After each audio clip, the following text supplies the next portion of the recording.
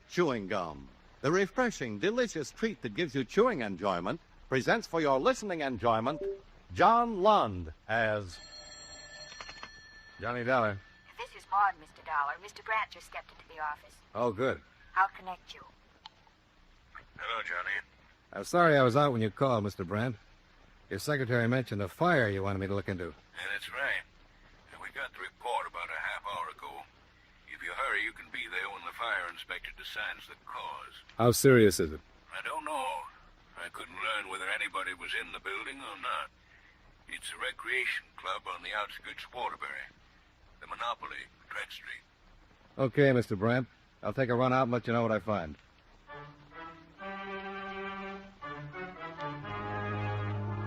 The makers of Wrigley's Spearmint Chewing Gum bring you John Lund in another adventure of the man with the action-packed expense account, America's fabulous freelance insurance investigator. Yours truly, Johnny Dollar.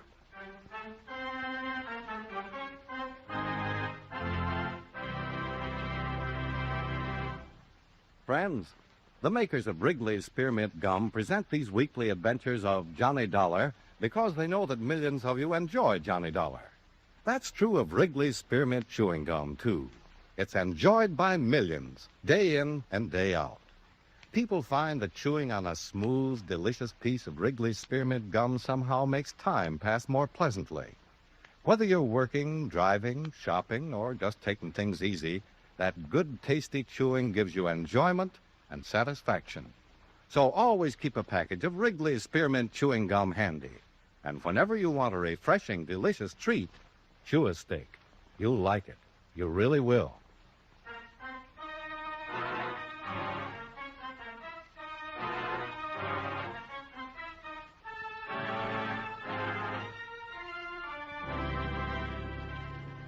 Expense account submitted by Special Investigator Johnny Dollar to Corinthian All Risk Insurance Company, Hartford, Connecticut. The following is an accounting of expenditures during my investigation of the Monopoly matter. Expense account item 1, $26.70, car rental and mileage between my Hartford apartment and what was left of the Monopoly Club in Waterbury.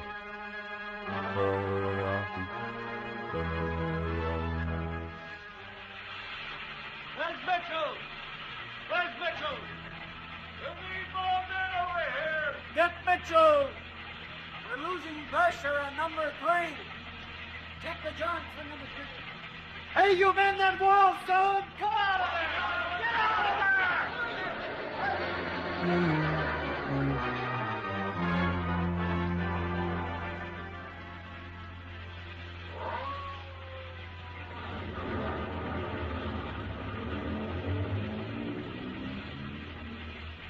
An hour and a half after I got there, the fight was pretty well over. Just a couple of men with a high-pressure hose putting the final touches to a few smoking timbers. Hey! Hey, you there! We'll let you through the road. I'm from the insurance company that covers this place. Huh? You carrying credentials? Yeah. See him? Yeah. Yeah, okay, yeah. You have to be careful. Has the fire inspector shown up yet? Yeah. That's him over there. The one walking away from the 2 men. Captain McCready. Okay, thanks. You're welcome.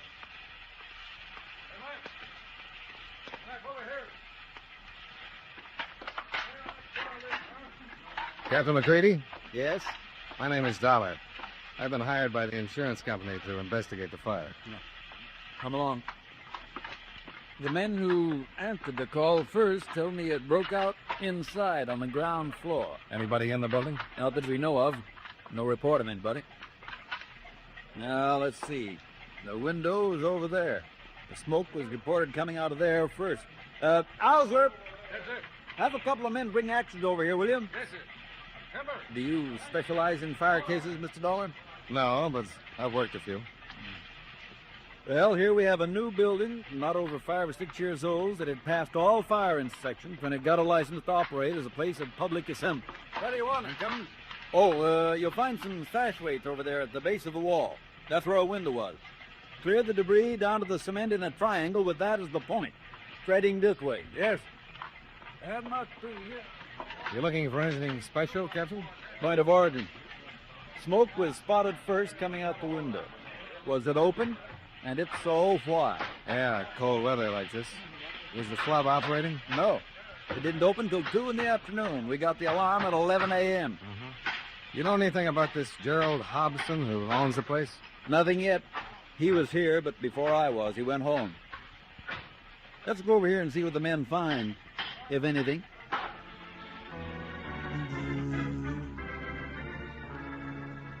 What we found pointed without a doubt to arson.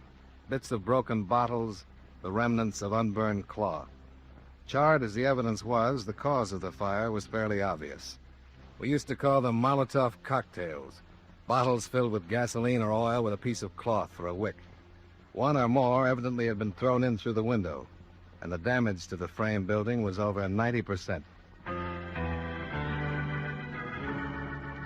The closest neighboring building was a garage almost 100 yards away. We questioned the people there, and then Captain McCready went back to his office. I looked up the owner of the Monopoly Club, Mr. Gerald Hobson. From the insurance company? Yes, looking into the cause of the fire. Oh, of course. Well, come in. Thanks. May I take your code? Oh, I won't be here long. I'll keep it up. Well, just come into the other room and sit down. I looked for you out at your building, but I guess you'd left before I got there. Yes, I was there, of course. Bob at the garage, he called me about the fire. He's the one that reported it. Yes, I talked with him. And I went right out, but my nerves aren't what they were once. Fire's such a terrible thing. I didn't know what to do, and I asked one of the firemen off, and he told me to go home, that people want to know where to find me. Did they save anything? Nothing but the foundations and some plumbing. Oh, well, then thank heaven for the insurance. Well, I don't suppose you share my feeling about that. You've paid the premiums, Mr. Hobson. Now, I'd like you to answer some questions about your club. Yes, of course. I understand it was a licensed place of public amusement. What kind of amusement? Well, we specialized in Monopoly. In what? The game, you know. Oh, sure. Well, we have a great many factory workers in Waterbury. Well, I started the Monopoly Club must have been 3 years ago, to offer them harmless entertainment and relaxation. The game was quite popular. Enabled them to play financier, you know. Oh, yeah, I remember the game. Yes, you now, buy and sell and try to amass a fortune. We ran month-long tournaments, and oh, I tell you, some of the fortunes were astronomical. Well, they were just billions. Was there any other amusement offered? Well, I had a few tables for the card players. There was soft drinks and candies. Mr. Hobson, I want you to understand that I'm not a police officer. Anything you tell me will be kept in confidence. Oh, yes, of course. Did you run any gambling games? Why, of course not. My club was a decent legal establishment. The members were good, everyday working people. And your income came solely from membership? From memberships and retail sales. I don't like your intimations. Not one bit. I'm looking for a reason why somebody should have set fire to your building. That's why the gambling possibility crossed my mind. Heavy losses could drive somebody to it. Yeah. You were absolutely sure that the fire was not accidental? The fire inspector, Captain McCready, seemed entirely satisfied. I saw the evidence, too. Have you spoken to the police about this, Mr. Dollar? I know I haven't. Why do you ask? Well, a man came to see me a week before last. On Monday it wasn't. I was just opening up the club, and so I was the only one there. It was one of those protection rackets, and he demanded money and made threats. You told the police about it? Of course, immediately. What did you say to this Well, man? I gave him $100 to get rid of him. That was to be the fee per month. As he put it, I'd better cooperate and keep my mouth shut, or he'd put me out of business for good. Well, did the police come to see you? Yes, 2 officers came right out to the club. I told them I'd rather meet him someplace else, but they said the faster they got on his trail, the quicker they'd find him. Well, they didn't find him at all. And if somebody threw gasoline into my place, it stands to reason that man must be the one. Uh-huh. Well, if you let me use your phone, Mr. Hobson, I'll call Captain McCready. We'll see what we can make out of this. Yes, of course. It's right out here in the hall.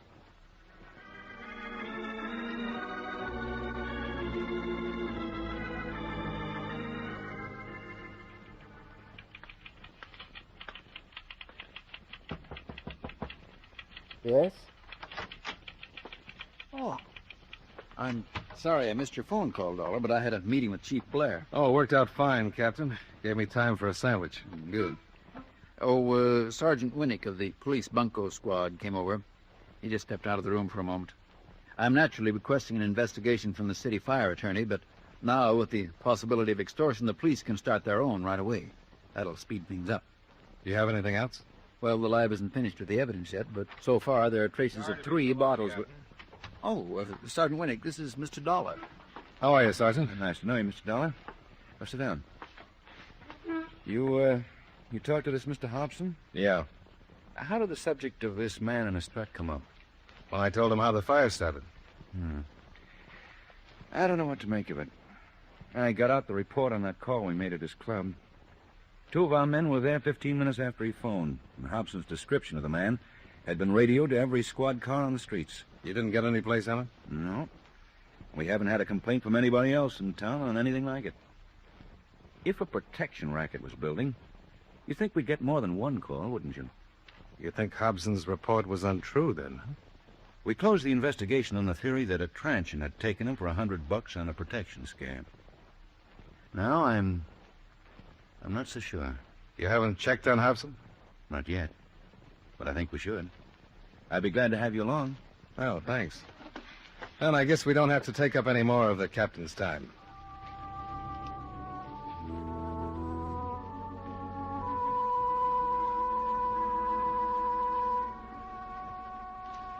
Arson cases are among the toughest to crack. You're faced with the fact that the fire usually destroys the implicating evidence. But there was some evidence that the fire could not destroy. I faced Gerald Hobson with it that night. It was nice of you to come back, Mr. Dollar, to trouble yourself like this. You probably won't appreciate it when you've heard me out. Was that so? Why not? Well, to put it bluntly, you're under suspicion of setting the torch to your club. I'm as... Oh, are you out of your mind? What's the meaning of this? I spent most of the afternoon with the police. A Sergeant Winnick investigated your complaint a couple of weeks back. Your story of the protection threat didn't seem to hold Now, up. let me understand this. They think I was lying about that man? Oh, I don't think they'd say so. But they do, huh? Then why aren't they here? Because they're a lot more cautious than I am. Maybe I'm overstepping my bounds by coming, but I like to have things out in the open. I want to show you what's stacked up against you if you try to press a claim against the insurance company. Oh, yes, of course. I'd forgotten your sole interest is in saving your company's money. Oh, yes, by hook or crook. I'll be your best witness if the situation clears up in your favor. But I did some snooping. I looked into some of your financial affairs. Get out of here! Sure. This is your castle, Mr. Hobson. This kind of privacy I have no right to invade. But the fact that $18,000 would save your financial neck is not private information anymore.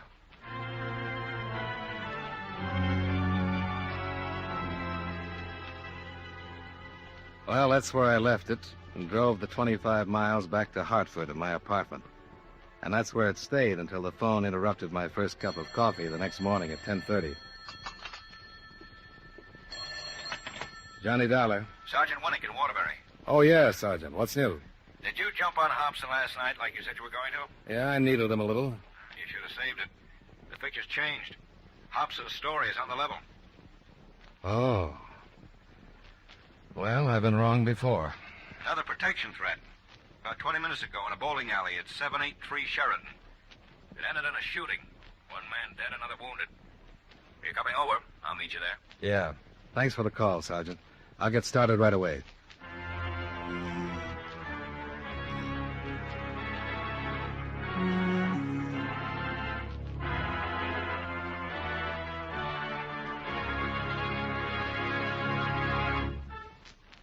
Friends, Wrigley's Spearmint Chewing Gum is a refreshing, delicious treat you can enjoy just about any time. Even when you're busy working, you can slip a stick of Wrigley's Spearmint in your mouth and enjoy that pleasant chewing. The lively, full-bodied spearmint flavor cools your mouth and freshens your taste. The good, smooth chewing helps relieve pent-up tension, gives you satisfaction. As a result, you seem to feel more relaxed and get more enjoyment out of what you're doing. So enjoy chewing Wrigley's Spearmint Gum while you work and at other times, too. Get a few packages next time you're at the store. That's Wrigley's Spearmint Chewing Gum. Healthful, refreshing, delicious.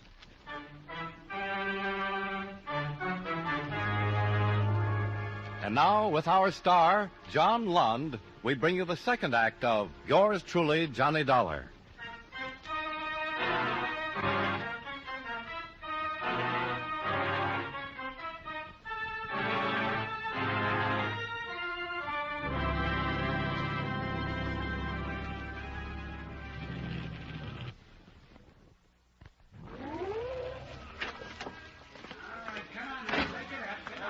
You made some time, Dollar. Yeah, light traffic.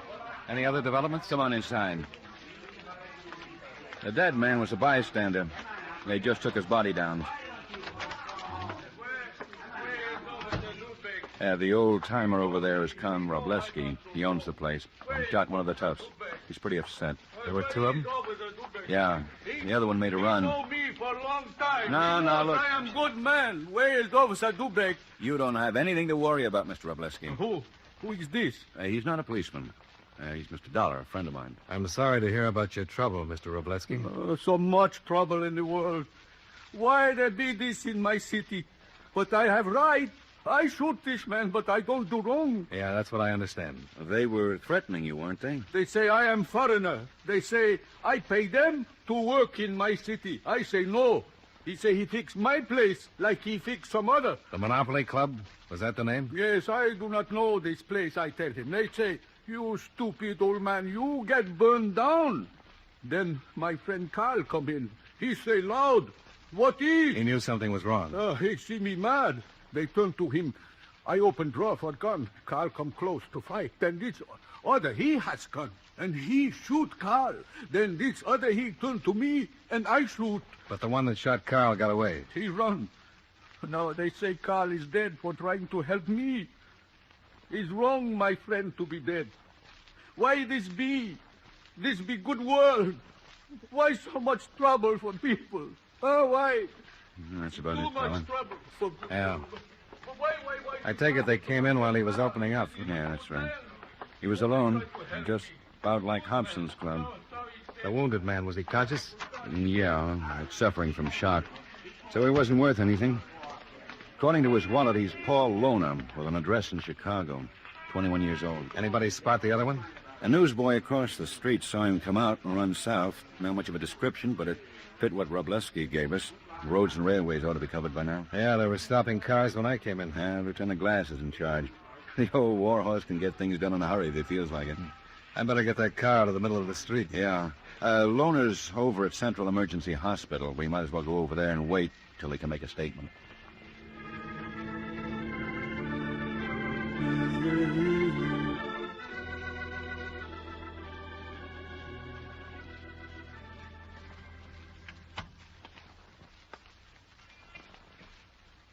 They tell us you're strong enough to talk, Loner.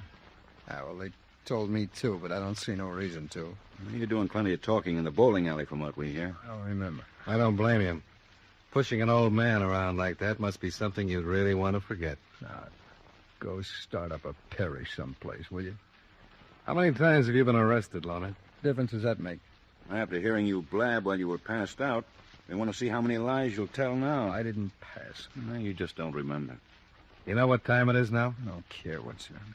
It's after 4. You were out for over an hour. You don't bluff very good. Your wife's name is Edith. How's that for bluffing? Where is your wife? Leave me alone. I hurt. The doctor said you were in good shape. It's a laugh. If you weren't, he wouldn't have let us in here.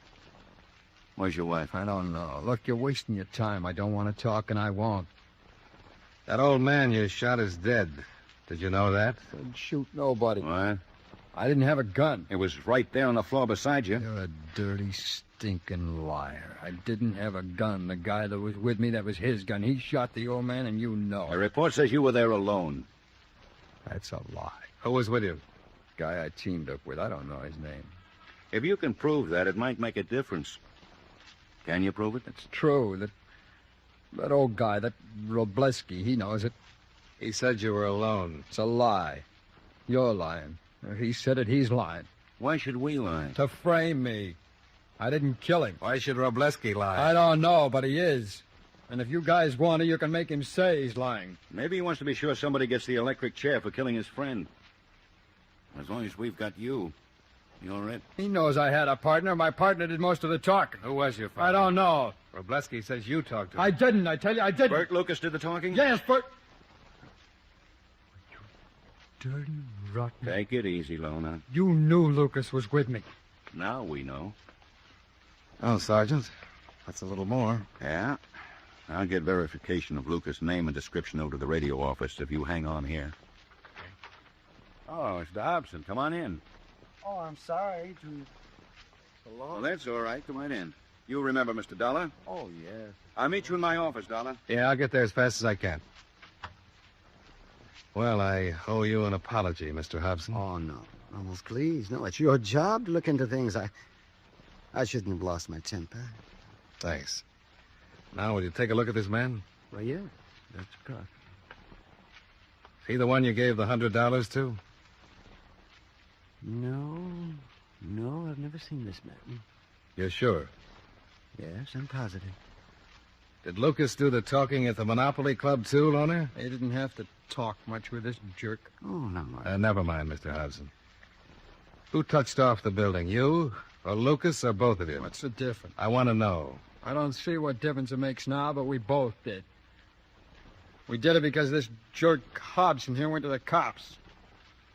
Bert should have squeezed $500 out of you, then we'd been out of this time. Oh. No, that's all for now, Mr. Hobson. We'll call you down again when we pick up his partner. Well, that'll take some doing.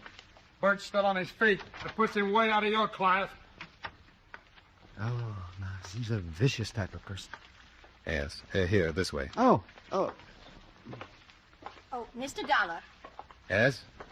We'll contact you later, Mr. Hobson. Yes, thank you. Yes, nurse? Maybe you better take this call. I've been trying to reach Sergeant Winnick, but he's not in his office yet. Oh, sure. What is it? It's Lona's wife. She wants to talk to somebody who's seen her husband. Oh? Where can I take it? Right over here. Okay. Hello? Hello? Hello? Who is this? This is Johnny Dollar, Mrs. Lona. How is he? Oh, he's all right. He's going to make it fine. Oh, when did you see him? I just left him. We talked about you. Where are you now, Mrs. Lona? I just down the street. I started out to come right down to see him when I read it, but when I got close, I got scared. Well, you have nothing to be afraid of, have you? People will ask me questions, and I'm not going to lie no more.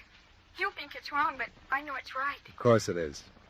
Could I meet you someplace? Oh, no. But if you'll wait outside the door for me so I won't have to talk to those men who don't care about anybody. I'll be there.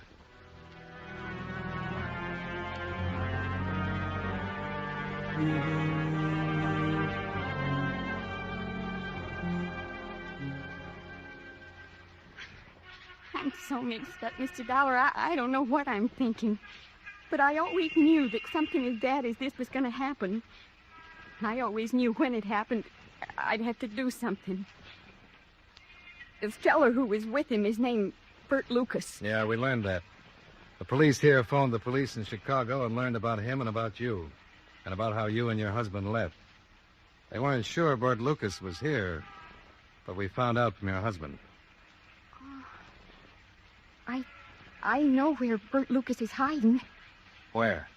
I can't tell you by streets and roads, but in a car I could tell you how to drive there. How can you be sure he's there?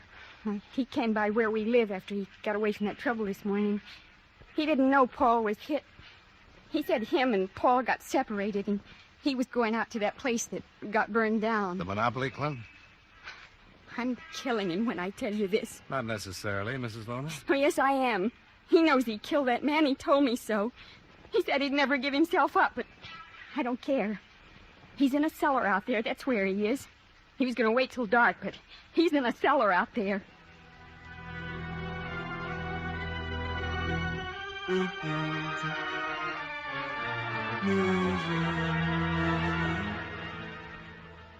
"73.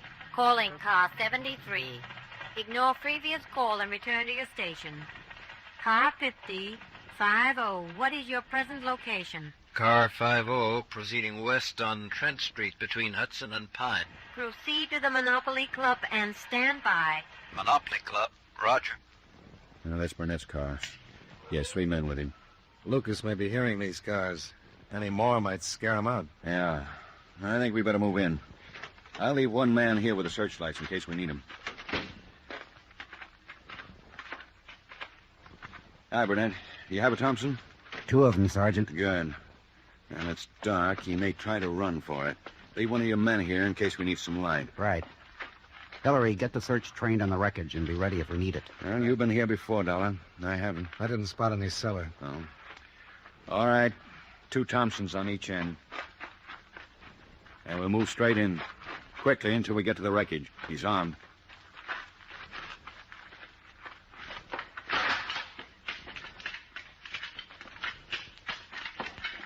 Any stairway to the cellar must be in one of those 2 corners at the back wall there. Uh-huh. They must hear us for now. I'm going to give them a call. Lucas! Come on out, Lucas. Let's move forward.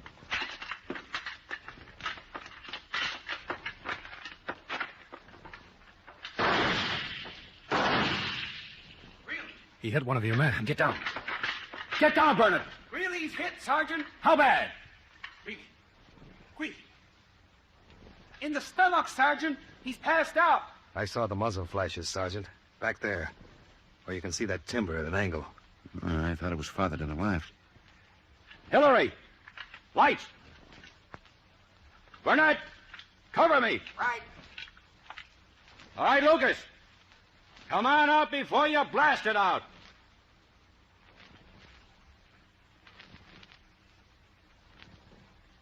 He won't come out, Sergeant.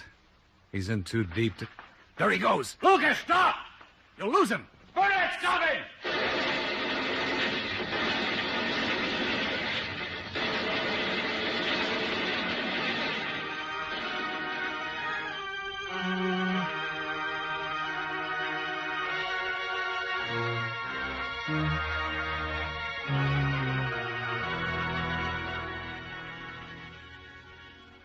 Expense account item 2, $35.50. Miscellaneous. Food, extra mileage, etc., etc. Expense account total, $62.20. Yours truly, Johnny Dollar.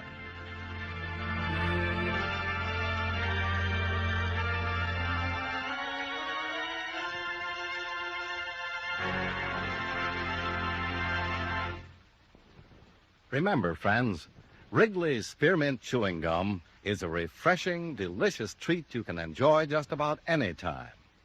Chew a few sticks of Wrigley's Spearmint during the day and see how the good chewing helps keep you feeling fresh and alert. The lively, full-bodied flavor of Wrigley's Spearmint Gum cools your mouth, freshens your taste, and sweetens your breath. The chewing itself gives you a nice little boost, helps you keep going at your best. Millions of people get real chewing enjoyment out of Wrigley's Spearmint Gum every day, and we know that you'll enjoy it, too. Get a few packages and always keep some handy. That's Wrigley's Spearmint Chewing Gum. Healthful, refreshing, delicious.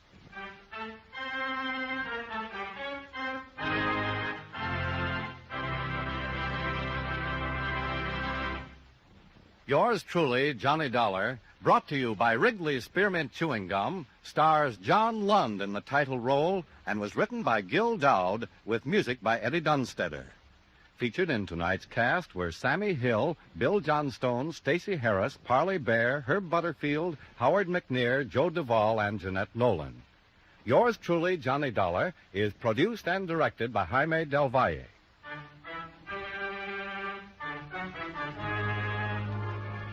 The makers of Wrigley's Spearmint Chewing Gum hope you enjoyed tonight's story of Johnny Dollar and that you're enjoying delicious Wrigley's Spearmint Gum every day. This is Charles Lyon, inviting you to join us again next week at this same time when, from Hollywood, John Lund returns as... Yours truly, Johnny Dollar.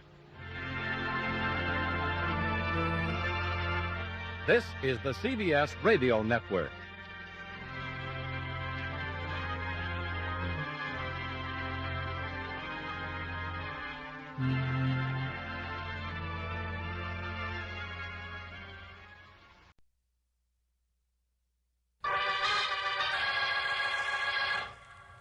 Stand by for crime.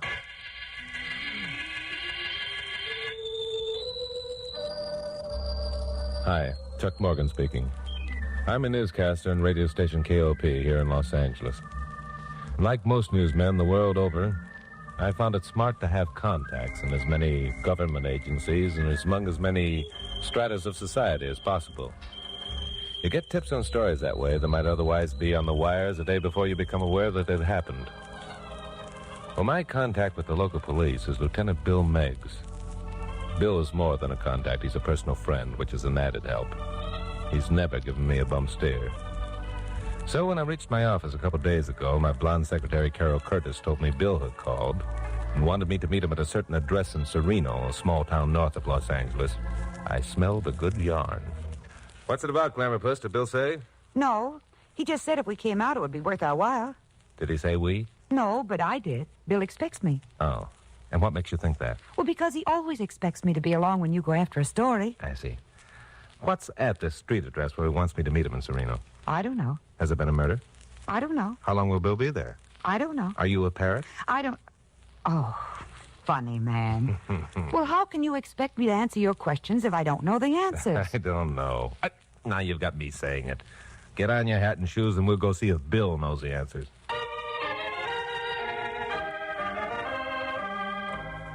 Sereno is a small town about 20 miles north of Los Angeles. It's a residential community for workers in L.A. industries.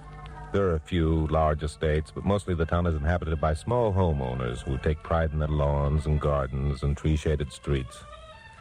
It was in one of those quiet streets that we found Bill Meggs. He was parked beneath a huge pepper tree, slouched down behind the wheel smoking a cigarette. We swung in behind him and walked up to the open window of his car. Hello, Bill. How's things? Oh, hello, Chuck. Hi, Carol. Suppose you two get in back and let's have a little talk. Okay, sure. This sounds like something important. Okay, Bill, let's have it. Well, last night a man named Gladstone Smith was murdered. Took us quite a while to identify the body. His face was badly smashed. Either of you ever hear of Mr. Smith? I haven't. Someone important, Bill? No. Works in the city hall here in Sereno. He's an auditor in the tax department. Wait a minute. If he lives in Sereno and works in Sereno, what are you doing on the case? You're in the L.A. force. The murder was committed in L.A. Oh. However, that's one of the reasons I asked you to come here. Yeah? How's that? Well, you can do a lot of things I can't do because you're not restricted. Now, take a look around you and tell me what you see. Nothing very exciting. Pleasant street, small, neat homes, trees, lawns, shrubs. Nothing unusual. Well, there's a filling station on the corner. That's unusual? Well, Bill asked you both missed it. You know what I see when I look around? What's that? Well, I see security. I see comfort and relaxation after a hard day's work. I see pride in the things that a man lives for. I see freedom from fear and want. I see a piece of America that everyone should look at and be glad exists. Well, well, well. Is this how Bill Meggs talking? Sure, it's corny. Go ahead and laugh. I'm supposed to be a hard-boiled cop. I wouldn't say this to anyone but you two. Because I thought up to now you might have enough imagination to go along with the gag. Ouch. Well, that's putting it on the line. Okay, Bill, what else do you see? Well, I see the confidence and trust that the people who live in these houses put in cops like me. Yeah? I see a community where people should be able to walk along a dark street at night without fear of violence. I'm beginning to get it, Bill. Don't stop now. No, for heaven's sakes. I'm beginning to see things myself. Good. All right, here's the deal. A resident of one of these small homes is murdered. Huh? His face is smashed beyond recognition. Just an ordinary guy. Nothing to set him apart from his neighbors. He's been an accountant for 25 years, has a family, owns an automobile, pays his bills, belongs to a lodge, attends PTA, and goes to church. So last night he becomes a corpse. Why? Well, there's an answer, and it's got to be a good one. Now, wait a minute. You're talking like a cop again. Let's get back to the sentiment. You want to do more than find this murderer. You want me to play it up big, make a terrific story out of it, so that the other people in this community and all other communities where decent, law-abiding people live could be reassured. That's about it. Chuck, you've always fancied yourself as a half-baked detective. Why don't you snoop around the neighborhood and see what you can pick up? Listen, I resent that crack about me being a half-baked detective. Because I am. All right, I'll go along with you on it, Bill. But it seems to me there's one thing you've overlooked. Yeah? What's that? Suppose I snoop around and find that Mr. Gladstone Smith has been having a romance with his neighbor's wife, or he's been stealing funds from the city, or something worse. Then where will your great big sentimental theory be? I've already told you this murder was committed in my district, Los Angeles. Would it help matters any if I told you that I know who murdered Mr. Smith?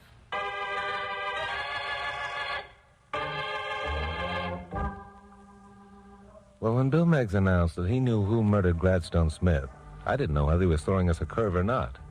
It wasn't like him. But one thing I was sure of. There was a whole lot more behind this murder caper than he was admitting. He had a long-range plan that somehow involved me and the publicity I could give the results. Well, that was okay. But before committing myself, I wanted the answer to a few questions. Oh, wait a minute, Chuck. Before you say anything, I have a question I want to ask. Okay, Glamourpuss, go ahead. Bill, if you know who murdered Gladstone Smith, why haven't you arrested him? That's a good question. Because the man who murdered Gladstone Smith is a sneaking little cur named Spider Morelli. Ah, well, that's a good answer to a good question. Why? What difference does it make what his name is? If he murdered Because, Glamourpuss, Spider isn't the man that Bill wants. Spider's a paid murderer. He kills for money, not motive.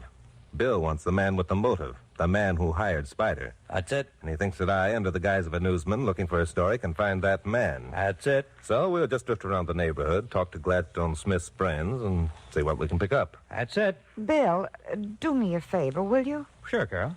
Stop saying that's it. And there's one other thing. If the man who hired the sneaking little cur to murder Gladstone Smith gets suspicious of what Chuck is up to, which he probably will, then he's going to hire the sneaking little cur to murder Chuck. Did you think of that? Sure I did. Well? Well, what? Well, what if Chuck is murdered? Well, then Chuck will be dead. Now, don't worry, Glamourpuss. Bill isn't going to let that happen. Oh, by the way, Bill, Smith's family has been notified, I suppose. No, they haven't. Huh? We haven't told anyone about this thing yet, so you'll have to work fast. But the family should be notified, Bill. Yes, they should. I thought I'd let you two handle it. Let us. Uh-huh. Bill, you're supposed to be a friend of mine, aren't you? Well, yeah, sure. I've known you for years, Chuck. Why? Get lost.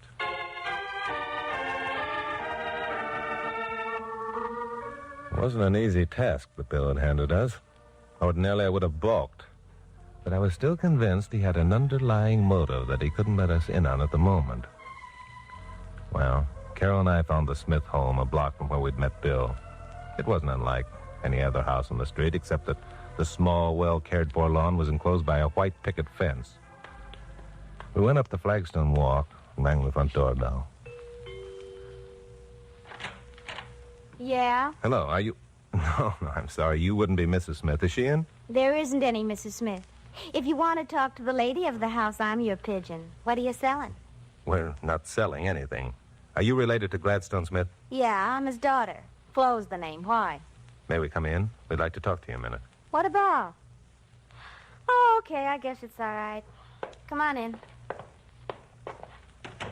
Well, what's the old man been up to now? I'm afraid we have some unpleasant news for you, Flo. Yeah, what is it? Your father's dead. My father's dead. No kidding. And you call that unpleasant news? Why, that's the best news I've had in years. What'd the old man die of? Squeezing nickels? He was murdered. Murdered, huh? Well, now that's something I'll buy. I have to wonder someone didn't do the job long ago. You mean there's a lot of people who had a reason for murdering your father? Sure. Everyone who knew him. Including yourself? Yeah, including myself. Seems to me you're talking rather strangely for a girl who's just lost her father. Does it? Then you should have lived with my old man. He was mean and he was stupid. Stupid? I'll tell you how stupid he was.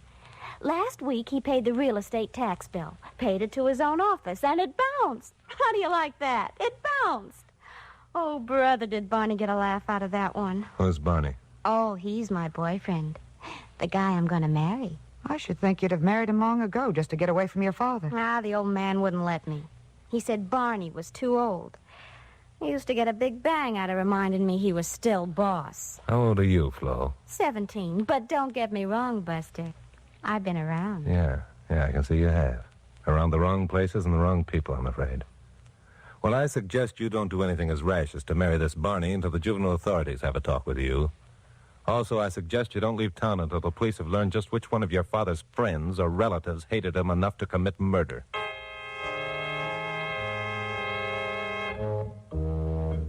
Well, it seemed to both Carol and me that Bill Megg's dream of a quiet, peaceful, law-abiding community had come to an abrupt ending. The Smith family was an example of the type of people who lived along these tree-shaded streets. It was a toss-up whether Glamorpus and I felt more sorry for Bill or more disgusted at Gladstone Smith's charming daughter when we left that house. Well, anyway, a green coupe was parked at the curb, and Pappy Mansfield, owner of KLP, was sitting in it. Hey, you two. Come over here. Hi, Pappy. Pappy, what are you doing out here? Oh, I just happened to be in the neighborhood, saw your car, and thought I'd find out what you were up to. Yeah, You didn't happen to see Bill Meggs first, did you? Well, yes. As a matter of fact, I did. Did Bill tell you why we were here? Well, partly. How'd you like Flo? Do you know Flo? Known her for years. She's a stinker, isn't she? That's putting it mildly. You know, Pappy, I smell something and I don't like the odor. First, Bill Meggs tells us a sentimental story about a beautiful community with flowers growing around doorsteps and birds twittering in treetops. Now, just calm down, Chucky boy. Bill knows what he's doing. You know that. Do I? Now, look, I don't mind being a fall guy if it pays off with a good story, but this is going too far. Now, this'll pay off, too. Bill's got a good idea. His hands are tied, so let's give him some help. He called me because he knew I was a friend of Gladstone Smith, and he wanted you to know something about the man's character before you made the next move. Gladstone Smith was a friend of yours, Pappy? I've known him ever since he adopted Flo, 17 years ago. I gave him a character reference. What? Flo's adopted? That's right. She's a living example of heredity over environment. She began giving the Smiths a bad time from the minute she could walk. When she was 5, Mrs. Smith died, and Gladstone's friends urged him to turn the kid over to one of the societies who handle such cases. But Glad felt she was his responsibility, so he kept her. Well, I'll be darned. He did everything he could to give the kid a break. Good schools, the companionship of his friends' kids, summer camps, everything. But it didn't do any good. Just about broke Glad's heart. Well, then Mr. Smith isn't the louse his daughter claims. Glad? Why, Glad Smith was one of the finest men who ever lived. I'm proud to have known him. You'll find out that all his friends feel that way when you get to talk to them. When we get to talk to them? Are we going to talk to them? You are. Carol isn't. She's coming back to the office and work up a human interest angle on this yarn. Oh, I am? Yes, you am.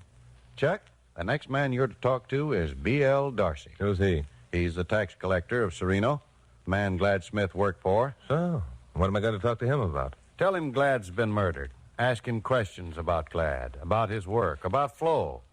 You'll find out why we want you to talk to him, and you'll get a more surprising reaction than you did when you talked to Flo.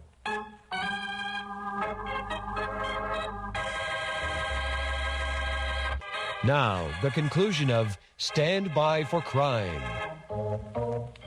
Well, this was a switch in my usual procedure, and I wasn't sure I liked it. So what if I didn't? Pappy Mansfield was my boss. Bill Meggs was my friend. And Carol was all in favor of letting me continue to stick my chin out. So I drove over to White Oaks Avenue and found the address of B.L. Darcy given to me by Pappy. It was one of Sereno's small estates, a comfortable ranch-style house set on 2 acres of well-landscaped ground with shrubs and shade trees. No one answered when I rang the front doorbell, so I walked around back and found a man in shirt sleeves burning some trash in an incinerator. He was in his middle 50s, well-dressed, pleasant-appearing. Hello there. Looking for me? If you're B.L. Darcy, I am. That's right. I'm Darcy. My name's Morgan, Chuck Morgan, newscaster on KLP. Oh, sure. Listen to you a lot. Thank you. What can I do for you, Mr. Morgan? I guess you haven't heard about Gladstone Smith's death. Glad Smith dead? That's right. Finally caught up with him, eh? A pity. What caught up with him? He had a heart condition. Been favoring himself for years. Oh, no, it wasn't his heart, or at least the police don't think so. They believe Smith was murdered. Murdered? Glad Smith? Huh? Well, that's a hard one to believe, Mr. Morgan. Who would want to murder harmless old Glad? Well, that's what the police are trying to find out, and I'm trying to work up a story on the case. Do you mind if I ask a few questions about Smith and his family? No, not at all. Just wait till I stuff the rest of these papers into the incinerator. Sure. There we are. Let's walk back to the house, and I'll buy you a drink. What kind of a man was Smith, Mr. Darcy? None better. Quiet, unassuming, credit to his job. Huh?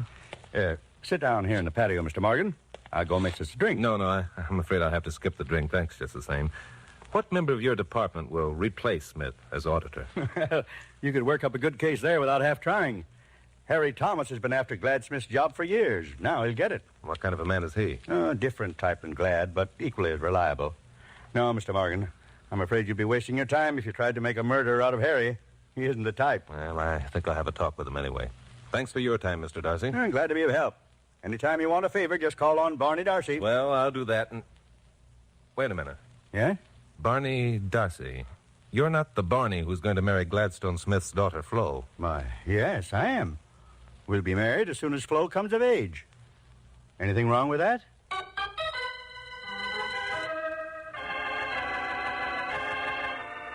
I went away from B.L. Darcy's in somewhat of a daze. Mr. Darcy had put it right on the line. What's wrong with me marrying Flo Smith, he'd asked. What was wrong with a 55-year-old man marrying a 17-year-old girl? It happens all the time among some of our best families. Only somehow, this deal didn't ring true. I drove down to the Sereno City Hall and found Harry Thomas. He was a little, wizened-up man, maybe 40, maybe 50. He was willing, almost eager to answer my question. Glad Smith dead? Say, that means I'll get an automatic promotion into his job. Been waiting for this day for years. Well, don't you think it's more important to think about finding the murderer of Smith at the moment than it is your promotion? Sure, I'll do anything I can to help. But we've all got to go sometime, you know, Mr. Morgan. Yeah, that's right. But the method of going is sometime more important than the going. And how about your boss, B.L. Darcy? You like working for him? Oh, sure. Barney's okay. Works hard, never misses a day. Fair to everybody who works in his department. Yep, Barney's all right. Did you know he was planning to marry Flo Smith when she comes of age? No, just talk. The kid's infatuated. Barney's a handsome sort of guy. His wife died last year. He's lonesome. Probably gets a bang out of the kid's interest. Well, he told me an hour ago he intended marrying her. That's so? That's right. Well, that's his business, if that's the way he wants it. Yeah. By the way, are the tax books open to the public? Tax books open to the public? Well, that's a funny question. Nobody ever asked it before. Well, sure, I suppose they are. You want to look at them? Yeah, I'd like to see what kind of an auditor Gladstone Smith was. I'd asked that question on impulse. I didn't know what I was trying to prove. Anyway, Harry Thomas showed me the books, and I began going through them haphazardly, not knowing what I was looking for. But all of a sudden, finding something. It was there in the third book I looked at, and the only reason I found it was because the book fell open to a certain page when I picked it up, as though someone had been looking into the same book not too long ago. Well, 10 minutes later, I was back at the Gladstone Smith house, talking to the charming Flo. Where's the blonde babe? She give you the brush? Never mind that. I want to see the tax check your father wrote that bounced. Oh, you do, huh? Why? Just go get it. I'll explain later. Oh, you will.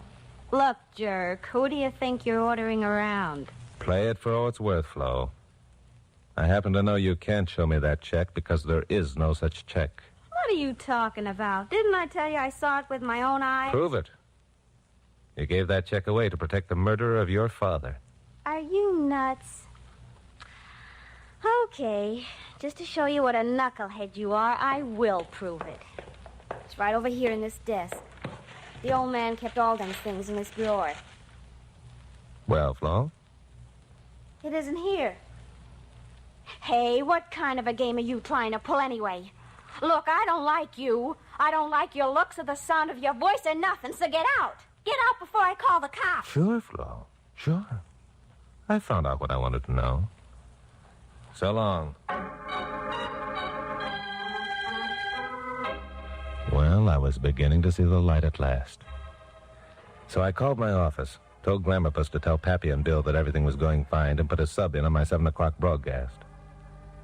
At 9 o'clock that night, I parked on a street running parallel to White Oaks Avenue. Ann tore my pants climbing a fence into Barney Darcy's backyard. The house was dark. But I waited 10 minutes before making a move. Nothing happened. So I sneaked up to the incinerator and carefully opened the door. Then something did happen. There was a quick step behind me. And suddenly, I was lying on my back, looking up at the stars, trying to recapture full consciousness and failing. Way, way off, I heard voices. Nice going, Spider. He didn't see a thing. You want I should finish him off here, boss? No, get him out of here. Downtown. Same place, same method. Okay, boss. Look, boss. You'll get your money as soon as the job's done. You got it before, didn't you? Okay, boss, okay. Help me lug this guy out of the car. He's heavy. It was just about then that the reeling stars came into focus. They were blotted out as a figure leaned over me and put his hands under my shoulders. I reared up and took hold of his neck. You dirty... Spider, hit it! Get away from me! I can't, he's choking me! This'll fix him. This time, I didn't have the reeling stars to look at. I was out like a candle dipped into a bucket of water. The next I knew, I was lying on the floor of the back seat of an automobile with my hands tied. I could tell by the sounds of traffic we were in downtown L.A. I began working at the ropes, but there wasn't a chance of getting loose. The car made a sudden left turn. I got up to my knees, and I saw we'd entered an alley. The headlights of another car suddenly appeared at the other end of the alley, and a moment later, headlights appeared behind us. Spider cursed and rammed on the brakes. The back door to a building stood open on our left. Spider saw a chance to escape, and I saw a chance to stop him. I looped my bound wrist over his head and yelled, "All right, Spider, this is the end of the road for you, you lousy. Let me go." Not a chance, Spider. You couldn't get out of this back at Darcy's, and you can't now. Chuck. Yeah, fine friend you are, Meggs. I might have been killed. You wouldn't have been killed.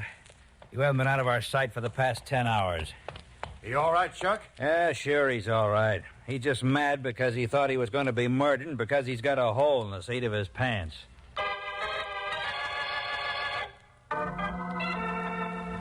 Well, the thing wound up about as Bill Meggs had planned. He'd had a tail on Barney, Spider, Flo, Harry Thomas, and myself ever since the caper had started.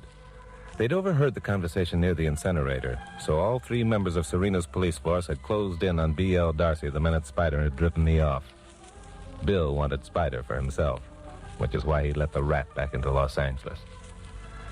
I went home, changed my clothes, then met Carol, Bill, and Pappy at Nick Adele's for dinner before doing my 11 o'clock broadcast. So you had the whole thing worked out beforehand, eh, Bill? No, I wouldn't say that. I talked to the Sereno police. We suspected Darcy, but we also suspected Harry Thomas, and we figured Flo was mixed up in it somehow.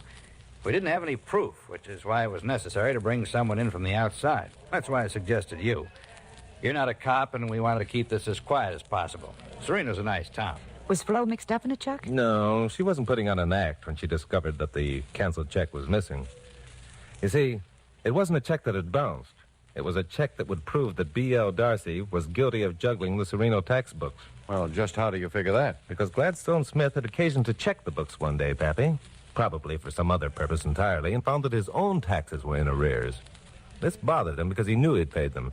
He went home, dug out his canceled checks, and found the one that paid the bill. He must have said something to Flo about it. And she thought he was talking about a check that had bounced. Sure. Flo thought it was a good joke, and she mentioned it to Bonnie Darcy. So Darcy knew that Gladstone had to be liquidated or his little racket would be exposed. So he hired Spider. A lot of other things made me suspicious about this Darcy. A man as well off as Darcy wouldn't be burning his own rubbish in the middle of the day, especially a man who had the reputation of never missing a day at his office. So you went back to the incinerator to find out what he'd been burning, hoping to find a fragment of Smith's canceled check. That's it. So Darcy and Spider will probably go to the gas chamber. The charming Flo is taken over by a welfare society, and Harry Thomas gets to be tax collector. That's it. Hey, wait a minute, Chuck. That's my line. What's your line? That's it. Oh. Okay, Bill, it's your line. Here comes Vince with the check. Bill will take it, Vince. That's it, Bill.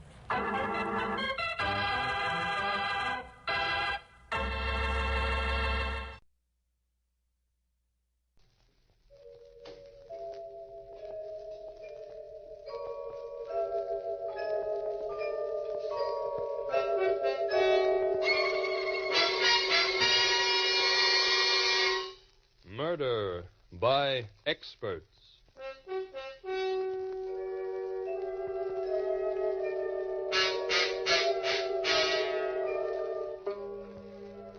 The Mutual Broadcasting System presents Murder by Experts with your host and narrator, Mr. John Dixon Carr, world-famous mystery novelist and author of the recently published bestseller, The Life of Sir Arthur Conan Doyle. This is John Dixon Carr. Each week at this time, Murder by Experts brings you a story of crime and mystery which has been chosen for your approval by one of the world's leading detective writers. Those experts who are themselves masters of the art of murder and can hold tensity at its highest. This time, our guest expert is the noted mystery writer, Miss Frances Crane. From the many thrillers she has read and enjoyed, Miss Crane has selected a gripping and dramatic story by Philip Andrews. And now we present James Stevens in The Big Money.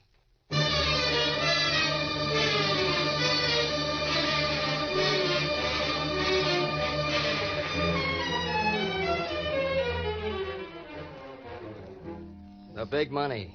Yeah, I was in the big money. An hour and a half ago, I had $7 million. I had a wife, too. Slender, dark-haired, green eyes, and a cute figure. But she's gone now. She left me 1 hour and 30 minutes ago.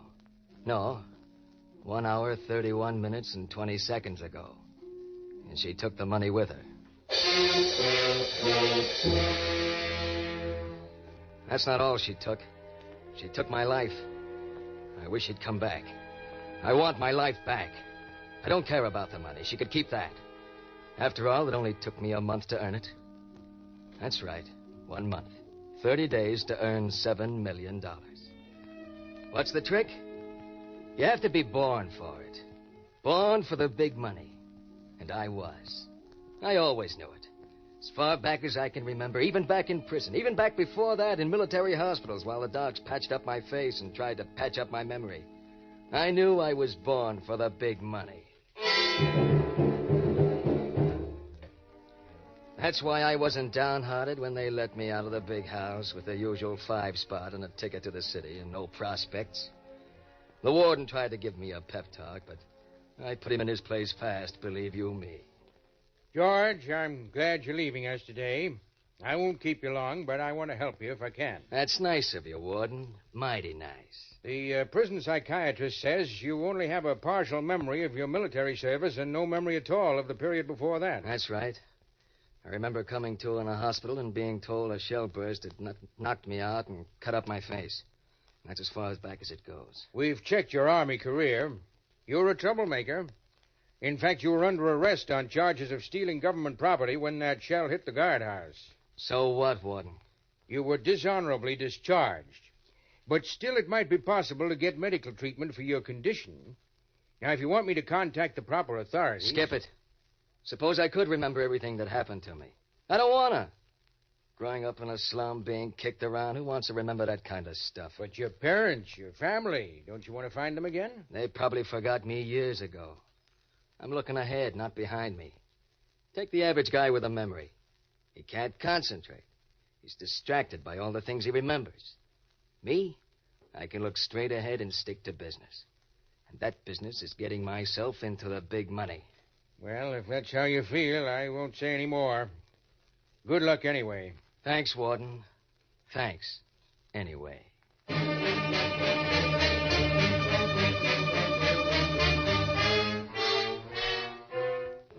So that was that. 10 minutes later, I was a free man after 2 long years. I hiked straight for the railroad station and caught the first express for New York. Then I ambled back to the club car and ordered a drink. I relaxed and sat back, feeling good. Very good. Across the aisle, a girl was reading a magazine. A knockout. Black hair, green eyes, and lips like rosebuds. Pretty soon she saw me watching her, but she was smooth. She didn't even seem to look at me while she gave me a long, steady once-over. She was interested, I knew that. She turned to a short, plump, white-haired man beside her and whispered something. White hair gave me a long look, too. Then he got up and came across, smooth as butter. I beg your pardon. I have the feeling we're acquainted, but I can't quite bring your name to mind. My name's George Cook, if that's any help. Cook. No, I'm afraid I've mistaken you for someone else. Yes, of course. You remind me strongly of my old friend, Howard Vincent. Never heard of him. The likeness is striking. But my apologies. I didn't mean to intrude upon you. Oh, you're not intruding. Davenport is my name. Philo Davenport. Mr. Davenport? Trains are pretty dull when you're traveling alone, don't you think? Insufferably dull. Perhaps you care to join me and my niece for a drink, Mr. Cook.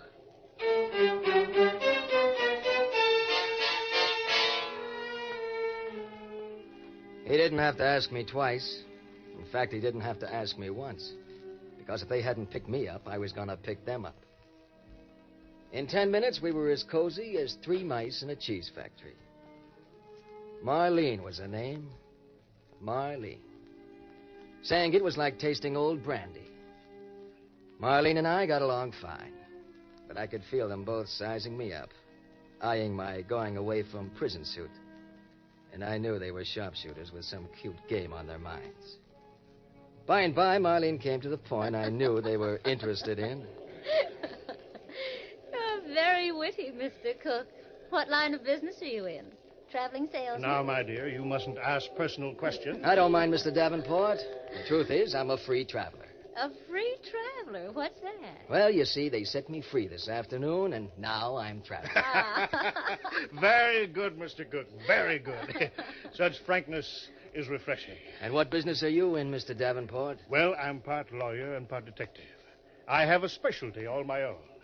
I trace heirs to unclaimed fortunes. Interesting business. Do you ever find them? Frequently. In fact, much oftener than I have any right to expect. Oh, now, Uncle Philo, you mustn't boast. Of course not, my dear. 125th Street. Next stop, 125th Street. Well, this seems to be our stop, Mr. Cook. Where are you staying in town? I haven't quite made up my mind. I thought I'd look around a bit first. I see. Marlene and I would like to have you come call on us tomorrow, the next day. Wouldn't we, my dear? Oh, we'd love it if you would. Well, in that case, I will. Fine, George. Here's my card. Don't fail us now. Please promise you'll come, George. All right, Marlene. I'll drop in on you.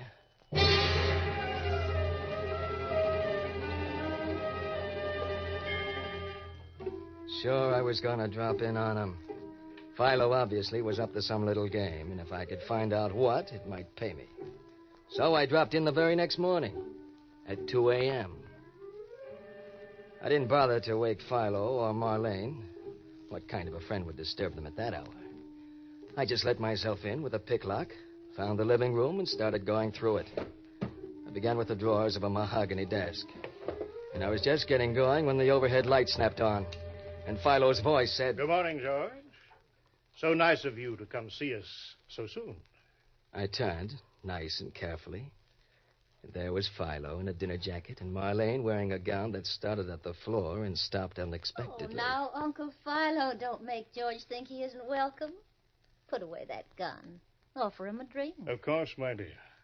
George, if I put away this gun, will you sit down for a glass of brandy and a nice quiet chat? Why not, Philo? I'll sit here on the couch. I was just looking around the room while I waited for you. Admirable. Marlene, he's our man.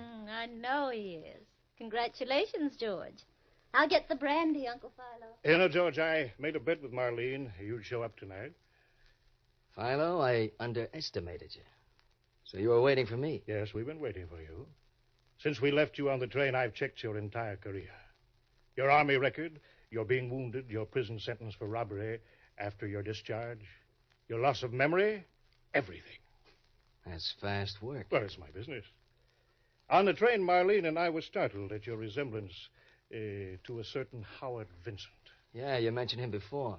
Who is he? I'll come to that in a moment. I said that my business is finding missing heirs who have fortunes waiting for them. I'm successful at it, George, because sometimes when an heir can't be found, I create one. Philo, I'm beginning to think you aren't honest. Which brings me now to Howard Vincent. He died in a train wreck in 1941. I saw his body, but only I know for certain that he is dead. I see. Go on. For 4 years, an estate of $7 million has been waiting for him to turn up to claim it.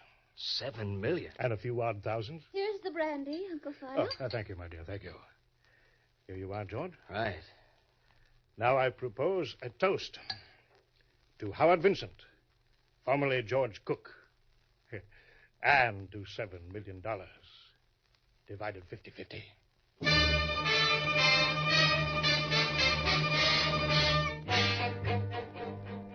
This was it. What I'd always known would happen someday. The break. The big money. $7 million. $7 million just waiting for me to reach out and grab it. The three of us sat up most of the night while Philo outlined the deal. You see, George, you're perfect for the part of Howard Vincent. You look enough like him so that we can claim it's the scars from your wound that keep the resemblance from being exact. I think they rather improve your looks, George. I wouldn't want you to look too much like Vincent. In his photographs, he's rather vicious-looking.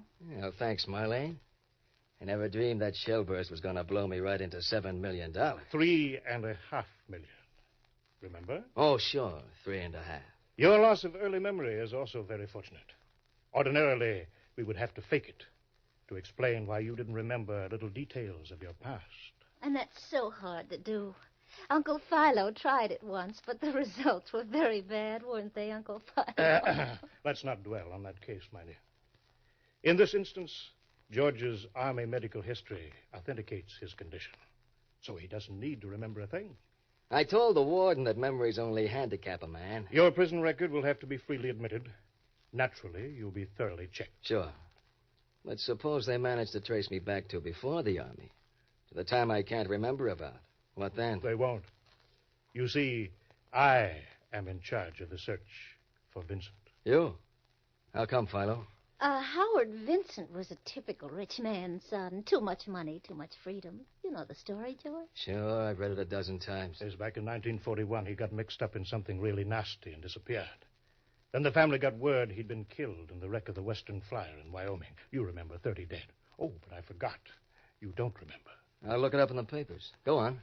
Uncle Philo flew out and found that a watch and a wallet belonging to Vincent had been recovered from the wreckage. There were also 3 bodies, any one of which might be Vincent. I get the picture. He was a little hard to identify by then. Yes, but I recognized one of the 3 as poor dear Howard Vincent all the same. However, I was already foreseeing, shall we say, future possibilities. Philo, now I know you're not honest. Well, I came back to report I hadn't been able to identify any of the dead as Howard. He might still be alive. So his father kept on hoping. When the old man died in 1945, he left his money to his son, provided Howard could be found within 7 years. And he left me an annual retainer to keep looking for him. And now, at last, you found him. No, my dear. Not for several weeks yet. You see, we have careful preparations to make. Very, very careful preparations.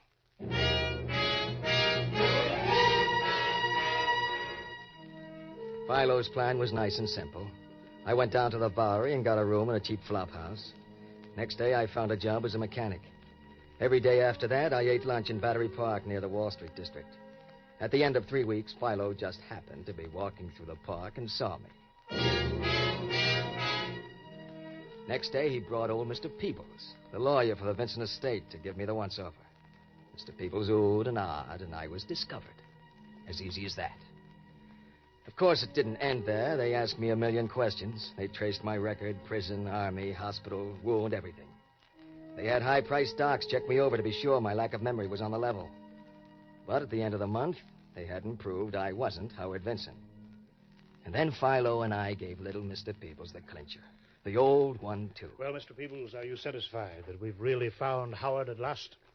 Yeah, me, Mr. Davenport, I just can't seem to make up my mind whether he is Howard or not. I think he is, but be dreadful if we made a mistake. How completely right you are, Mr. Peebles.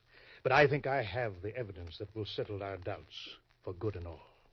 Why, it's a college history book. One of the books Howard used at Yale. Yesterday I had an inspiration. I searched all of Howard's old books, and at last I found what I'd hoped for. See, here on page 98. Yes, a faded fingerprint in ink on the margin. Made one night 10 years ago when Howard was studying. The only fingerprint of his we've ever located. So it is. My goodness, this is important. This will tell us beyond question whether this young man is Howard or not. Yes, we only have to compare his fingerprints with this print Howard made 10 years ago, and we'll know. Well, George, are you willing to make the test? Certainly I am. If I'm not Howard Vincent, I want to know it. If I am, I want to enjoy it. A very reasonable attitude. Dear me, yes. Will you make the print, Mr. Davenport?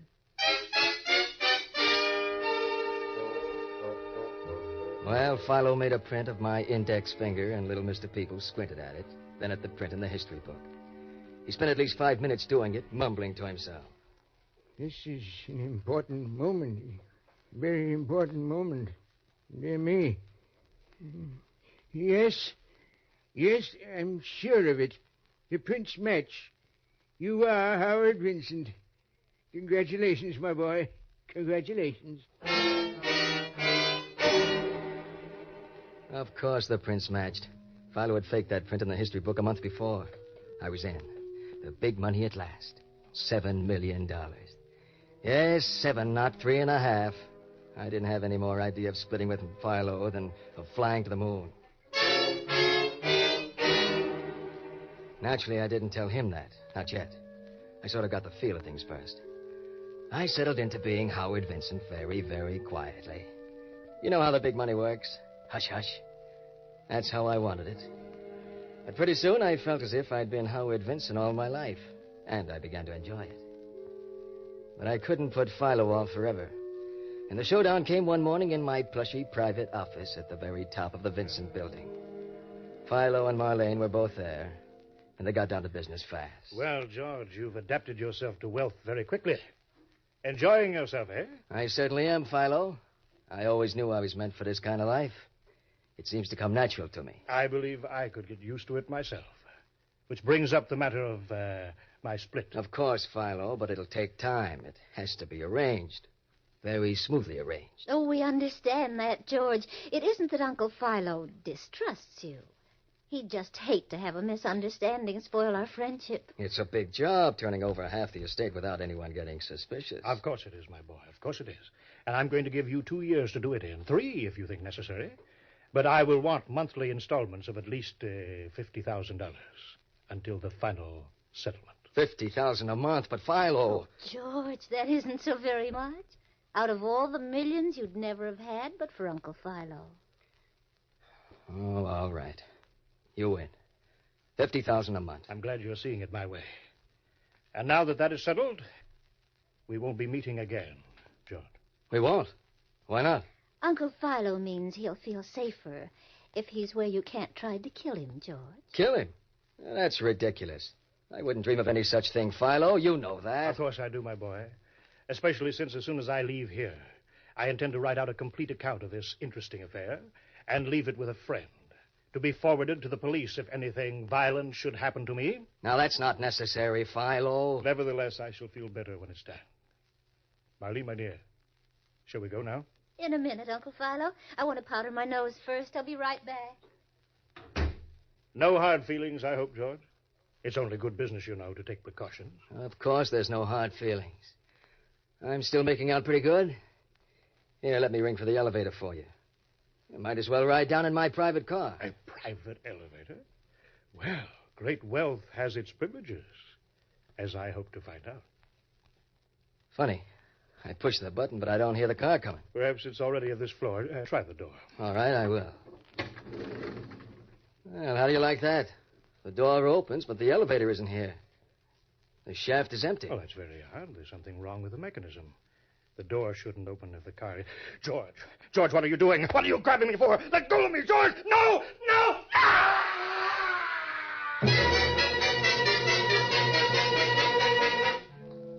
I shoved hard, and Philo went down the elevator shaft, clawing at empty air and moving his feet like a ballet dancer. His scream coming back to me, channeled upwards by the shaft. He screamed, and then he stopped. Yes, there was something wrong with the elevator, all right. I discovered it that morning, but I hadn't reported it. Instead, I'd sent for Philo and Marlene for this showdown. Now Philo was disposed of. Accidentally, with no comeback at me. I only had to take care of Marlene.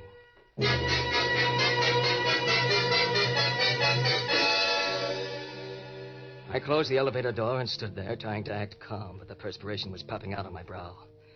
They'd find Philo in a moment. Was it Marlene ever coming back? Then she came. Well, here I am.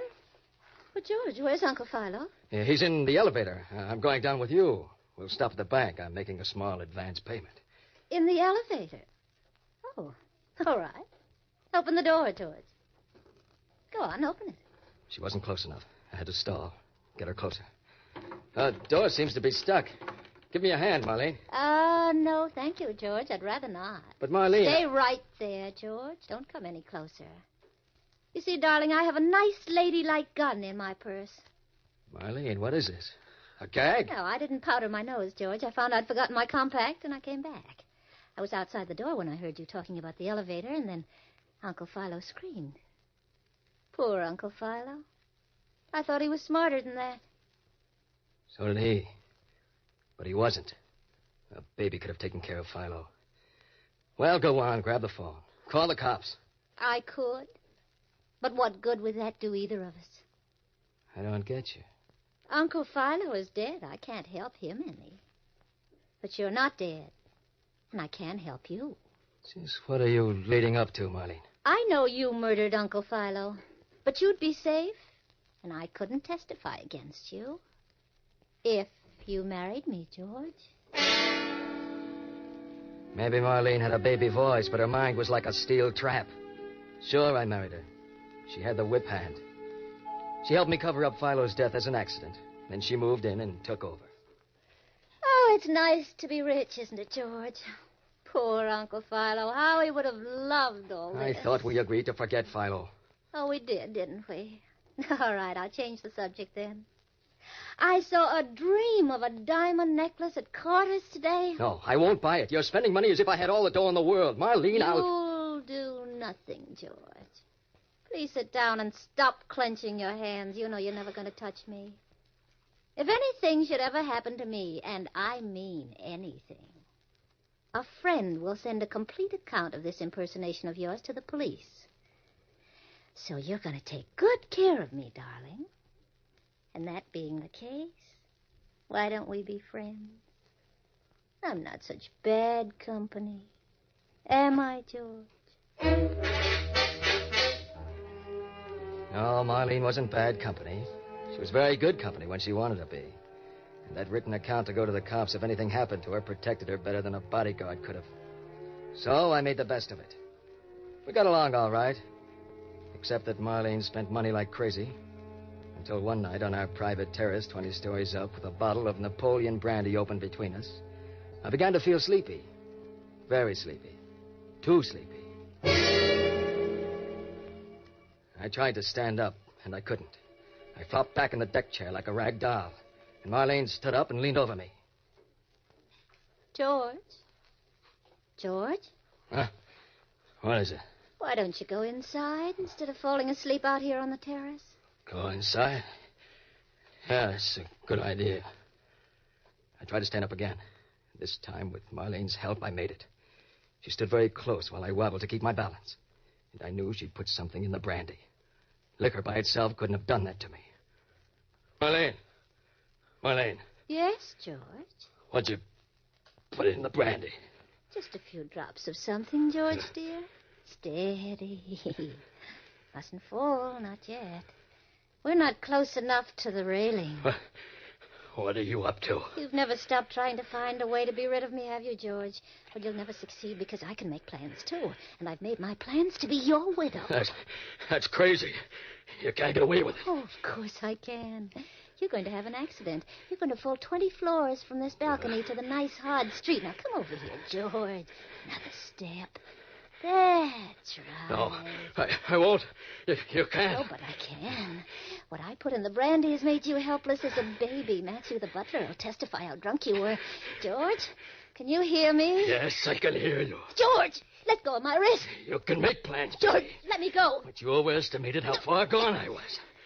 I'm pretty wobbly. Let me go, not George. Wobbly enough for you to push me over any railings. I was just joking with you, George. I was just trying to scare you. Let go of me. Oh, no, you don't. George. We're going inside. I'm going to teach you a little lesson. Stop struggling. It won't do you any good. George, let go of me. Marlene. Marlene, look out.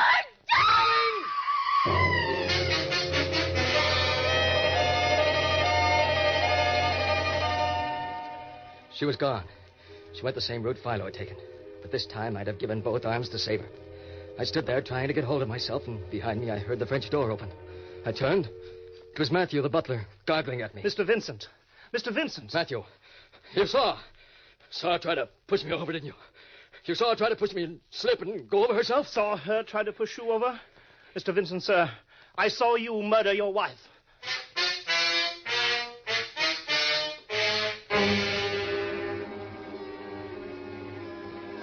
Well, that's the story. You, Mr. Peebles, and all you others. I sure had you fooled. Howard Vincent, that's a laugh. I was born in the gutters, but born for the big money, and I had it, even if it didn't last. After what Matthews told you, I know you'll never believe I didn't kill Marlene. With those documents Marlene left to be turned over to the cops, well, I guess I've come to the end of the road. But you can't get the big money without paying for it somehow, can you? Oh, Howard. Howard, my boy. Yes, Mr. Peebles? Marlene didn't leave any documents. She didn't? But she said... Oh, that was just an effort to keep her hold over you. You see, shortly after we accepted you as Howard Vincent, we found a box of your boyhood toys. And among them was a paint box covered with fingerprints and dried paint. Then why didn't you nab me? Why'd you let me get away with it? Because they were your fingerprints. My boy, this was all so unnecessary. You are and always have been Howard Vincent.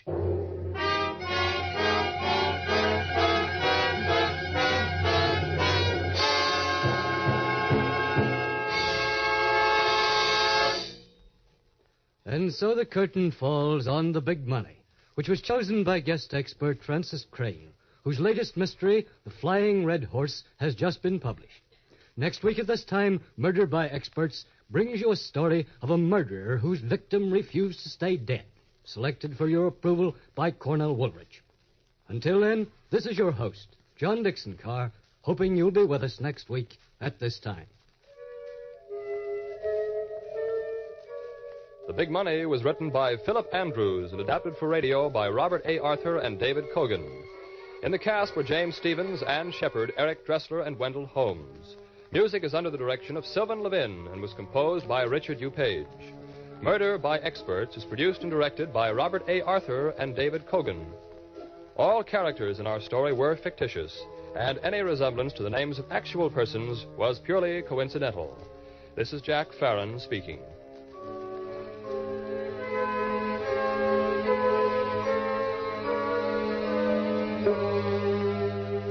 This is the Mutual Broadcasting System.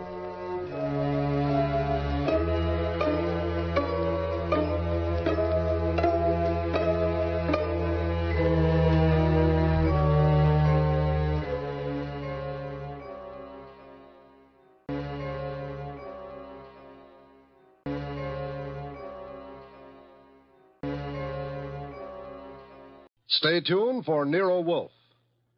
If the chimes shudder a little on Sunday afternoon, well, they know there's mystery in store Sunday with men of action like Mike Waring, better known as the Falcon, who brings his fearless and romantic touch to the solution of another mystery. After the Falcon, it's high adventure. Then the big guy steps in. The new private eye Charlie Weil concludes with a few casual homicides. The chimes mean mystery and action this Sunday afternoon on NBC. Transcribed.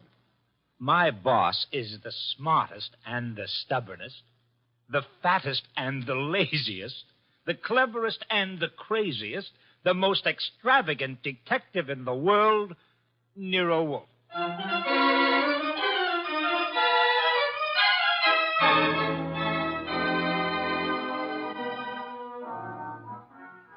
It's the adventure of Stamped for Murder, with that brilliant, eccentric private detective, orchid fancier, and gargantuan gourmet, Nero Wolfe, starring Sidney Greenstreet.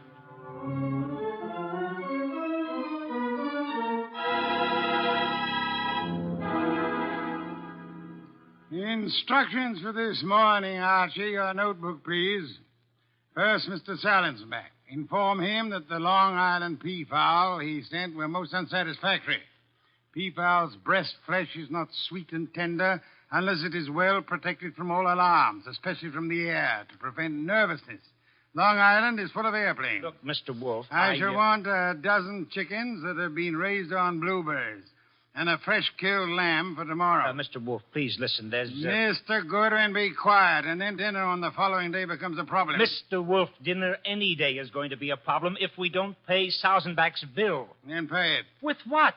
The bank account's empty. Ridiculous. There were $4,000 yesterday. But you bought that shipment of orchid bulbs from Winold Gluckner. Mr. Wolfe, we need money. You've got to stop eating and drinking beer long enough to earn some... Phew, you're an alarmist. Will you, for the love of heaven, stop turning down clients and turn an honest dollar? I've got a couple of prospects right outside the door. Send them away. No, sir. Send them away. Tell them I've gone to Egypt. Nothing doing, sir. Confound you, Archie. Obey orders. Send them away. Miss Kent, Mr. Rodman, come in, please. Thank you. Confound you, Archie. You're mutinous. Yes, sir, and you're stuck with it. This is Miss Gloria Kent and Mr. Rodman. They arrived as advertised with a pressing problem. Good morning. You people are here by sufferance only. I shall speak to Mr. Goodwin about it later. Yes, indeed. I don't like pressing problems, Miss Kent. What are yours? My father. Indeed, I'm not a court of domestic relations, Miss Kent. What did your father do? Beat you? Withhold your earnings? Discourage your suitors? Mr. Goodwin should have informed you this office does not undertake cases involving marital or family problems. But that's not... If Mr. Goodwin had not been beguiled by your pretty face, he might have warned you and avoided this embarrassment to you and annoyance to me. Now, take it easy, take it easy. How many times have I told you you don't know how to handle women? Then suppose you let Miss Kent handle me. Well, it's simply this, Mr. Wolfe. I had some money my mother left me. My father's just spent it without my permission. I want it back without a scandal. Thanks, Miss Kent. How much? How spent? $10,000. Father bought a treasure map. Indeed, from whom? A pair of swindlers named Cross and Halleck. They've driven him crazy, talking about fortunes salvaged from the SS this and the SS that. He's got a map and old letters he studies. He's childish. Many fortunes have been recovered. Many more await on the sea bottom. How do you know your father has been duped? Well, I know. You do, Mr. Rodman. Yes. Cross and Halleck bought some old letters from me, written by my grandfather from Hawaii.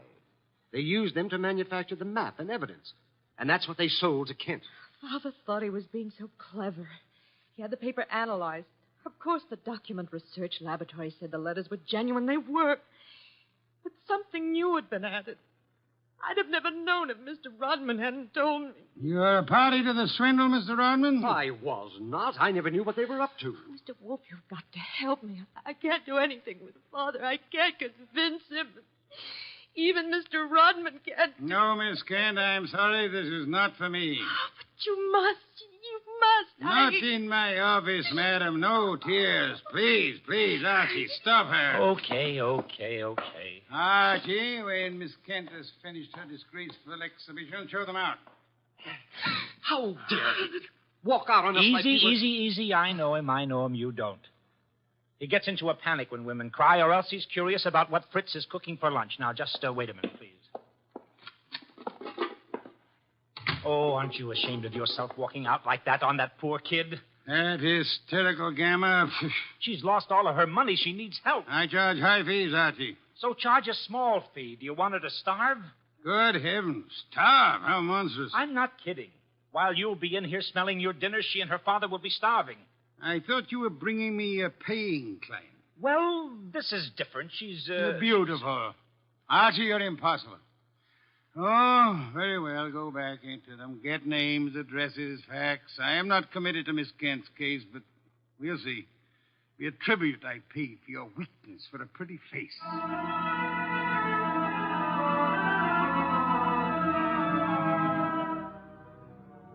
Rodman and Gloria Kent were gone, however. So all I had were the few facts they'd given me before they met Wolfe. I felt guilty about that when he came back into the office and sat down in his specially built chair. He closed his eyes, and I glared at him. Well, how much of you is awake? Mr. Wolfe? Well, they disappeared. Did you tell me you were going to help this girl just to get her out of the office, or did you mean it? You're a gadfly. No, sir. You made a promise, and you're stuck with it. What did you get from Rodman? Name, address, occupation. He's a librarian, that's all. Very careless, Archie. You missed the significant point. Such as, How did Rodman discover the letters he sold were being altered by forgery and used for swindle? How did he locate the dupe, Mr. Kent? I guess you're right. I'll ask him next time.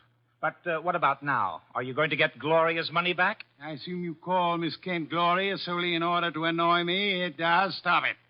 Get Cross and Halleck. On my way. You'll find them at the Hotel Bogart. Wrong, sir. According to my notes, their address is... Never mind their address. The Hotel Bogart is the headquarters for successful, confident tricksters. They celebrate their victories there while the money lasts. You will possibly find Cross and Halleck drinking whiskey or lunching, probably both.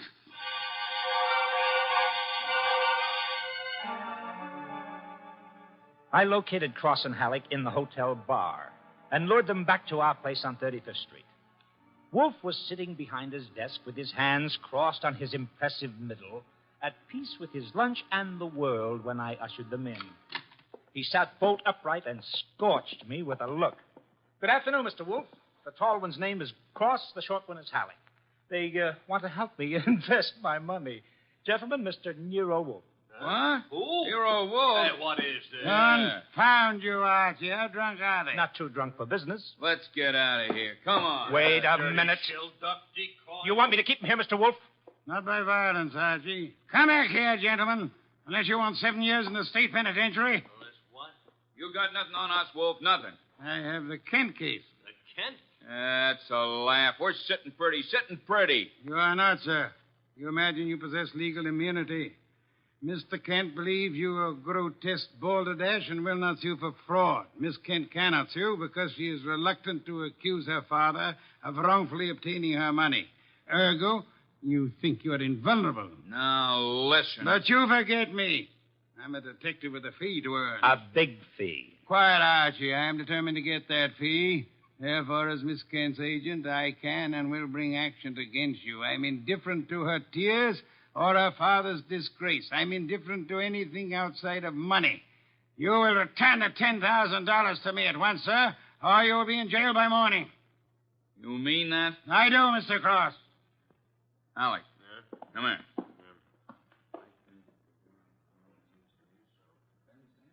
Come on, hurry. Okay. Here, Mr. Wolf. Alec and I have decided we don't want to get in any trouble with you. Here's your $10,000. Let's have it. Give the dough to Kent, Mr. Wolf, and get the letters and map back for us. You've got a reputation for being tricky, but honest. We trust you. Come on, Alec, let's go. Well, how about that? Preposterous. No, sir. Take a look. $10,000, genuine coin of the realm. That man Cross is a fool. Does he imagine I'm to be fooled so easily? What do you mean he left the money? He surrendered too quickly, Archie. Too easily. And that money in the envelope he was carrying all ready to refund. Why? Well, maybe he's got a better sucker. I heard him mention a Ben Sanford. Nonsense. Does he need Kent's forged letters and map to cheat this Ben Sanford? Couldn't he prepare another set? I guess you're right. Something's fishy. In any event, it's no concern of mine, thank heaven. Why not? I'm not committed to Miss Kent in any way. As a favor to you, I undertook to regain her money. I have done that. You may take it back to her and obtain the forged papers in return. But, Silence, Mr. Goodwin. Go to your red-haired charmer. Leave me in peace. I intend to spend this afternoon with my New World Atlas.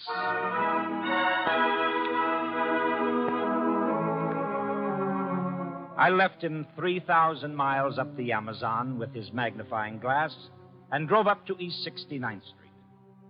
The Kent house was a broken-down little brownstone, and as I went up the stoop, the door opened and Gloria Kent burst out like a skyrocket. Hey, Miss Kent, easy. Let go of me. Let go. What's wrong? Wrong. Nothing is wrong. Nothing at all. Well, how about seeing your father? You want to see my father? Come inside. Oh, for the love of heaven. Come inside, Mr. Goodwin. I'll introduce you. He's in a back room. Come right through the living room. What else came through this living room? A hurricane? No, Mr. Goodwin. Something else. There's my father, Mr. Goodwin. What in the devil? He's dead. His throat's cut. Father, This is Archie Goodwin from Nero Wolfe's office. He and his boss refused to help while they could. Maybe he can help you now. Stop it. All I'm good for now is revenge, that's all. Stop it. Archie. Stop it and look at me. When did it happen? I don't know. When did you find him? Just now. Keep looking at me. Who went through this house like a hurricane? You? No. Where did you go after you left the office? To the laboratory. What lab? Document research. The place that checked the map. How long were you there? Until an hour ago. I was with Mr. Rodman. Keep looking at me. And then? I had lunch. With Rodman? Alone. And then I came home. All right.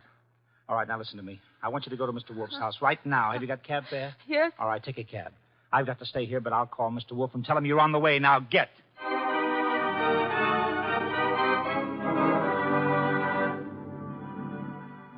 I called Wolfe, told him everything, and he instructed me to advise Inspector Kramer, who arrived with the homicide squad.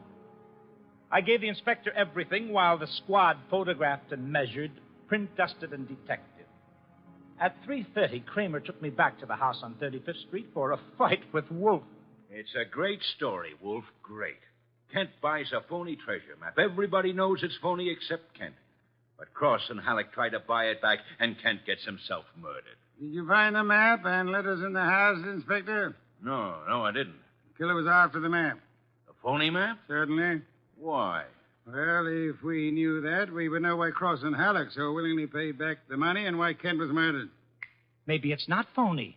I'd better see the girl now. No, you fancy her for the murder. Well, I'll know after I ask a few questions. Tonight. She's had a shock, Mr. Kramer. She needs rest. Look, Wolf, I want her. Why bother with her when there's so much to be done? Yes, such as? Cross and Halleck, find them. And the mystery man they spoke of, Ben Sanford. These are the men you want now, not this poor, overwrought girl. Yeah. All right. The girl will be here for questioning tonight, though, huh? Tonight, Mr. Kramer. Okay. You'll hear from me later on. Well, you buffaloed him out of that, okay. Say, why don't you want her questioned? Is she guilty? I don't know. Well, what did she say when she got here? She said nothing. She never arrived. She never what? She never arrived. Well, then why did you tell Kramer she was resting? Would he have believed the truth? She must be found. More important, we must learn why forged letters and forged map produces turmoil. Find the killer and you find the map. You said so. I said the reverse, which is an altogether different statement. Archie, I want a photograph of that map. Get it. Oh, sure. Any particular camera you want me to use? You'll find a photograph of 200 Vanderbilt Street. Are you kidding? The lab cannot check the authenticity of old papers without photographing them in ultraviolet light, infrared light, and so on. If this document research lab has examined those papers, they will have photographs. Get them.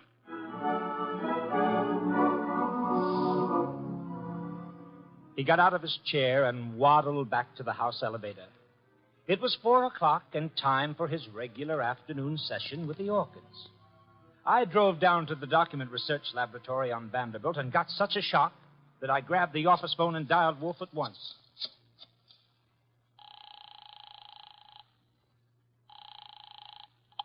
This is Nero Wolfe. Mr. Wolfe, Archie here. What's the matter? You lost? No, sir, but I found something. Photographs? No, Mr. Wolfe, I don't think you'll ever see any photographs of the Kent map. I don't think any were taken. Indeed.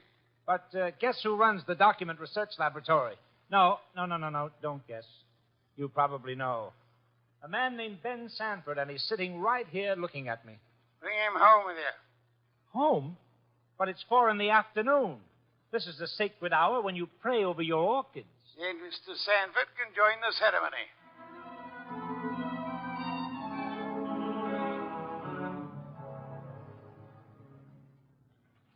Hey, how about this place? How about it? There must be 1,000,000 flowers up here. No, not flowers. Orchids only.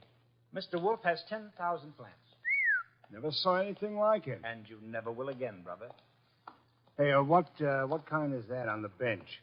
Oh, that's our pride and joy. Odontoglossum harianum. Above them, the Van Petersirana, and the pink ones are the Coelogiani panduratas.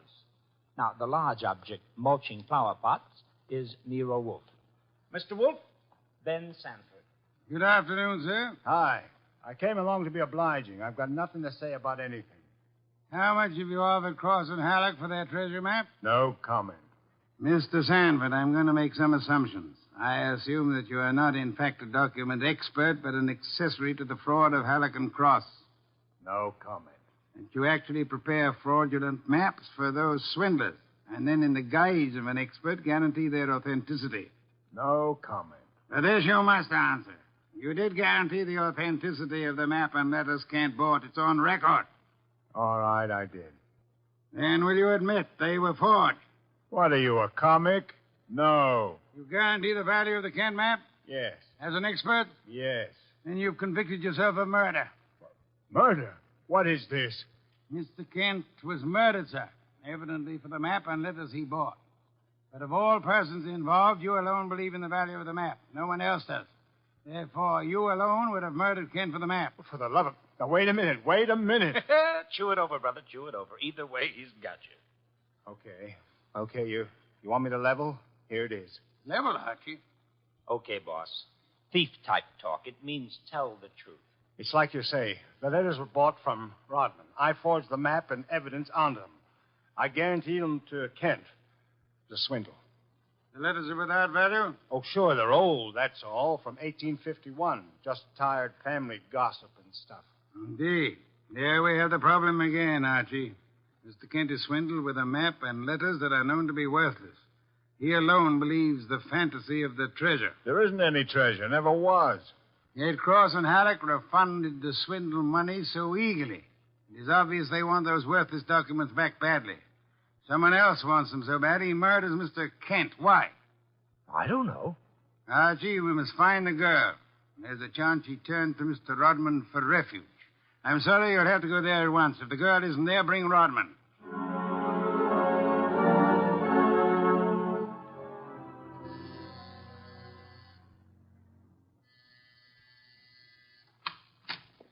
Yes? Hello, Rodman. Remember me? I'm Archie Goodwin from Nero Wolfe's office. Oh, yes, of course. I came to get Gloria Kent. There's been a change in plans. Tell her to come out, please. Gloria? Well, she's not here. Why should she be? Haven't you heard? Heard what? Well, I guess you'd better come down and see Wolfe. Mr. Goodwin, I'm afraid I can't. I'm rather busy. Look, Rodman, maybe you ought to know. Old man Kent was murdered. What? Yes, just after you and Gloria left us.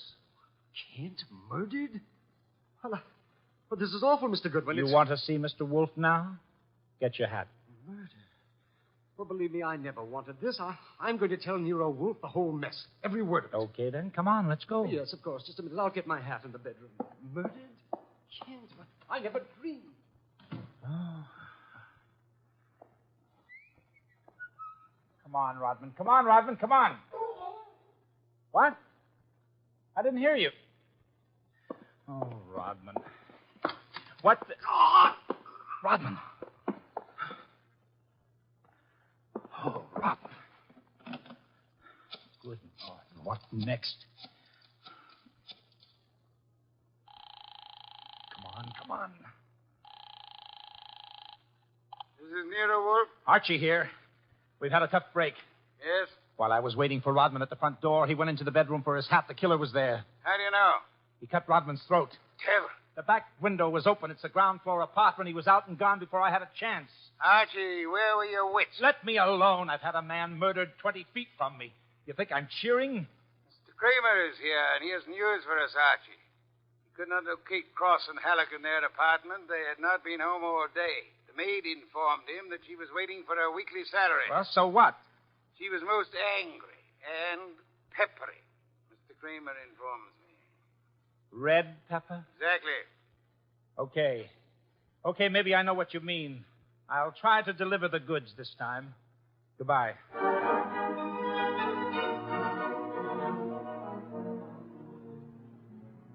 I drove down to the apartment house on Gramercy Square where Cross and Halleck lived, took the elevator up to the 10th floor, found the right door, and slipped in with a pass key.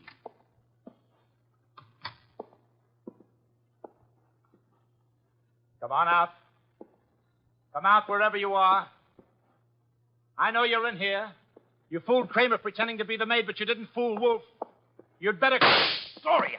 Cut it out, you idiot. Lay off. It's Archie, you dope. Archie Goodwin from Nero Wolfe's office. Remember me? Go.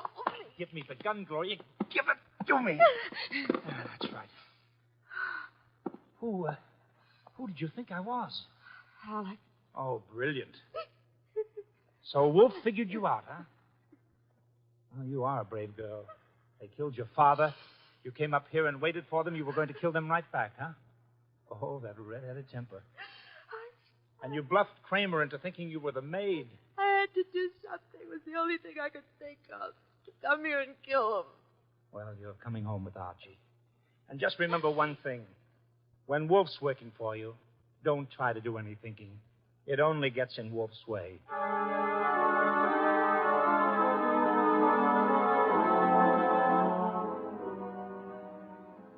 I got Gloria Kent back to the house at 7 o'clock.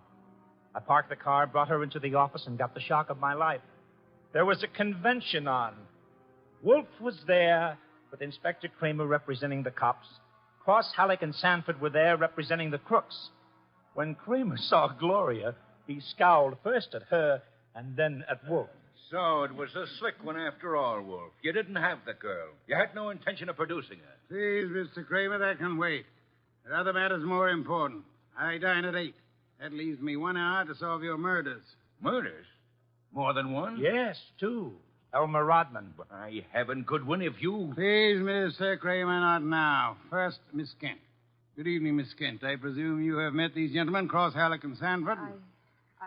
Yeah, I'll take your purse, please. Why? Don't think me as naive as Mr. Goodwin, miss.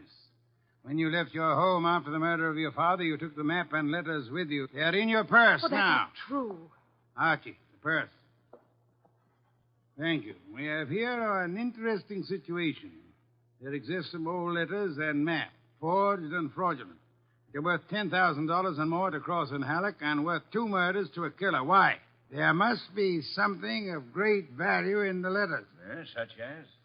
Something which Mr. Sanford could not see, although he worked on the document closely. Yet something which could be made manifest. What is the answer, Miss Kent? You know it? I swear I don't. Secret writing, Archie. Bring the chafing dish from the dining room. Right. Secret writing? I saw nothing when I worked on those letters. Naturally, Mr. Sanford, the writing is invisible. The heat is an agent. It makes most forms of secret writing visible. The chafing dish, boss. Thank you, Archie. Place it before me and light it. Right. Now I open Miss Kent's purse. From it, you see, I withdraw these ancient letters which he took from her house after her father's murder. That's not true. Archie. That's enough, Gloria. That's enough. From now on, you just listen. We remove the letters from the envelope and toast them gently. The secret ink vintage 1851 will easily succumb to the agency of heat. Careful. Those envelopes will catch fire. Hey, they've caught. Don't be upset, Mr. Cross, Mr. Halleck. The envelopes! They'll burn safely in the dish. We can concentrate on the writing. Watch closely. I don't want to be accused of trickery. You fat fool. The envelopes are everything. Put 'em out, Sanford. Don't sit there. Put 'em out. Why, Mr. Halleck? Well, the stamps, the missionaries, are worth a fortune. The missionary. Of course. You know that. Mr. Cross knows. So does Mr. Sanford, right? Yeah. Cross Sanford knows, you old fool. Let me... Mr. Sanford is not alarmed. Why not, sir? I don't know what you're talking about. $50,000 or $100,000 is burning before your eyes, Mr. Sanford. Cross and Halleck are burning their fingers, putting out the flaming envelopes. And you sit there quite indifferently. Why? Well, You know the value of the missionary stamps on the letters you bought from Rodman. But you know these aren't the real letters. Isn't that it? Not the real letters? I told you I'm tough to crack, Wolf. You didn't fool me with those dummies. Dummies, how do you know? Mr. Cross didn't know. Mr. Halleck didn't know. How did you? Well, I'll tell you, sir. Only one man could know I was framing Miss Kent as a decoy. Only one man could know I prepared these dummy letters and pretended to take them from her purse. And that is the killer. The man who murdered her father and stole the map and letters this morning. You, sir, Mr. Sanford. Well, I'll be... Mr. Kramer, there's your killer. You'll find the missing map and letters on him or concealed in his home or office. You won't need the evidence anyway. Look at his face. He's self-confessed. Self-confessed like fun. He was booby-trapped.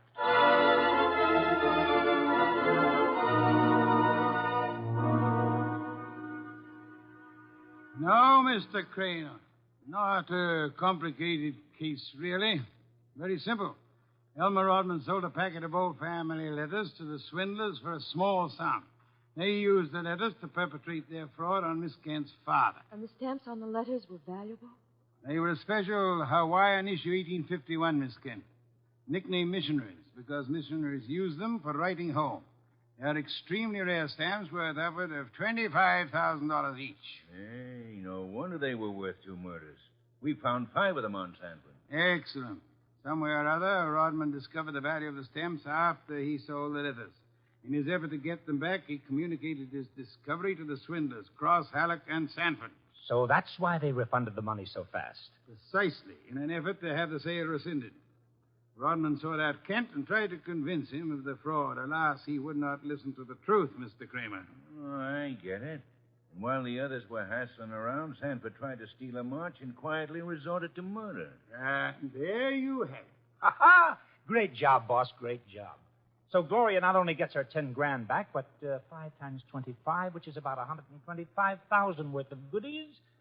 Now, figuring your rates by the hour, that means you've done a gratis job worth about... Miss Kent, I did not, nor will I demand a large fee for what I've done. I will not go back on my word. But I can beg for a favor. I'll only be too happy to... Wait. I ask something that will not be easy to grant. What is it? Will you use your red hair, your pretty face, your admirable figure, and your ample fortune to lure Mr. Goodwin away from this house tonight? I would like to enjoy my dinner in peace. That won't be difficult, Mr. Wolfe. Let's have an understanding right now, Gloria. Difficult for you or for me? I'll be delighted. Indeed. To spend an evening with Mr. Goodwin, there is only one word for you, Miss Kent. Intrepid.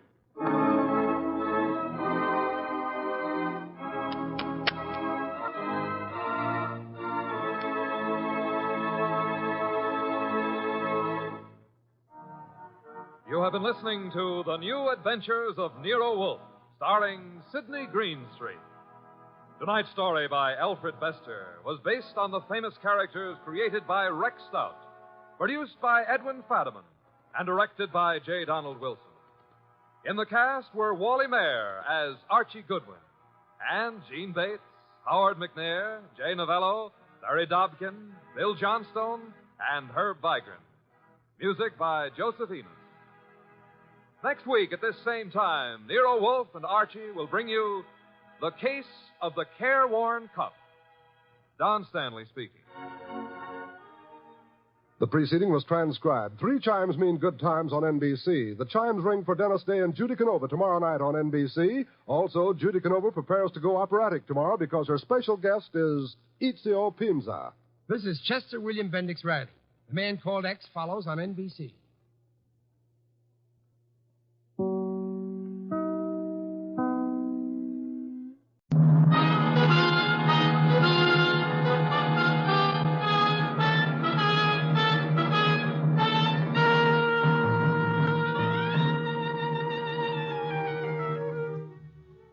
Hi, this is Randy Stone. I cover the night beat for the Chicago Star. Stories start in many different ways. This one began with the pursuit of a dream and ended with the death of a nightmare.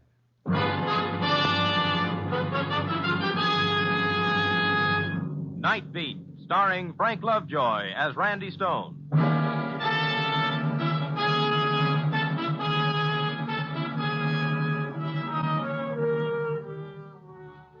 It was one of those quiet, dull nights with the fog rolling in from Lake Michigan and nothing apparently happening anywhere. I cruised the city from the Gold Coast to the river, haunted Ricardo's bar for a while, and later prowled the toughest sections of town. Nothing at all. By the time I landed at Queenie's Bebop Club over on the south side, I was getting dark circles under my disposition. My train of thought was a string of empties going nowhere.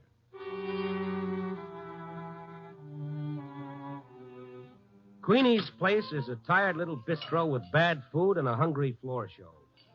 Queenie herself looks like the poor man's Lillian Russell, and sometimes she joins the show to give out with a song. I suppose it's the only way she could get a booking, by owning the joint. Maybe she had a voice once. I can't remember that far back. However, she has a good memory with a tongue hanging square in the middle of it.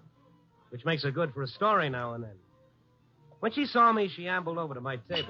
Hiya, Randy. Long time no see. Hello, Queenie. Sit down, rest your bustle. Don't mind if I do. How's the newspaper business these days? Tonight's as dull as it ever gets. Well, Queenie. cheer up, dear. Something terrible is bound to happen. I got faith in human nature. What about you? Know anything exciting? Not much. I'm getting married. Again? Ah, those others were just the preliminaries. This is the main event, huh? How do you like the diamond he gave me? Some rock, huh? Looks like a stepping stone to success. Congratulations. Oh, you're welcome. Sam's from Texas, Randy, a regular oil typhoon. No kidding. A typhoon. You weren't swept off your feet. You were blown off. He had a ranch down there that was a dust bowl. No water, no nothing. And then one day... Yeah, well, wait a minute, Queen. Yeah, wait a minute. What? That man who just walked in over there by the bar. What about him? He's been hurt. That's blood on his forehead. Been in a fight. If he's not bringing any trouble in with him. He looks like he's dazed, like maybe he's out on his feet. Ah, those punchy fighters. They get knocked out and they ain't got brains enough to lie down. You know him? No, never seen him. Hey, wait a minute. He's a cop. A plainclothes dick. You sure? I ought to be. He raided my place once. 2-3 years ago. What the dickens does he want? He's got nothing on me. Easy. I don't think he's here on business. Something's happened to him. So I'm crying. I think he's been slugged. Either that or he... Hey, where'd he go? In again, out again. Who cares? There was something about him, like he was walking in his sleep. Oh, sit down, Randy. Now talk to me. I haven't seen you I'm since... sorry, Queenie. I'll be back later.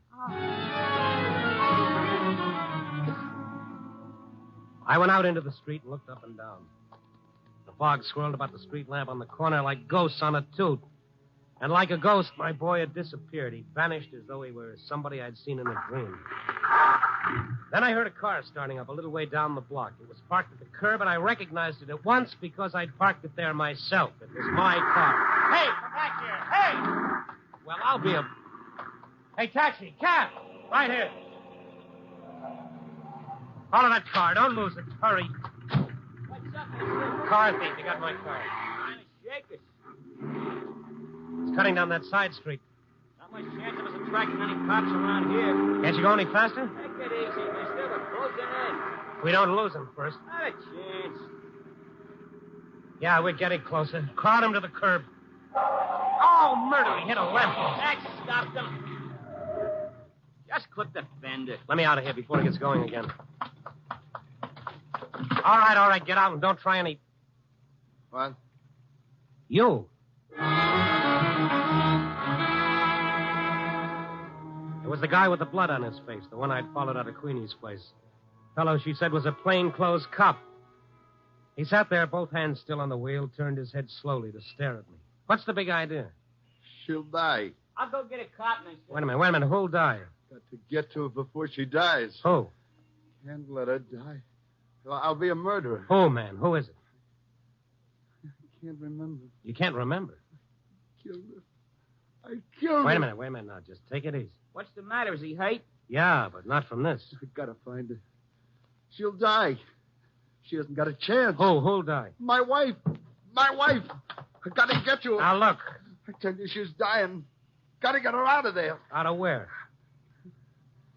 He is a fruitcake. I'll get a cop. He is a cop. What? Look, fella, what happened? Can't you remember? What did you do? What was it? Where did it happen? Think. I've been trying hours. Walking the streets. That cab. Gotta use it. Let me use it, please. Okay, get in. Maybe we drive around. I'll remember. I got her. Where to? Head for the nearest place where there's a phone.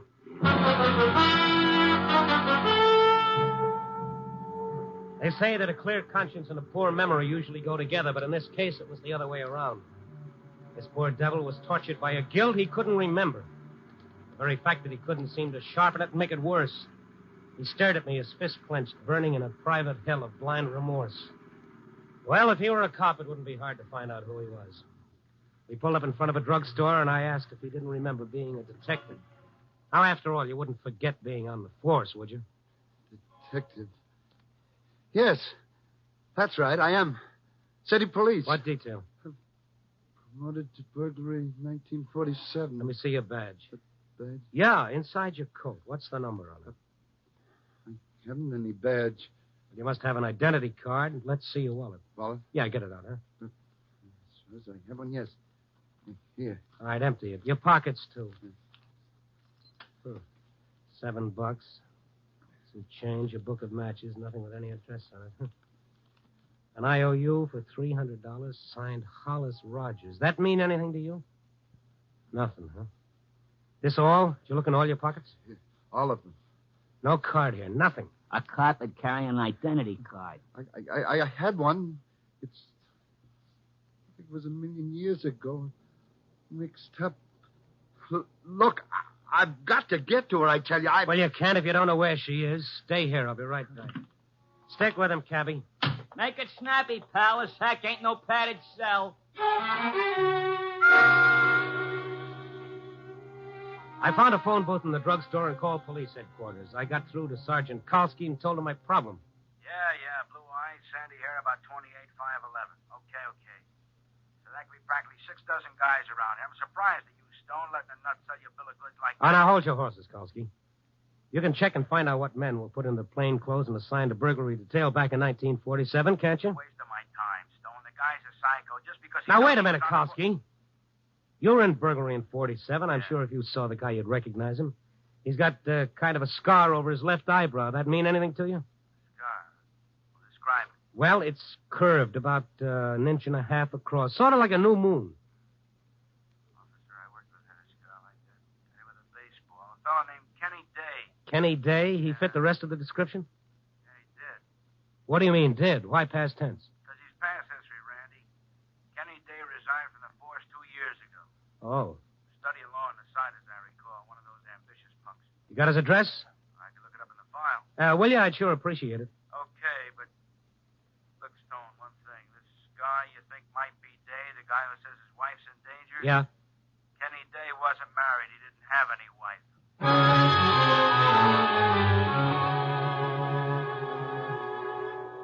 Okay, so he resigned in 1948. In 2 years, a wife could happen to anyone. Kalski gave me Day's address. I called the garage, told him where to pick up my car, and then I went back to the street. The cabbie and the ex-cop were standing beside the cab, the cabbie with his arm around the young fellow's shoulder, his mouth close to his ear. Doc, if you don't brood over your troubles, maybe they won't hang. Well, what's keeping him? Hiya, Kenny. Did you find out anything? So your name is Kenny. Kenny Day. Why, of course. Yes. That's my name. Day. Kenneth Day. And you live at 1626 West Adams Street. Yes, 1626 West Adams. There's where I live. My wife's there. I've got to get to her quick.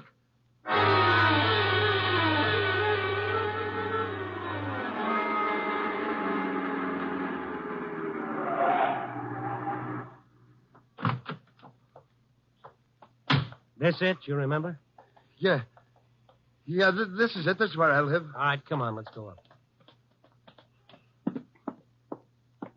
What floor are you on? Floor? Which is your mailbox? I don't see your name. There's my box. This? The name on it isn't yours. It's Joe Tonetti. I don't get it. That is my box. Well, we'll soon find out. It's the second floor back. Come on.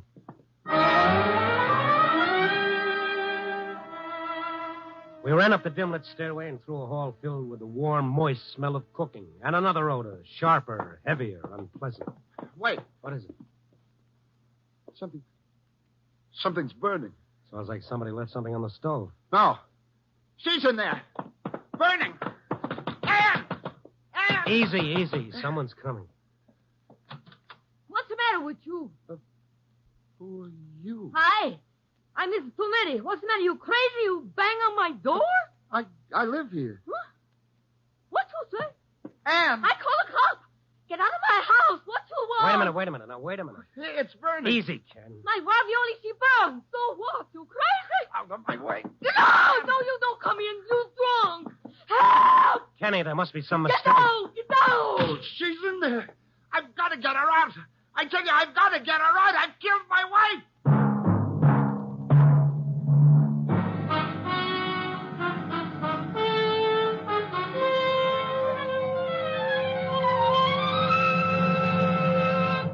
NBC is bringing you Night Beat, starring Frank Lovejoy as Randy Stone. Here's a note about another NBC chime favorite returning to the air tonight. He's Chester A. Riley, alias William Bendix. Riley returns to the air to live the life of Riley just 30 minutes after Night Beat. Listen for Mom, Babs, Junior, and Digger Odell, the friendly undertaker. Tonight you'll hear an amusing episode during which Riley becomes embroiled in a radio broadcast from his own home. Stay tuned here after Night Beat for Confidentially Yours, Jack Late, and then hear The Life of Riley on most NBC stations. The chimes are your invitation. And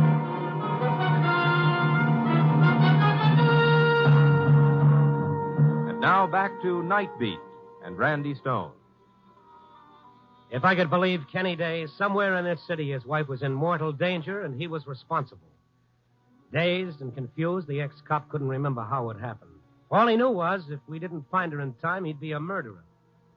Through the police department, I finally discovered his address. Only when we got there, someone else was living there. We went down to the basement flat and talked to the superintendent. Now, look, Mr. Lieutenant, he's been living in that second-floor apartment when I become superintendent here over a year ago. What are you trying to pull, anyway? All right, now, hold on a minute. Just how long have the Tonettis been living here, anyway? About 2 years. What are you doing, taking the census? Who lived in their apartment before they did? How do I know I wasn't here? Now, scram. Nice guy. Randy, I know my wife's up there. Oh, wait a minute, Kenny. Now, listen. This is where you lived 2 years ago. That we know. But have you been living there ever since? Do we know that? Where else? Well, you tell me. Maybe you moved. Isn't it possible? I don't know. It didn't occur to me. Maybe I did. You studied law. You got married. You moved to a better neighborhood, which means you had a fairly good job. Practicing law, maybe. You got your degree, didn't you? I don't know. Well, at least you should be listed in the phone book.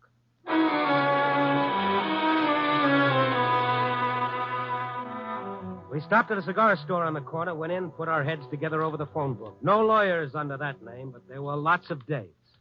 Kenneth J. Day. Here's one for Kenneth M. Kenneth S. Which one is you? I'm not sure. All right, call them up, all of them, and find out. Yeah. Yes, of course.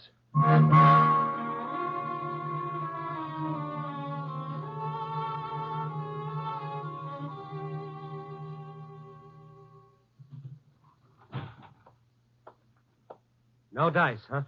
No. Kept expecting to hear Ann's voice, and yet all the time I know I wouldn't. She is back there at the apartment. I know she is. Why are you so sure? That smell of burning. What about it? I don't know. I'm going back there. Now, wait a minute. Let me call my office first. What for? The city directory. I'll have them check that.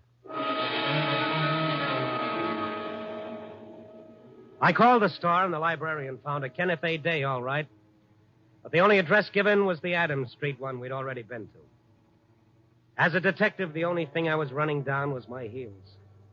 Then as I left the booth, I remembered that IOU in Kenny Day's wallet and that signature, Hollis Rogers.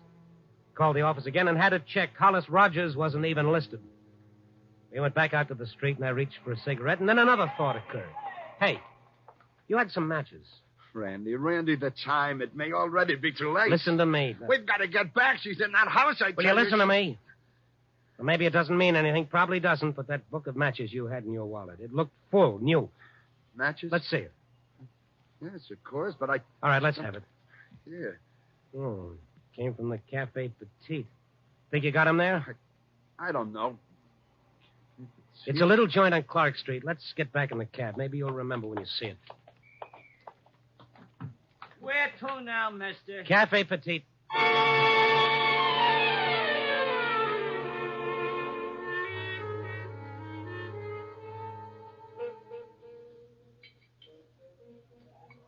Well, this place mean anything to you?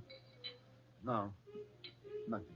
Looks like you've blacked out on anything since 1948 except one thing. You married a girl named Ann. Come on, maybe the bartender's seen you before. Gents, what'll it be? Hi, Mr. Stone. Hello, Mike. Hello. I got a problem. No, oh, that's okay. I'll put you on the cuff for a No, it's not that. You ever see this gentleman before? Him? Are you kidding? Have you? You mean you have seen me? Oh, as often as most of my other customers. Hey, what's a gag? It's no gag, Mike. He just doesn't remember. You know where he lives? Ah, how would I know where he lives? Oh, what'll I do, Randy? What'll I do? Hey, what is this? What's the matter? I figured you were celebrating the arrival. Huh? Arrival? What arrival? Oh, I just thought, well, his wife. What are you talking about? What about his wife? Oh, now, look, maybe it wasn't his wife. I just didn't know, see? When he was in here yesterday having lunch with that lady, I figured she was his wife because, well, I could see she was going to have a baby pretty soon. Baby. And Ann! You remember? Where is she, Kenny? Where is she? That apartment. She must be in that apartment. It was burning. Think, Kenny, think. That was 2 years ago. You don't live there anymore. Randy, I tell you, it's happening now. It's happening now. She's helpless. I tell you. Get a grip on yourself. It's no good going to pieces like that. Now, she was about to have a baby. You remember that, don't you? Yes, I remember now. Ann, I can't think. I'm afraid, Randy. I'm afraid. Come on, easy. Relax. Now you're shaking. what is with him? There's only one clue left, that IOU. Who is Hollis Rogers? Try to think, Ken. Hollis Rogers. No, I don't remember. Hollis Rogers. Why would you lend him $300? I don't know. I don't know. I never heard of him. Randy. Say, I know a guy named Hollis. What? Hollis Rogers? Well, I don't know about the Rogers part. Anyway, the clerk at the Acropolis Hotel calls him Hollis, if that means anything. Acropolis Hotel. He worked there? Yeah, hot stick. All right, come on, Kenny. We might as well check it. We've got nothing else to go on.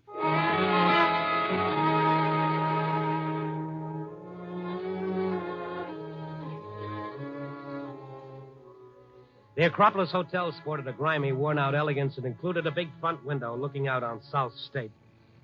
The lobby was practically deserted except for a bulky character in a wrinkled suit fast asleep in the armchair. Hey. What? Oh. Desk clerk going out, huh? Okay, I'll register you, John. No. We didn't come here for rooms. Huh? Is there a house detective here named Hollis Rogers? Yeah, there is. Me. Why? Of course. Hollis Rogers. Huh? Well, Kenny. I'll be a monkey's uncle. I didn't even see you. Why, Kenny died. I almost didn't recognize you. You remember him, then? Well, he oughta. We were in the force together, him and me. Prowl car 962. That was us. Hey, let me look at you. Well, been a long time, huh, kid? Yes, a long time. Yeah, I just got back from Colorado last month. Hey, how things going with you? You was about to leave the force, weren't you, just after I resigned? Yeah. Mr. Rogers, you mean you haven't seen Kenny since then? No. I've been working out in Denver. I just got back. Oh, Hollis, this is a friend of mine, Randy Stone. Yeah, pleased to meet you. How are you? Hollis, what I came here to talk to you about... Yeah, I know. The dough I owe you. You know, I'd have paid it back a long time ago, kid, No, but no, it isn't that. Did Kenny ever write you telling you where he was living or the name of the firm that he was with? Yeah, I know. Why'd you ask him? Hollis, remember the name of the law firm I went with? Heck, no, I don't remember the name. All I remember is that you wrote me once you hoped someday to get your name tacked onto the end of it. Hey, what's the matter, kid? Nothing. Thanks anyway. What you need is a drink. No. Help you forget your troubles. I got some right... Come on, Kenny, let's go.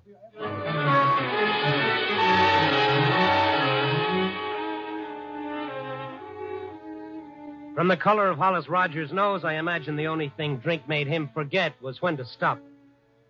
We went out into the street and got into the cab. Our fund of information had increased measurably. I know now that Kenny Day and his wife were seen having lunch at the Café Petite yesterday, which meant whatever happened took place between then and early this evening. Listen. What? Oh, you mean the fire engine? It's coming this way. My house, it's burning. Randy, it's burning. Hey, now, steady. She's inside. She's in the house. She'll die, old startup, for God's sake. Follow that engine away, Kenny. We've got to. He ain't chasing no fires, not in my You've cab. got to. I've got to get you. Now, get a please. grip on yourself. You don't know where that engine's going. It could be any place. It's my house, I tell you. Let go. Listen to me now. We'll be flagged down by a motorcycle cop inside of 10 blocks. You said it. And anyway, it's gone now. So, that's what happened, huh? A fire. Yes. I saw the flames. She was inside. Anne was inside. Burning. All right, easy now. Couldn't have happened very long ago, maybe inside the past 24 hours. We can find out where it was. Get us over to fire department headquarters quick. We're practically there.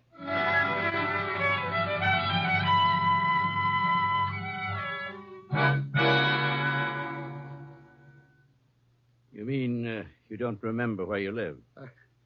I just can't. But you know your name.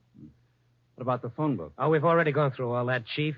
It could be he just moved, or maybe the phone company hasn't installed a phone in his house yet. All he remembers is that it was on fire and that his wife was in danger. Day. Yes, Kenneth A. Day. If there was a fire connected with that name, it would have been reported within the past 30 hours at the outside. I'll check. Be in this box on my desk. There'd normally be about 40 fires reported in that time. Day. That's right.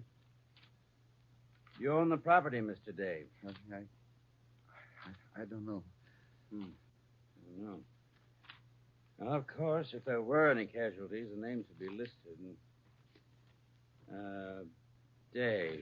Yeah, here we are. Fire reported at 6:10 p.m. Where? 2845 Hemlock Drive. Yes, that's it. My wife. Oh, sorry, but the full report hasn't been filed yet from the district station. Fire was only reported a few hours ago.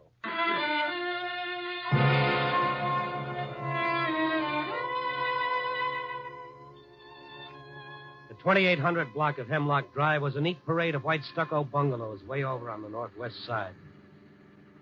Wasn't hard to find number 2845, because 2845 was merely a gap in the moonlit row of houses, a gap as conspicuous as a missing front tooth, and littered with the charred remains of what had once been Kenny Day's home.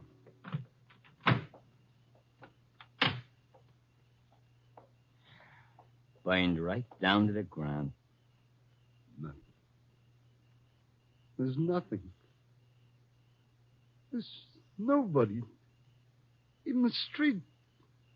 Nobody on the street. Nobody. Steady, Kenny, steady. There's a light in the house across the way. Let's try to find out what just did happen, huh? And she was in there. Kenny, there's no use standing here. She phoned me. She wanted to come downtown. She wanted to have one last evening out, just the two of us. I said she couldn't.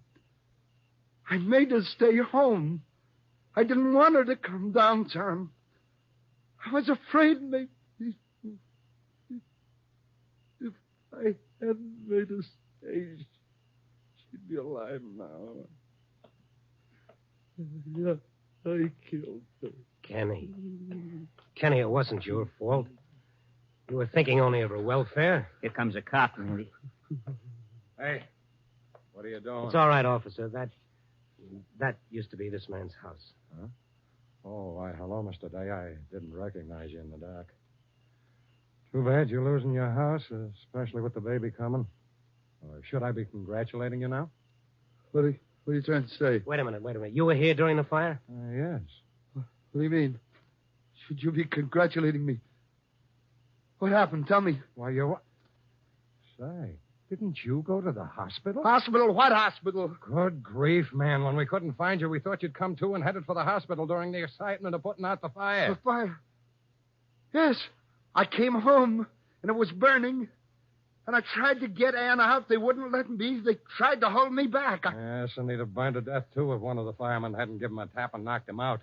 We set him on the lawn across the street. Well, what happened? My wife, they got her out? Why, sure. She headed for the hospital before you even arrived. I hope she made it because she was sure racing the stork. What hospital? County. Thank you. Kenny, come on. Wake up. Let's see who won that race.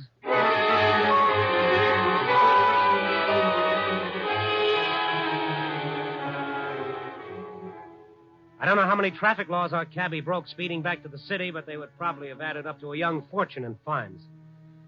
Finally, we skidded to a Hawley County hospital, piled out, and invaded the place. The nurse at the desk checked with the maternity ward, and after some endless minutes, she hung up. Well? Mrs. Day gave birth to a boy, 8 pounds, both doing fine.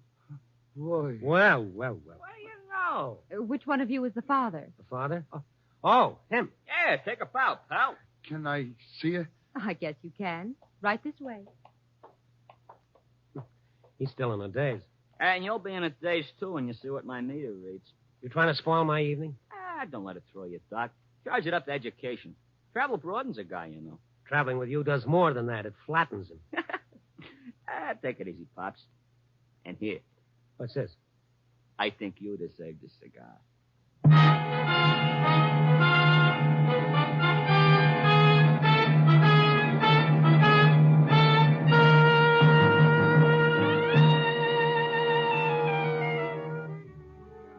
Well, another night about to slip into sunrise and another edition about to go to press. Kenny Day's battle with his conscience is won, and the curtain of his subconscious is lifted, as they say in the psychology books. Not that he really had anything to feel guilty about, of course. But conscience works in peculiar ways. To some people, it's as useless as a glass eye at a keyhole. It never keeps them from doing anything. It merely keeps them from enjoying it. Yes. Copy, boy.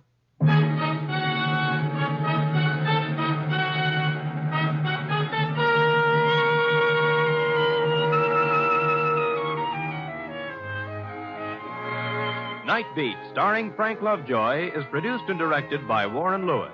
Tonight's story was written by Irvin Ashkenazi with music by Frank Worth. The part of Day was played by Ted DeCorsia. Others in tonight's cast were Lorene Tuttle, Bill Tracy, Wilms Herbert, Jack Crucian, Barbara Dupar, and Eddie Fields. Frank Lovejoy may currently be seen in Milton Sperling's production Three Secrets, released by Warner Brothers.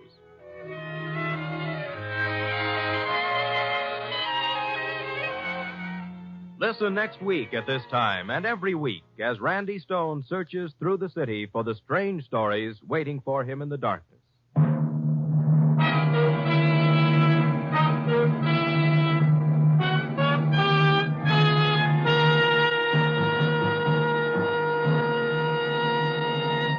Night Beat came to you from Hollywood.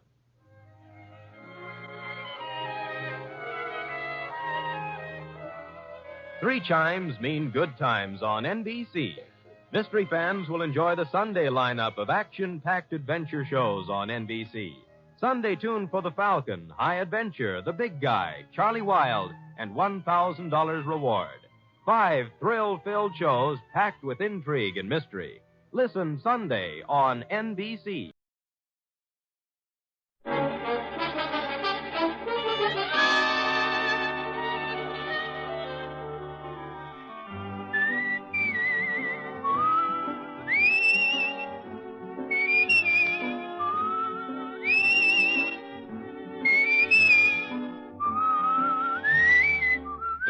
Here's Dick Powell as Richard Diamond, private detective.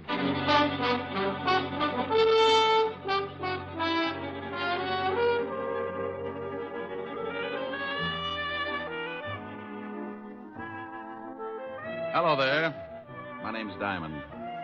If you spotted me on the street, you'd probably figure me for an average working man. But you'd be wrong. I fit the description all right because I break my back 6 days a week to keep my piggy bank nice and stuffed. But my occupation puts me in a class by myself. I'm a private, nothing in this world but detective. You probably say, so what? The average working man comes under the heading of a lot of different jobs, and you'd be right on that count. But there's one little thing that puts me in the class all by myself. Trouble. Mr. and Mrs. Average John Doe work 6 days a week to keep clear of it. I put in the same time playing footsies with it. It's a kind of silent partner with references dating all the way back to the year 1. People get in trouble every second, and I count on a small percentage to come to me to get them out of it. The rest, odds and good advertising. As an example, take the other night in a little bistro over on 48th Street. A couple of guys sitting at a back table were getting set for a special brand of trouble. The big kind that you find under the heading of murder. Oh, Bert, old boy, this is turning out to be a wonderful evening. Well, I'm glad you're enjoying it, George. Yes. Say, who's a blonde over there in the booth? Well, I've never seen her before, but she's cute. Yeah, she sure is. Good evening, baby. Oh, George, take it What? easy. Maybe she's waiting for someone. Oh, don't be silly. Look, she's smiling. Let's ask her over to the table. Well, I still think she's waiting for someone. If you want to take the chance, go ahead. You ask her. All right, I will. I said good evening. Good evening. My friend and I noticed you were sitting alone, and we wondered if you'd join us. Oh, I don't believe I can. You see... Oh, please, just for a few drinks? No, really. Thank you just the same. Well, if you say so, but I'll be unhappy for the rest of the evening. Hi, baby. Tony. I'm sorry I took so long, but... Hey, who's this guy? Now, Tony. I said, who's the guy? If you'll excuse me. No, you. Wait a minute. George, come on. I think we'd better leave. This guy a friend of yours? Yes, he is. Was this guy making a pitch, Nan? No, we only asked me over for a drink. Oh, he did, huh? Now, wait a minute, pal. Please, I made a mistake. I'm sorry. So you made a mistake. Well, I don't like jokers that try and pick up my girl. Hey, wait a minute. You didn't have to slug him. Maybe you'd like to do something about it. Maybe I would. Loud enough. That's the first time Tony ended up on the short end of a fight in a long time. You all right, George? Yes, I think I cut my head. Yeah, you're bleeding all over the place. You better get out of here, mister. I saw the manager duck in the back room. He's probably calling the cops. Here, let me give you a hand, George. Here, now, take my hat and wear it over the cut until you get home. I'm getting out of here, too. You want me to drop you off? What about your boyfriend? He's still unconscious. He was that way when I met him. You want the lift or not? What about you, Bert? Oh, I'll be all right. Now, go on. Let her take you somewhere so you can get cleaned up. I'll grab a cab and head for my place. I'll call you in the morning. But I don't Now, want stop to... arguing. You can't afford a scandal. All right. Come on, honey. Let's go.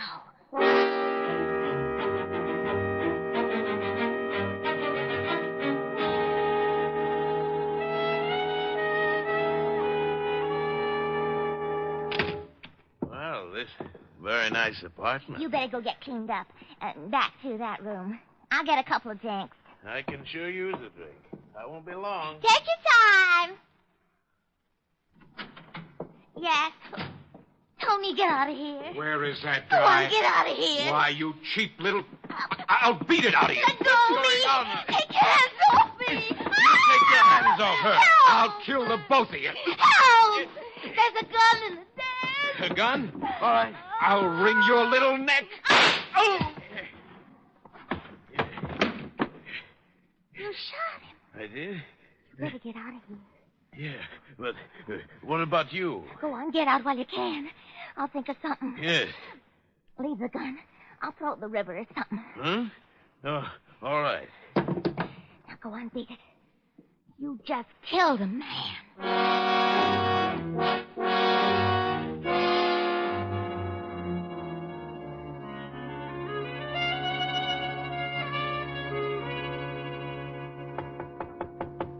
Yeah, come in. Hiya, Mr. Diamond. Well, Hennessy, what did you do, wreck your cab? Nah, it's down in the front. Hey, that's a warm magazine you're reading there. Yeah. Listen to what it says here about women's bathing suits. Huh? 1949 suits allow maximum exposure to sun. Note plunging neckline. Note. Who's going to miss it? If it plunged in the lower, it'd wind up at the bends. Yeah. Mr. Diamond, would you mind shoving it in the drawer? The picture distracts me. Not at all, no. I don't blame you, Hennessy. Thanks. Now, what's on your mind? This? A hat? Yeah. Well, I don't think I can do you much good. What did you bring it to me for? I found it in the gutter over in Flatbush. So what? Some guy loses a hat. Don't tell me you want me to find him. No, I just got to worrying a little, you see. I found this beside it. Oh, a 38. Well, let's have a look. Take a look at the hat, too. It's got blood all over the inside. Yeah. And initials on the inside. BK. Gun's been fired. You can still smell the powder in the barrel. Why didn't you take this to the police? Oh, I didn't want to get mixed up in it. You see, I got to pick up as many fares as I can. I ain't got nobody to drive my cab for me, and I didn't want to spend the day answering questions down at headquarters, you understand? Well, you'll probably have to anyway. I'll have to notify them. Yeah? Well, I thought maybe you could find out who owned the hat and maybe solve the case before you notify him, you see? That way I wouldn't have to spend too much time. I could just tell him I found it and beat it. Well, I can't withhold evidence. It'd take away my license. And if you did, they'd lock you up. Okay, I just thought well, maybe... I can check the hat store before I get to the 5th precinct. Yeah, well, won't that be a tough job? There's a lot of hat stores, Well, you this know. hat's got a label. Besides, when someone finds a bloody hat with a 38 lying next to it, I get interested. Particularly when there isn't a corpse to go with it. Yeah. Well, I gotta go, Mr. Diamond. Thanks a lot. You got a free ride anytime you want it. I may take you up on that. So long, Hennessy. Well, there you are. What did I tell you? When you're working with trouble, something always shows up. Sometimes it's just a routine case. A guy knocks off his wife and he comes to you because he suddenly found out that he had that lonely feeling. Or maybe you get a real screwy one. A taxidermist that got tired of stuffing animals and went to work on a neighbor. Or then you get one that gives you the same feeling you get when you pick up a poker hand and the first 4 cards you look at are all spades. Well, I was holding 2 cards. A hat with blood on it, a gun that had been fired, and all I needed to fill out the hand was a body. By all rights, I should have taken the evidence right down to my friend, Lieutenant Levinson, at homicide. But I didn't have anything to do, so I decided to see what kind of pieces I could fit into the puzzle. The label in the hat was from a store on 5th Avenue. It wasn't far from my office, so I walked it. Yes, sir. Something I can do for you? Yeah, stop munching your sen-sen and tell me if this hat is from your store. Well, let me see it. These glasses are not telescopes, you know. Yeah, here. Well, if you're planning to return this merchandise, sir, I can assure you the store will not accept it. You've been bleeding on the sweatband. Look, Rosebud, I just want to know if the hat is from this store. It most certainly is. It's one of our custom models. Who did you sell it to? If you found this hat, we will be glad to return it to its owner. We are not supposed to give out the names of our clients. I have a small badge here that should cut this conversation down to a few words. See? Oh. Now, would you mind telling me to whom did you sell this hat? Well, just because you're a detective, I am not impressed. However, under the circumstances, I'll give you the buyer's name. You're a real sport. I suppose you wear a shoulder holster, too. Or is that bulge your tailor's fault? Psst. Come here. I really keep a midget in there. You don't say. Yeah.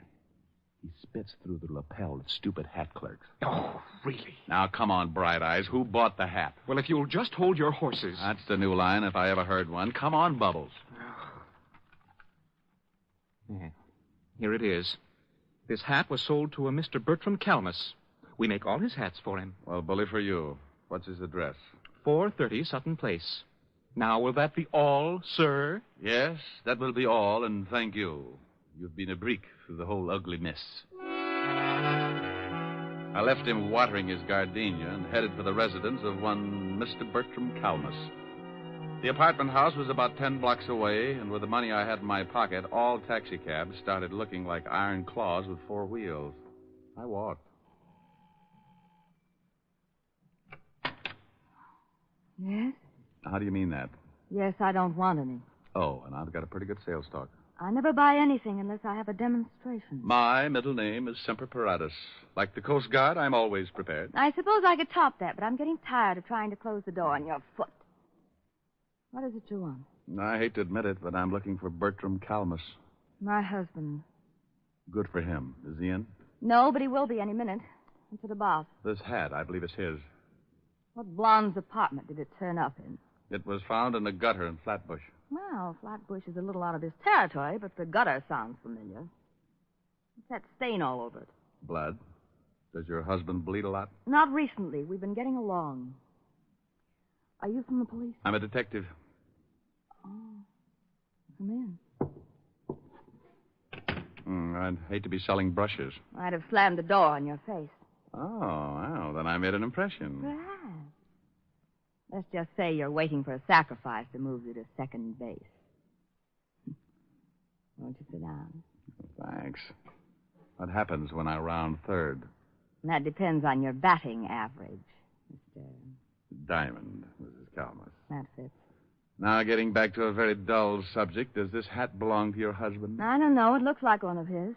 Has it got any initials in the band? Mm-hmm. BK. When did you find it? I didn't. The cab driver picked it up this morning. And it isn't my husband's blood. He left about a half an hour ago to do some shopping, and he was very bloodless. No cuts on his head? No cuts. He came in around 2 this morning. He'd been drinking, but he wasn't cut up. Oh, here he is now. I hope we can discuss baseball another time. Oh, I got all the things you wanted, and... Bert, this is Mr. Diamond. He's a detective. Yeah? Well, how are you? Fine, Mr. Calmus. Tell me, is this your hat? My hat? Let me see it. Why, no, it isn't. The hat store on 5th Avenue says they sold it to you. Well, I can't help what they say. That's not my hat. Are you sure, darling? It was found in a gutter. I don't care if they found it on a Yale man in the Harvard Club. It's not mine. Well, I guess I'll have to take your word for it. Wait. Isn't that blood on the hat? Yeah. Well, goodbye, Mrs. Calmus, Mr. Calmus. Nice meeting you both. I'll see you to the door. I can do it. I know you can, dear. Coming, Mr. Diamond? Sure. Bye. Back again, Mr. Diamond. Well, goodbye, Mr. Calmas. Where can I call you? What? I can't explain now. Where can I call you in about a half an hour? My office. It's in the book. You'll hear from me, but please don't do anything until then. Okay. Half an hour. Then I go to the police with this hat.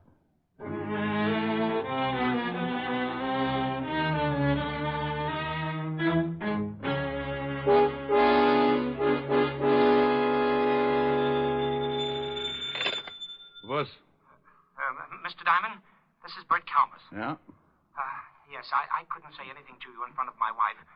That is my hat. Oh, I thought so. Why did you deny it? Well, I was out with a pal last night. There was a fight over a girl. I didn't want to mention it in front of my wife. Oh, how did the blood get on the hat? My friend got hit on the head, and I loaned him my hat to cover up the wound. What was it doing in a gutter in Flatbush? I really don't know. My friend left with the girl, and I went right home. Well, who is this friend of yours? I think something may have happened to him. Well, I called him this morning, and he seemed very nervous about something, and he asked me to come over. I'm in the lobby of this hotel right now. He's probably just worried about the girl he picked up. As long as the blood on the hat was from a cut on his head, I don't think there's too much to worry about. No, Mr. Diamond, I think it's more than that. He's my employer, and I know him pretty well. I do wish you'd come over. Well, all right, Mr. Calmas. What's the address? The Whitsett Hotel on East 54th Street. I'll meet you in the lobby. Don't ask me why I started getting that lousy feeling when all I had was a bloody hat, a gun, and a pretty good explanation for one of the items. But there it was, that jammed-up feeling in the pit of my stomach, like I just swallowed a whole pineapple. Something was wrong, and I wanted to find out what. So I hurried over to the Whitsett Hotel and met Calmas in the lobby. I'm glad you came, Mr. Diamond. I just put in a call to George's room, and someone else answered. So what? Well, the man asked a lot of questions, like who I was and what did I want with George, and... Oh, I take it George is your friend of last night. Yes, George Watkins. He's the president of the firm I work for. Well, let's go up. When someone starts asking questions like that on the phone, it begins to sound like the police have moved in. Come on.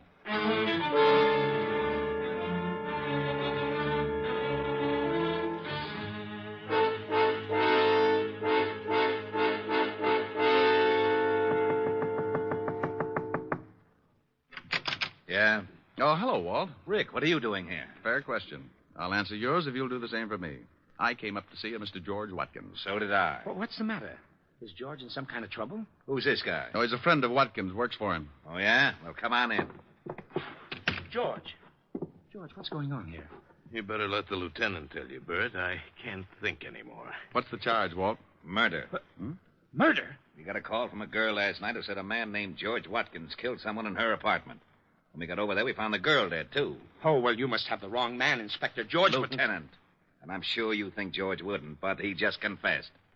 George? Yes, Bert, I killed the man. But I didn't kill her. The man came in and tried to strangle her. She told me to get the gun in the drawer, and when the man wouldn't let her go, I shot him. That isn't what the girl told us. She said she took this guy home after he'd been in a fight, and when they got to her apartment, he made a pass just as her boyfriend came in. Then Watkins shot him and ran out.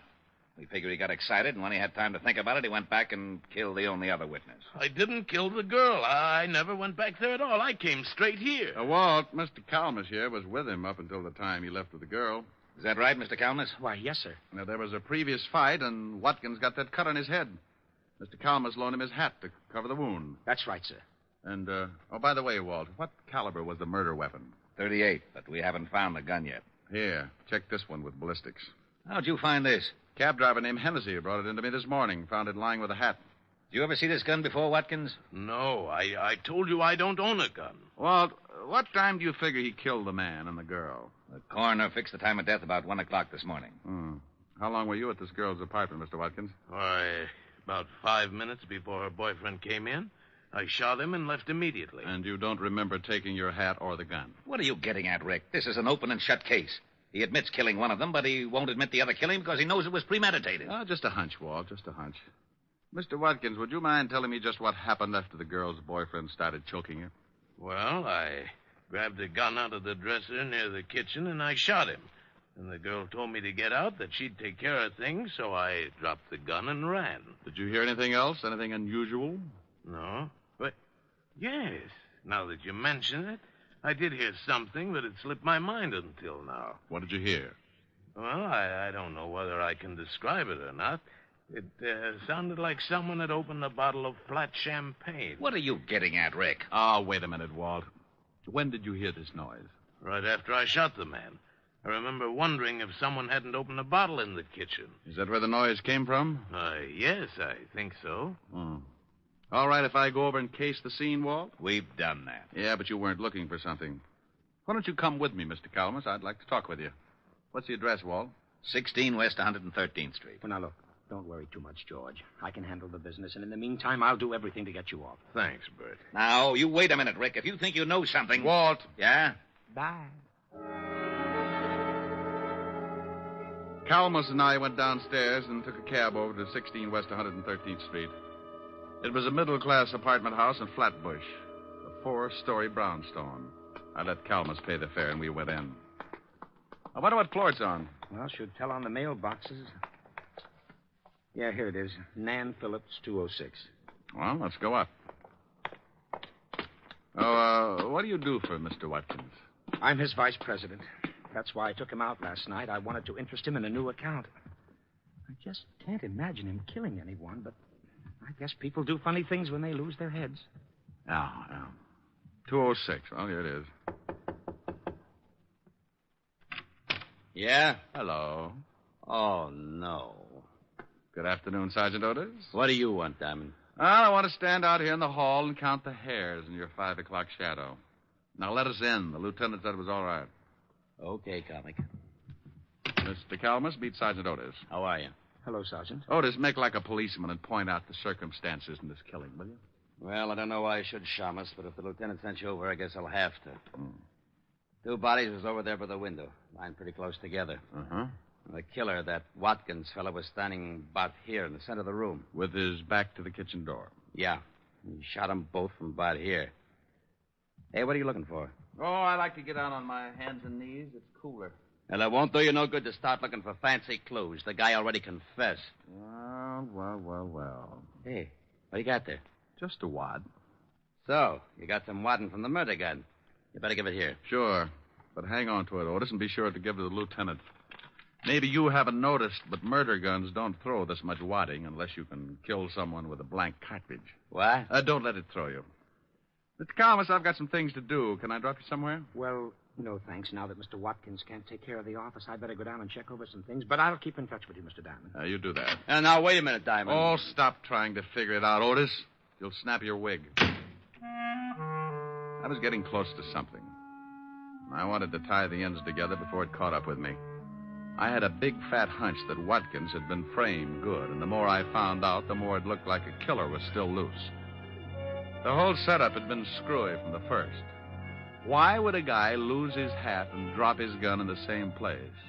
Or, if he threw them both away, why wouldn't he burn the hat and throw the gun in the river? Nobody's frightened enough to lay them side by side in the gutter. I learned a lot since this morning, and I was certain of one thing. The killer tried to make it look good, but he was an awful amateur. I knew something else, too. Amateurs can be awfully mean sometimes when you corner them. I put in a call to Walt and told him what I had, and then I asked him to give me half an hour and meet me at Mrs. Calmus's flat. I grabbed another cab, and 20 minutes later, I was sitting on a long couch next to Mrs. Calmus. It's easy to get that crowded feeling, even on a long couch. You just both sit on the same cushion. Comfy? Oh, yeah. What kind of perfume is that? My sin. Past or future tense? A rounding second. What brought you back, Mr. Diamond? Oh, I want to ask a couple of questions. Past or future tense? What time did your husband get in last night? I told you about 2 o'clock. Why? Do you know if he knows a girl named Nan Phillips? I really don't know. Oh. Well, all right. Just a few more questions, and then we'll get back to that perfume. I'll think ahead. You said you'd been getting along with your husband. Would you mind explaining that? Certainly I like nice things, and lately he's been buying them for me. Oh. What's your husband's salary? About $15,000 a year. Oh. Could he afford to buy you these things? Well, he told me he was getting a raise, and that he'd gotten a bigger fan. What's this all about? Maybe I'd better tell you. Bert, I didn't hear you. I did. What are you doing with that gun? I'm going to use it. I found Mr. Diamond making passes at my wife, and I shot him. Are you crazy? Don't ask him that. He's allowed to start thinking about it. You can't shoot me and get away with it, Calamus. What are you going to do with your wife? She won't back you up. No, I guess she wouldn't. All right, both of you, get up and walk downstairs to my car. Bert, what are you doing? Your husband killed 2 people last night, Mrs. Calamus. Now he's going to try and cover because he guessed I knew how it was done. You're not going to kill me, too. Get moving. Bert, please. Go on. Better do as he says. Why did you kill anyone, Bert? He wanted to frame his boss. I'll bet when the company checks, they'll find out he's had his hand in the till. They won't find out, Mr. Diamond. With Mr. Watkins' book for murder, I'm next in line for president. I'll be able to fix the book so it will look like he took the money, too. Is that where you got the money for all those things you've been buying for me? You shot the man and the girl from the kitchen with a silencer, didn't you, Bertram? That's right. I knew you were onto something when you discovered that wad from the blank cartridge. I was onto something a long time before that. Yeah? All right. Come on. Over to that gray sedan, and remember, I've still got this gun in my pocket. Ah, you're an amateur, Bertram. Is that right?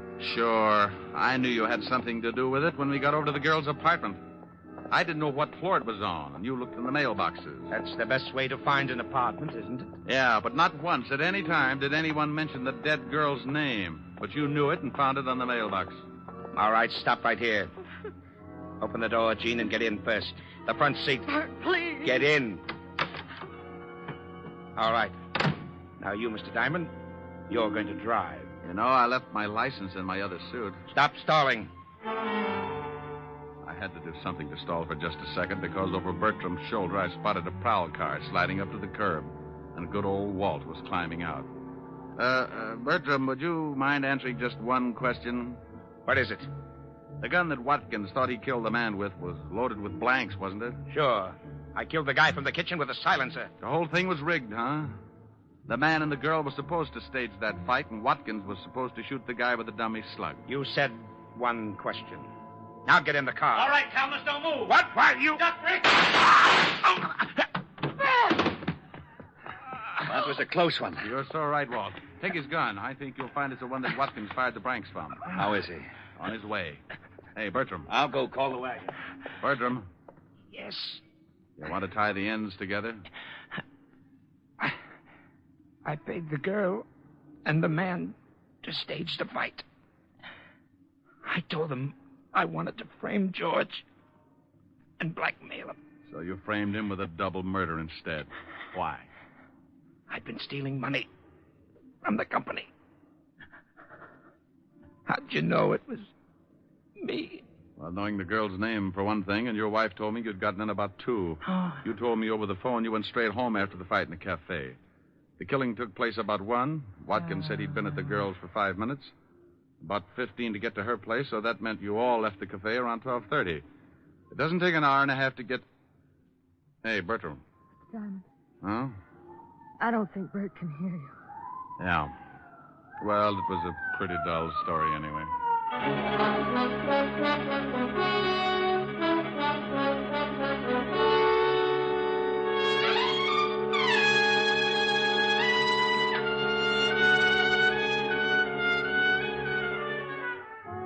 Well, the wagon got there, and I briefed Walt on everything that had happened. They took Mrs. Calamus home and released Watkins. It was a stinking hot afternoon, and I needed something cool to bring me down to normal, so I headed for 975 Park Avenue. A tall lemonade with a mind of its own, and a curvaceous redhead with the same gimmick. Yes? Oh, good afternoon, Mr. Diamond. Afternoon, Francis. Miss Asherin? Yes, sir. She's in the study, reading. Thanks, Francis. Oh, how about something cool? Yes, sir. Right away, sir. Hi. Hi.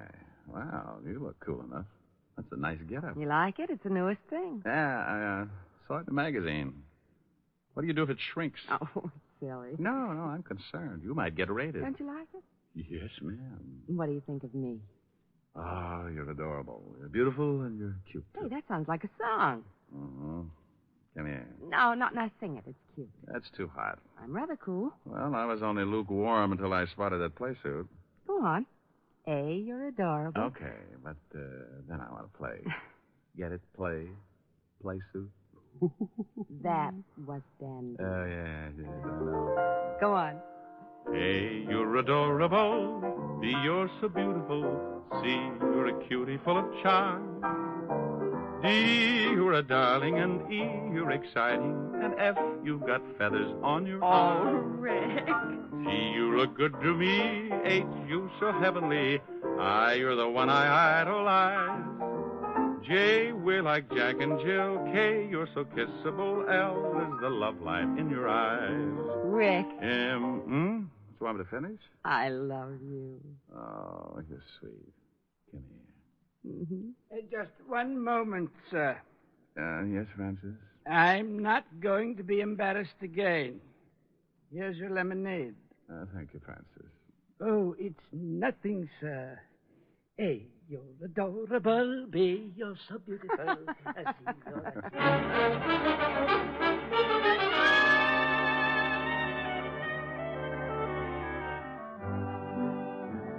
You have just heard Richard Diamond, Private Detective, starring Dick Powell. Helen was played by Virginia Gregg, Lieutenant Levinson by Ed Begley. Also in our cast were Wilms Herbert, Byron Kane, Lorene Tuttle, Paul Freese, and Wally Mayer. Music was under the direction of Frank Worth. Richard Diamond is written by Blake Edwards and directed by William P. Rousseau. Now, this is Eddie King inviting you to be with us again at the same time next week when we will again bring you Dick Powell as Richard Diamond, Private Detective.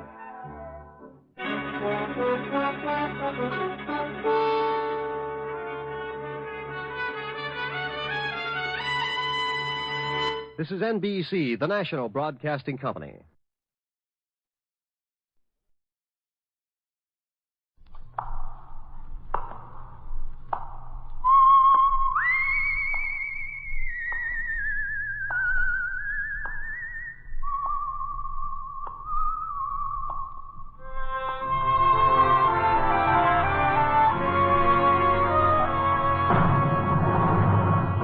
The Adventures of The Saint, starring Tom Conway.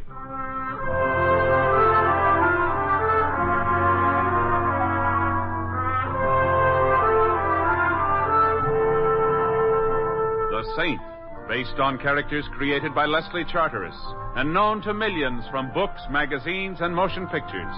The Robin Hood of modern crime now comes transcribed to radio, starring Hollywood's brilliant and talented actor Tom Conway as The Saint. Coming. Yes? Ain't you going to ask me in, partner? Look, cowboy, if you've lost your horse, Let me in. I got to talk to you. I got to. All right. Come in, partner. What can I do for you? You Templar?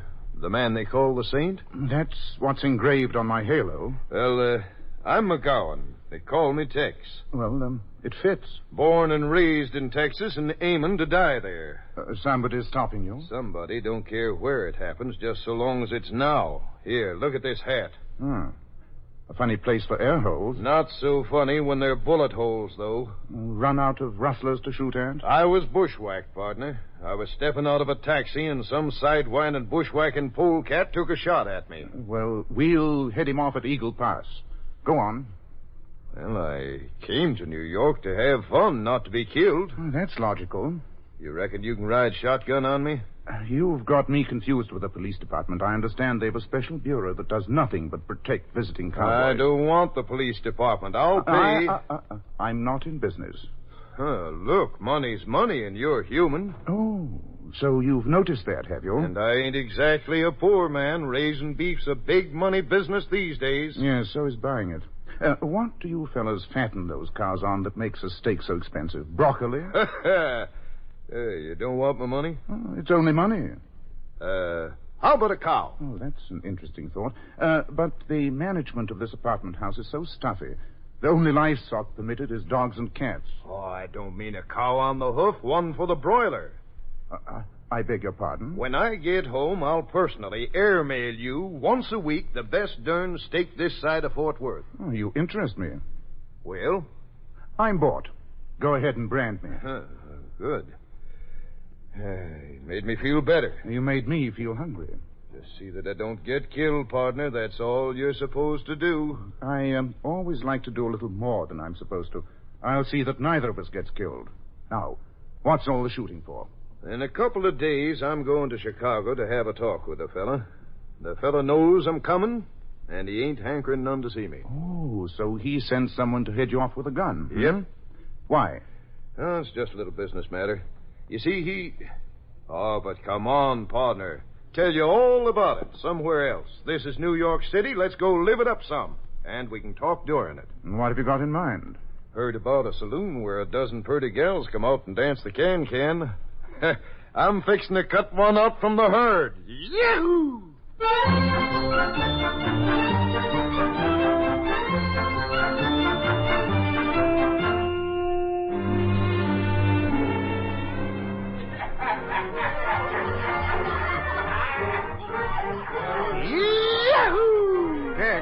Hey, Tex. What's the matter, partner? All out of bubble water? No, but that little talk we were going to have... Waiter! Where's that other case of champagne I ordered? You haven't told me what he did. Well, who's that, Simon? The fella in Chicago. Oh, him. The varmint's only been short-weighting me on my beef, that's all. Know what I mean? Yes, my butcher invented it. 1,000 head of... That's it, boys. Fill up them glasses. We're gonna live her up tonight.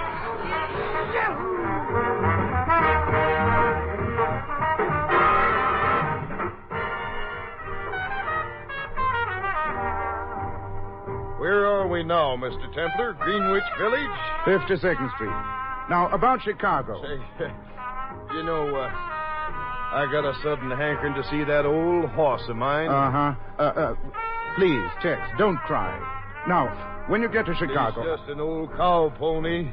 But I wouldn't swap him for all the horses in Kentucky. Yes, I felt that way about a girl once. Now, about the man in Chicago. Oh, that cringing polecat. Oh, so you do remember him. He underweighed 1,000 head of my steers on a rigged-up scale. Cost me 20, maybe 30 pounds a head. Oh, that's a lot of T-bones. Who is this fellow? Oh, he's... just now decided something. What? Next time I come to New York City, I'm bringing that old horse with me. Got a feeling he'd kind of like all this.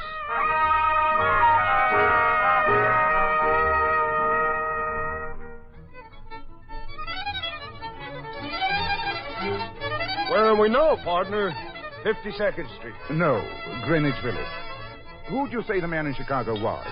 The critter who's been jobbing all my cattle out of the Chicago market the last 10 years or so. Yahoo! Froze it.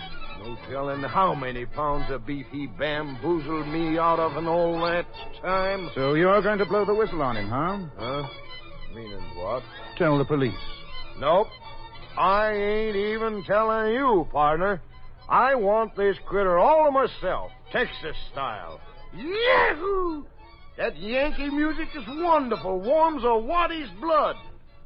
Where do we go from here? Home.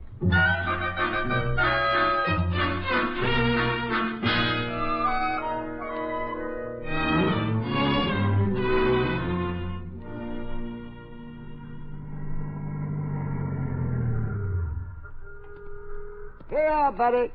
Hotel Wentworth. Just wait here a moment, driver.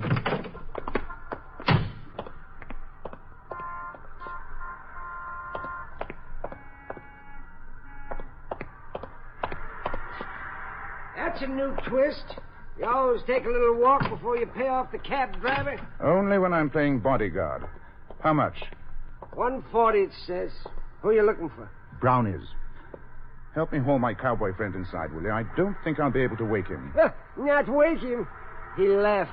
What? There's a saloon across the street, buddy. He's making a beeline for it. Oh, for the love of... Wait a minute. $1.40. Here, keep the change. Yeah, thanks. Tex! Tex! Wait a minute, you darn fool. Tex! Tex! Stand back, bud. Do you want it to? You murderous rat, you dirty... So you do want it, okay? Now's the gun jammed. Now it's going to be jammed down your throat, killer. I'm going to... Oh! Nice work, Stan. Come on, Nick. Let's get out of here.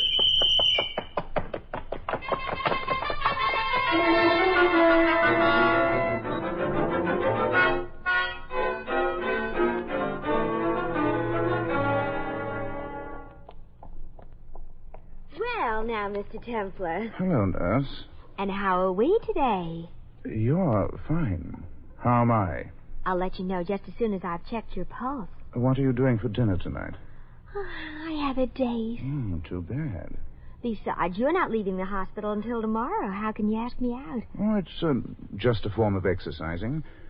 You're very beautiful. Mr. Templar, if you keep me talking, how can I check your pulse? Why bother? To see if it's normal, of course. Well, if my pulse is normal when you check it, then I'm not. Oh, you and your jokes. Oh, I forgot. You have another visitor. Oh? Blonde or brunette? Redhead. Oh. Cute? I think so. But you wouldn't. No? It's that nice young lieutenant from the Homicide Bureau. Oh, again. I suppose it would be pointless to tell him I'm out. Can I come in, Templar? Obviously. Come in, Lieutenant Varden. I was just going. Thank you, Molly. You're welcome, Lieutenant. You don't have to ask, Lieutenant Varden. The answer is no. Thanks. Now what's the question? Have I remembered anything I forgot to mention about Tex McGowan's killer? Isn't it? No. This time I'm here with an invitation. Oh, a party. The morgue. And, the doctor told me I was past the critical stage. The picture morgue down at headquarters.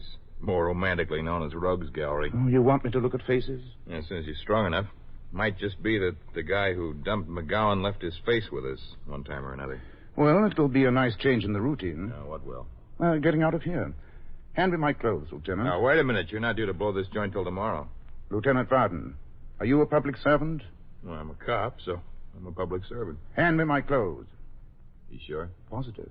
Besides, there's very little point in a patient staying in a hospital when he's making so little progress.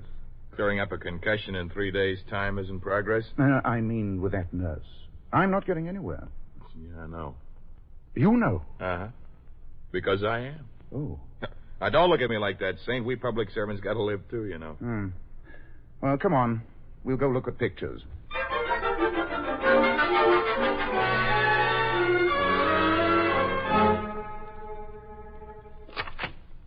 Well?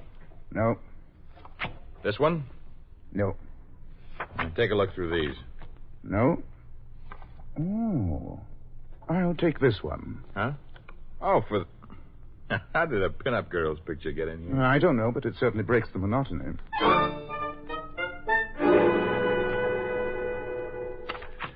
This one? No. This? No. How about...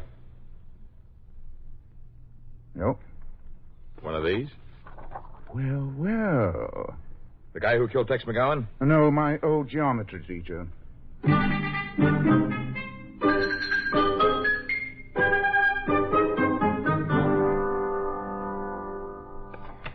This? No. Here? Pardon me. No. Him? Hey.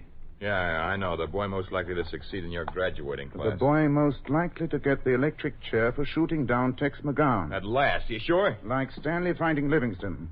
Let's see. Nick Nemoshenko, check Chicago police files. It's practically done. Thanks, Templar. Thanks refused. I've got a slight interest in this trigger man myself, you know.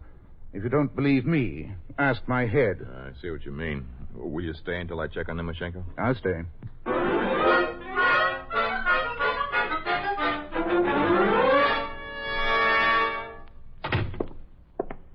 Well? I got Nemoshenko. Where? Chicago.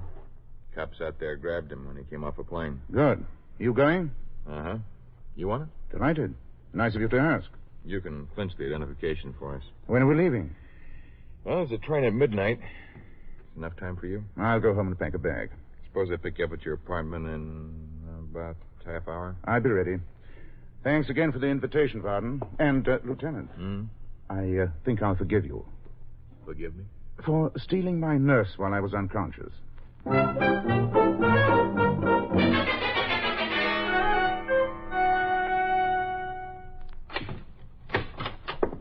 About time you got home, Saint. What? You know what I am? Animal, vegetable, or mineral? I'm the fella that watched you come out of the little building at police headquarters where they keep the pictures. Well, it's an interesting hobby, I admit, but... I slugged you once, Saint, when my cousin's gun jammed up the other night. I guess now I gotta make it more permanent. Don't bother on my account. It's on my cousin's account. You're the only fella can send him to the hot seat. You're the only eyewitness. He killed that cowboy. You'll excuse me while I get on with my packing, won't you? Where you're going, Saint, you ain't gonna need to pack nothing for. No? You think you're going to Chicago, but you ain't, Saint. Well, must you be poetic at a time like this? You ain't gonna go to Chicago and put no finger on Nick. Oh, now, wait a minute. Are you gonna go to Chicago when I'm gonna beat you to death right here in New York? Well, answer me. Oh. You call that an answer? Templar! Who's that? Detective Lieutenant Varden. Would you like to meet him? We'll see you again, Saint.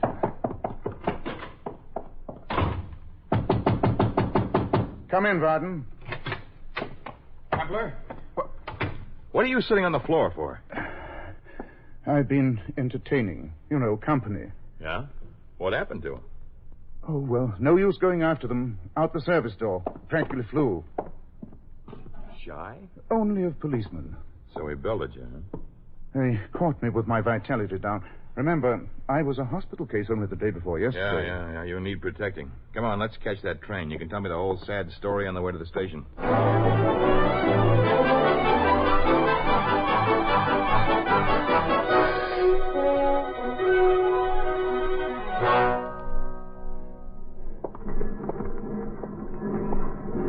Oh, it's a good thing this train had a second coat of paint. Because that's what we caught it by. Here. This is drawing room D. Excuse me. Could one of you gentlemen tell me where to find drawing room C? Yeah. It's the one right now. You'd better let me handle it, Varden. You policemen are so abrupt. Drawing room C, huh? Uh-huh. I'm so helpless on trains. Oh, that's a pity. Always lost. I'm always finding things. Are you? Oh, there's drawing room C right next to yours. We're neighbors. Well, sometimes that's a very interesting relationship. If you should ever want to borrow anything, neighbor, Oh, I've got everything. Yes, you have. But if you should need something, well, after all, what are neighbors for? I never was really sure until now. Well, goodbye, neighbor. You know, Lieutenant, these trains are getting better equipment all the time.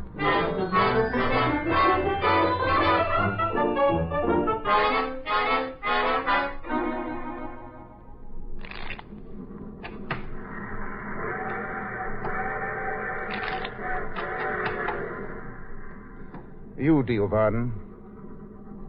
Lieutenant. Oh, what's my deal? Get her off your mind. She'll be there when you get back. Although they are rather prone to elope with interns. Templar, what are you talking about? My nurse, or should I say our nurse. Get her off your mind and start concentrating on who hired Nick Nikoshenko to smoke down Tex McGowan. Hey, where are you going? You don't have to be a detective to guess that. Oh, yeah. I'm tired of cards. I'm going to be neighborly for a while.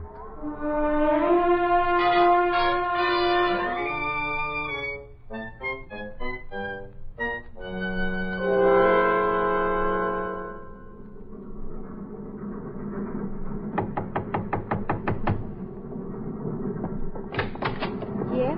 Oh, it's you, neighbor. See? I knew it had come to this. I'd like to borrow something. What have you got in mind? Oh, anything. What have you got? Maybe we'd better talk it over. My name's Linda Jarvis. Simon Templar. Oh, it sounds very distinguished. Won't you come in? All my life I've been easily persuaded. Now, I want you to tell me all about yourself. You're going to Chicago for business? Pleasure? Well, it started out to be business. And your friend, when I first met you in the corridor before, didn't I hear you say he was a policeman? Oh, did you? Well, I'm simply fascinated by crime and policemen, and I bet you're going to Chicago to arrest somebody. Oh, you must tell me about it, please. It's so fascinating. Only in the comic books. The man you're going to arrest, what did he do? Is he a bank robber, a murderer? Please tell me everything. I'm all ears. You are? Well, fancy that.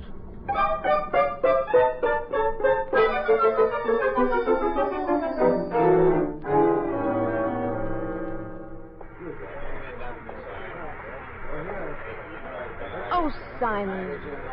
So enjoyed the trip, but you didn't tell me half of what I expected to hear about crime and criminals and... There were many more important things to talk about. Do you happen to have a phone number handy? Only my own. But I don't think I'm going to give it to you. Now, is that being neighborly? Why, we were... Uh-oh. Lieutenant Varden. On his way to fetch me, and there's an impatient look on his face. Look, Linda, when can I see you again? Templar, I don't mean to break up what appears to be a beautiful friendship, but we're expected at Chicago Police Headquarters today. In other words, right about... Whoa! Pardon! Got me in the arm. No, only in the arm. Linda! She blew right after the shot. Look, I'll be all right. You go after her. All right, Varden. Excuse me, please. Let me through, please. Please, let me through. Come on.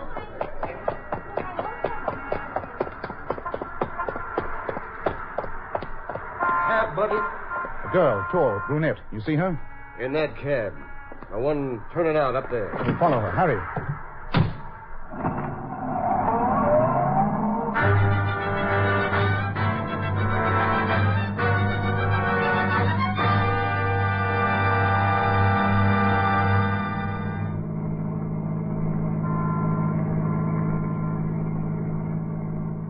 Hey, mister. Her cab's stopping. So I see. Pull up to the curb, right here. She's getting out. Going in that apartment house. Okay. This is the end of the line. Wait for me. It ain't gonna be long, is it? My shift ends in a half an hour. I've been pushing this hack all night. I'll be back in a few minutes. Don't worry about it.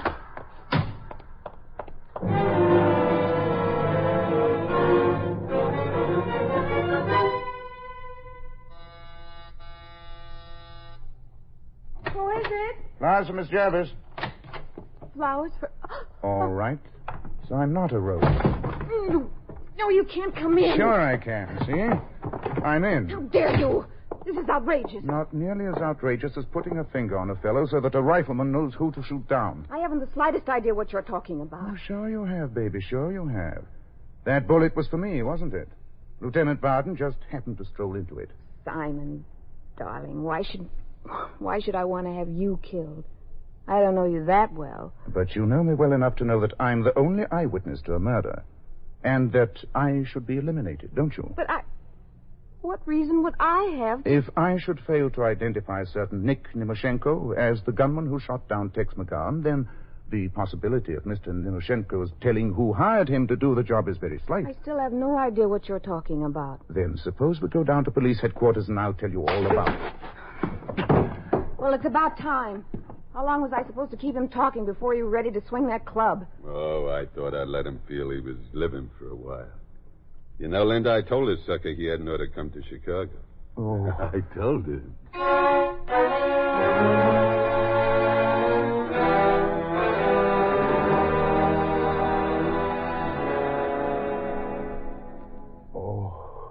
George!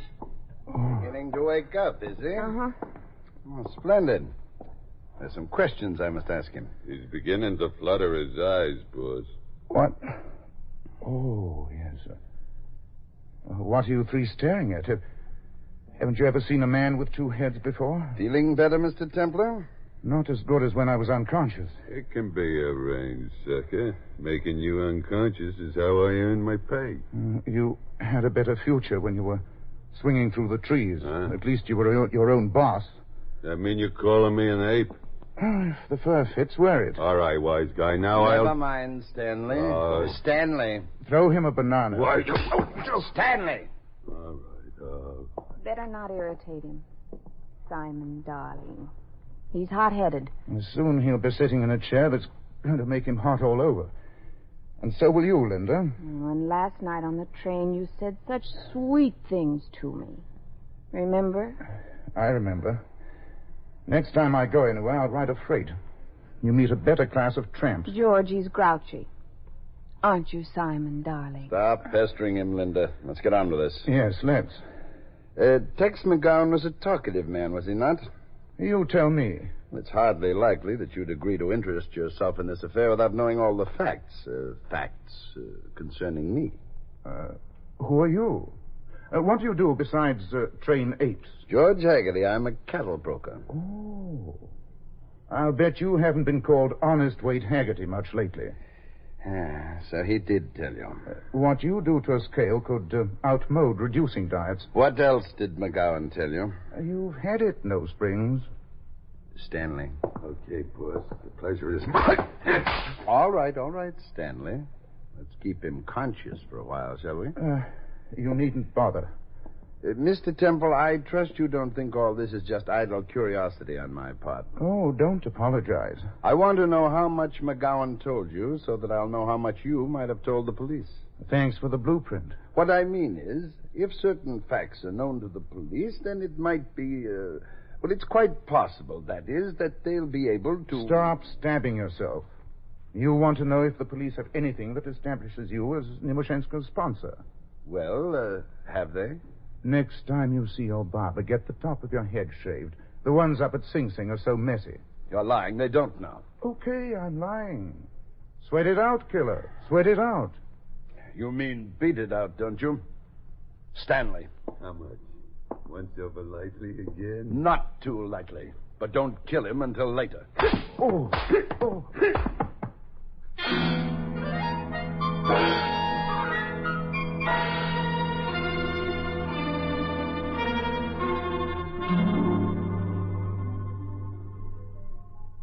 Well, Templar, going to talk to me now? What's the use, George? I'll never tell the truth. I know. I had a date with him. You're boasting. This is just a waste of time. Let Stanley get it over with. Yeah, that's what I say, boss. If the cops knew anything about us, they'd have been here a long time ago. Yes, I suppose you're right. All right, Stanley. How do you want it done? Oh, anyway, I don't care. Well, I do. That's what attracted me to you from the start, Linda. You looked like a neat housekeeper. Shut up. All right, take him out of here and throw him into Lake Michigan. But I didn't bring my bathing suit. Who? I haven't the least idea. Shall I answer it? You'll have to. The doorman knows you're in. Very well. Whoever it is, get rid of him and fast. Yes, what? Let me in. I'm looking for a guy, and I'm going to pin his ears back. That's what I'm going to do. But Look here, you can't burst into here like that. I can't. You'd be surprised at what I can do when I'm sore, and believe me, Oh, so there you are. Hello, Captain Carson. Don't go giving me no lip, brother. I told you I was off duty in a half an hour, and you said that you... Hey, how'd you get your face all banged up? Oh, it's all in the day's work. What's going on here? You've got your men stationed at all possible exits, Captain? Well, Haven't you, Captain? Well, sure. Oh, yeah. They're surrounding the whole building. Fine, Captain. And here are your 3 murders, just as I promised. Now we'll Wait a minute. This doesn't look like any cop I've ever seen. Nor I. Don't let him reach for that gun. Oh, no, you don't. Let me go. Give me that gun. Thank you. Stanley, hit him. Not me. I ain't going to hit no cop. Spoken like a gentleman of the old school. Not when they got all the exits covered, especially. I'm giving up. That's using your head, Stanley. Stanley, he isn't Here you are, Captain. Here's my gun. I'm ready to confess. I don't want your gun. I just want Take it, you fool. Take it. Okay, I got it. Now do I get my fare? Yes, you get your fare, my friend. And you know what I'm going to give you for a tip? What's that? A new cab. But first, get on the phone and tell the police to come over, will you? Tell them there are some people here I'd like them to meet.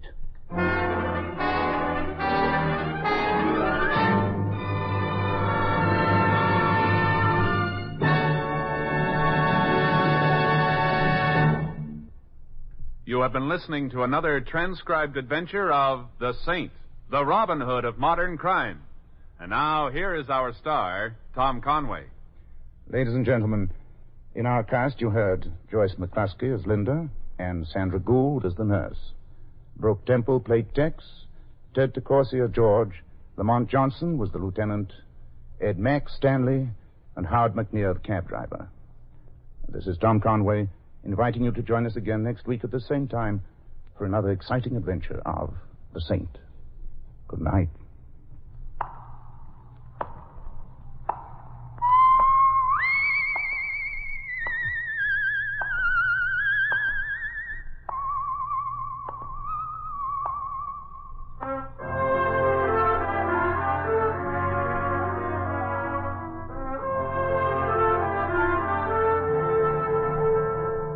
Tonight's script of The Saint was written by Michael Cramoy. The Saint, based on characters created by Leslie Charteris, is a James L. Safier production and is directed by Helen Mack. Tom Conway is soon to be seen in the Warner Brothers production, Painting the Clouds with Sunshine. And all you Saint fans will be glad to know that the Saint comic books are on sale at all newsstands. Your announcer, Hal Gibney.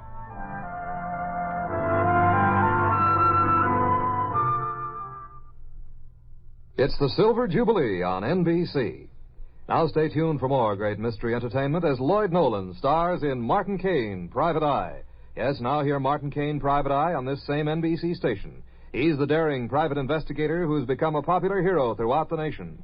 Now you'll hear Lloyd Nolan as Martin Caine every Sunday immediately following The Saint. Listen first for The Saint, and then stay tuned for Martin Caine, Private Eye, starring Lloyd Nolan. Hear him next on NBC, the National Broadcasting Company.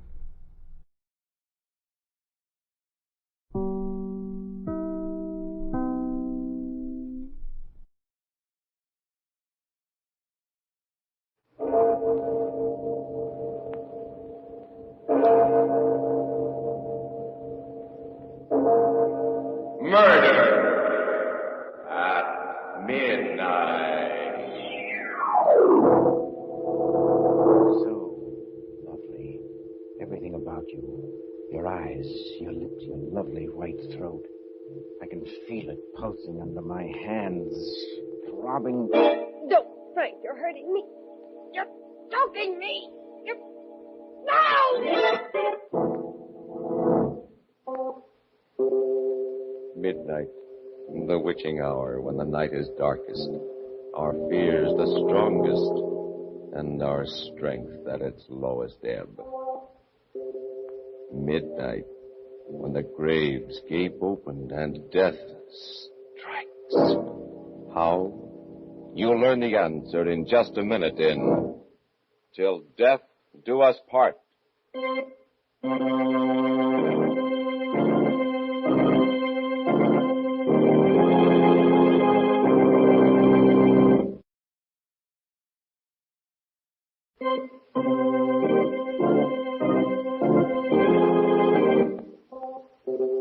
And now, Murder at Midnight. Tales of mystery and terror by radio's masters of the macabre. Our story by Joseph Ruskell is Till Death Do Us Part.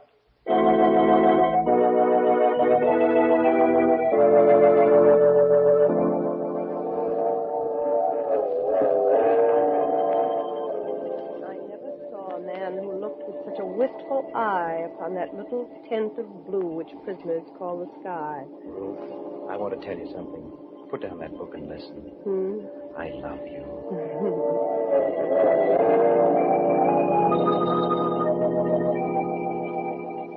Some love too little, some too long.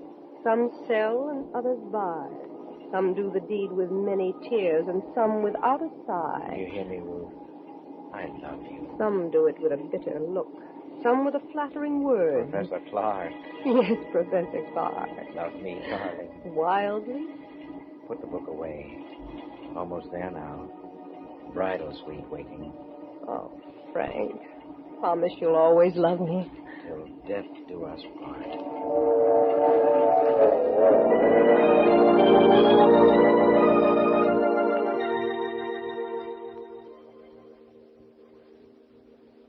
Another glass, darling. Come on. It's sweet to dance to violins when love and life are fair. To dance to flute, to dance to lute is delicate and rare. But it is not so sweet with nimble feet to dance upon the air. Frank. Darling. You've hardly kissed me. Why are you looking at me like that? You're so lovely. Come over here to the couch.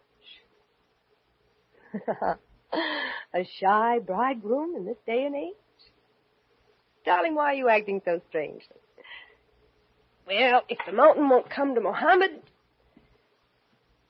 Come here, my lord and master. Kiss me. Oh, Ruth, I love you so.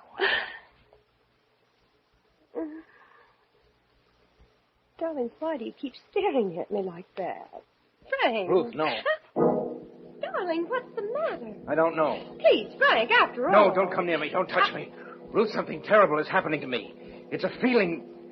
It's too dreadful to believe. What is it? When I take you in my arms, when I kiss you, I love you and I want you so that I feel a hideous urge to... To what, darling? Strangle you to death.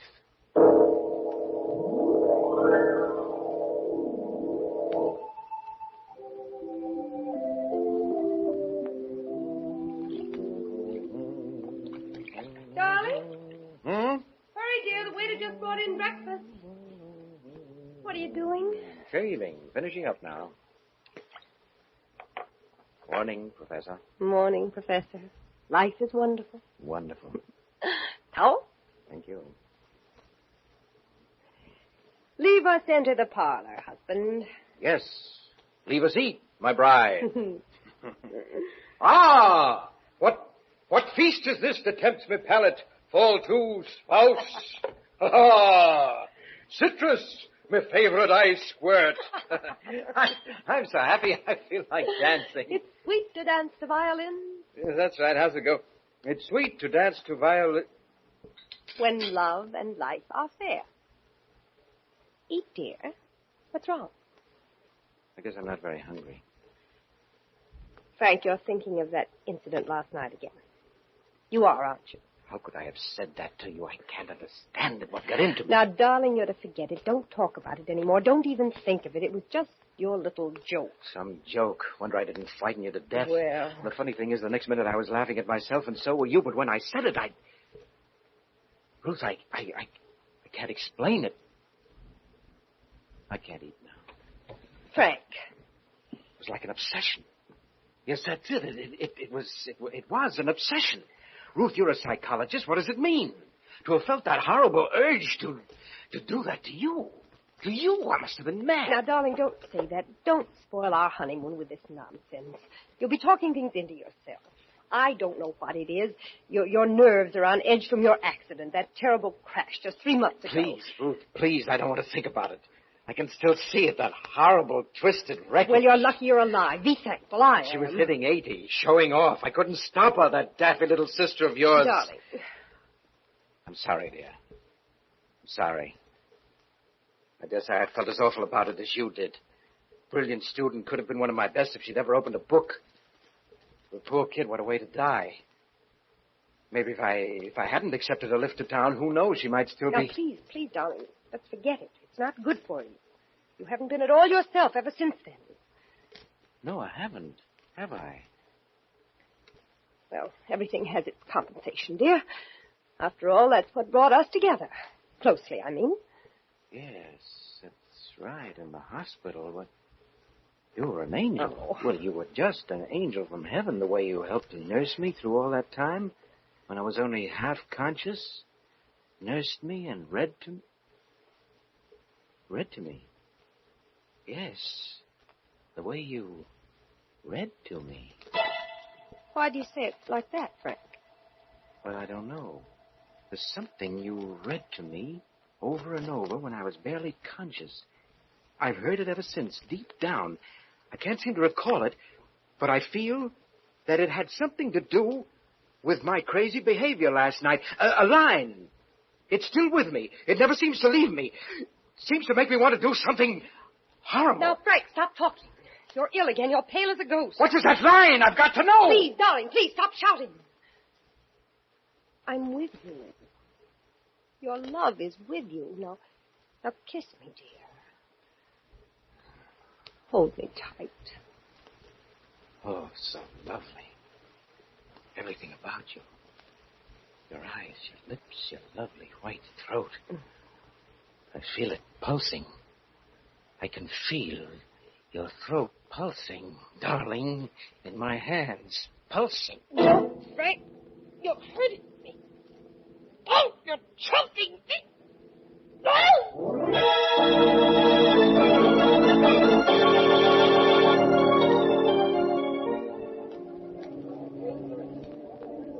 Yes, sir. I'm checking out. Room number 438. Call me a cab. From the bridal suite? Well, just a moment. There's something wrong, sir. You and your wife just checked in last night. Any complaint? No complaint. Just call me a cab. Oh, an emergency. What business is it of yours? Where's another hotel? Why, you'll find it very difficult in New York without a reservation. And if you and your wife... I'm checking out. Who said anything about my wife? She's better off without me, do you hear? Well, what are you gawking at? She's very lovely, remember? Would she make a nice corpse in a bridal suite? Oh, go to the devil.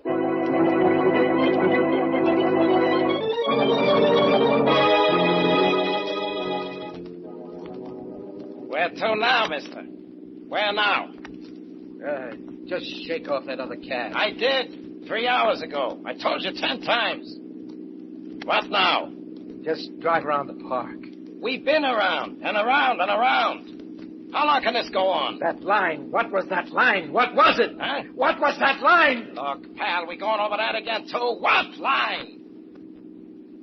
You want the 7th Avenue line? If I'm not talking out of turn, Bud, you must have lifted quite a few today. Get me to a hotel. We tried a dozen. Remember, they're full up. Hey, just who are you, mister?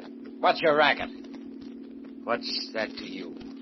Okay, I just asked. I was a teacher, cabby, in a woman's college. But that's only a blind. My name is Jack the Ripper, see? But some people just call me Bluebeard. Bluebeard? Huh? This is the end of my line, chum.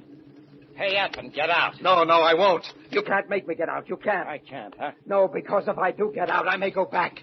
And if I go back, don't you understand? I'll kill her.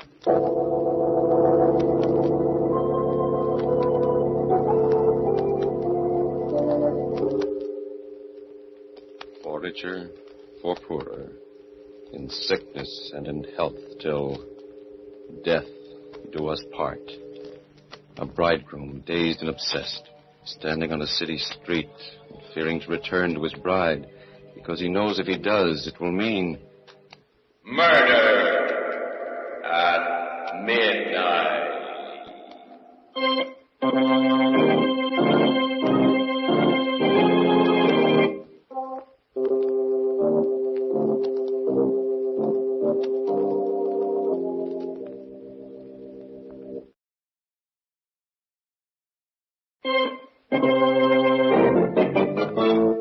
And now, back to Murder at Midnight and Till Death Do Us Part.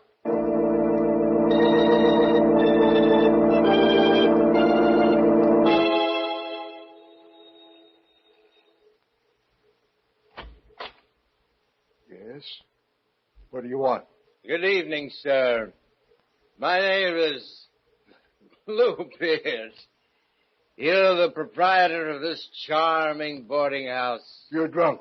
Forsooth 'tis true. May I tarry the night? No vacancies. Go on now, get on your way.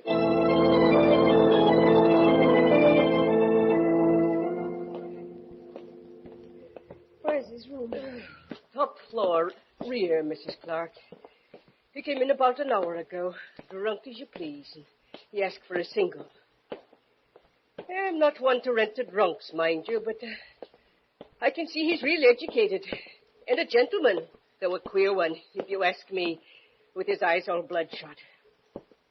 Well, here it is. Did he say when he'll be back? He said he was going for his bags. I'll just wait in his room if you don't mind. It's all right. I'm his wife, I tell you. Well, I don't know. Something mighty fishy about all this.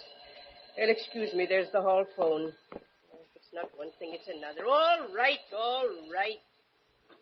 Hello? Yes? Who?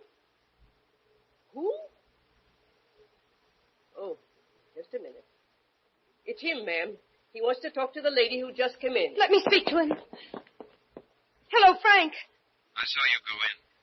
What are you doing in my house? Darling, it's so good to hear your voice again. I was so worried. Answer me. What are you doing there? How did you know where to find me? I've been following you everywhere. I don't want you to leave me, darling. I love you. Get out of there. Stop haunting me. I'm no good for you. Haven't you had enough? Go away. I won't. You need me. I'm your wife. Come back to me, Frank. Come back? How can you still want me? What are you inviting? Why don't you take a train home? Do you want to die? You know I'll kill you the next time we're alone. You know I've gone mad. Now, don't say that. You're just ill, and I'll nurse you back to health. Oh, Frank, this is your wife talking. What sort of spineless thing do you suppose you've married? What would you have me do? Run to the police and ask them to protect me from my husband? Run to the police and cry that the man I love wants to kill me? Run to the police and tell them... That's right. Of course. Why didn't I think of that before? No, Frank! Frank, what are you going to do?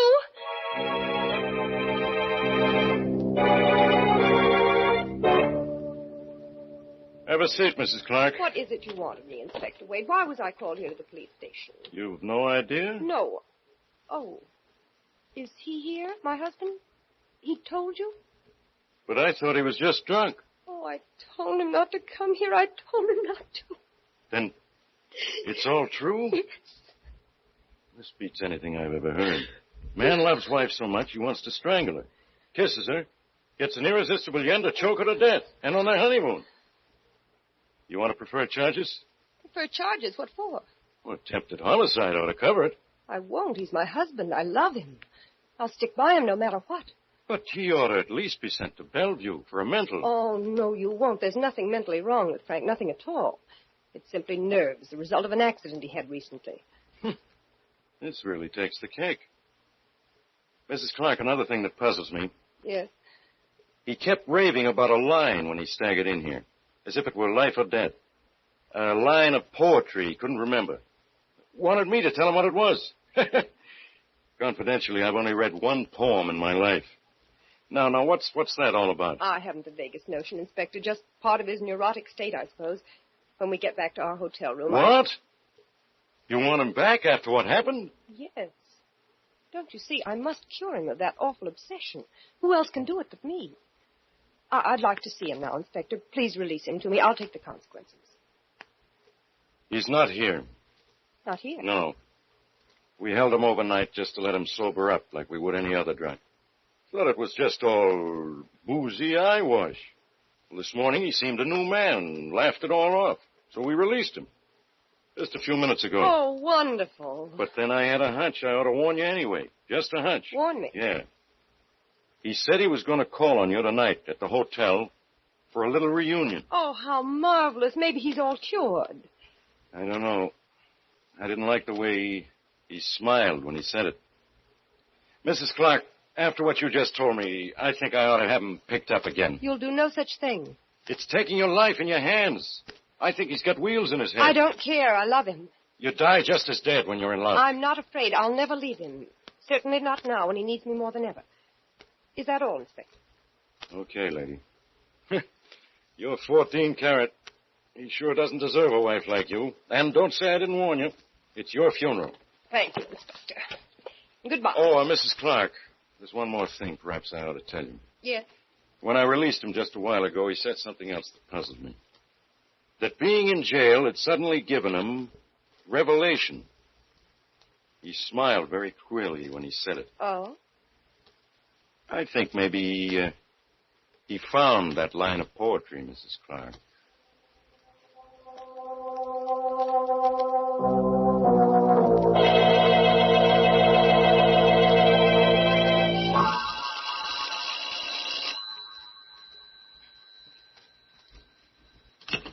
Hello? Ruth? Where are you, Frank? In the lobby. Come up.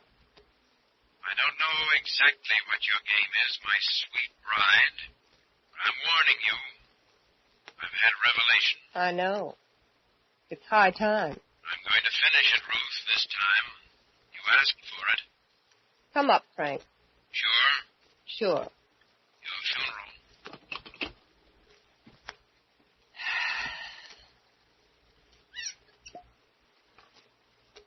A coward does it with a kiss.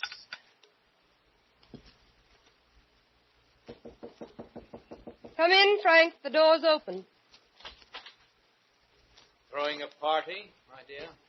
Yes, Who's invited? you and I. What are we celebrating?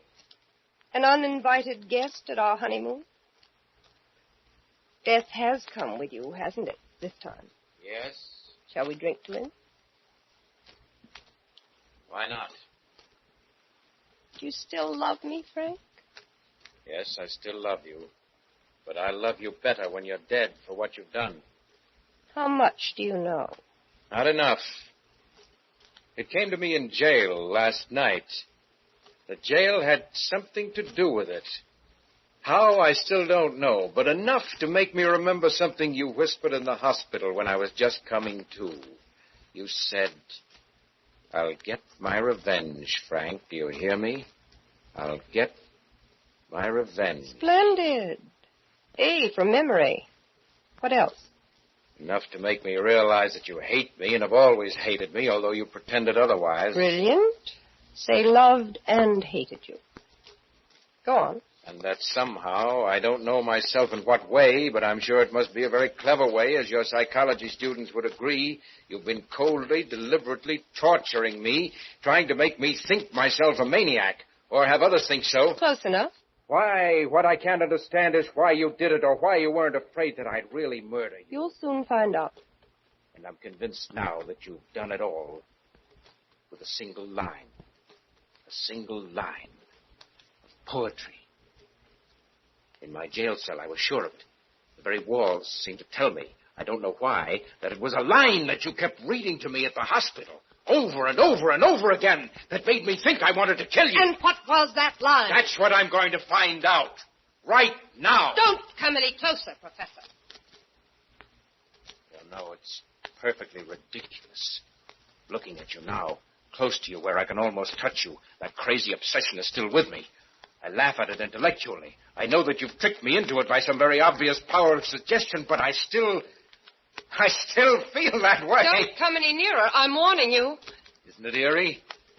I still love you and can strangle you for my love. And will. Stay where you are. You're not going to kill me, darling. I'm going to kill you. Now, do you see why I wasn't afraid of you? That gun. You've had it all the time. Correct, my love. Right here in the wine table drawer. I've planned this all along, Angel, from the very first. Before we were even married. Yes, your intuition was right. From the day you and my little sister were brought to the hospital after the accident. From the day she died, and the doctor said you'd pull through. I planned it all. And it's worked out like a perfect equation every step of the way. Why? Why? I had to commit the perfect crime, and I've done it. Even the police will testify that it was self-defense against a homicidal maniac. And when they find you here with a bullet in your head, they'll congratulate me. But what's this all? I still don't understand. It had to be the perfect crime because I must go free. You see, one life has already paid for yours. And quart for quart, your blood is worth no more than my family's. I don't understand this at all. What did I ever do? You killed my sister. I killed her? She told me before she left on that drive with you that she was going to crash the car. She left before I could stop her. She told me everything, Frank, including what you'd done to her. Everything. I see. So that's it. Well, I don't suppose it would be of any use my trying to convince you. No use. I've waited a long time for this moment. Revenge is sweet. And it was such fun to torture you. I used a weapon I knew. Of course, it was power of suggestion. Sure, you guessed it. But what a pity you don't know the line yet. What was it? What was it? Tell me. Tell me. Don't keep me in torture. Keep back. Think hard, Frank. Think all around it. What about a jail and the revelation it gave you? What about a famous poet who wrote a famous poem while in jail? Why... Yes? Oscar Wilde. That's it. Yes, that's it from Oscar Wilde, a ballad. Of course, a ballad. The Ballad of Reading Jail. How could it ever have escaped me? Why, you witch, you've even been reading from it on our honeymoon. But what part? What verse? What line? What was the line? Don't take another step or I'll pull the trigger. Give me the line, I say. I still can't think of the line. Keep back or I'll shoot. Oh, no, you won't. One more step and I'll shoot. Tell me that line or I'll kill you.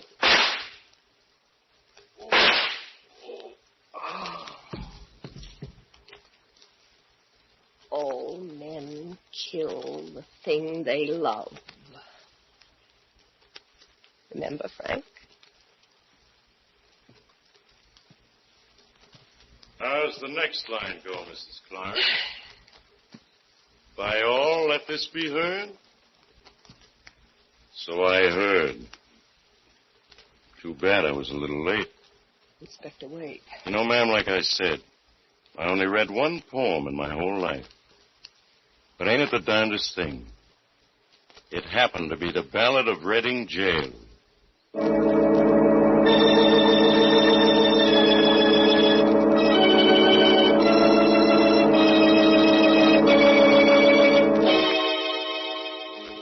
Till death do us part. A honeymoon in the bridal suite. Red wine spilled on the table. And red blood on the floor as the clock strikes 12 for murder at midnight.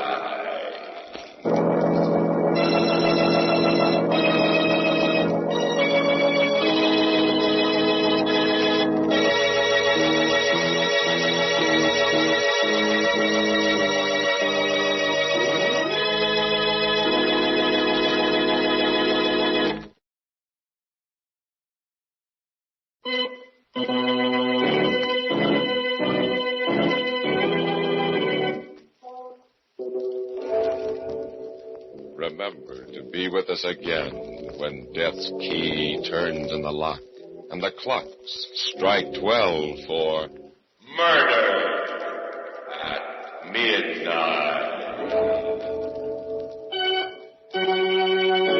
The part of Professor Ruth Clark was played by Elspeth Eric. Professor Frank Clark by Eric Dressler. With music by Charles Paul, Murder at Midnight was directed by Anton M. Leader.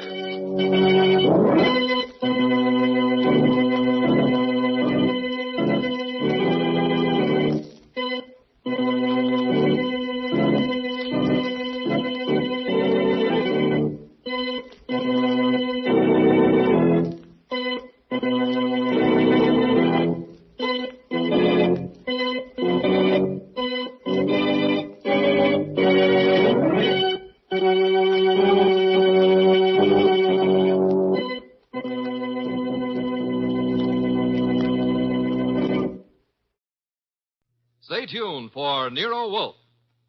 This Sunday marks the premiere of The Big Show on NBC. Not just any big show, it's The Big Show. NBC's hour and a half of comedy, music, and drama. The best of each. The Big Show will be heard every Sunday afternoon over most of these stations, with Tallulah Bankhead as Mistress of Ceremonies. Your stars for this Sunday's broadcast include Jimmy Durante, Fred Allen, Ethel Merman, Frankie Lane, Mindy Carson, Meredith Wilson, Danny Thomas, and hosts of others. All this and Tallulah, too. No wonder it's The Big Show. My boss is the smartest and the stubbornest, the fattest and the laziest, the cleverest and the craziest, the most extravagant detective in the world, Nero Wolfe.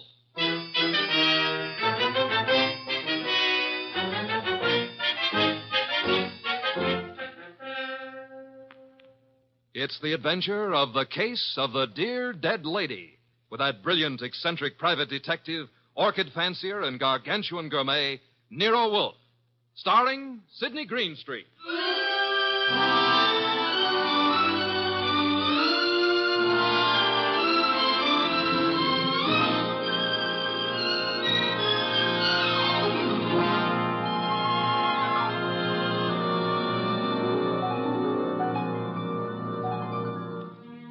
Nero Wolfe had just come downstairs, having tended to his precious orchids.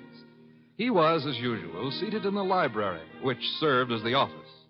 He had just dialed a phone number, and, with his eyes closed, was leaning back in his specially built chair, which was big enough for two, but not two of him.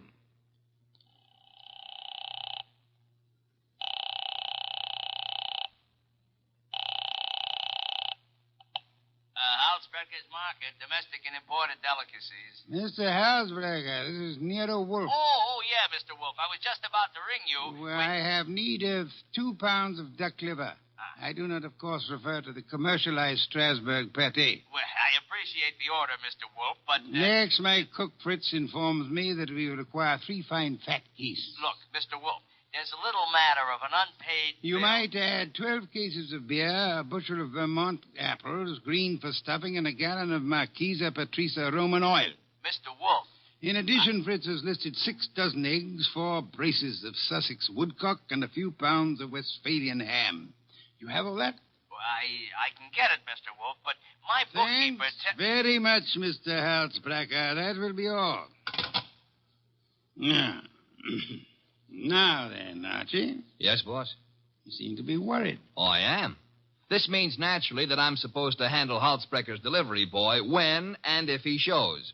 I had thought of leaving that simple matter to you. And what about the simple matter of the money? Money? I hate to bring up a vulgar subject, but where is it coming from? Oh, of course. You're right, Archie. I should have said... Said what? Charge it. Boss, look, you don't realize I know, but we're into that truffle broker for $500 and change. All right. Then give him a check. Okay, I will give him a check. And I hope they'll let you keep the orchids in your cell. You're a wit, Archie. Mm-hmm. You know, I'm on the bank's mailing list. We got a notice this morning. You don't mean... Oh, but I do. Again? Yeah, you just can't take money out of an account, boss. Sometimes you got to put some in.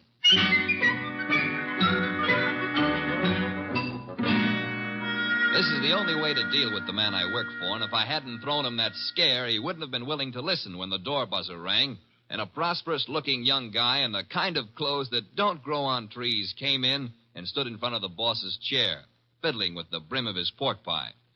My name is Oliphant, Mr. Wolfe. Oliphant? Yes, sir, Oliphant. I am the spiritual leader and guiding head of a small religious group known as the Seekers of the Inner Power. I see. Also a man addicted to marrying neither wisely nor well, but often. You read the papers? I do. Mr. Wolfe, I am as aware of my sin-ridden past as anyone else is. The point is that I'm no longer that kind of man.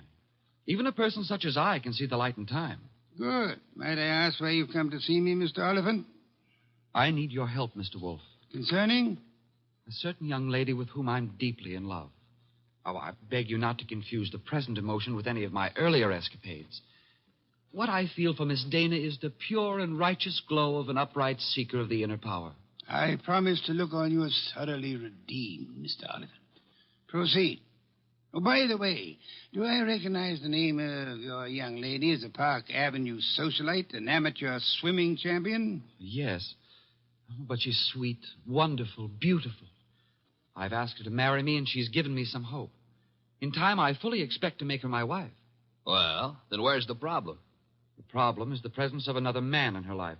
I'm sorry, sir. I'm a detective, not a matchmaker. This isn't a question of making a match, Mr. Wolfe. I have much too much respect for your talents to think of offering you such an assignment. Exactly. What do you want me to do? I want you to save Ilse Dana's life. Her life? Mr. Wolfe, this other man I spoke of is insanely jealous. Not only of Ilse's present, but of her past as well. He has threatened to kill her. I don't doubt your earnestness in this matter, Mr. Oliphant, but how would you know? I was listening on an extension in Miss Dana's apartment a few days ago when Hunter called. Hunter? Yes, sir, Jack Hunter. Known as Jack the Babe Hunter. Wait a minute. I know that canvasback. Huh? Sure, he's a coffee and cake prelim waltzer. Oh, he's not. He's a boxer. Archie is being fancy. Overlook it, Mr. Oliphant. Is Hunter in love with this lady of yours? I doubt it. He's a man of complete moral and spiritual corruption, I believe. Naturally you would. But what are the facts? In my opinion, he's after her for her money. She has money? To burn. And you, Mr. Oliphant? Me? Can you also afford to burn? How much do you want? The answer to that would be astronomical. However, if you leave a check for, say, $7,000, I shall look into your matter the very moment I have completed a little research into the nutrition of the Polynesian orchid.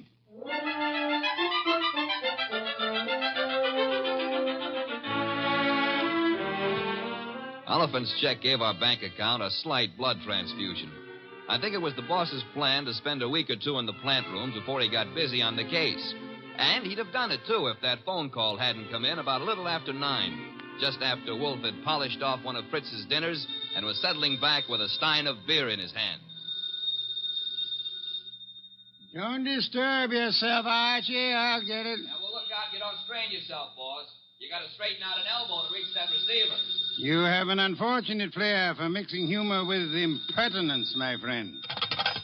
Hello, Nero Wolfe speaking. This is Ilsa Dana, Mr. Wolfe. How do you do, Miss Dana? We were discussing you only this morning. So I've heard. Through whom? Ted Oliphant. I see. The young man seemed to be quite worried about you. The young man should tend to his own affairs. Said you were in some danger. I know what he said, and not one word of it was true. Oh? I'd like to talk to you, Mr. Wolfe. I'm sure it'll be an immense pleasure. Where do you live? I have an apartment at 22 Blanton Street. Could you be here soon? I could be there in a quarter of an hour, Miss Dana.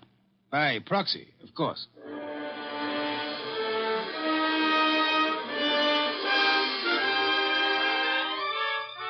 The proxy, naturally, was yours truly. 10 minutes later, at 9:20, I walked up to Ilsa Dana's door with a nosy elevator boy giving me the 00. The reason for his interest was that her door was open and the room inside was empty except for a little twisted pile of pale pink satin, which at close range turned out to be a woman. Which woman turned out to be Ilsa Dana. And Ilsa Dana was dead. She used to be pretty. She isn't now. Yeah, strangulation doesn't help any girl's looks, son. Make anything of it? Well, the position of her body and the bloodstains on her pointed fingernails tells me that she put up a tough struggle before somebody succeeded in smothering with a pillow from the sofa over there. Yeah, that figures. When did it happen, I wonder? Yeah, the last 15 minutes, I'd guess. Say, who's been up in the elevator this evening? Nobody for her. Well, somebody came up. Well, who says not? They could have used the stairs, you know. Yeah. How well do you know Miss Dana? I know exactly zero about Miss Dana. How could you ride her up and down every day and know nothing about her? It's a rule of the house to keep your mouth shut. The rule also goes when being questioned by a cop. A cop? Who's a cop? Oh, I guess you're a cello player from the Philharmonic. Look, I happen to work for a guy named Nero WOLFE. Oh. Heard of him?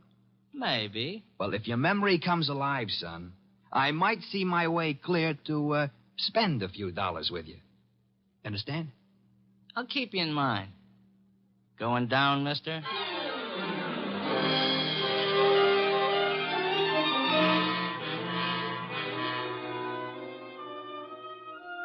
I spent time trying to get sense out of the superintendent and a set of chambermaids, but they were as quiet as a ballpark on Christmas Eve.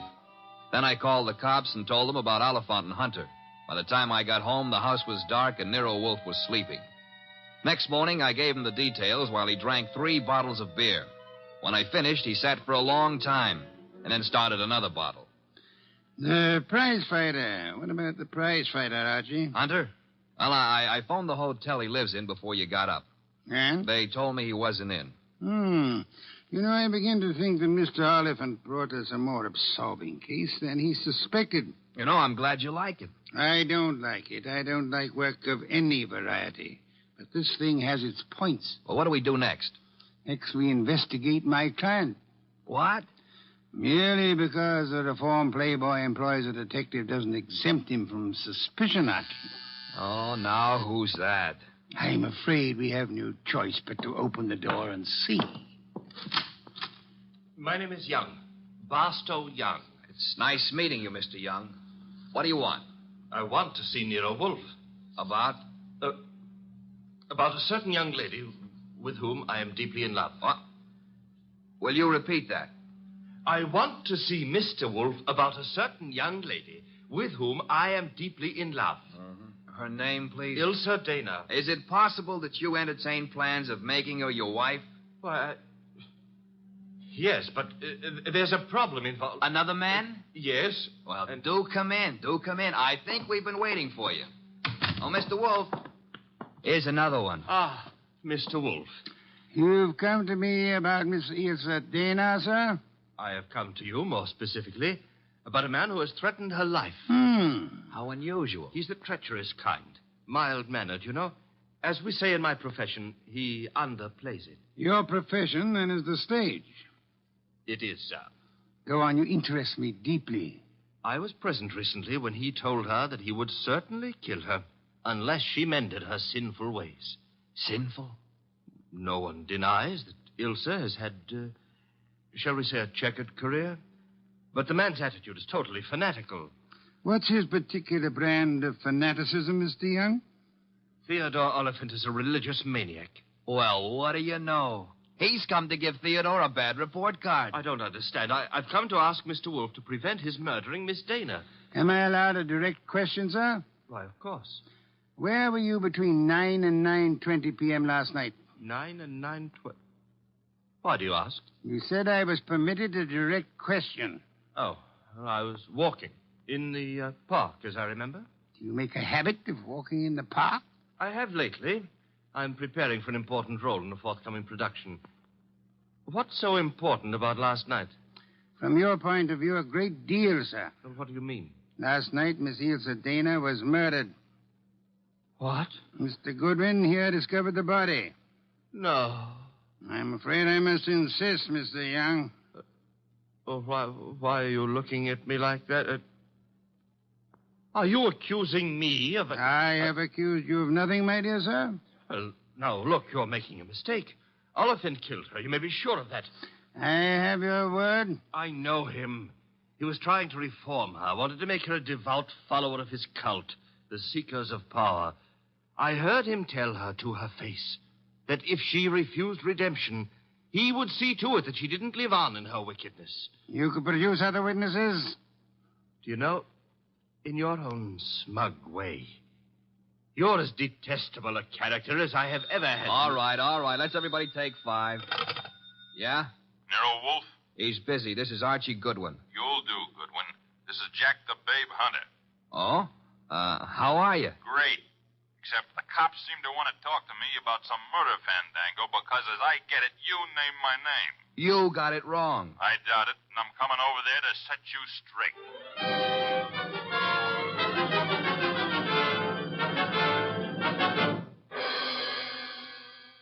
Why'd you ring me in on this mess, Wolfe? You knew the girl pretty well. Me and how many more? Besides, what time was she murdered? Last night between 9 and 9:20. I see. So if you would inform the police where you were at the time, that should be that. Yeah. By the way, Mr. Hunter, where were you at the time? I don't see your badge, Wolfe. I was only wondering. I haven't been near the Dana woman for over a month. But if you're really interested, I'll give you the name of the killer. Please do not keep us in suspense, Mr. Hunter. A couple of years back, Ilsa financed a guy in a big and lousy Shakespearean play that closed like a clam and nothing flat. Go on. It was money down the drain. The guy's got nerve. And he was in love with her, and he figured she'd do anything for him. So he comes back to her to finance him again. This time in Hamlet, no less. I see. And I don't have to tell you what a flop that would be. You needn't tell me the actor's name either. You know? Mr. Barstow Young just left here. Yeah? Well, he's your man, Wolfe. He got so sore when she told him she wouldn't toss any more moolah into his broken-down career, he went off his rocker and tore it down. Your reason for thinking so? I met him on the street one day, and he started beefing to me with blood in his eyes.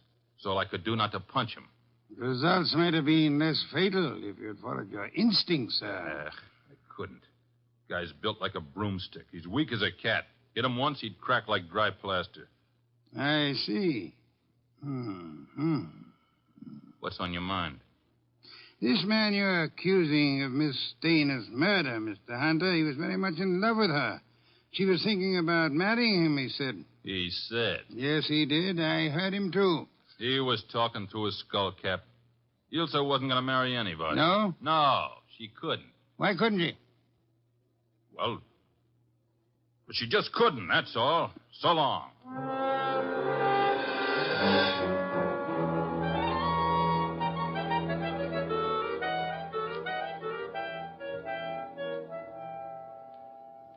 Well, now we got a perfect circle with everybody pointing at everybody else and nobody able to prove a thing. What Hunter says isn't impossible, Archie. You think Young did it? I don't think at all yet. But if there's anything more dangerous than a woman scorned, it's an actor scorned. We have another visitor. Yeah, who are you expecting? At this point, anybody. Hi. Oh, you. Yeah, I told you might hear from me. Come on in. Who's this? Fella runs the elevator at 22 Blanton Street. What do you got for me, kid? Postcard? Postcard? Yeah, the cops missed it, but I spotted the edge stuck under a rug. Nice of you to have delivered it. Or maybe he was just being curious. Curious? It's not every elevator boy who has a chance to see Nero Wolfe in the flesh. Oh, him? Come off it, High Pockets. I'm here because you mentioned something about spending a few bucks. Oh. I wouldn't cross the street to see the best gumshoe that ever breathed. Look, gumshoes don't breathe, and how would you like a sucker? Archie, pay him and let him go. Yeah, pay me and let me go. Sure, Mr. Wolf. Here you are. Thanks. Don't mention it. Anytime, pal. Anytime. How do you like that fresh little punk? Archie, the lad has done us nobly. Yeah? A typewritten card addressed to Miss Ilse Dana. Well, what's it say? Rather peculiar message. Have you prayed tonight?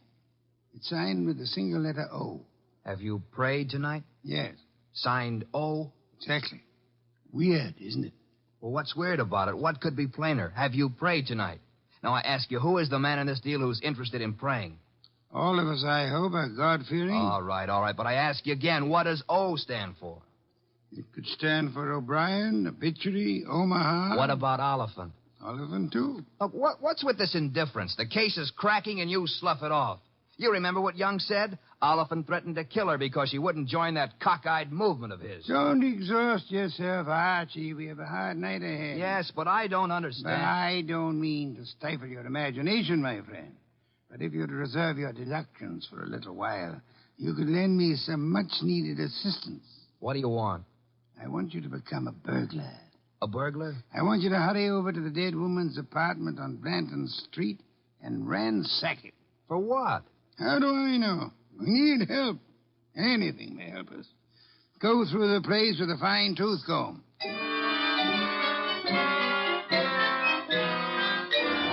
I tore the late Miss Dana's apartment to shreds, but I saw nothing. Then, just as I was about to give it up as a bum job, I noticed a little writing desk in the living room. Pried loose the lock and spotted something among a pile of papers that belonged to no well-to-do flat. It was a pawn ticket, lot 8N046, and the address was a pawn shop around the corner on 6th Avenue. It wasn't more than 90 seconds later that I walked into the joint and tossed the ticket across the counter. Oh, yeah, this, want to redeem it. And fast, huh, Pops? Yeah, that's nothing that's worth much, mister. No? No. Oh, what is it? This? Small steel filing box. Oh. Anything in it? I don't know. Come to me locked, never been able to get it open.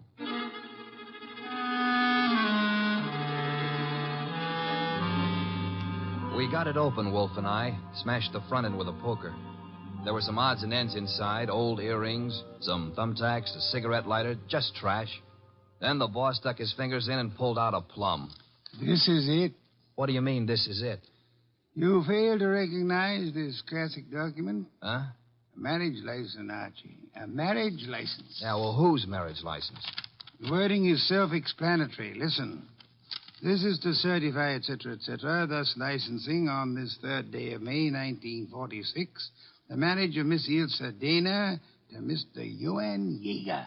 Johann Jaeger? Exactly. Well, who in the world is Johann Jaeger? We'll soon see. I don't get it.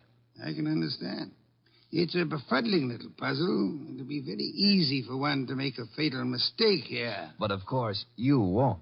I won't. 3 hours later, I'd herded all the suspects into the office, and he sat in his chair and glared at them.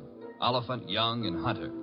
It was tense and tight, and the boss let it stay that way, saying not a word to anybody while he calmly sipped his beer.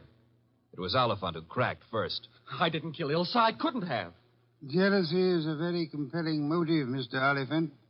And you came to me, remember, complaining that there was another man in Ilse Dana's life? Whatever I complained about him, and jealous as I was, I didn't kill her as the sacred power is my holy judge. Being unacquainted with your sacred power, I'll have to ask you for a better authority. Sacred power. Oh, it simply wouldn't have been possible for me to have done it. Why not? Yeah, why not? Because I was at Mickey's Night Owl Club last night from 7 until 4 a.m. Contemplating the sacred power, no doubt. That can be proved, Mr. Oliphant? Let me call now. Let the head waiter tell you. Well, you take your embarrassment as an indication that you're telling the truth. Hey, wait a minute. You can't let him off like that. Don't be bothersome, Archie. Yeah, but we got that card he wrote, the one about have you prayed tonight, signed with his initial. He didn't write that card, Archie. Now, look. And the O is not his initial. Is it, Mr. Barstow Young? I'm afraid I don't understand. On the contrary, I am afraid you do. But for the record, I'll explain. Oh, Archie. Yes, boss? Hand Mr. Young that large red volume off the shelf behind Mr. Hunter's head. This one? That one, thank you. Now then, Mr. Young, you will favor me by opening the volume to page 1133. But why?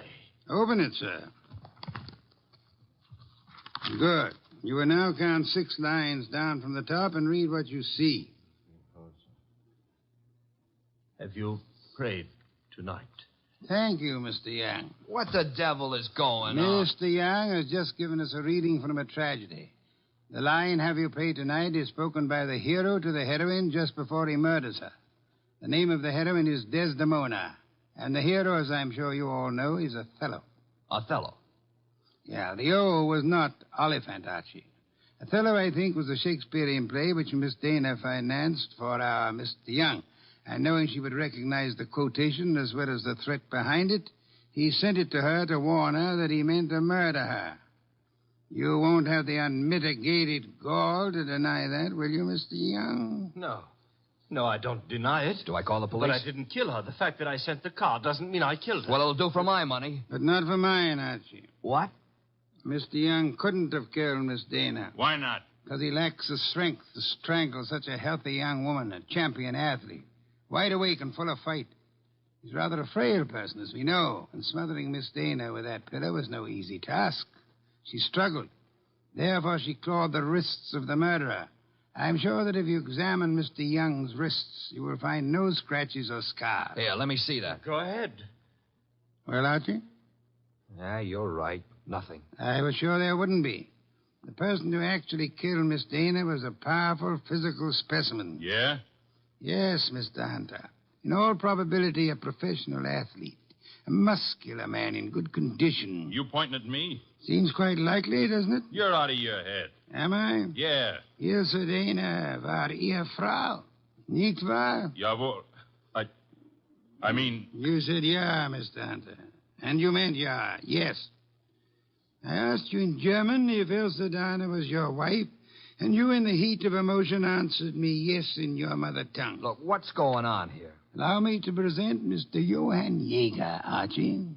Him? I've known it since we first saw that marriage license. You see, Jack Hunter is the English translation of our friend's real name back in Germany, where he comes from, Mr. Johann Jaeger. Oh, what do you know? So you proved nothing. Yeah, I was married to Ilse. That's why I said she couldn't marry anybody else. But I didn't kill her. She was my wife. I loved her. Oliphant told us you were insanely jealous of her. What if he did? You know better. Do we? Sure you do. Ilse told you herself over the phone that every word Oliphant said was a lie.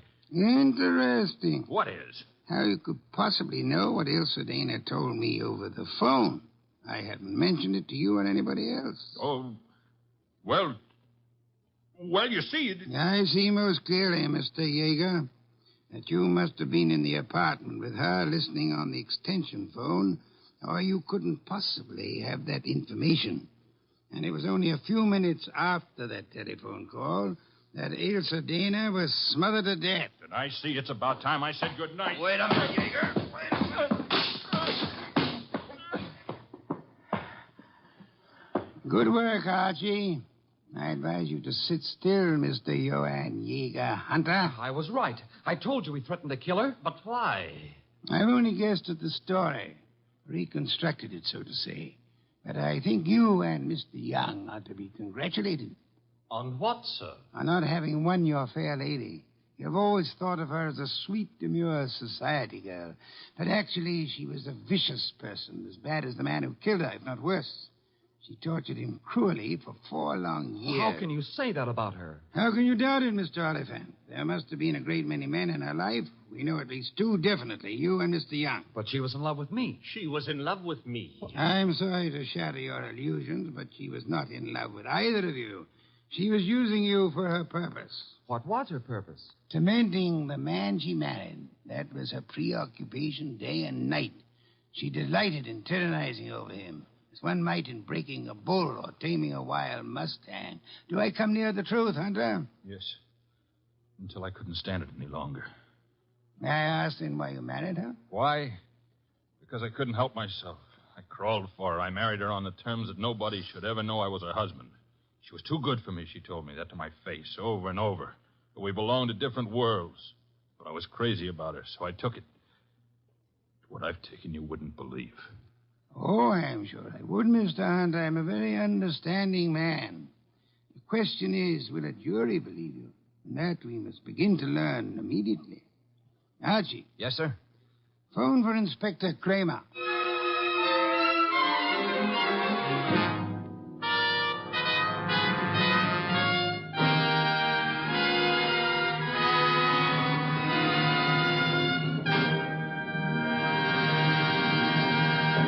You have been listening to The New Adventures of Nero Wolfe, starring Sidney Greenstreet.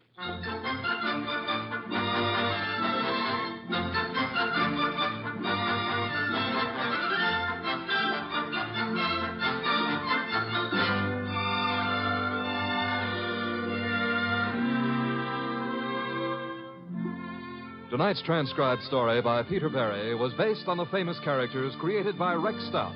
This is an Edwin Fadiman program produced and directed by J. Donald Wilson. In the cast were Herb Ellis as Archie Goodwin and Lee Millar, Marna Keneally, Larry Dobkin, Barney Phillips, and Jerry Hausner. Next week at this same time, Nero Wolfe and Archie will bring you The Case of the Headless Hunter. Don Stanley speaking.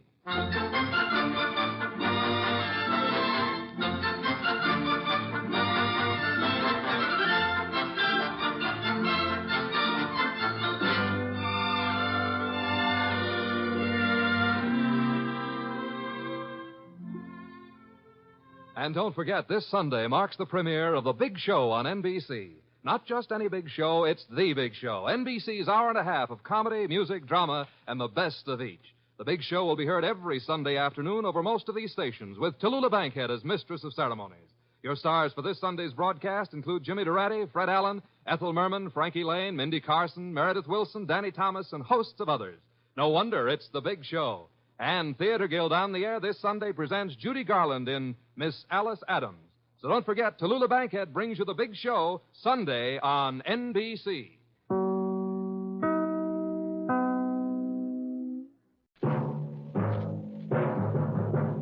Night Beat.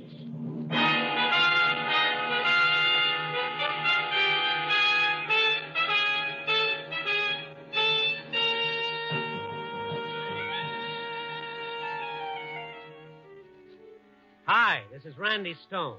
I cover the night beat for the Chicago Star. Stories start in many different ways.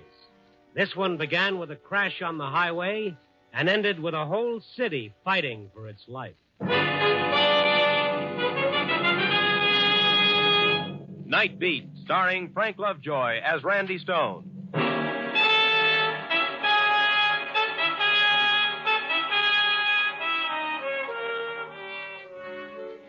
Joe's Diner is located about 10 miles out of town on the highway going north to St. Paul.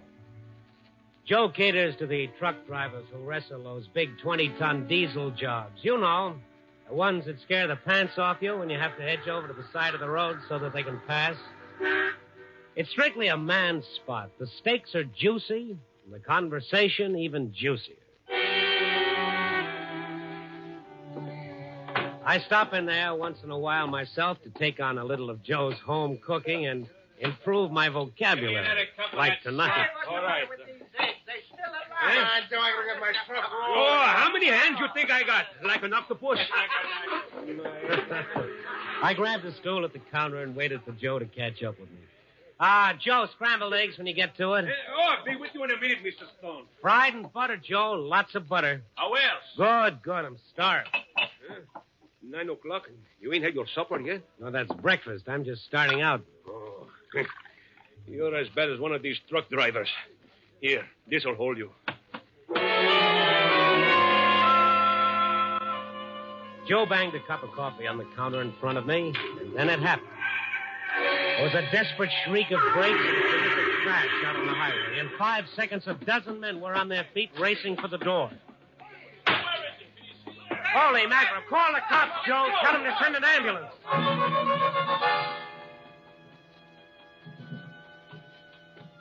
It was almost a quarter of a mile away, but long before I got there, I could make out the shape of a big semi-trailer truck, and jammed into its rear end a brand-new sedan. We still had about 100 yards to go, and the truck roared up and started pulling itself loose from the wrecked car. Get his license number, somebody! The guy on the truck hadn't put his lights on, and he pulled away before anyone could get close enough. The sedan was there over on one side, and it was a mess.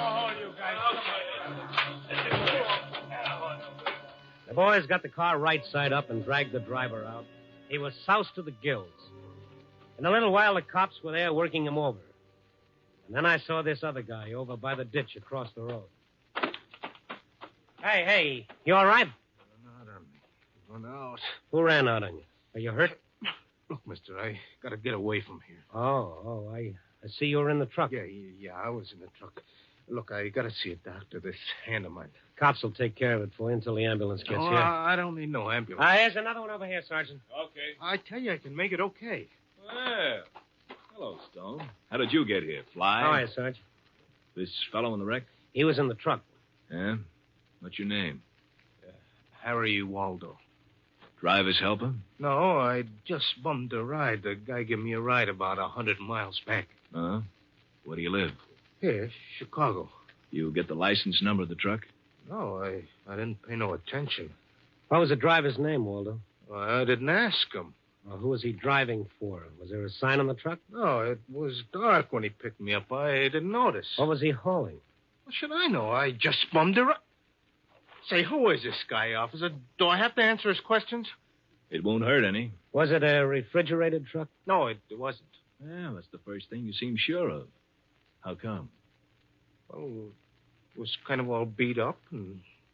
Well, it just didn't seem like no icebox, that's all. This guy's trying to play hide-and-go-seek with you, Sergeant. That truck was a cooler, and he knows it. How come you're so sure? Ammonia gas. Can't you smell it? It's all over the place, including your overalls. Hose connection must have broken in the cracker. Look, wise guy, whoever you are... Randy Stone, Chicago Star. This officer wasn't Come here. on. None of that now. Okay.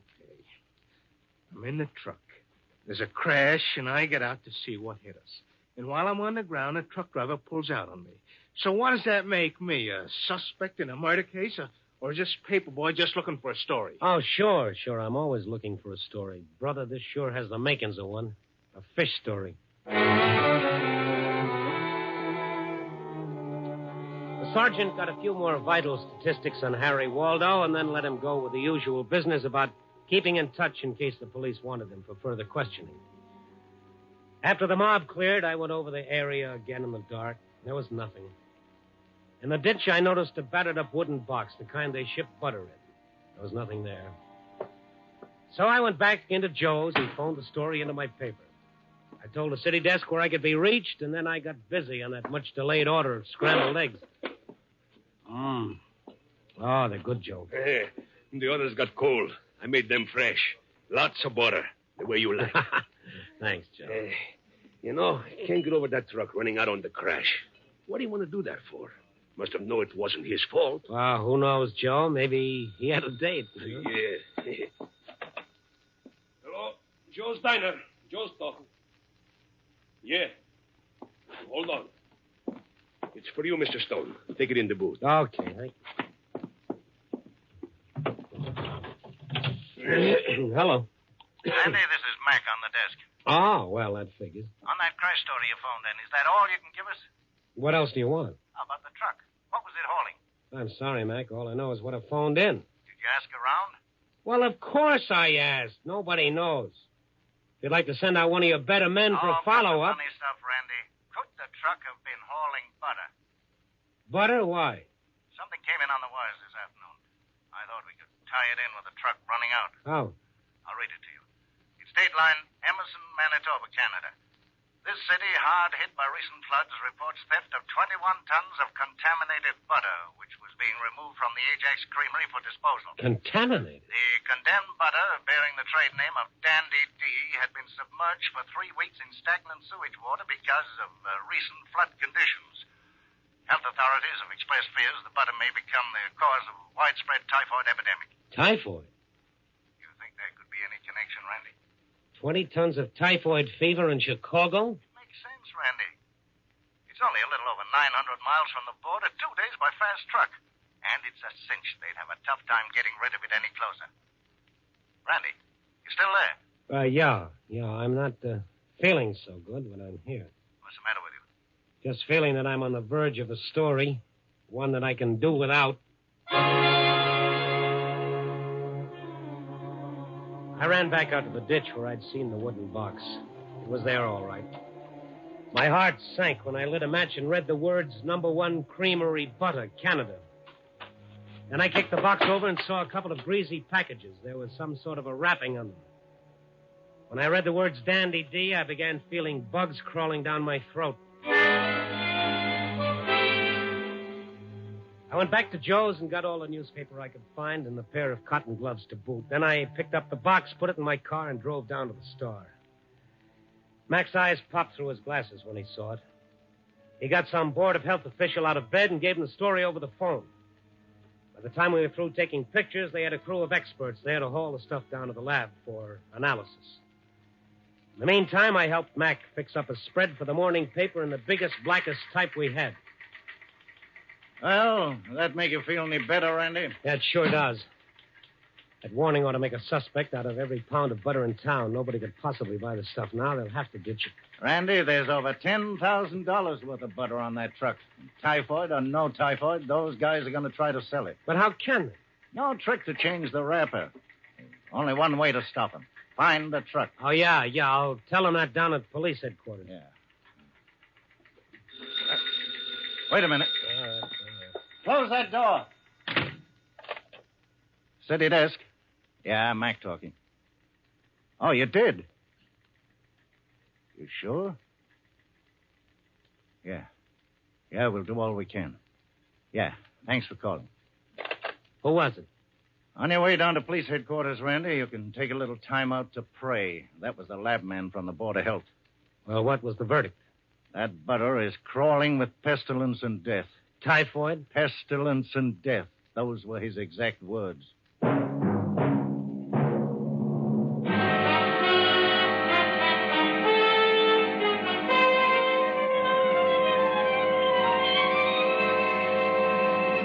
NBC is bringing you Nightbeat, starring Frank Lovejoy as Randy Stone. The NBC chimes are laughing, but they're not keeping the reason a secret.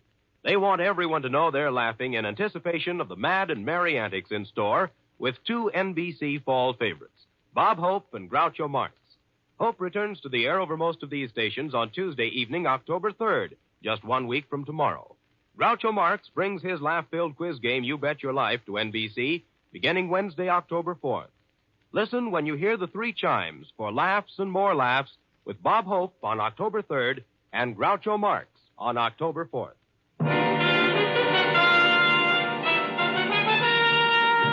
And now back to Nightbeat and Randy Stone. At first, the police treated the typhoid butter story like it was a circulation builder for the Star. But bad news travels fast, and by the time I got in to see Police Chief Captain Sorensen, he'd heard all about it. He was a very worried man. Hello, Randy. Come down to help me word my resignation? Oh, it's that bad, huh? Haven't got a thing. What about that Waldo fellow who was on the truck? Have you picked him up? He forgot to arrive home after the accident. Well, that truck's got a hold up someplace. I've set up roadblocks. I've sent out patrols. There's not a back alley in this city that won't be searched tonight. But we still have no real description of the truck. Well, have you checked all cold storages and creameries? First thing, nothing's come in. You know, Mac thinks they may change the wrappers on the butter. Maybe if you call the printers. No good, Randy. You can buy wax butter wrappers in any paper supply house. This thing has been pretty well thought out. Well, no use my adding to the confusion around here. I mind if I go down to this Waldo's place and have a look around? Of course not. It's a boarding house over on St. Mary's Avenue. But look out for the old lady who runs the place. She'll talk you into a corner and keep you there. Don't worry about me, Captain. With little old ladies, I come out fighting all the time. It was 11:30 when I pulled up in front of Harry Waldo's address. It was one of those sad-looking houses that seemed to be held together by memories of what they used to be 40 years ago. Now there was a sign in front that read, Furnished Rooms, Mrs. Angela Barr. I rang and waited. Someone had drawn the curtains apart a little and was giving me the once-over. Yes. Mrs. Barr, Yes, what is it? can you open the door, please? It's urgent. Goodness gracious, you police are the most persistent. I'm not with the police, Mrs. Barr. Not with the police. But you must be. They've been coming and going all night long. No. I'm a newspaper reporter on the Star. My name is A Rand. newspaper reporter. What a pleasant surprise. I declare I'm so excited. You must come in the kitchen and I'll make a cup of coffee. No, thanks very much. You're very kind, but I really What must... did you say your name was? Stone, Randy Stone. Oh, yes, of course. You sure you wouldn't like some coffee? No, nothing, thank you. Oh, goodness, she's awake. Who is it? It's all right, Nancy. It's just a visitor. Go back to sleep, dear. Mommy home? I'm scared. Now, there's nothing to be afraid of. Your mother will be home in a little while. Just go back to sleep like a good girl. All right. That's quite a cough. Yes, the child has had such a cold. Poor Ellen is worried sick about her. Ellen? Her mother, Ellen Spencer. She's one of my tenants. Oh, yes. Look, Mrs. Barr, I wanted to ask you some questions about another of your tenants. Oh, yes. Mr. Waldo. The police have been bothering me all night. Whatever has he done? The police wouldn't tell me. Well, he's done plenty. He's stolen a truckload of butter from the flood area up north. Stolen? Well, that's not all. That butter is contaminated with typhoid. If it ever gets into circulation, we'll... Oh, how dreadful. How very dreadful. Mrs. Barr, I have a favor to ask. Now, how could I possibly do you a favor, Mr. Stone? I'd like to have a look at Mr. Waldo's room. But the police have already been through his room. Yes, I know, but you know how it is when you've got to write a story. There's nothing like seeing it firsthand. But at this time of night, do I have to let you in? Well, legally, no. Well, then, You mean you refuse? not exactly. Only surely a rich and powerful paper like the Star. Now that Mr. Waldo has disappeared, I'm sure I'll never get the rent he owes me. Yes, I see. Now, how much? Oh, dear. Money is so hard to come by when you're old and alone. Now, if I had the $50, Mr. Waldo... It's owed worth me 10. so little. Oh. Oh, but then, you're such a nice young man. And I do enjoy your newspaper so much. I'll take it. Her bright little eyes glistened as she took the 10 spot. Well, I guess it's like that when you're old. You can't eat too well. You can't sleep too well. You see life slipping by, but a 10 spot is something you can smooth out, put away, and look at again and again. Mrs. Barr followed me around as I went through Waldo's room. For a change, she had very little to say. I opened the drawers in his dresser. I looked under the bed. The kid in the next room was coughing again. I opened the closet door, and the smell that hit me was sharply familiar. Ammonia. In the corner, I picked up a pair of overalls that was saturated with the stuff. My friend Waldo had been home and changed. The phone downstairs started to ring. Oh, dear, the telephone. Want me to get down and answer it? No, it's probably Ellen. She's so worried about the child. Will you come down now? Just another minute. Oh, dear. You won't be long. I'd like to borrow these overalls if it's all right. Probably covered with germs. Hello. Wow, hello. What are you doing in Mr. Waldo's room? Are you a burglar? No, of course not. I'm one of Mr. Waldo's friends. Then can you tell me when my Uncle Jim is coming back? He was going to bring me something from his trip. Well, that's nice. Where did Uncle Jim go? He went away with Mr. Waldo in the truck. But Mr. Waldo is back and not Uncle Jim. Oh, does he drive a truck, your Uncle Jim? He doesn't drive it. He owns it. And he gives me a ride in it, too. Mm-hmm. Your Uncle Jim live here? Oh, yes. Uncle Jim is my really real uncle. He and my mommy are brothers. Oh, yes, I see. Nancy, you naughty child. Mrs. Barr. The idea of getting out of bed. I heard a noise. Back to bed with you, child. That was your mother on the phone. All right, Mrs. Barr. Good night, Mr. Burglar. Good night, Nancy. Imagine that child leaving her bed. Was she with you long, Mr. Stone? Oh, no. She just told me she had an Uncle Jim. Oh, yes. That's Ellen's brother. He's one of my other roomers. I understand he owns a truck. He's someplace in Ohio now, I believe. Been gone almost a month. Couldn't have been Canada. Christians. You'll simply have to excuse me. I must give that child her medicine. Good night, Mr. Stone. I'd used up my $10 worth of welcome, so I drove over to police headquarters and filled in Captain Sorensen on Harry Waldo's overalls and little Nancy's Uncle Jim. It was his first lead. He called motor vehicles and ordered a fast check on the truck owned by Jim Spencer, and then he started briefing me on the more recent developments. The city's in a panic, Randy. Warnings have been going out on the radio every 15 minutes. We've been flooded with calls from the mayor down. Anyone with a gut ache is sure it's typhoid and wants us to send down a doctor. Come in. Here's the dope on the truck, Captain. Now we're getting somewhere. All right. Broadcast this and keep repeating it every half hour. Get it? Yes, sir. We'll get him now. Well, you might try and sound a little more convincing. I left Sorensen chewing his upper lip. Then I headed for the Blue Angel and a little talk with Jim Spencer's sister, Ellen. The Blue Angel wasn't meant to lure the better-class citizen away from his hearth and home. It smelled of stale beer and looked as if it were being lit by half a dozen fireflies. You'll find your happiness lies right under your eyes, back in your own backyard. I found an empty booth and asked a waitress if Ellen Spencer worked there, and after a while a girl came over. She was attractive in a tired sort of way. You asked for me? Will you sit down, Ellen? I've got to talk to you. I brought you some drinks. It's the rules here. If we sit with a customer, they gotta buy us drinks. That's okay. What'd you want? To talk. What about? Your brother Jim. You a cop? No. What about Jim? Where is he? I don't know. What business is it of yours? When did your brother and Harry Waldo leave on their last trip? A week ago. Mrs. Barr said Jim was in Ohio. That old hag. She's in her second childhood. Jim hasn't phoned you tonight? No. What's all the noise about anyway? The kid gets scared and runs out on a traffic accident, so they'll catch him and give him 30 days. He'll be back. Who told you about it? I heard it over the radio. Really? How did you know it was Jim? Well, You spoke to Harry. Yeah. He phoned me to tell me Jim was all right. Did he tell you they were hauling a load of stolen butter? Did you listen to the warnings over the radio about that butter? It's loaded with typhoid, that stuff is. Oh, that's a lie. Just a smart police gag to get the butter back. Harry tell you that, too? We got some of that butter, Ellen. It's been soaked in sewer bilge for a month. Jim wouldn't touch anything like that. He's a good kid. Maybe Jim thinks it's a gag, too.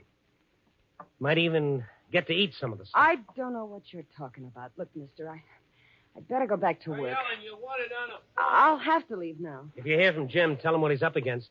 Yeah. Yeah, I will. And tell him to wash his hands. Good. I followed her to the phone booth or whatever the call was. It was brief. She hung right up, so I went outside, watched her through the door. In a few minutes, she came out wearing a coat. I slipped around the corner, watched her climb into a cab. I jumped into my car and followed. The cab stopped in front of her house. I parked my car half a block away, waited until all the lights went off, and then I got out and walked around to the back of the house. Somewhere inside were the directions to that missing butter. It was easy raising one of the kitchen windows. I climbed in. I stood for a minute, getting used to the dark. And then suddenly a switch flicked on and the place was flooded with light. Randy Stone, Esquire, standing there, stupidly blinking his eyes. Ellen walked a few steps toward me. She didn't scream. She didn't holler. This is carrying your job a little too far. I knocked on the door, but nobody answered, so I turned the knob. Well, turn it again and get out. Somebody phoned you just before I left the Blue Angel. Was that Jim? That's none of your business. Now get out. If I go, Ellen, the place will be swarming with police in 15 minutes. What do you mean? Just this. You know where Jim is. If you won't tell me, you'll have to tell the cops. And when you do, you'll be involved. They'll make you an accessory. Well, let him. Where's the old lady? Out for a drive. At 1:30 in the morning? She's the one who phoned me. She said she was going batty with cops hanging around. She had to get out of the house. Ellen, for the last time, where's Jim? I told you before, I don't know. They're closing in on him. You'll be doing him a favor if they get him before he sold any of that stuff. Oh, are you still working that typhoid gag? It's no gag, believe me. You want the lab report on it? No. All right, then listen to it this way. Maybe he'll understand it. The kid sits down to eat, and his mother hands him a piece of bread and butter, only it's not butter. Something that's been lying around in the filthy sewer water for a long time. 10 or 11 days, the kid gets sick, like your kid. He's burning with fever one minute, and the next minute he's as cold as ice. His tongue is thick, and his guts feel like they're bursting. That's what typhoid is like. Stop it, will you? If a good doctor gets to him, the kid may live. Lots of kids may not be that lucky, Ellen. Also, you can keep your kid brother out of jail. Look, I don't know where he is. When did you talk to Walter? He phoned me at the club. He laughed about that typhoid Where stuff. did he phone I from? don't know. Someplace in town. Now, let me alone. Would that be I'll it? take that. No, you won't. Ellen made a grab for the phone, but I beat her to it. She clawed at me. I had to get rough, but I got the receiver. Hello. This is the long-distance operator. Yes? On your call to Elwood, we are unable to contact Mr. Jim Spencer. Shall we continue to try? No, thank you. Was that Elwood? Yes, sir. Elwood, Illinois. Thank you, sir. That was it, so they'd gone on to Elwood. I called Captain Sorensen. He picked me up in a squad car with two of his best men. It was a 70-mile ride to Elwood, and we made it in a little over an hour. It was after 3 a.m. when the clerk at the only hotel in town showed us his register. There was no Waldo and no Spencer. Then Sorensen got a bright idea. He asked the clerk if there was a creamery in town. There wasn't. No cold storage plant either. Just old Mayor Hoskins' ice house down the road. We jumped into a car and drove over.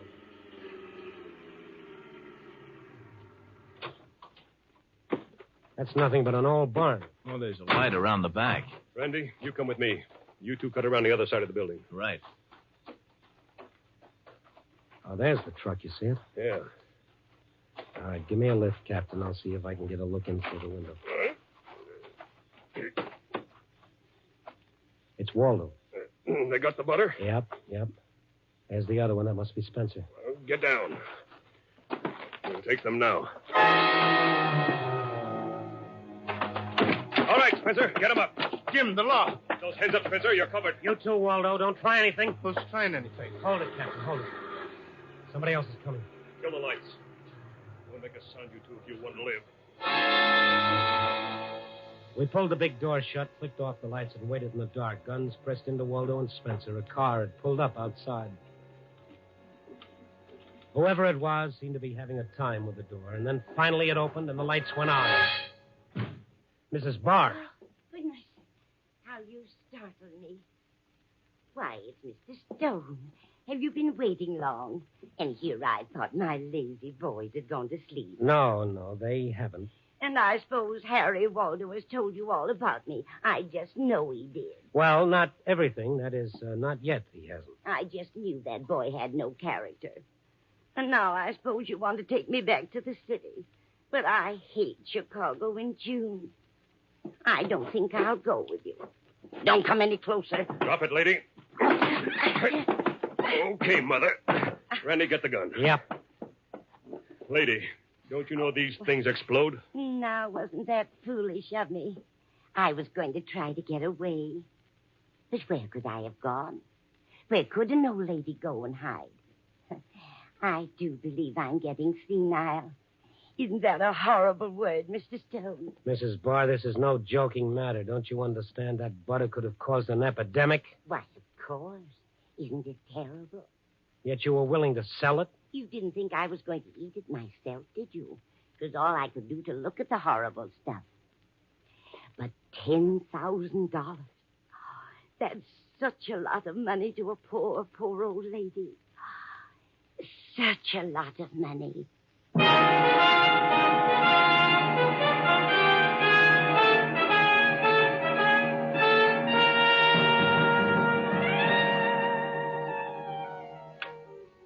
10 a.m. and it's all buttoned up. Oh, brother, what a nightmare if a thing like that had ever happened. And all from ignorance and greed. What's that old wheeze about money being the root of all evil? Well, it's not just money. There's got to be a touch of insanity sprinkled in along with it. Like that poor old lady. Poor? When the cops ran a make on her, they uncovered a fascinating record of over 50 years of criminal history, not to mention a dozen bank accounts. Guess she didn't trust banks any too much. Such a sweet old doll. Well, at least I got to see the sun come up this morning while we were driving back, climbing up into the sky like a great big yellow ball of butter. Oh, no, what am I saying? Copy, boy.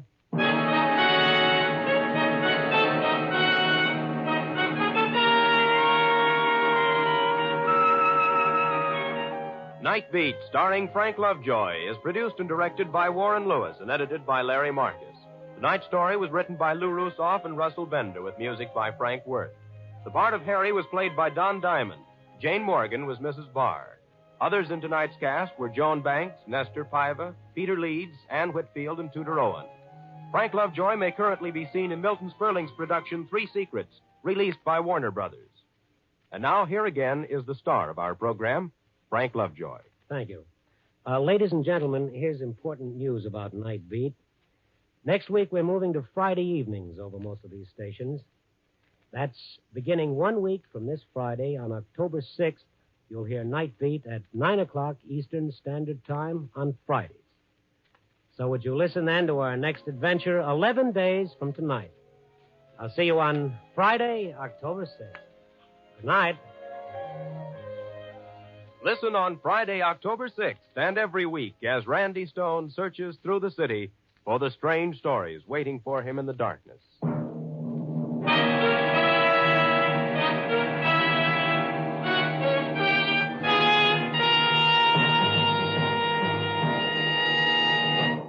Night Beat came to you from Hollywood.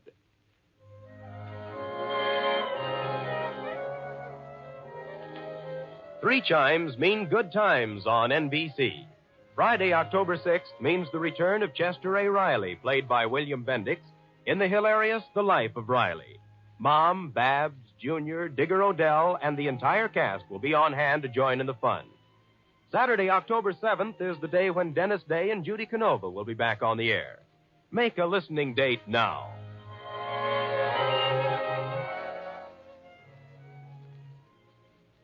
Broadway's My Beat, from Times Square to Columbus Circle, the gaudiest, the most violent, the lonesomest mile in the world.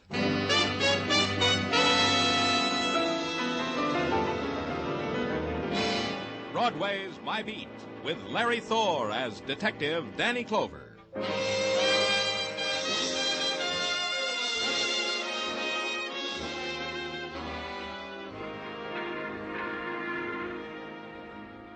Broadway, where darkness drains through the scarlet of neon before it's called night, and the crowd gathers, the people of twilight till dawn, the crowd that coils upon itself, then lashes out into the furious streets. You move with it, afraid to look back over your shoulder because the sound drifting by you. Was it a laugh or a cry? There's nothing in between. It's Broadway, My Beat. The message was handed to me at my desk at headquarters, and the message was specific. The courtyard of the Marbury Apartments in Greenwich Village. And the message had a code number to make the matter more easily classified.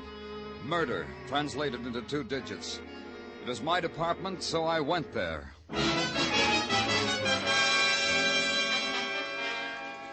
The courtyard, surrounded by slabs of building. Nothing except the cascade of a fountain tossing the filtered yellow lights from apartment windows. That and a girl lying there, her fingers trailing in the water. And a woman standing beside her being angry about the whole thing. Well, I see you finally got here. I finally did. Who are you? Now it starts. Who am I? What am I doing here? What's this all about? How much of this is going to be in the papers? Probably all of it. You called the questions. Answer them. Viola Walker, owner-manager of the Marbury Apartments. Look it up. Age, none of your business. And the girl lying there is a tenant, Hope Anderson. She's dead. Now, what about the newspapers? That bothers you? Why? Look, listen to me. I've got an apartment house here, respectable, for girls only. Sure, they can have men callers at certain hours. Who am I to warp young women by no men callers? But respectable. Understand that, mister. The newspapers... The girl. Hope Anderson. I told you that. She's dead. I told you that, too. Yeah, you did, and I believed you. Now try me on how come you're here. This way. I was on the balcony of my apartment, that one up there. I was sniffing the moonlight. I looked down on the fountain because it goes with the moonlight. Hope Anderson lying there didn't go with anything at all. Go on. I came down, saw what happened. Then I posted a notice on the bulletin board, no one allowed in the courtyard tonight. Then I called headquarters. Look, mister, don't you want to look at that? The gun lying there? I saw it. How come you didn't see it? Yeah. Equipped with a silencer. More about the girl, Miss Walker. How do I know? She roomed in apartment 6 with, let me see, Jackie Logan. And Jackie Logan. Tell me about her. Sure. She roomed in apartment 6 with Hope Anderson. And she's been out all night. Now listen to me. If the newspapers get this, it'll give my apartment house a bad reputation. Death by violence creates its own after patterns of behavior. For some, the pattern is desolation, the paths of shock, then anguish, then emptiness. For Viola Walker, it was none of these. An animal had crawled into her backyard and died. For her, it was simply a matter of removal. But a policeman has no choice. For him, the pattern is known, laid out, to be followed. So I followed it. The body of a girl who was once Hope Anderson was taken away. The gun that had killed her was turned over to the experts of death, the men in technical. And the policeman went back to the Marbury apartments to talk to the good friend of the dead girl. Yeah, Mr. Clover, I was Hope's friend. Girls like Hope and me, we don't have a friend in the world, so we nail onto each other. That makes it bearable. And now that Hope's dead, how will it be, Jackie? Unbearable.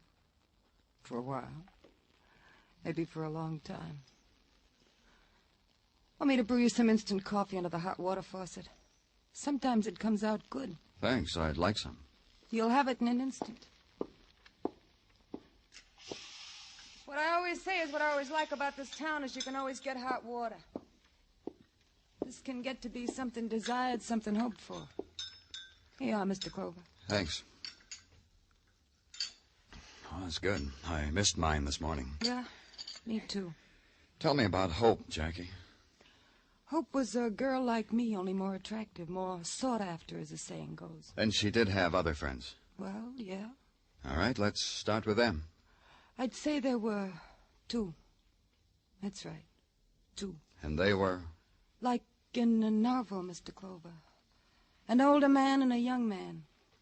The young man with a fire inside him that could burn him up, the older man with a fire that was dying out. Rivals for the favors of Hope Anderson. I phrase it this way because I read novels in my leisure time. They're so lifelike. And their names? Care for another cup of instant coffee? Only their names, Jackie. There's something else you should know about Hope. And me, Mr. Clover.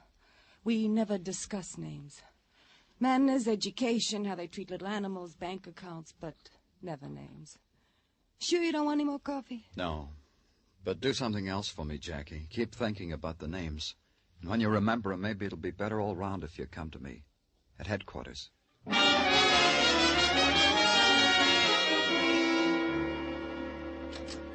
Danny? Danny? Yeah? Hi. Oh, hello, Tartaglia. Hi. Okay. What about it? What did technical turn up with? Facts. You'll tell me, huh? Technical report to wit. The gun found at the scene at the fountain was a Luger of the type much sought after as souvenirs from the last and costliest war. It had been recently cleaned and had been fired only once. And you know what? Do it gently, Tartaglia. What? It was only fired only once because there had been only one bullet in the clip. Said bullet was found post-mortemly to be the one that killed Hope Anderson. Now comes the good part. I'm clutching onto the desk. There were fingerprints on the gun. Fingerprints that can be and were identified. Last night we sent the prints and code to Washington. This morning they came back with a name and address. And it's who? Alan Harper, late of the U.S. Naval, where he served well and honorable. Address 8950 Madison Avenue. How did I do, man, Lieutenant? Dandy, Tartaglia. Just Jim Dandy.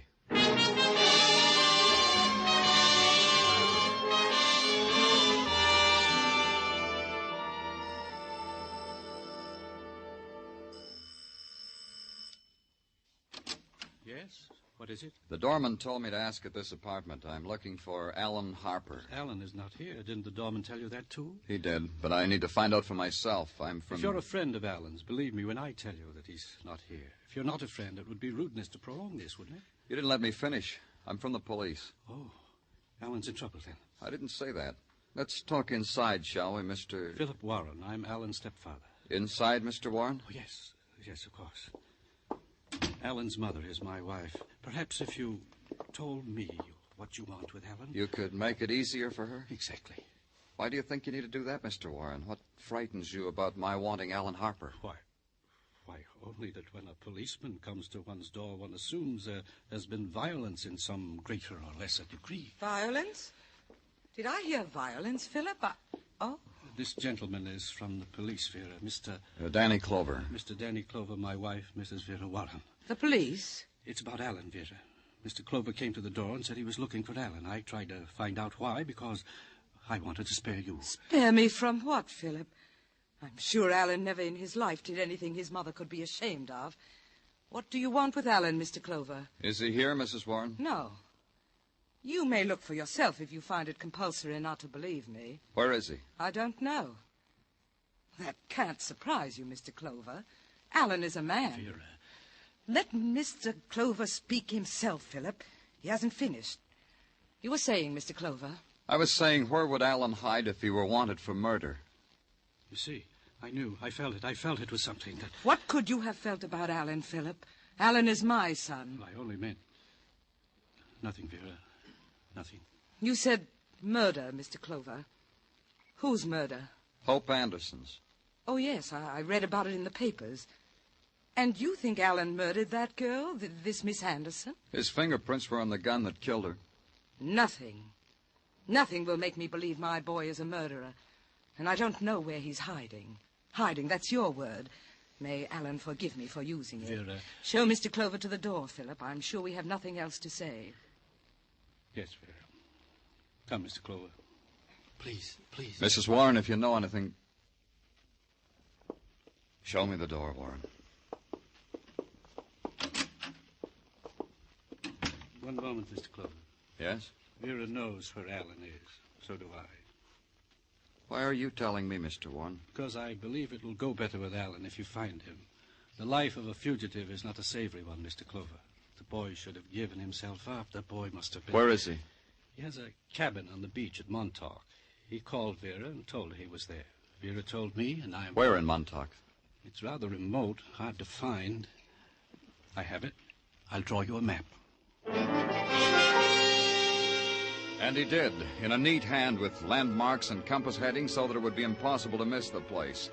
I stopped at a lunch counter for spud nuts and coffee until the Long Island train was ready to leave.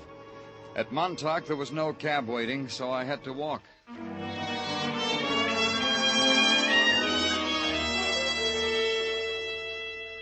The beach was narrow and pebbled, hugging the slow curve of the ocean. And to the left, the high sand dunes, here and there flecked with the remains of an early season's bonfire. It was warm for early spring, and no movement but the pound and heave of surf and the spray. There was a speck down the beach. In a while, it became a cabin, and a figure standing there before it, a man dressed in flannel shirt and dungarees, no shoes. I walked up to him. Hello. Hello. Beautiful day, huh? Fine day for walking. Yeah, it is. You're Alan Harper? All right. Yeah, my name's Harper. Police? Uh-huh. You shouldn't have run, Harper. Whatever your story is, now it's a bad story. It's bad from the beginning. What happened? You and the girl, Hope Anderson. What reason did you have for killing her? None. That's why I didn't kill her. That's why my story's bad. I'll listen to it. She had just told me she was in love with me. Just then, at that moment, she made up her mind, and she was sure of it. And just then, at that moment, she died. How? Shot. I guess it was a funny popping noise. Hope fell, then something clattered at my feet. A gun, a Luger, somebody threw it there. I picked it up and tried to fire at someone who was running away. Nothing. No more bullets. There's someone. Did you see them? Oh! Alan! The picture held for an instant, the boy clawing at his chest and the life spilling from him. And the pain, sharp and precise and focused, that pinched up my shoulder and flared out. And it wavered, dissolved. And I thought, lying there looking at the single pebble that somehow was in my outstretched hand, how red it was, how orange, how it spun like a million spinning lights. And there was nothing. Nothing at all.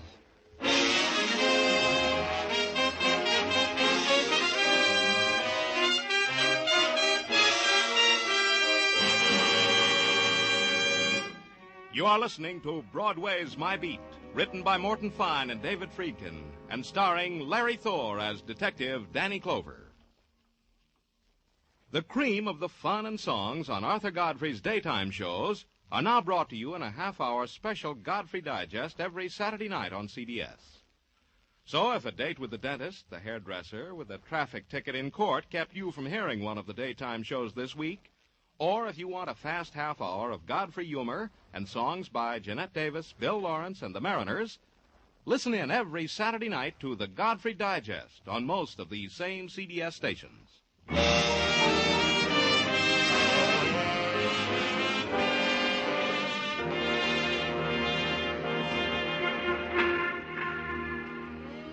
Broadway is a carnival of shadows that walk the neon midway and scream when they've been cheated of an attraction.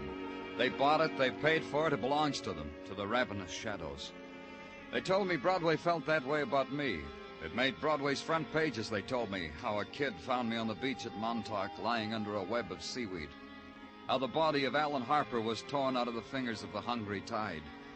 They told me how I'd been taken to a small hospital overlooking the sea.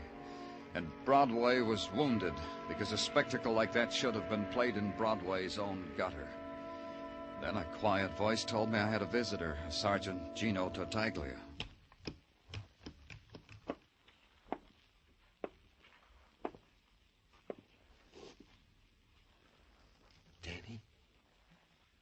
Danny, speak to me. Good morning, Sergeant Tartaglia. Good morning, Lieutenant Clover. I hope you are in the mood for a visitor from the beyond. From the beyond? Yeah, from all the way beyond Manhattan. All my life I lived in New York. I never realized such a place like this existed in the outskirts. You can speak up, Tartaglia. I'm not dead. Danny, how can I tell you how glad I am to hear that from your own lips? I've been visiting here for 2 days now. This is the first time they let me see you. There ought to be a law. What do you got in the package, Tartaglia? Oh, a get-well confection from Mrs. Tartaglia. Last night she went to the Mixmaster and beat up an old Italian recipe that makes people get well. Here, Danny, it's for you. Thank Mrs. Tartaglia for me. Wilco. You feel up to official business, Danny, in the physical wreck you are in? I'm up to it. The question is, are you? Oh, sure, Danny, sure. I'm in the pink. Well, let's get down to official business. You need not think, Danny, that we have been lax at the department during your regrettable absence. We have been on the ball. Congratulations. Thank you. We have found, for example, that the footprints leading to the dune from which your assailant shot at you and the deceased Alan Harper, said footprints have been obliterated beyond recognition by the sands of time. That's a big ball. What else? The bullets extracted from you and the said deceased Mr. Harper have no similarity to any bullets, living or dead, that have been used in the commission of any previous murders or attacks. Jolly. Anything else? No, nothing, Danny, except that the funeral of the deceased Mr. Harper is taking place this afternoon at 2 o'clock in the Orwell Cemetery. Oh? Go tell the nurse I want my clothes, Tartaglia. Danny, you got it in your mind to leave here? You can't do that. You are pale and wan and weak. Get my clothes, Tartaglia. I have to go to a funeral. Outside of Montauk, it began to rain, a misty drizzle that seemed suspended, melting the houses and movement and sky into a sodden blur. And it held. Later, when we'd gotten back into the city and Tartaglia let me off at Orwell Cemetery, the rain seemed to have let up some, but it was still there. The wet, the chill, the grayness. At the gate, a man answered my question by pointing to a small group of people gathered about a mound of newly turned earth. I waited. Then, when they moved away, when there was only one figure standing there, a woman, then I walked up to her. A woman with eyes closed against the shape of her son's final identity with the world. Mrs. Warren. Mrs. Warren, I didn't have a chance to tell you how sorry I am.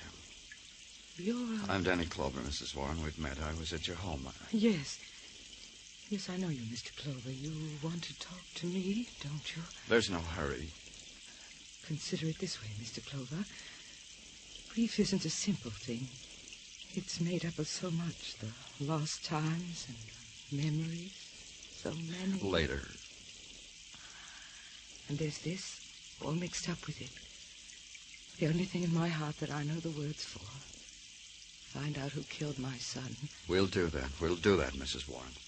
You see, when he came home, when Alan came home from the Navy, he found Philip there. Philip, my husband. I had married again. I didn't tell Alan. That's why Alan moved up to that cabin in Montauk? I tried to get Alan to like Philip. Philip understood. Did everything to make... Well, it was difficult. And Alan's friends, this is the thing we have to know. Somewhere, someplace, your son touched another person, and because of he was killed. I don't know. After Alan met Philip, it seemed he didn't trust me. His friends were his secret. How about Hope Anderson? She was his friend. Your son told me that. His good friend, Mrs. Warren. He was with her when she died. I don't know. I didn't know her. Listen to me. It could have happened like this. Whoever shot Hope Anderson had meant to shoot Alan. Whoever that was missed the first time. Killed Hope instead. Maybe. We'd better go now, Mrs. Warren. It's starting to rain harder. You go. I'll be all right. Somehow the rain... Well, it doesn't matter. I'll be all right, Mr. Clover.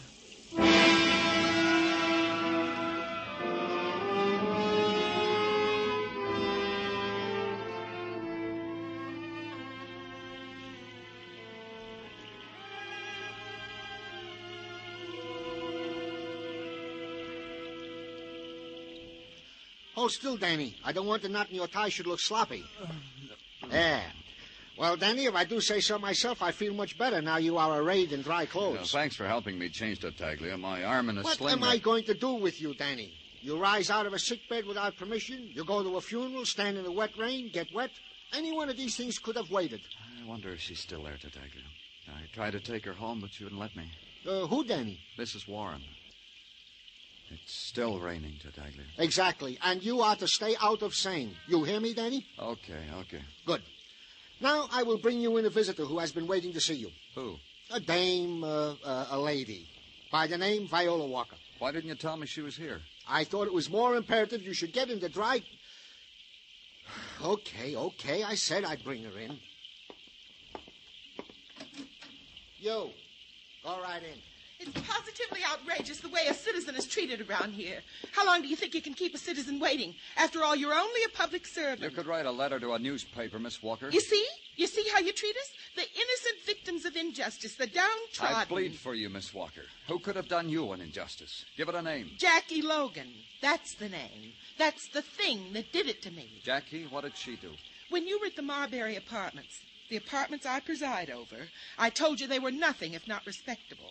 Remember that? I remember. I remember a girl was murdered there, too. Hope Anderson, wasn't it? I'm like a mother to those girls.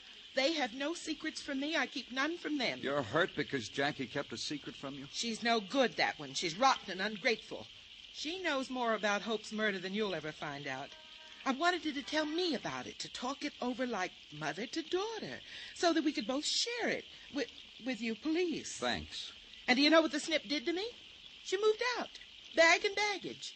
And when I pleaded with her to come back, do you know what she did to me? You'll tell me anyway, won't you, Miss Walker? She slapped me and scratched my face. See? Look at this horrible scar. You've got to arrest her. Where is she? I made a point of finding that out. She's at the Kearney Hotel in the Bowery. A dirty, pest-ridden flea bag. Imagine. She left my elegant apartments for that. All right, Miss Walker. You can go now. But I'm not finished. I said you could go. Get out of my sight, Miss Walker.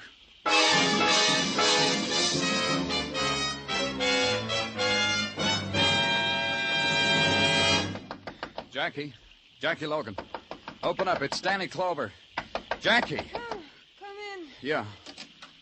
The place was a mess. Like a big wind had ripped in through there and died. Like that, and as if somebody had tried desperately hard to destroy everything he could lift or turn over. The bed had been slammed up into a corner and the headboard wrenched off so that the edge of the mattress touched the floor. And on it a girl, Jackie Logan, staring with unbelieving eyes. Thin lines of blood crisscrossed her face like some abstract design of horror. And over all of it, the pink and blue that stuttered through the window from a sign that read Kearney Hotel, your home away from home. Jackie, what happened? He'll die. I swear it, he'll die. Tell me, Jackie, who was it? I'll get you some water. Here, drink this. I can't. We'll get you to a doctor. Don't touch me. Later, then. Tell me about it. Nothing. I fell down. Look, someone tried to kill you. I fell down. Why didn't he kill you? Hope Anderson's dead and Alan Harper. Why didn't he kill you, Jackie? He thought I was dead. He beat me. He thought I was dead. Who? Tell me who. That's going to be my way. Because he thinks I'm dead, I got a good thing. Jackie, look, I can arrest you. Even with you like this, for withholding evidence. Don't you know that, Jackie? I'm delirious. I don't know what I said. Nothing happened. He beat you because you know something about him. Because you know he killed Hope Anderson. And why? Is that why you were blackmailing him, Jackie? I fell down. Don't you want to get back at whoever did this? I done that. Ask her. Ask Mrs. Warren. She... Oh, get me a doctor, Mr. Clover. The police ambulance came and took her away, and its siren was loud to cover the sound of her screaming. Then I went to the Warren apartment. The doorman told me that they weren't at home, that they'd gone somewhere, to Montauk, he thought. So I went there. This time it was night and rain, and the sounds of desolation that only the wind and the sea can shape. And finally the cabin with its feeble yellow light washing against the darkness. Stand where you are, Mr. Clover. I came at the right time, didn't I? Mrs. Warren, maybe you'd better give me that gun. No, I was just showing it to my husband. See it, Philip. This is a souvenir of war Alan brought back. A Japanese revolver. It's clean and loaded. Alan was always a good boy. Neat. A good boy. Talk to her. Take it away from her. She doesn't know what she's doing. Don't try, Mr. Clover.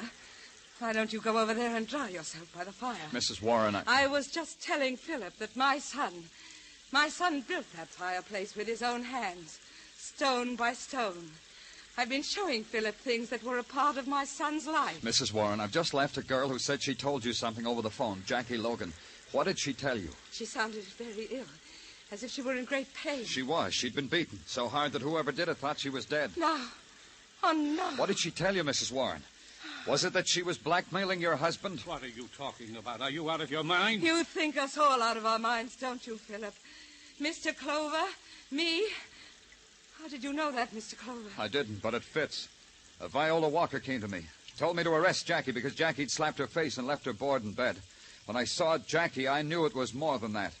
Viola wanted in on something. Blackmail. Maybe she should have seen what blackmailing did to Jackie. But Philip saw, didn't you, Philip? Oh, there are so many things to kill you for, Philip. For wanting a girl my son loved. You didn't mean to kill Hope Anderson, did you, Warren? Of course he didn't, Mr. Clover. Not the girl, but my son. And finally he murdered Alan. Tried to kill you. And that poor girl, Jackie. Oh, Alan. Watch her, Mr. Clover. This gun, Philip. Alan's gun. I'm going to kill you with it. Mrs. Warren. Mrs. Warren, give it to me. Don't stop me. Not that way. Give it to me. He's getting away. I said I'd kill him, and he's getting away. The gun. Warren, stop. Don't be a fool, Warren. All right, Mrs. Warren.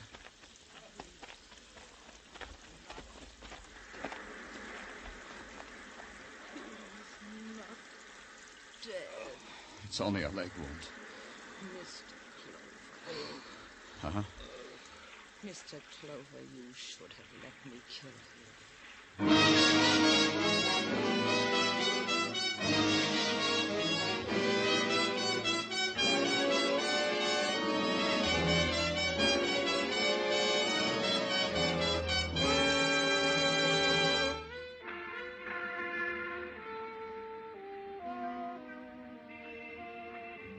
Broadway, where the buildings of the night lean against the darkness in crazy, tilted angles.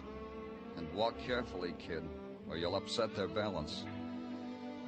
It's a street where you walk the high wire, else you gotta play it safe in a cage. It's Broadway, the gaudiest, the most violent, the lonesomest mile in the world. Broadway. My beat.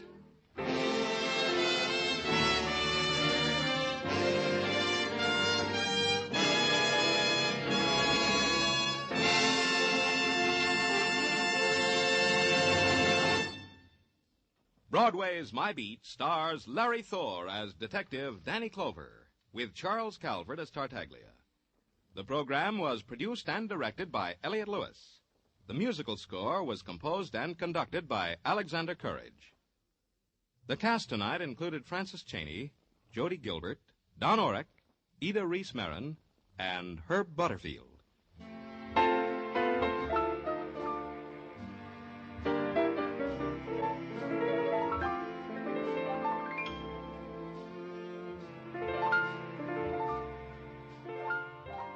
No one has ever devised a satisfactory get-rich-quick plan. But your government has a plan whereby you can save money automatically and get a good return on your savings. It's the payroll savings plan for the purchase of United States savings bonds. By means of this plan, your employer will set aside a small amount of money from your paycheck for the purchase of bonds. If there is no payroll savings plan where you work, or if you are self-employed, you can sign up with the bond-a-month plan at your bank. Under this arrangement, the bank buys a bond a month for you and charges it to your checking account. You'll find United States savings bonds are a profitable investment, and they're as safe as your government. Start buying United States savings bonds today.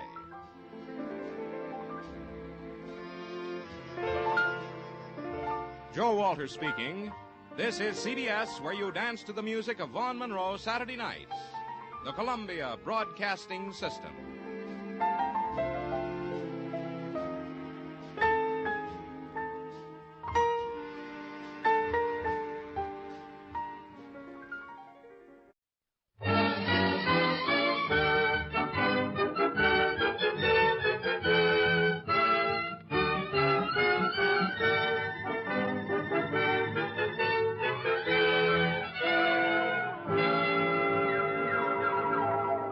F.W. Fitch Company, makers of Fitch's saponified coconut oil shampoo and Fitch's shaving creams, presents Dick Powell as Private Investigator Richard Rogue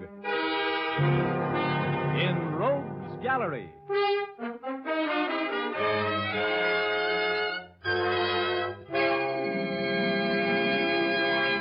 Rogue speaking. You know, there's something about me that is to trouble what molasses is to flies. I never go around looking for trouble. Trouble goes around looking for me. Now, take that afternoon a few months ago when I walked into the press room of the Hall of Justice and found, among others, Clark Ames, the young City Hall reporter for the Chronicle, expounding on his favorite subject, a deep hatred for a man named Fred Curtis, nicknamed the Alibi Master. Ames and the other newspaper men had watched Curtis win acquittals for a dozen different clients, and always by the same route: unbreakable alibis. This made the clients very happy and the district attorney very miserable. The Chronicle, a crusading newspaper, had, at the instigation of Clark Ames, been running an anti-Curtis campaign, bordering pretty close on libel. And Curtis, who was sharper than a razor's edge and harder to catch up with on the horizon, hated Ames with a wonderful passion. Curtis had won the last round, and Ames was telling me about it. So Curtis goes to Williams, my managing editor, and threatens a libel suit. Well, I had gone a little overboard, I guess. And Williams had to let me go. Temporary layoff until the heat died down. But now I'm back on the job, Brogue, and I'm solid. And you wait until that phony Curtis sees me sitting here. Wait till he finds out I'm back on the job. Huh? Look, Ames, I've been around this town for a while, and if I'm picking out a guy to buck, it won't be Fred Curtis. Huh? How come you decided to make a career of locking horns with the smartest mouthpiece in the business? How do you expect to win? Oh, don't worry about it, Rogue. I got that phony right where I want him. You wait a couple of days, that's all. Mr. Alibi Master Curtis is going to be nailed to the Chronicle's masthead. Hello, Ames. Did I hear you taking my name in vain? Could be. How uninteresting. What are you doing sitting around in the press room? It's reserved for the working press. Hello, Rogue. How are you? How's your trial going, Curtis? Oh, my client will have dinner at home tonight. Jury just retired. Your client is guilty as the devil, Curtis. What's his alibi this time? Now you know he couldn't have committed the crime. I've just proved to the jury that he was in San Francisco at the time the murder was committed. How are you getting along on your unemployment insurance, Ames? It was a pleasure getting you fired. Too bad it didn't last. Well, I'm back on the job, which means I'm right back on your trail. That's bad news for you, Curtis. Do me a favor, will you, Ames? When you call in the report of the not guilty verdict the jury's about to bring in for my client, tell your stupid managing editor I'm filing a libel action against him the first thing in the morning. Look, Curtis, let's go in the courtroom, will you? I'm going to be there when the jury comes in. Okay, Rogue. Oh, here, Ames. Here's $10. Go get a haircut, will you, kid? And have your suit pressed. And don't forget to spell my name correctly when you phone that story in. Here's your 10 right in your face, Curtis. I'll see that your name is spelled right. In the biggest type in the shop, right at the top of the page, when you're tried for falsifying evidence. And that's going to happen to you awfully soon, wise guy. Here. Take it easy, Ames. Oh, let him talk. Let me give you something to kick around in that warped mind of yours, Curtis. You remember a guy named Don Thompson? Your alibi witness for Ed Harris a year ago. I'm sure you remember Thompson. What about him? Would it put a crimp in that famous poise of yours if you knew that Thompson had given the Chronicle a signed and witnessed statement admitting that he had perjured himself in that alibi statement for Harris? That is preposterous. Is it? Well, you'd be in quite a spot if the Chronicle happened to have a statement like that, wouldn't you, Curtis? A statement that swears that you paid Don Thompson $1,000 for the perjured testimony that kept Ed Harris out of the gas chamber? That'd sure stop your clock, wouldn't it? Have you been drinking, Ames? You sound even a little more illogical than usual. Oh, that's right. You like logic, don't you? Mm-hmm. Well, figure this one out. I've been trying for some time to get convicting evidence on you. You got me fired for trying. The Chronicle was scared of a libel suit. But all of a sudden, my managing editor, Williams, doesn't seem to be very afraid of your suing the paper. Now, what could be the reason for him giving me my job back? It could be that statement from Thompson did it, couldn't it? All right, now sweat it out, Curtis.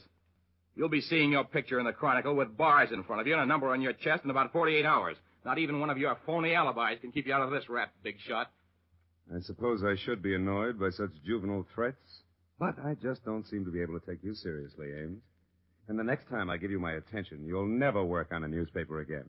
Coming with me, Rogue? No, not now, no. I think I'll stay here and use the telephone.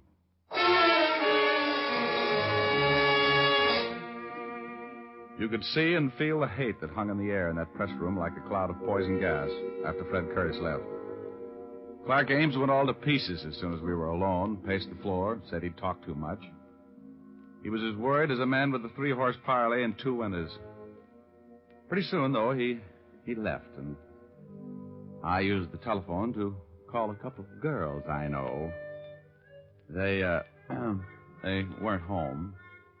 I was about to give up and go to dinner by myself when I turned around and saw Betty Callahan standing there behind me, looking like $1 million, which is a nice figure, which is what she has, if you know what I mean. Betty had a funny little quizzical smile on her face. Hello, Richard.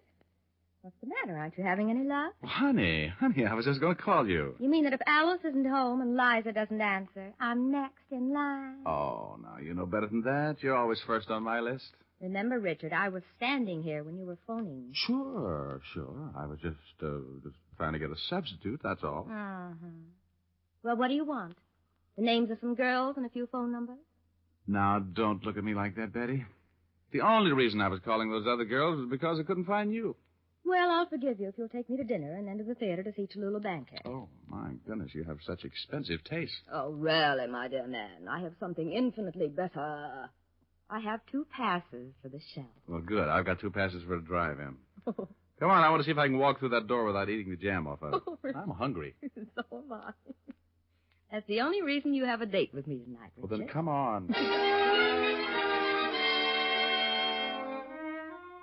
All through that hamburger, I kept dividing my thoughts between how such a little girl could eat so much food and that scene in the press room at the Hall of Justice.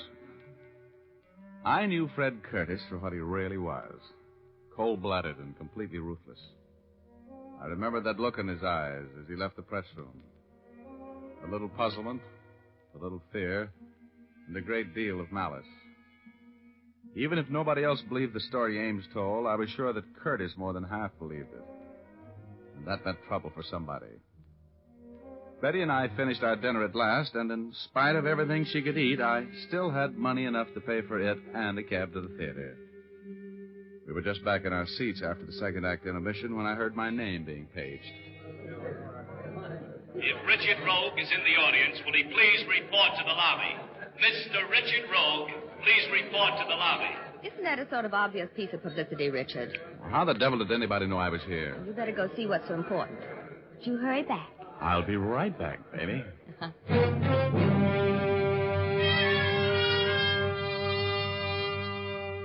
I had a bad hunch as I walked up that aisle.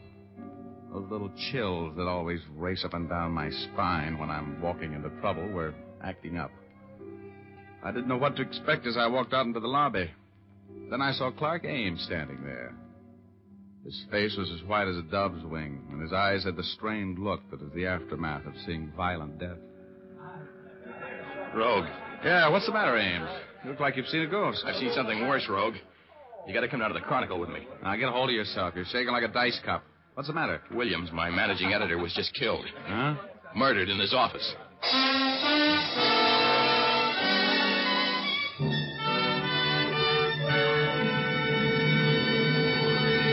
Well, that's the beginning of our story. We'll continue in just a moment, but first, here's Jim Doyle.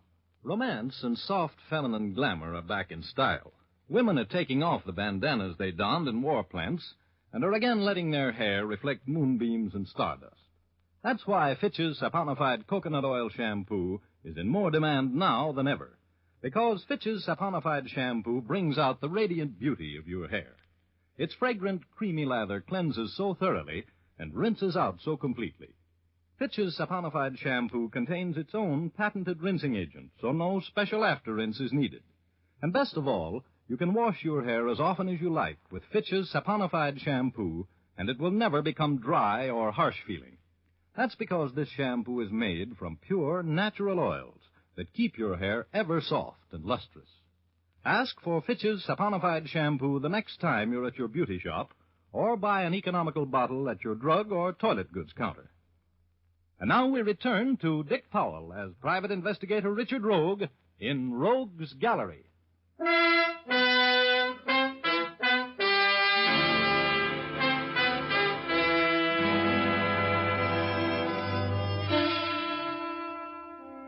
Well, I was working. The publisher of the Chronicle was paying me $1,000 for putting the long, cold finger on the murder of Williams, the managing editor. I was pretty sure I knew who the murderer was, so it looked like a soft buck. When Ames and I arrived at the Chronicle, homicide was already there. My friendly enemy, Lieutenant Urban, was in charge, as usual. He walked over from where he was examining the remains of the late Mr. Williams. Hey, Sam, help me with this. What are you doing here, Rogue? Now, Urban, you know whenever anything comes along you boys can't handle, they always send for me. Who's paying you? The publisher of this paper. Now, shall we go on with the third degree, or shall we get to work on the murder? What do you know about it? More than you do. When was he killed? The medical examiner says he got it about 2 hours ago. Stabbed to death with his own copy shears, huh? Yeah, the last edition had already gone in. No one else was in the city room when it happened. Found a motive? Well, look at the office. Every file's been emptied. The murderer was looking for something, Rogie. Yeah, I wonder if he found it. You wouldn't know what it was, would you? Yeah, I might. I might at that. I heard the Chronicle had a signed confession from Don Thompson. They were going to run it tomorrow. Now, what was Thompson's confession? Come on, Rogue. You might as well give me all of it. Well, it seemed Thompson was confessing that he had been paid quite a sum of money for a job of perjury by Fred Curtis, commonly known as the alibi master. In words of one syllable, so you can understand it, Urban, Thompson sold the Chronicle information which would have put Curtis away for about 10 years. Curtis, eh? Well, looks like this is going to be a simple case. Could be, yes. Hey, Ames, you know where Williams kept that Thompson confession? It was in the top drawer of this file. It's gone. Uh-huh. Well, I guess that settles that, Urban. That's too easy. Curtis knows every trick in the book. Hello, Urban. May I come in? Yeah. We were just talking about you, Curtis. You're very welcome. I figured I would be. Why did you kill him, Curtis? You knew you'd be the number one on the suspect parade. Oh, that's not very smart, Rogue. If I had killed him, I would have been much more clever about it. I wasn't within 100 miles of here when he was killed. Well, that sounds familiar. I know I'm wasting my time asking this, Curtis, but you can prove that alibi, can't you? Of course. I was on my ranch in Antelope Valley when I heard over the radio that Williams had been killed. I suppose my friend Rogue has told you of the fantastic story a drunken reporter named Ames was shouting in the press room at the Hall of Justice today. Yeah, I told him. He knows all about it. Oh, incidentally, Thompson's little composition is missing. The man who killed Williams lifted it. Very convenient for you, wasn't it, Curtis? Convenient? Oh, there never was such a confession. There couldn't have been. Because there wasn't the slightest background of truth for the wild tale Ames told today. Okay, Curtis. We'll let you know what we think of the story after we've checked your alibi. You were on your ranch in Antelope Valley when you heard the report of William's death. Yes. That's about 100 miles from here, right? Approximately. As soon as I heard the report of the death, I knew I would be a suspect. So I started to town. I stopped in a bar in Palmdale for a drink on the way in and then came directly to the Chronicle office without stopping. My car's at the curb now in front of the building. Ryan, check those alibis. Oh, they'll check, Lieutenant. I'm sure they will. The alibi master would never slip up on his own alibi. That's right. I'm sorry to disappoint you, Rogue. And I'm sorry to be disappointed, Curtis. You sure you don't know anything about this murder? You didn't hire someone to do it for you, did you? Of course not. I had nothing against the man. Why should I want to kill him? You can go, Curtis. We'll try to break that alibi or find the boy you hired. Until we do, take it easy. Thank you, Lieutenant. Oh, you can reach me at my office if I can be of any further use to you. Oh, Curtis, are you going back toward the Biltmore Theater? Mm-hmm. I got to get back there. I left my car there. And, oh, brother, Betty. Ooh, she'll massacre me. I'll give you a lift. Come on, Rogue.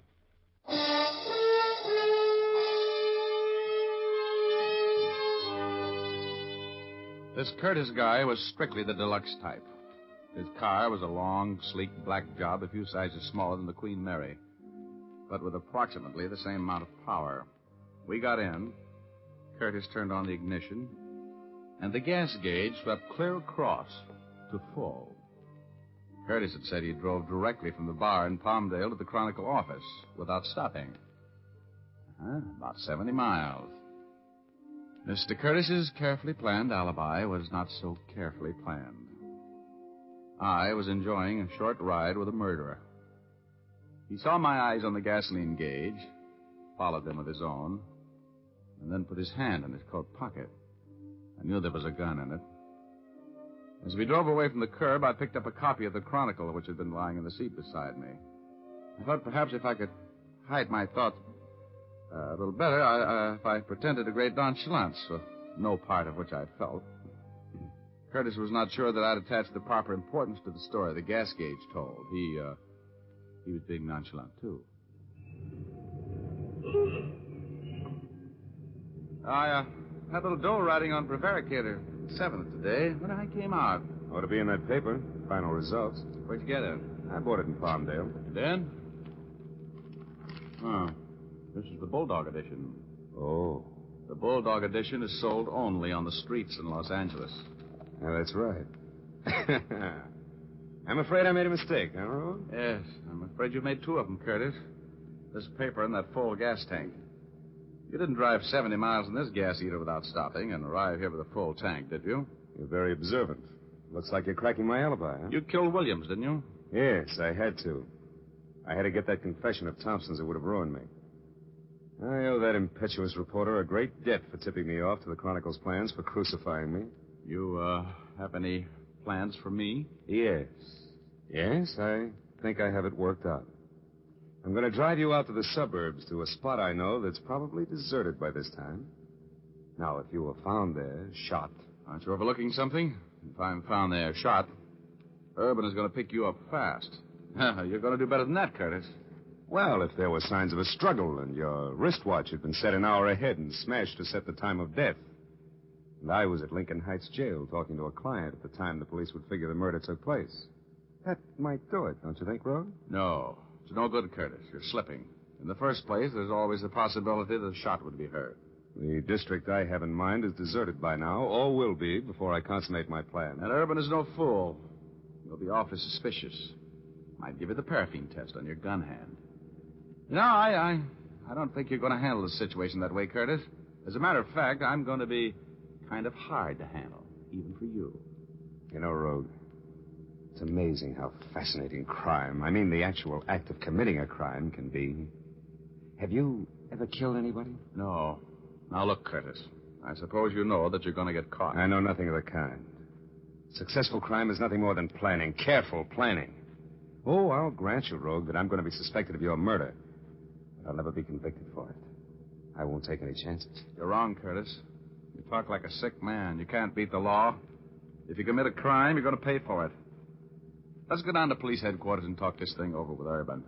What do you have to win by adding another murder to your score? Mr. Rogue, I love life too much, and I love success too much to let anything stand in the way of my life as I live it.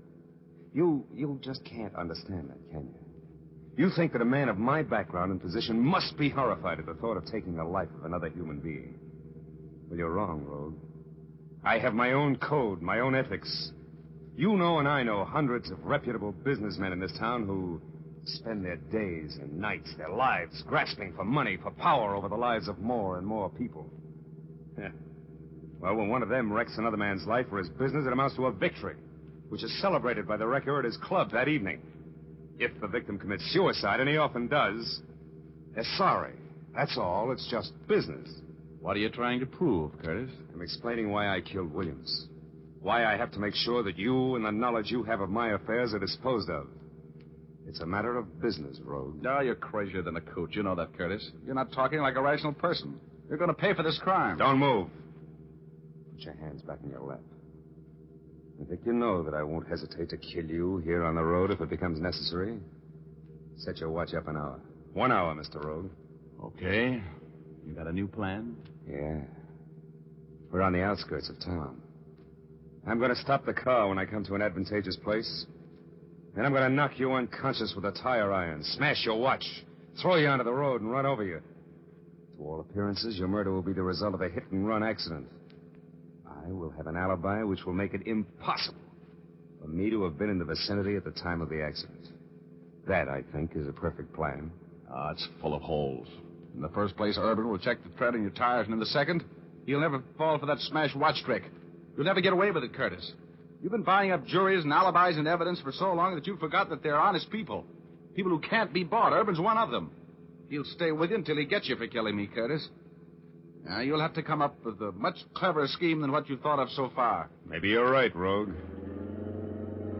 What are you doing? What I'm going to do now, Mr. Rogue, won't need any alibi. Look out, you fool. Curtis! Curtis, give me that wheel. Sit back there, Rogue. Get your foot off that accelerator. You're going to hit. Turn that wheel. Give me that wheel, Curtis. Goodbye, Mr. Rogue. Let go of that wheel. Let go or I'll shoot.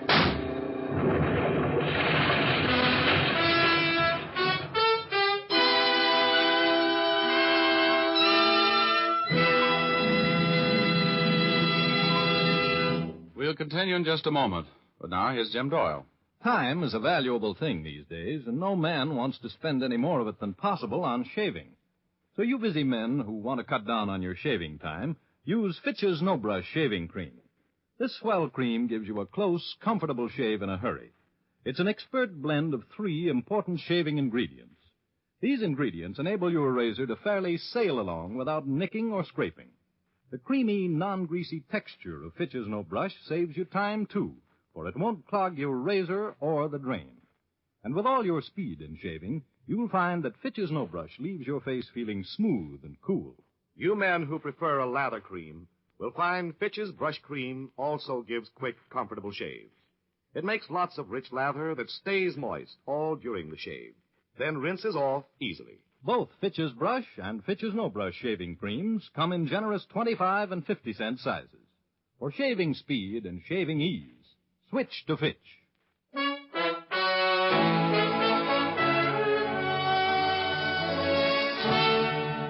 Now back to Dick Powell as Richard Rogue in Rogue's Gallery.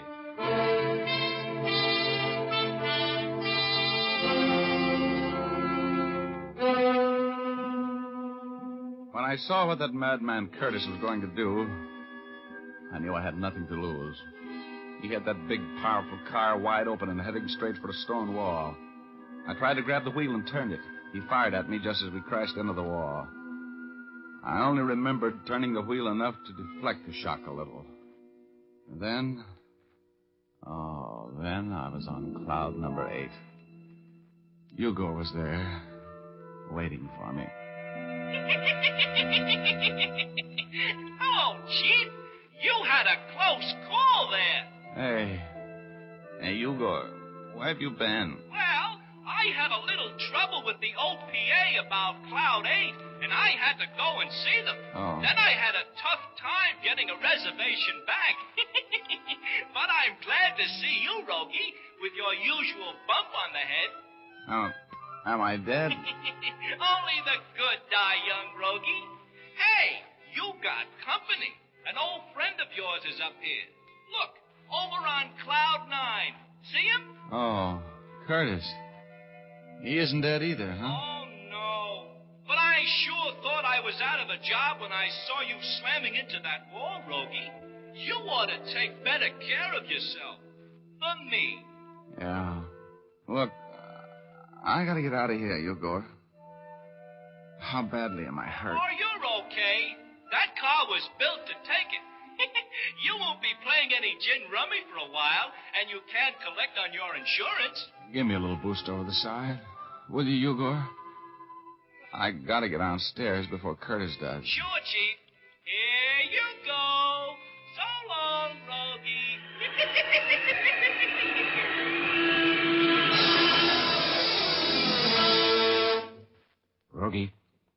Rogie. Hello, Irvin. Fancy meeting you here. Receiving hospital? Yeah. What have you been up to? What were you trying to do? Kill yourself? No. Is Curtis here? Yeah. Now, I'll ask the questions. What happened? How badly is Curtis hurt? Leg broken, that's all. He's still unconscious. Look, Urban. He killed Williams. He tried to kill me. He admitted it, eh? Yeah, after I caught a couple of flaws in his alibi. You got enough dope on him to make it stick? I don't know. It would be my word against his. But I got an idea.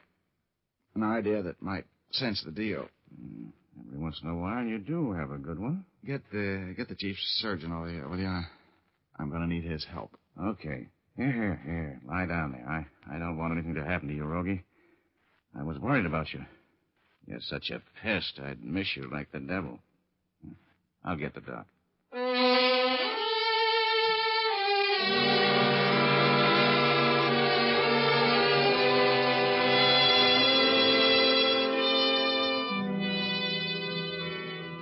When I outlined my scheme to the chief surgeon, he looked for a minute like you might call him the head of the psychiatric ward.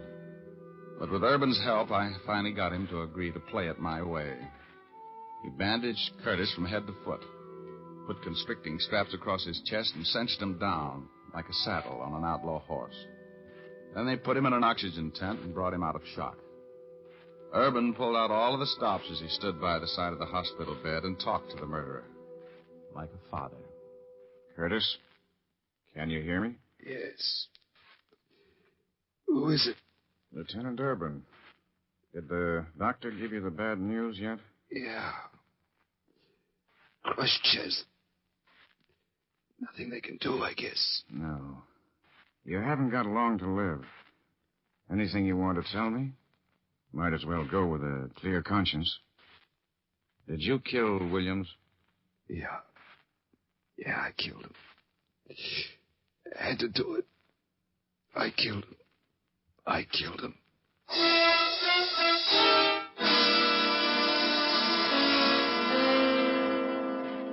Well, that was the end of the case. Brilliant piece of work on my part, I thought. Going through that little tableau of making Curtis believe he was on his deathbed and had nothing to lose by confessing the murder. And, I love that Urban. He's so proud of the fact that he confined his remarks to the truth when he was talking with Curtis. All he said was, "You haven't long to live."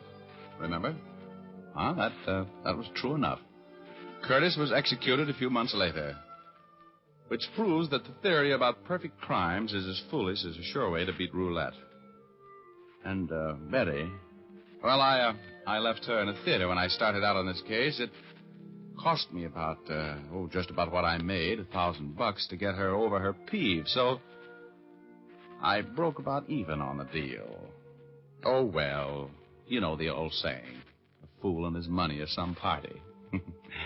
You know what I mean?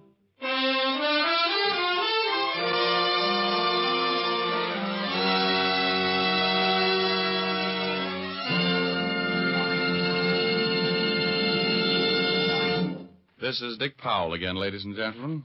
Hope you enjoyed our story tonight. Ray Buffum wrote it. Leith Stevens composed and conducted the music, and Dee Engelbach produced and directed. Don't forget, you've all got a date with us next Thursday night. We have a story for you about the last time Rogue saw prison. So make a date with us, will you? Thanks for listening. And now, once again, here's Jim Doyle. Be with us again at the same time next week. Oh, and be sure to see Dick Powell in his latest RKO picture, Cornered, at your local theater soon. Remember, tune in next Thursday, same time, same station, when you will again hear Dick Powell as Private Investigator Richard Rogue in Rogue's Gallery.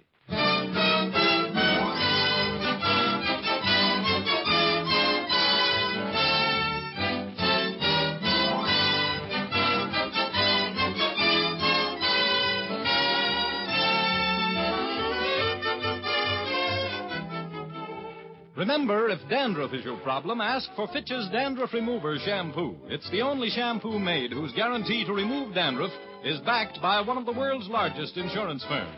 No other shampoo can make this statement. Ask for Fitch's Dandruff Remover Shampoo at your drug or toilet goods counter, beauty or barber shop. Fitch is spelled F-I-T-C-H.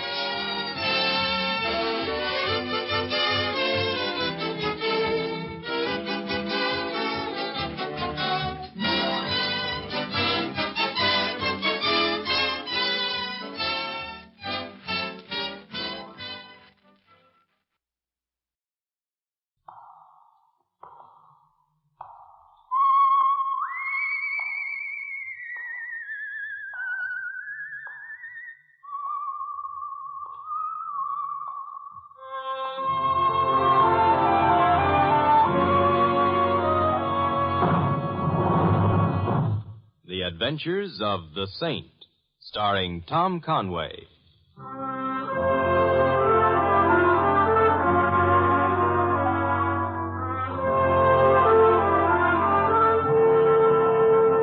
The Saint, based on characters created by Leslie Charteris and known to millions from books, magazines, and motion pictures.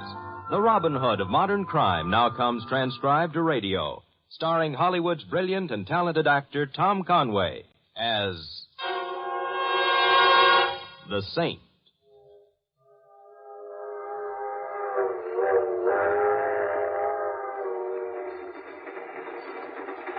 Mind if I sit down here, mister? Huh?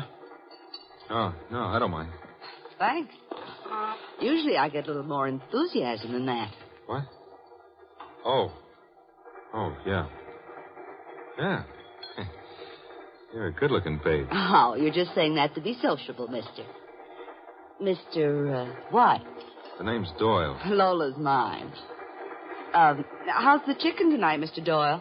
It's okay. How would you know? You haven't touched it. Being on a train kind of spoils my appetite. So that's what's spoiling your appetite. Sure. What else? I wouldn't know. Mr. Doyle, who's paying for my dinner, me or you? Well, now that I take a good look, I'd be glad to buy you dinner. Oh, good thing I'm not the demure type. Restrain your joy and hand me that menu, huh? Sure. Thanks. Yeah. And button your jacket, your gun's showing.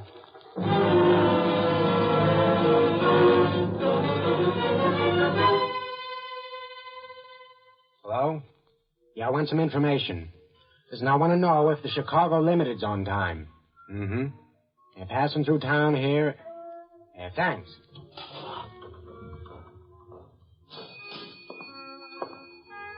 Well? On the dot, Mitch, 2:30 in the a.m. It's a little past 11 now. Our train stops here for 10 minutes. That ain't an awful long time, Colonel. It's long enough. Maybe. I want another drink. You don't need it. I hope Doyle's enjoying his train ride. I wouldn't know. You think he'll be glad to see us, Mitch? I want another drink. Yeah, you know something? I think he'll be so happy that it's just liable to kill him.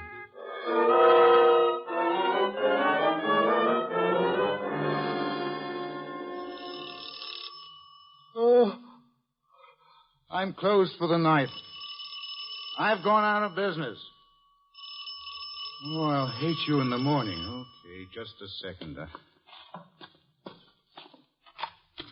Mr. Templar? Yes, and the hour is midnight, and I'm about to go to sleep. You look very nice. Oh, you must say that to all the boys whose bells you ring. I'm not working my way through college, Simon. No. From where I stand, I'd say you'd graduated. From where I stand, I'm getting tired of standing. Oh, I'm sorry. Come in. Come in. A little late to begin a beautiful friendship. I'm frightened. Your eyes tell me that. And they're very beautiful. You know a lot about women, don't you? Not as much as I'd like. I'm married to Jimmy Doyle. Doyle. I don't know him. I want you to meet him tonight. So I can be frightened, too? He's coming into town on the Chicago Limited in a few hours. Oh, you want me to bring him flowers? I want you to see that he gets home. Alive. Well, the police do fairly well at that kind of thing. I can't go to them. Oh, you're afraid to? Why? Jimmy'd kill me if he found out. I see. Where is home? 49 Marble Avenue. And I'm to see that he gets there alive? You haven't told me why he might not. Nor do you intend to. Why should I bother, Mrs. Doyle? Perhaps because I'm lonely and afraid. Perhaps because I'd like you to call me Madge. Simon, I've no one else to go to. All right. I'll meet his train. When's it due? 5 a.m. 5 hours to go, then. I'll go home now. Oh. Knowing that you're taking care of things, Simon. I might even be able to sleep. Pleasant dreams, Madge.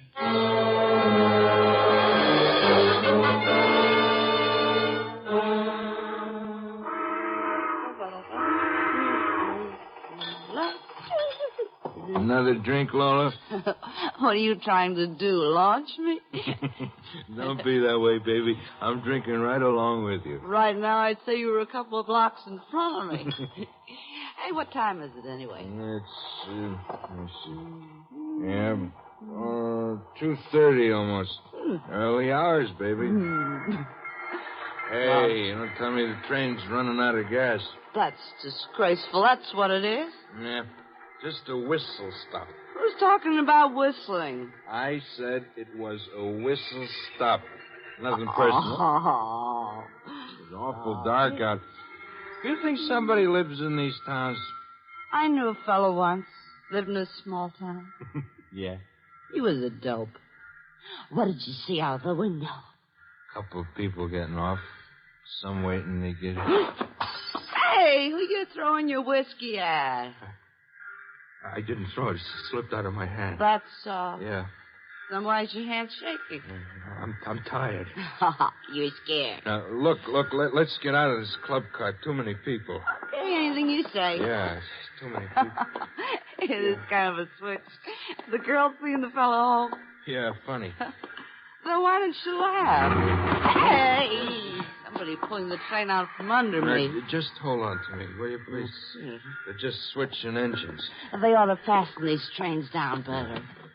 Yeah, this here's my car. The compartment is right along here. Oh, aren't you fancy? I just got a lower berth. Yeah. I'll be seeing you. Oh, no. Come on in, will you? Well, a girl's got to be careful of her reputation. Nobody around but even so... Please come in. We'll gab a while, huh? Well, that's better. Okay, give me your arm. Here. It's kind of dark in here. Why don't you put a light on? No!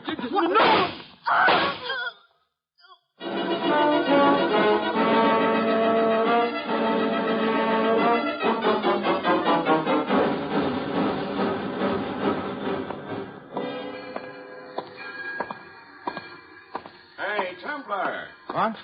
Oh, Lieutenant Flynn. Hello, Templar. What are you doing here? Is there a law against lurking on station platforms? Don't tell the commissioner.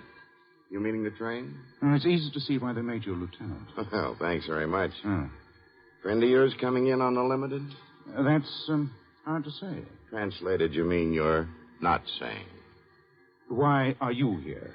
I'm crazy about trains. Oh. Also, the department got a wire. Seems somebody on that train wasn't a very good traveler. Oh? Seems he died en route. Yes, train sickness can be overdone, huh?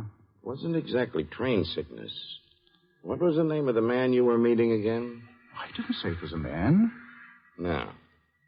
This fellow stopped a couple of bullets in the worst possible place. Oh? Are there any good places to stop bullets? If you're not too busy, Templar, when the train pulls in, maybe you'd like to climb aboard with me. Mm-hmm. Take a look at the fellow I'm talking about. Oh, I might not be too busy. What's his name? Doyle. Jimmy Doyle.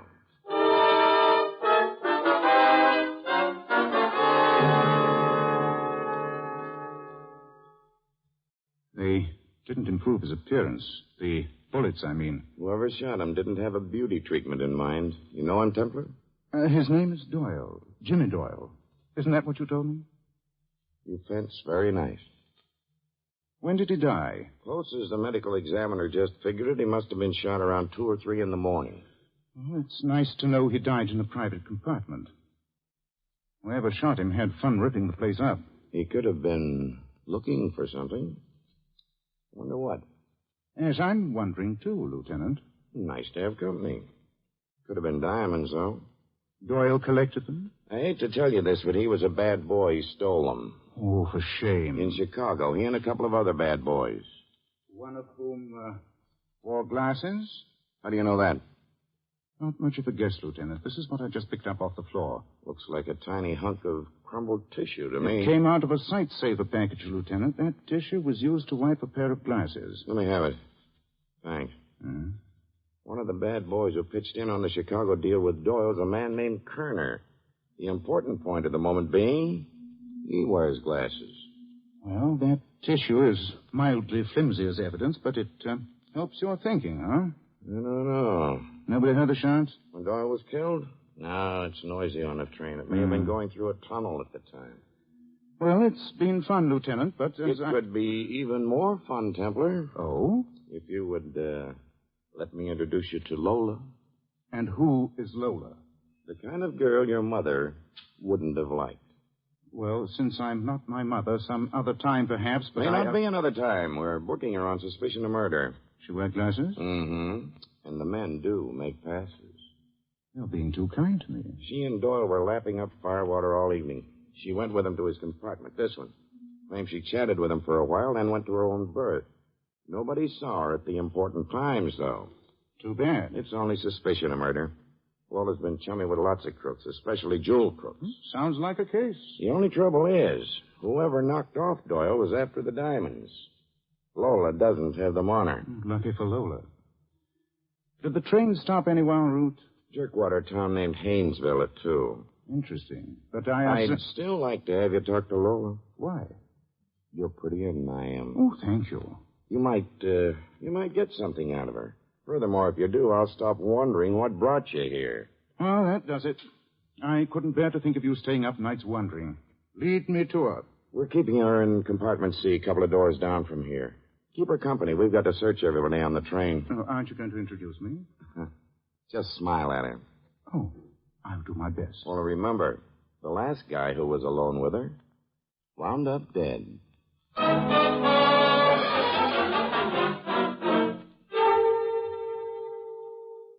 long do we have to hole up in this room? Not long. You'll just be glad you're off of that train.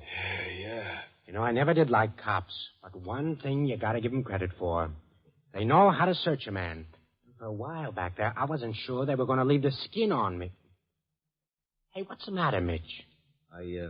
I'm wondering where the stones are, Kerner. Yeah, so am I. They weren't in that compartment. We tore it apart. Couldn't find them. I didn't. Oh, now, wait a minute, Mitch. You were with me all the time. Sure, when we got on the train. But according to what the cops were throwing at us, somebody visited Doyle while you and me split up. Locating our berths? Yeah, but we had to take berths in different cars. We'd have been spotted too easy if we hadn't. Sure, except with the way it worked out, you could have got to Doyle's compartment before his body was found. You could have shot him and ditched the stones someplace. Yeah, so my friend could you. Would I bring it up if I... You might. Just to make sure that I didn't. Now, look, Mitch, there's one thing we know. Neither of us has got the stones on us now, no matter who killed Doyle. So? So do you care who killed him? I care about the stones. All right, then let's start using our heads, huh? Doyle reached the station in Chicago with the stones. We figured he'd have them with him all the time, but maybe he arranged to have them reach New York separate from himself, you see. Yeah. All right, now, I got an idea of where in New York those stones would have to wind up if that's what Doyle did. And that's where? That's Doyle's home. So, why don't we drop in on Mrs. Doyle and tell her the sad news? Yeah, that way we get a seat on the inside. Where we sit and wait for company.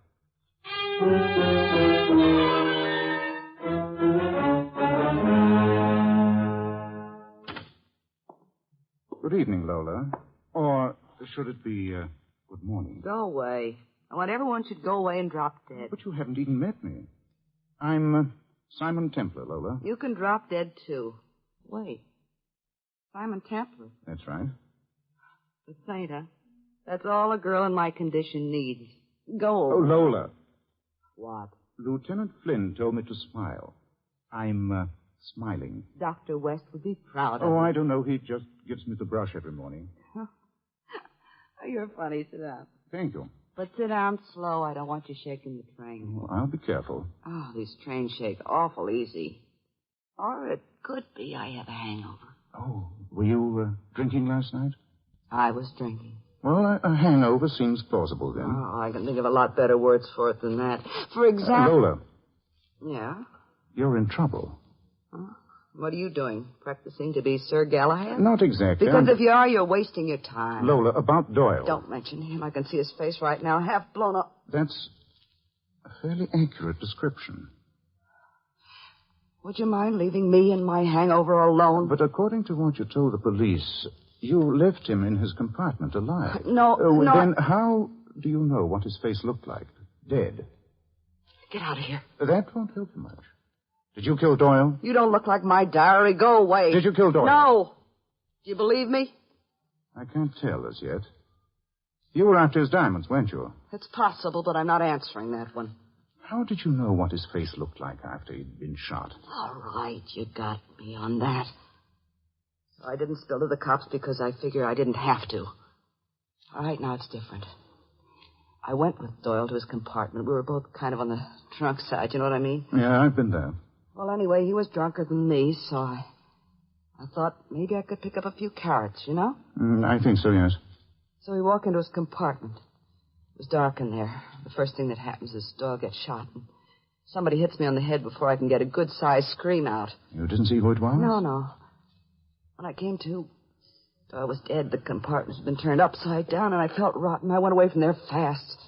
That lower berth looked just like home. You could be telling the truth. Lean over. What are you going to do? Ouch! Hey! There is a bruise on your head. Well, that proves... One of two things.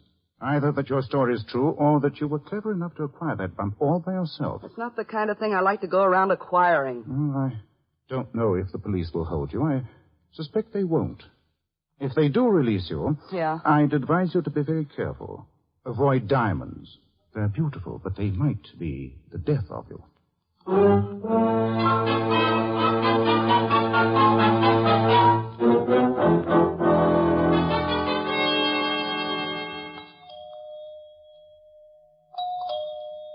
Just a second. Oh. Hello, Mrs. Doyle. Kerner. Kerner and Mitch. You mind if we come in? You don't mind. She looks all broken up by grief, don't she, Mitch? All broken up. Is that a new routine? Yeah, she don't sound like a new widow at all. Did you say new widow? Oh, don't tell me you didn't know. Didn't the cops get in touch with you? About what? I guess they didn't. I guess maybe Doyle didn't bother keeping him posted about his home address. Will you tell me what happened, please? Sure. Somebody took a sudden dislike to your husband. So you're a widow. When? 2:00 this morning. He was on a train. People die on trains, too. You said the police. He was murdered, Mrs. Doyle. He isn't bringing home the bacon. Would you mind leaving? But somebody else may bring it around. We like bacon. I don't... You'll just have to put up with this for a while. Mitch, take a look around. See if there's any other entrance to the apartment. Okay. What do you want of me?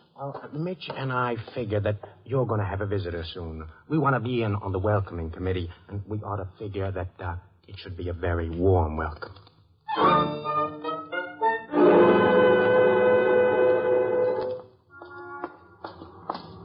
Aren't police stations attractive?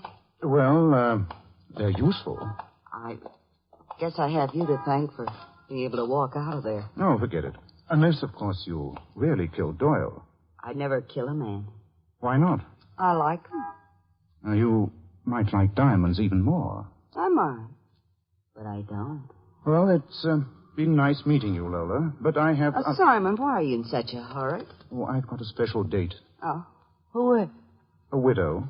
What's so special about a widow? I just want to see if she's merry.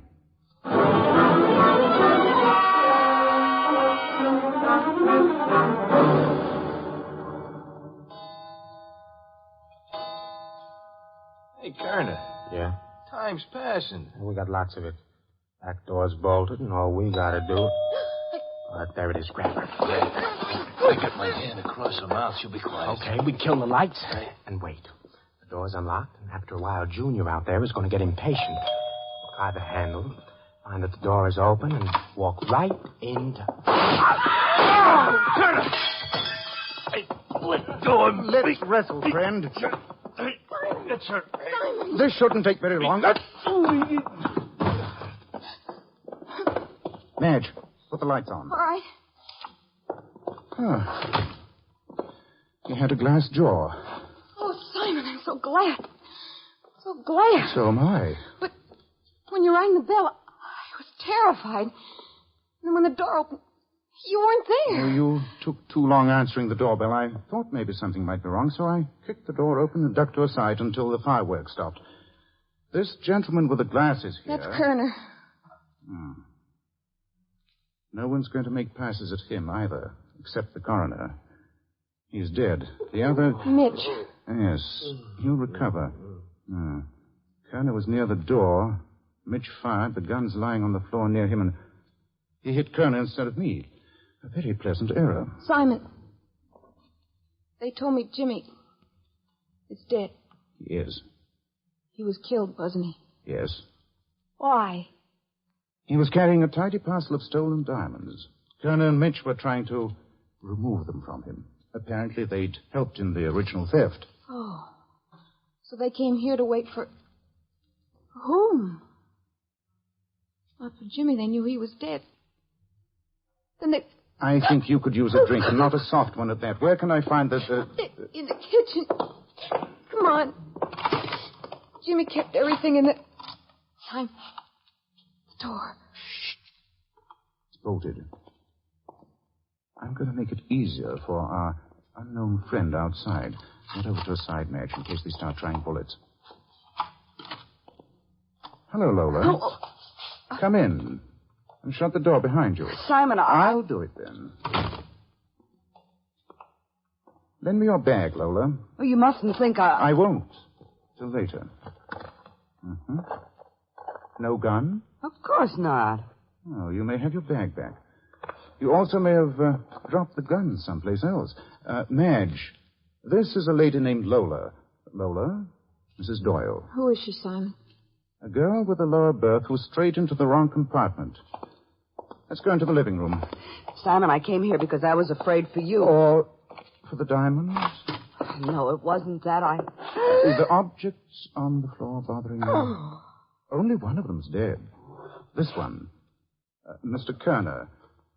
Nothing interesting in his pockets.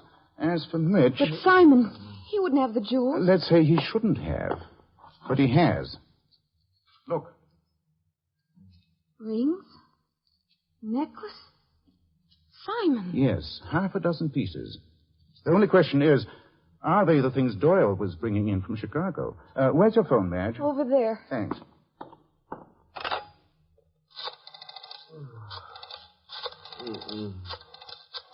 Mitch is starting to come to. One of you had better take that gun. I've got it. Hello, Lieutenant Flint, please. Point that gun at Mitch. I am. If he acts up, don't be delicate. I won't. When I think of how he made Jimmy look, Flynn, Simon Templar. Would you mind reading off a list of the stolen jewels Doyle was supposed to have on him? That's right, yeah. Fine. Oh, no, Lieutenant. Not intellectual curiosity. You see, I have exactly those jewels with me. Not to mention a corpse and a killer. The address is 49 Marble Avenue, apartment C. Lieutenant, don't hurry. I'm having fun. Then the jewels you found on Mitch are part of the Chicago loot, yes. Only one thing bothers me. What's that? Madge, Mitch couldn't have shot Kerner. The angle's wrong. The angle? Yes. Besides, why should either of them have started shooting? They didn't know who would be coming through the door. Simon, I didn't want to get involved, but I shot Kerner. Mitch was holding his hand over my mouth. I had a hand free. I didn't want them to kill you, Simon. We're in unanimous agreement on that. As for Lola, I don't like the way you're looking at me. Oh, you and Madge standing side by side. A very pretty picture. Don't talk to me about pictures. They got frames around them. You just said the stuff you found on Mitch is part of the stuff Doyle had with him on the train. That's right. Well, that proves Mitch killed Doyle and stole the diamonds. No. It merely proves that the diamonds were not on the train. What? Look, I never even got through high school. For me, you have to make it a lot simpler. I'll be glad to. Everyone who walked off the train this morning was thoroughly searched. No one could have got away with the jewels. Therefore, the jewels weren't on the train. Not when it reached New York, that is. I think I know what you mean, Simon.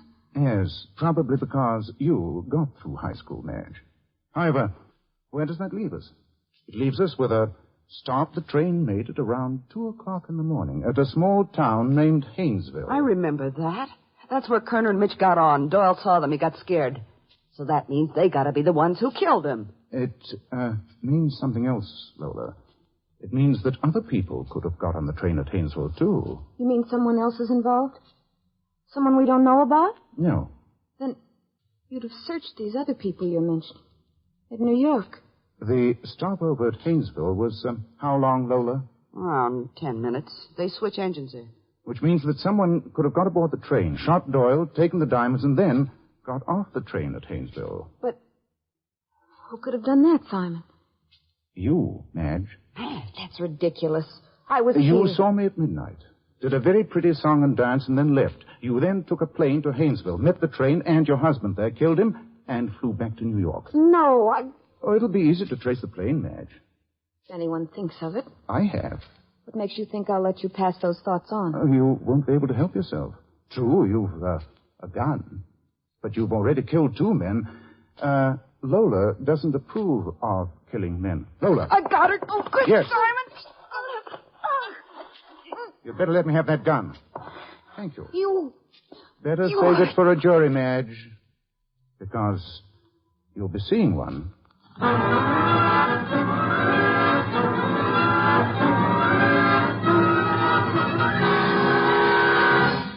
You have been listening to another transcribed adventure of the Saint, the Robin Hood of modern crime. And now here is our star, Tom Conway. Ladies and gentlemen, democracy demands an active faith, a dynamic struggle against the fanatics who would destroy our national unity with the poison of prejudice. We must protect ourselves and our families against prejudice by accepting or rejecting people on their individual worth, by refusing to listen to or spread rumors against a race or religion, by speaking up wherever we are against prejudice and for understanding. Remember, freedom and prejudice cannot exist side by side.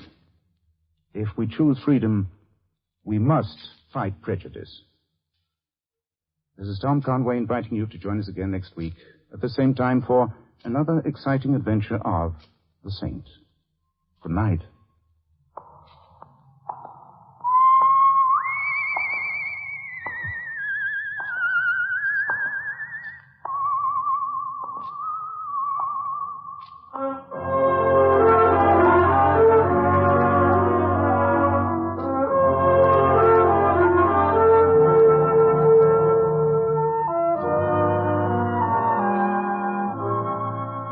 This script of The Saint was written by Louis Vittes. In our cast, you heard Gloria Blondell as Lola and Joyce McCluskey as Madge. Paul Richards and Peter Leeds played Kerner and Mitch. Shepard Mencken was Doyle, and Ken Christie, Lieutenant Flynn. The Saint, based on characters created by Leslie Charteris, is a James L. Safier production and is directed by Helen Mack. Tom Conway is soon to be seen in the Warner Brothers production of Gold Diggers in Las Vegas. All you Saint fans will be glad to know that the Saint comic books are on sale at all newsstands. Your announcer, Don Rickles.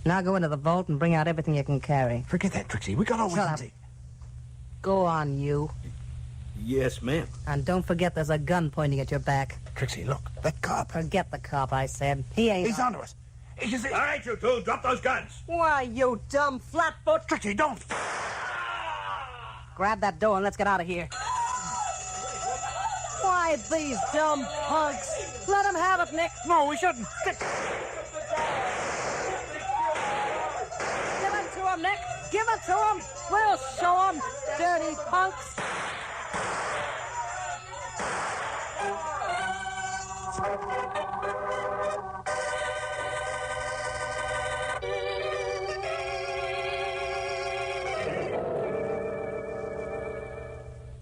Lieutenant Bill Meggs of police headquarters dropped into my office to tell me about the robbery and the murders. Now, Carol Curtis, my secretary, and I have known Bill a long time. We both suspected the purpose of his visit was more than to just give me a good news story. Well, that's the story in a hole-up, Chuck. You got any ideas? Chuck's always got ideas. What we want to know is, what idea have you got up your sleeve? Never mind, Glamour Puss. What does your file record show, Bill? I've checked the files and records in every daylight bank robber in the country. This pair didn't follow the customary pattern at all. More than a week, my boys have been bringing in and questioning every known daylight hold-up man in the city. So far, they haven't even made first base. Now, the way I see it, they've been looking in the wrong places for the wrong kind of guy. That makes sense. Yesterday, a young trooper, Sidney Richards, in an upstate town, he noticed some smoke and some signs of life coming from what he supposed was an abandoned house. Went up to investigate and hasn't been heard from since. Wait a minute. If he hasn't been heard from since, how do you know he saw signs of life? And how do you know he went up to investigate? Stands to reason. We found the tire marks of his motorcycle in the lane that leads to the house, but none returning. So you figured that whoever was living in the house prevented him from returning, huh? That's exactly what we think. Well, why don't you go up there and find out, for heaven's sake? Well, if you use your head, GP, you wouldn't ask such a nutty question. It's like this, Carol. Suppose the people who are occupying the house are our bank robbers, and that they've taken Trooper Richards prisoner and are holding him as hostage. Well, suppose they are. They can't hold him forever. What are you going to do? Just sit around and wait for... The life of one state trooper, Carol, is worth the lives of a dozen criminals. Now, we have a plan whereby we can keep young Richards alive. Here it comes. Let's have it, Bill. 2 days ago, the San Francisco police captured one of the most ruthless killers this country's ever known. Yeah? Now, you've probably heard of him. He's called the Professor. The Professor? Yeah. I did a story on him a while ago. Uh-huh. Now, the Professor's being held incommunicado by the San Francisco police. Chuck, we want you to go up there and look him over. What's the gimmick? I'll bet you wish you'd never asked. Well, assuming that the people in the abandoned house are our bank robbers and that they're holding Trooper Richards, there's only one person who could get to him without arousing their suspicions. I get it. You want me to assume the identity of the Professor and make a call on the fugitives, huh? No. That's it, Chuck. You look a little bit like the Professor, and I think you could get away with it. No, I said. You stop getting in a sweat, Glamour Puss. There won't be any danger. No danger? Are you out of your mind? The first thing those two are going to ask is, how did you know they were hiding in the house? We've taken care of that, Carol. 2 days from now, there'll be a daylight holdup in the neighboring town of Bolton. Crime will be laid to the Professor. The Professor? But you said... Crime will only be attributed to the Professor. Newspaper, radio broadcasts will attest to that fact. Yeah, that's a good idea. I could use the story myself. Uh-huh. You see, Glamour Puss, it'll be only natural for the Professor to take refuge in the abandoned house. That's it. Now, these two fugitives did, and why not the Professor? I still say it's crazy. What if they've met the Professor before? What if It isn't likely that any small-time operators would know a big shot like the Professor by sight. He'd be careful not to let him. No, I won't buy that. Chuck can't go. Listen to her. Now, listen, GP. Don't you realize a man's life's at stake? Yours will be, too, if you're sucker enough to agree to this plan. Anyway, your birds might have flown by the time you got there. Not a chance. The house has been watched night and day. You're outvoted, GP. Suppose you pipe down. Okay, go ahead. Get yourself murdered. See if I care. If I don't go, Trooper Richards will be murdered. Well, then, I'm going too. No, isn't that bright? You sit down at that typewriter and get to work. Chuck Morgan, don't you manhandle me. I haven't touched you. Come on, Bill. Let's catch a plane for San Francisco. Right. Chuck! No, come back here. So long, GP. Take it out on the typewriter. Oh, that dizzy idiot. If he thinks that I... Well, I'm not, but I won't. And he'll wish he hadn't.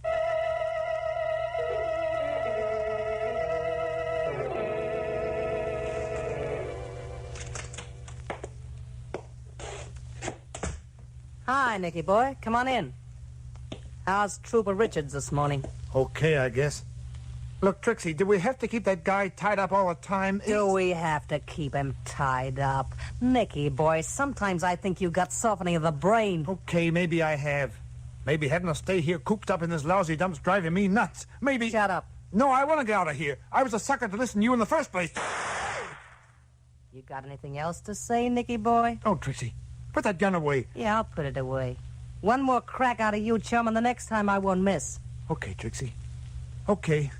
You don't need to worry about me. I better not need to worry about you, you dumb punk. Why, if it wasn't for me, you'd be cooling your heels in a cell right now. I know it, Trixie. You're right. Forget I said anything, will you? If we could only get out of here. We'll get out when the heat's off, not until. But suppose they find us. Don't be a dope.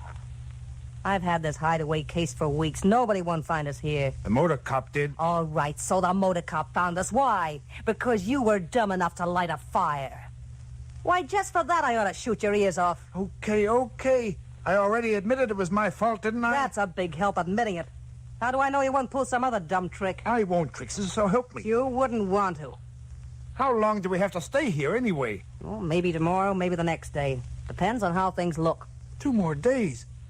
Look, Trixie, that cop's going to be missed. They'll come looking for him. Let him. We're in the driver's seat no matter which way you figure it.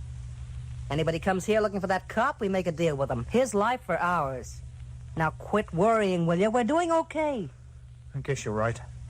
Besides, if they was looking for the cop, we'd have heard it on the portable radio. Sure we would. Turn it on. Let's have some music. Okay, Trixie. And it has now become definitely established that the lone bandit who shot and killed the paymaster at the Roberts oil fields was the gangster known as the Professor. State police are making an intensive search of the countryside near Bolton. Well, how do you like that? The professor's operating again. And in Bolton, too. The professor? I thought he was laying low after the Chicago job. Looks like he got tired of laying low. Huh. Them dumb cops thinking they can catch the professor. Nicky boy, there's a character I'd like to meet. Him and me could go places together. Yes, sir. There's a guy who's got what it takes. You ain't never met him, Trixie? Of course I ain't, and there's few that have. He's a smart operator, that lad. Nicky boy, you ought to study the professor's technique. Maybe you'd get someplace. Ah, Trixie, ain't I doing all right? That professor. Yes, sir. Him and me could really go places together. Hey, Trixie, listen. It's an automobile. Look, it's coming up the lane. It's the cops. I knew they... Shut up. They'll get us. We ain't got a chance. I knew they... Shut up, I said. You dumb cluck. That ain't no cop. What do you mean? It ain't the cops? Because there's only one of them. You think a cop would come driving up here in broad daylight like that? A trooper did. Nuts. This is some punk who's lost his way or maybe wants a drink of water or something.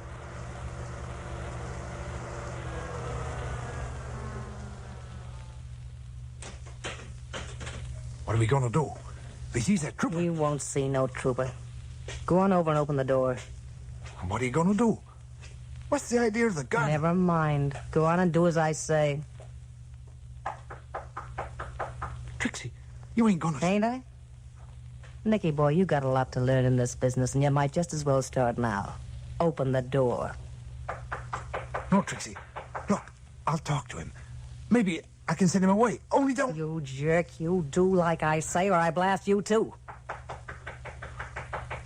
Okay, Trixie. You're the boss.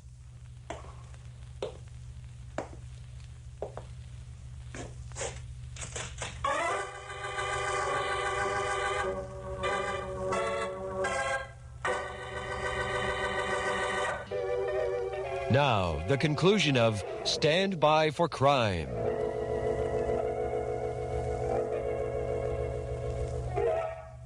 Well, with the help of Bill Meggs and the San Francisco police, I had met the professor and talked to him. He was a tall, soft-spoken man with an excellent command of the English language. which I suppose was responsible for his nickname. The fake bank robbery was pulled, and my broadcast on it recorded.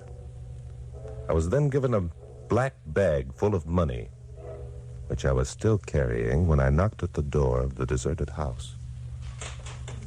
Yeah? What do you want? Oh, for a moment you rather startled me. I thought there was no one at home. What do you want? I was wondering if I could use your telephone. You see... Tell them to come in. Come on in. Of course. Thank you. Oh, I beg your pardon. I didn't know there was a lady here. You guessed right, there ain't. Okay, who sent you? Sent me? I don't believe I understand. You see, I was on my way Come on, quit stalling. Before I bump you off, I want the answers to a few questions. Bump me off? Do you mean you intend shooting me? You catch on fast, copper. Copper? My dear young lady, are you referring to me as a police officer? Busty, you sure put on a smooth act. Hey, Nick. Yeah, Trixie? See what he's got in that bag. Okay. Give me the bag, bud. No, just a moment. Give him the bag. But... Very well. Here you are, my man. Thanks. What's in it, Nick? Jeepers. Well, what is it? What is it? Take a look. Well, greenbacks, bundles of them. Oh, come. There isn't so much there. I call that my small change purse. Small change? Say, who are you, anyway? Trixie. I know.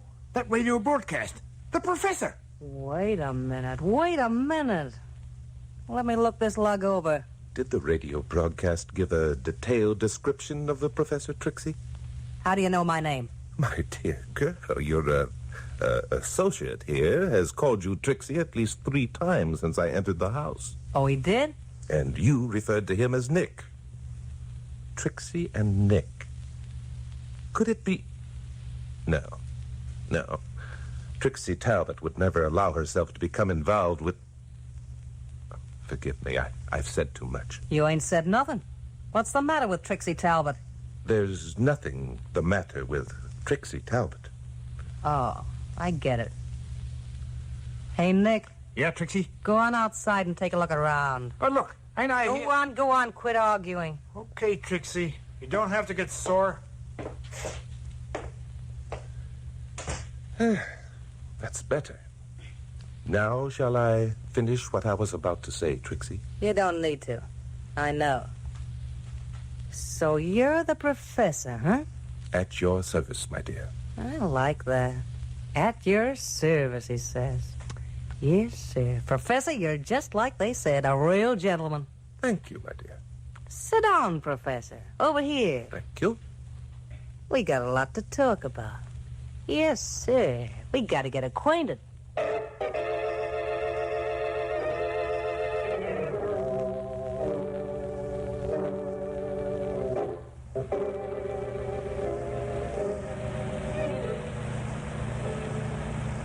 Can't you drive a little faster, Bill? Chuck may be dead by now. If he's dead, then there's no need of driving faster. Very funny. You cops are all alike, cold-blooded. Now, take it easy, Carol. Your boyfriend can take care of himself. I'm worried. One of those hold-up artists was a woman, don't forget. Ah, so that's what you're worried about. Well, that and other things. What other things? Well, suppose Chuck doesn't get away with his elect. Suppose they know he isn't the professor. In that case, as you yourself pointed out, he's dead. Oh, you... Sorry, but there's no need getting into a sweat until we know there's something to worry about. Bill Meggs, you're heartless. Either that or you've never been in love. Well, there it is. There what is?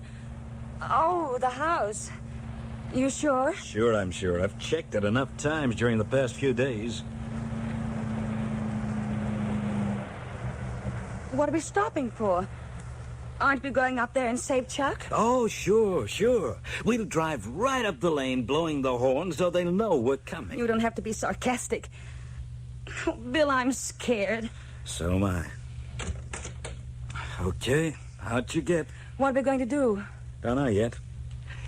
Let's take a look around.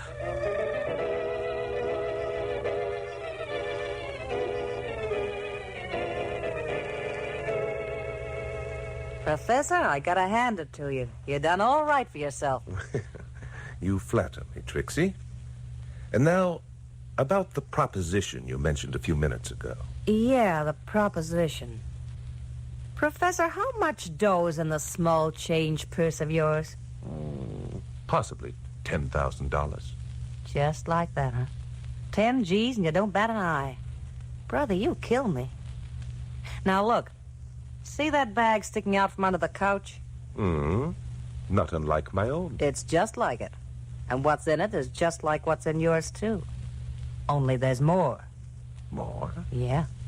There's more than 15 grand in that satchel, Professor. You don't say. Yeah, I'm saying it. You add that 15 to the 10 you got, and it makes a pretty good stake, doesn't it? Indeed it does. Yes, a very good stake, Trixie. You get it, then? We start out with 25 grand, see? You and me together. But, my dear girl, I have only 10. Sure, so I chip in 5 more than you, okay. You got brains, you got fancy talk, you're a smart operator. I need a guy like you. We could go places together. Is it a deal? It seems fair enough, but there's one tiny item I'm afraid you've forgotten. Yeah? Yes. Nick. Nick? Oh, don't be a dope, Professor. You and me know how to handle guys like Nick. Why, when someone gets in our way, we just... See, there's a guy in a base sneaking up through the woods. What? They're coming here. Cops. Let me see. Hey, Professor, come here. You see something, Trixie? I'll say I do. Look out there. Out where? Good heavens, it's... Something wrong, Professor? Yeah, I mean, put the gun away, Trixie. You can't... Friends of yours, maybe? Yeah, they're a couple pals of mine. I mean, what was that? Sounded like it came from the next room. It did. It's the state trooper. Maybe he's getting loose. Shall I go look, Trixie? Young Sidney Richards, eh? So he's still alive. How'd you know about him? I read about it in the newspapers, heard it on the radio. You never. It wasn't in no newspapers, and it wasn't on no radio. Trixie, he's... Shut up, Nick.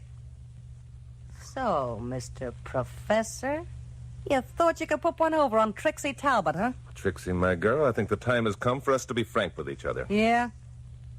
Nick. Yeah, Trixie? Go out the back way and take care of them two outside. Stay here, Nick. If you do as Trixie says, you'll regret it. I'm telling you. Pipe down, you. Go on, Nick. Do like I say. Listen, Trixie. You gonna obey orders, Nicky boy? I'm going, Trixie. You don't have to get sore. Now, Professor, this is going to be a pleasure. You'll get twice as much pleasure if you let me explain who I am. For a guy who's going to be rubbed out, you got a nerve, mister. Who are you, anyway? The name is Morgan. Chuck Morgan, the newscaster. Chuck Morgan? Well, what do you know? I thought that voice sounded familiar, but it doesn't... Well, that takes care of your friends, Mr. Morgan. You got any prayers you want to say before you join them? I've got a lot of things up. That you, Nick? Come on in. I want you to watch this. Tough, Trixie. That guy behind you isn't Nick. No? Don't try to kid me, pal. All right, Nick, speak up. The name isn't Nick, lady. Drop the gun. Why, you... Too bad, Trixie.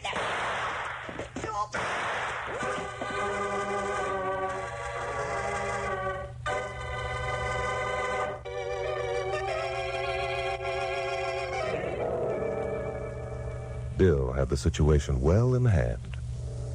Trixie was considerably messed up in the fracas that followed. Nick was no problem at all. We found Trooper Richards, uncomfortable, but unharmed. Carol and I got back to the office with only an hour to go before my late broadcast. So I started dictating the facts at once. Wait a minute, Chucky boy. Well? You don't expect your listeners to believe that stuff, do you? What stuff? That it was a woman who influenced Nick to turn bank robber? I certainly do. If it hadn't been for Trixie's influence, Nick never would have. Nuts. How was that? I said nuts. I thought you said. Women never influence men to do anything. Men are stubborn and self-centered and absolute... Come over here, Glamour Puss.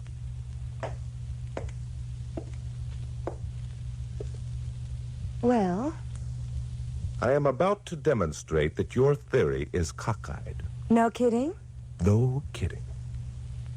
Now, I'd planned on going bowling after tonight's broadcast. Why don't you influence me to take you out dancing instead? Hey, that's a good idea. Pucker up.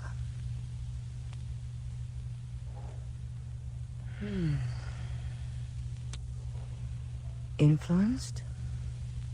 I'm influenced. We go dancing.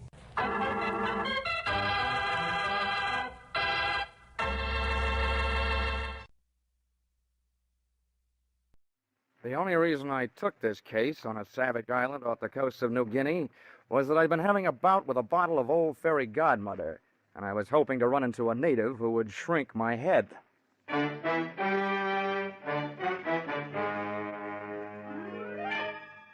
This is another in the adventures of America's fabulous freelance insurance investigator, Johnny Dollar. At insurance investigation, Johnny Dollar is only an expert. At making out his expense account, he's an absolute genius.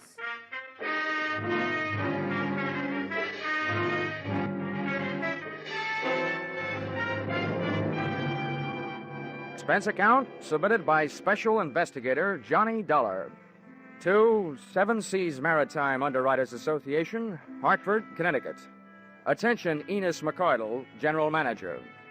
The following is an accounting of my expenditures during my assignment on the island of TIN-YUTAN. Or, south of the equator, things can get hot in more ways than one. Or, Mother, call my draft board. I'm leaving the country again. Expense account, item 1. $830.81, and 3.5 shillings. Airfare, Hartford, Connecticut, to Port Moresby, territory of Papua, island of New Guinea. That's a long trip, brother. And by the time I got there, I felt that my spine could use a new seating arrangement. Expense account, item 2. $36.80. New outfit, consisting of bush jacket, linen shorts, and a pith helmet. Item 3. 2 bits. To street beggar regarding location of building in which was situated the Port Moresby branch of the Seven Seas Maritime Underwriters Association. Oh, him, long house, him belong white fella. Little way, big bed, money. You catch him street wrong side, hurry. You hear joyous big fella buckets, you fight him cry. Him long house belong from there, no? No. Thanks a lot. I'll go look it up in a telephone book.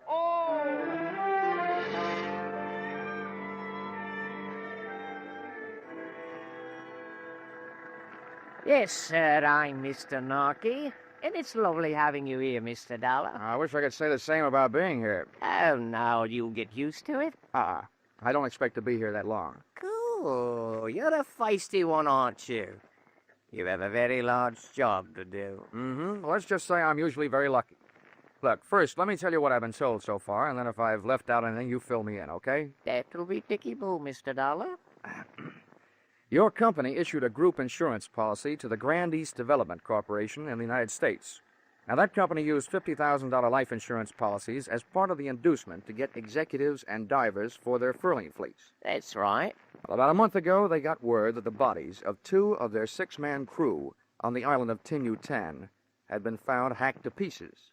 The other 4 men were missing, which adds up to a possible insurance payoff of $350,000. That's what I'm doing here, and that's all I know. Well, that's all there is to know. Oh, dandy. Has anybody done anything? What about the police? They got their own troubles right here in the port. And as for the government officials, they'll look into it the next time around. Should be in about 90 days. Oh, fine. That leaves you. What have you been doing to earn your money? Waiting for me? Well, you could put it that way, Mr. Dollar. Why haven't you gone over to TIN-YUTAN? Well, now you might say that I'm just not a man of great courage, eh? Hey, but say, I can help you to get there. Thanks. Heaps.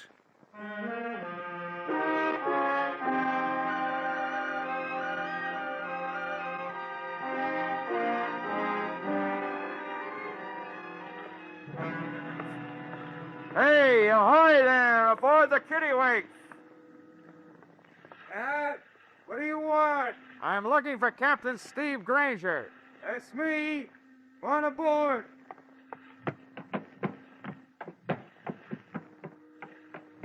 Captain Granger, I'm Johnny Dollar. Pleased to meet you.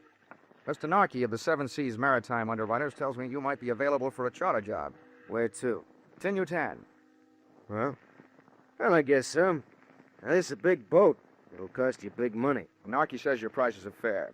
When do we leave? Tide will be ready by 5. I can't be 2. Good. I'll go get my toothbrush. Good. And since you're going to TIN-YUTAN, you might also bring one other thing. A 45.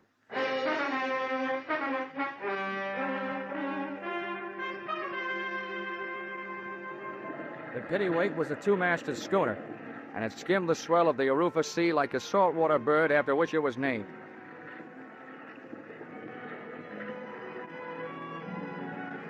I guess I'm like most guys. When I'm standing on my sea legs, I suddenly feel like a giant, standing alone against the world. Romance is no longer a sleazy blonde in a tinny bar. All of a sudden, it's all stars and sky, horizon. And when the wind and the water start to sing their song to me, any bad in me decides to reform. I was standing on top of the deck house like Captain Horatio Hornblower, with my legs spread and my outstretched hands gripping a pair of backstays, or at least that's what I think they were. And just about the time I'd reached the decision to trade my Hartford apartment for a berth on a Macassar pearling lugger, I heard a footstep from out of the night behind me. Fair passage, eh? Oh, yeah, Captain. Guess you caught me dreaming. A waste of time. This is the only place where dreaming can't possibly be as good as living. It's none of my business, but this sudden jump in TIN-YUTAN tourist trade, what's it all about? What do you mean, sudden? Well, this is the first time I've ever taken one passenger there, let alone 2. 2? Yeah, another guy came to me after you did. He's below decks. Oh. Well, that ought to make you happy. It'll cut your fare in half. About that, I'll just let the guy who pays my expenses be happy. As for me, I like privacy. Who is this guy? Now, look, Dollar, I didn't ask you any questions, did I? Well, I didn't ask him any.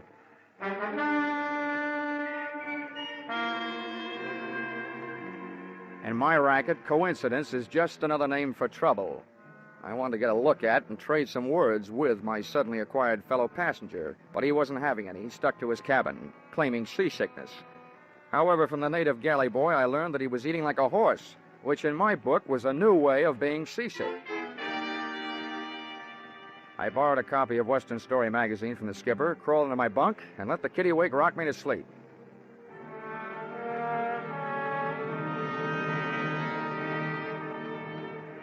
The next morning and afternoon were as uneventful as they were beautiful. At sunset, we raised the island of TIN-YUTAN. All right, boys. Here's where you go to work. Out all sails. We'll go in under power. Hey, Beaky. You secure the chips. Got an up belt back here.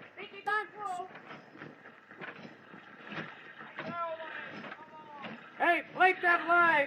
Don't leave it just lying in a big heap. All right, grab the engine.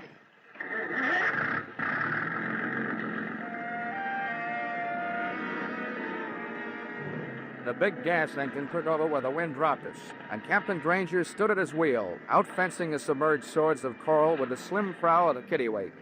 The ship had only inches of elbow room as we chewed our way through the boiling white passage of the reef, and my heart felt suddenly becalmed as we finally achieved the peaceful waters of the lagoon, which it protected.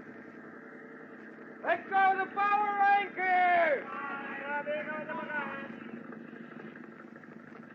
Hey, never mind that anchor. All bets are off. We're getting out of here.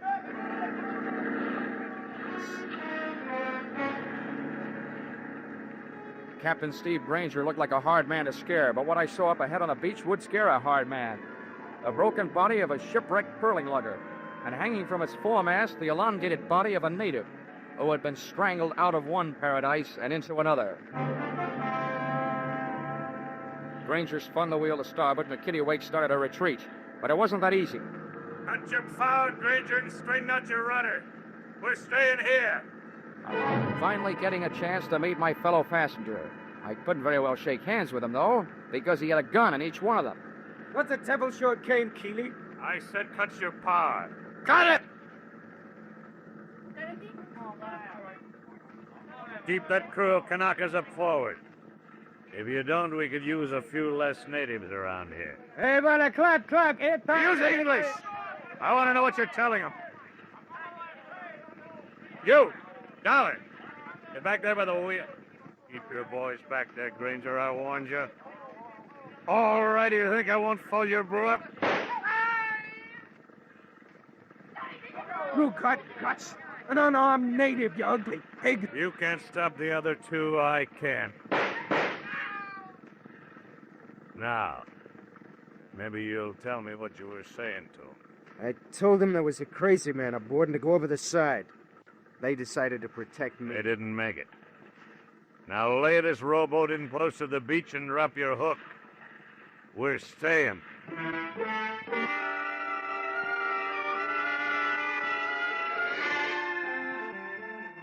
One Matt Keeley, 2 guns, and what was left of 12 bullets had me outnumbered.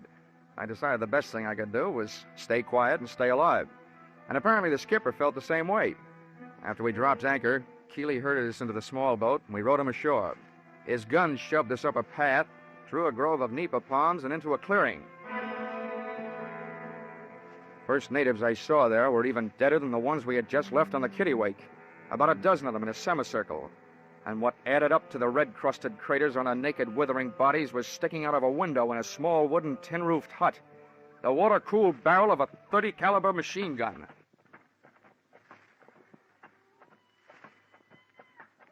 South Sea Island magic, huh? Oh, I heard you were a wise guy. That can be changed. Now, come on, inside, both of you.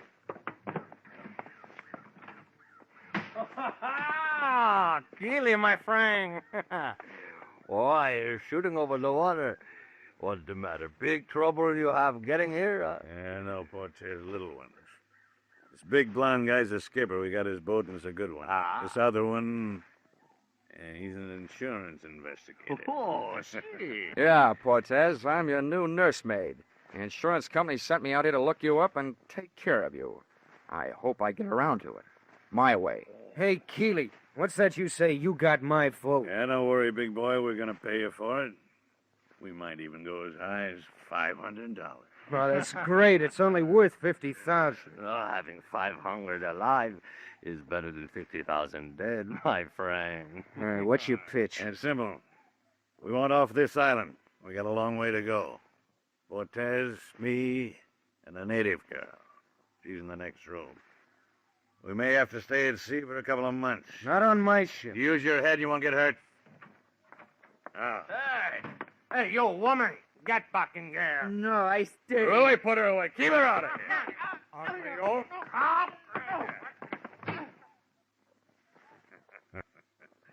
Yeah, for such an ugly broad, she sure has got a pretty name. Papalaya. Well, Dollar, you've seen yourself a South Sea Island princess.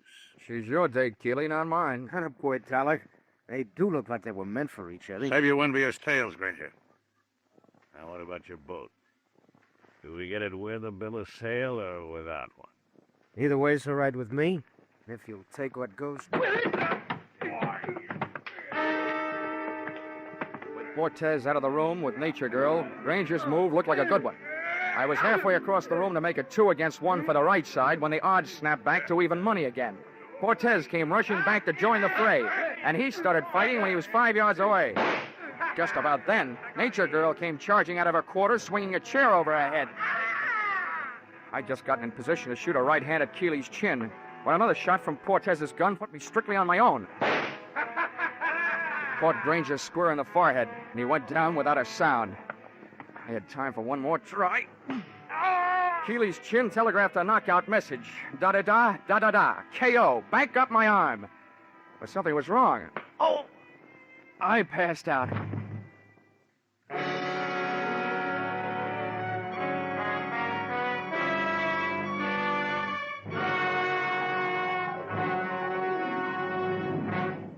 In just a moment, we'll return to the second act of Johnny Dollar. But first, 50,000 or more, always in the jackpot on Sing It Again. Music by Gene Autry and Vaughn Monroe. Music and thrills with Gangbusters, Philip Marlowe, Johnny Dollar, and Danny Clover, the Broadway cop. That's the one-way ticket to top fun on most of these CBS stations every Saturday night. This fall, when you hear them all on CBS, Saturday nights promise top music, top adventure, and a chance at radio's top prize. Now, with our star, Charles Russell, we return to the second act of yours truly, Johnny Dollar.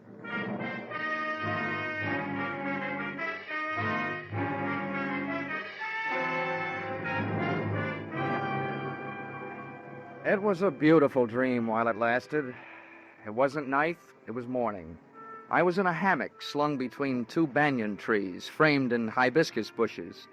Someone was bathing my face with a cool, damp, gardenia-scented cloth. A tame parrot was feeding me toasted pumpkin seeds. As a smooth-skinned, soft-skinned, cafe au lait-skinned, half-caste, and all-woman-type girl gazed into my eyes and cooed softly in my ear. This doll would make Dorothy Lamour look like an Irish washerwoman, and to boot she was wearing a short sarong. Oh, poor man. Please to wake up. Hey, it wasn't a dream. It was really happening. Everything was there.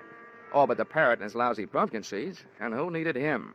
Oh, poor man. Please to wake up. Oh, where am I? Studio One? Huh? Who are you? I thought you were talking in my sleep. I am Punta. Oh, this is awful. Awful? Yeah, this all reminds me. My copy of Tales of the South Pacific is 17 days overdue at the Hartford Public Library. How? Forget it. Where am I? What am I doing here? And then who are you? I am Punta. You were brought here by the Princess Papalaya from the village of Great Death. Oh, well, that place isn't hard to remember. Wish I could forget it. The princess? The one with the droopy ears, the long feet, the flat nose, the pot belly, the bad complexion, and dirty hair? Yes, she is here. She's a doll. Last time I saw her, she was swinging a chair at my head. Oh, no. She hit other fella on head after he hit you. She save you. She like you. She tell me save you for her. Oh, what a way to die. Why didn't she hit me over the head with a chair? Hey, you speak pretty fair English. Where'd you pick it up? My father was Chinese merchant on island of New Guinea. Same time as the WOLFE. You like GI? I certainly do. Sorry I didn't bring a Hershey bar. But tell me, why did the Princess Papaya, whatever her name is, why did she save me? I tell you. She like you. Oh, stop saying that. All I want to know is, what was she doing with Keeley and Portez? You know Keeley and Portez, don't you? Yes, I know them. They bad. I work in village until they make the Great Death. They kill all their friends and many natives. They bad. Oh, now we're getting somewhere. What was that all about? They die for pearl here for a long time. The native boy, they do not like these men. They do not die anymore. So these bad men steal all pearl first. Then they steal princess to make boy dive some more. Oh, kidnap, ransom, more pearls? What is this? Ransom? Oh, that means they'll hold the princess and won't give her back until they get what they want. Oh. But, Dream Girl, for me, a scheme like that wouldn't work with a gal like you. No, just holding you would be getting what I want.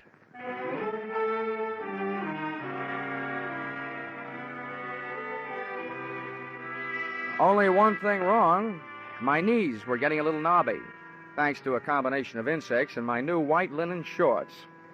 However, Punta was good nerve medicine. The rest of the story came out later, and in her soft voice, it was a bloody kind of lullaby.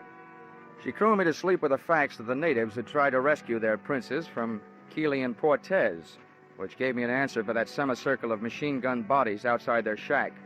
Also that the princess had taken temporary refuge up in the hills. As nearly as I could figure out, I was left facing a very peculiar problem. 2 men out of 6 insured men had killed the other 4, and the 2 murderous survivors had this much going for them. To the insurance company, they were still worth $50,000 apiece on the hoof, which meant that my job was to keep alive 2 guys I felt very much like killing. And believe me, they felt the same about me.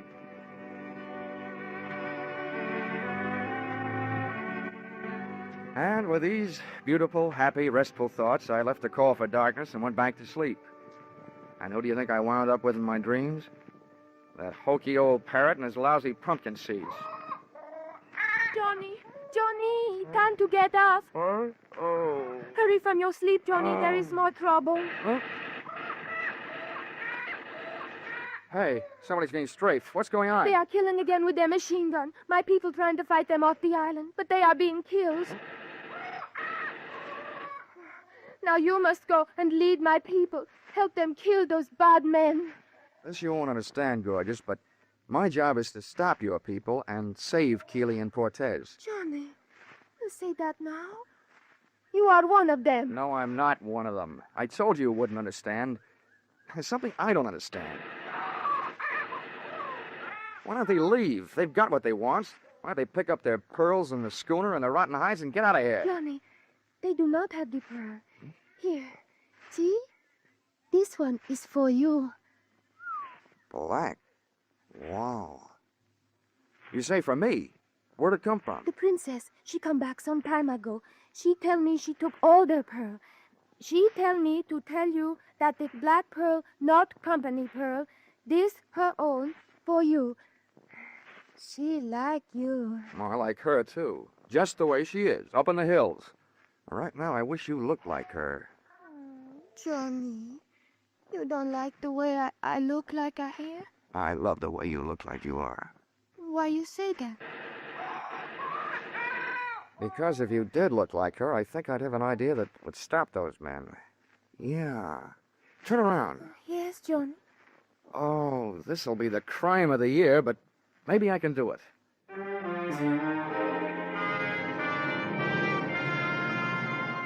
And I did. I gave Punta a thorough loss of beauty treatments. With the help of padding, dye, mud, and other jungle cosmetics, I had, at the end of an hour, a reasonable facsimile of Papalaya, the unprettiest princess in the history of royalty. I briefed the suddenly uglified Punta on what she was to do and had her lead me most of the way back to the fortress shack in the clearing. She put a few words on the jungle grapevine, and by the time they reached the end, the native side of the battle, the home team, ceased activities. Hey, Keeley! Cortez! Time! Cut! Hold it! There's nobody here to shoot at but me, and I want to talk. Stay where you are, Dolly. Don't move. We'll shoot at anything we hear moving. Brother, we're getting so we can play this thing by ear. Yeah? Close enough? See what we mean? Now, what do you want? The princess has the pearls, and I've got the princess. I want to make a trade. What kind of trade? You'll get the princess and the pearls. We get rid of you. All this killing stops, and you're alive. We're supposed to believe you got the princess? You don't have to, but here's something you can believe. You'll never get it this way. Sooner or later, you're going to run out of ammunition or food or water or everything at once. We still don't know you got the princess. And we ain't buying that pig in any foe. We want to see her. You'll see her when you're out of that shack and on the boat. We ain't moving out of here in the dark. Nobody's asking you to. Take me until dawn to get the princess down out of the hills. Okay, supposing we decide to do business. How do we know we don't get swamped by those natives who treat here in the boat? I'll take care of that. You can depend on it. Remember, my job is to keep you two guys alive and save the company I'm working for $100,000. All right, we'll give you a chance. We'll be on the boat at dawn watching the shoreline, and this machine gun will be at the rail watching the shoreline with us. You send out the princess. Hello? You got a deal. And that ain't all you're gonna get. I hope. I hit the beach 2 hours before dawn, with Punta ready to paddle me out to the kittiwake in a native canoe. I wanted to be there with all weapons handy when Keeley and Cortez stuck their heads up over the rail. But it seems they had thought of that, too. When we hit the sand, there they were, in the small boat, halfway out to the mooring.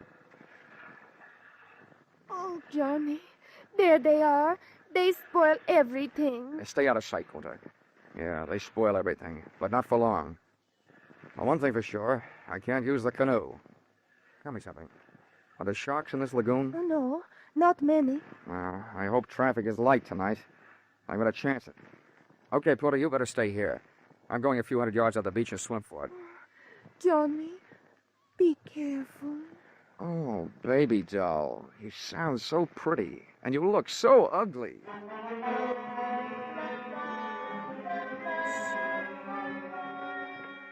The water was warmer than the pool at the Hartford Y. Certainly not as much fun. I spent most of the trip trying to keep from splashing and watching for shark rudders around me. That was good in a way. Helped me forget that I don't swim very well. 45 minutes later, I was still half alive, looking for a handhold on the slimy waterline of the Kittiwake on the seaward side. And there I stayed for the next hour and a quarter, listening to Keeley and Portez on the other side of the boat, nursing their machine gun and waiting like I was for the dawn. Okay, Portez, throw your gun. The news pushing over from the shoreline. I say, put the glasses on it. We don't got no mistake. Is that a frink bit? Yeah, wait till I get ready to focus. Hell, tell me. These glasses will bring in every line in their fat, ugly face. Those glasses brought something else, if they were that good. A hop on my heart, a lump in my throat. I had to move faster than I figured to. I had to get into action while their attention was all on the approaching canoe, and before they discovered that its passenger was not the princess, but her stand-in, Punta. I grabbed the gunwale, then the rail, cursing every drip that splashed back into the water off my body. I went slipping and sliding and rushing across the deck. Keeley was leaning forward, looking through the glasses, his thighs against the rail, so I hit him first, sent him flying over the side. With or without a machine gun, Louis was a tough guy. This one for the road, chump.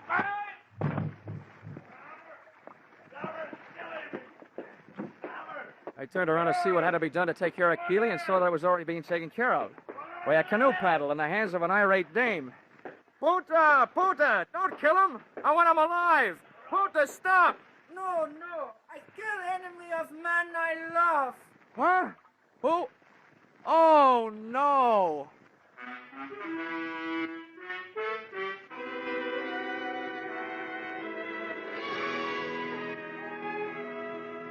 Princess Papalaya had pulled her rank on Punta and demanded that she be the one to come out to the ship in the canoe.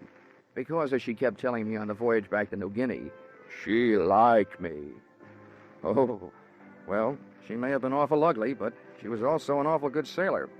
And knowing the way to a sailor's heart, I bought her a present. Expense account, item 4, $10. Tattooing job on the Princess Papalaya's fat right shoulder. A picture of a ship under full sail. So now when she laughs, it goes bounding over the waves. Expense account, item 5, $40.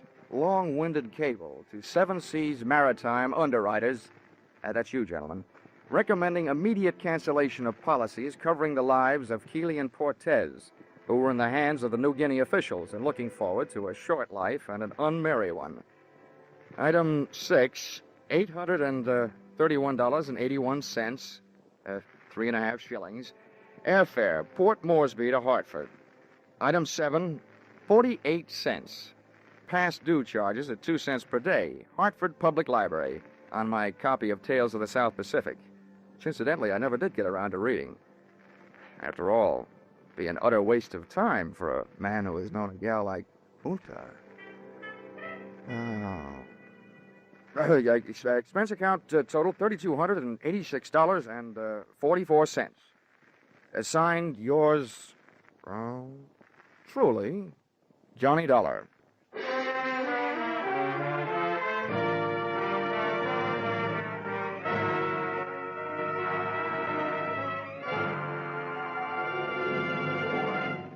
Yours truly, Johnny Dollar, is produced and directed by Gordon T. Hughes and stars Charles Russell. Script by Paul Dudley and Gil Dowd. Featured in the cast were Mary Shipp, D.J. Thompson, Tom Holland, Clark Gordon, Willard Waterman, and Larry Dobkin. The special music is written and conducted by Leith Stevens. Your announcer is Paul Masterson. Be sure to be with us at the same time next week when another unusual expense account is handed in by yours truly, Johnny Dollar. Who's got the nation's most popular band? Vaughn Monroe. And who's the nation's most popular singing band leader? Vaughn Monroe again. Now, who brings you a caravan of the nation's most popular tunes every Saturday night over most of these same CBS stations? You guessed it, it's Vaughn Monroe. That's why everyone listens on Saturday nights to the Vaughn Monroe Show on CBS, where this fall you hear them all. Stay tuned now for Vaughn Monroe and his caravan, who follow immediately on most of these stations. This is CBS, the Columbia Broadcasting System.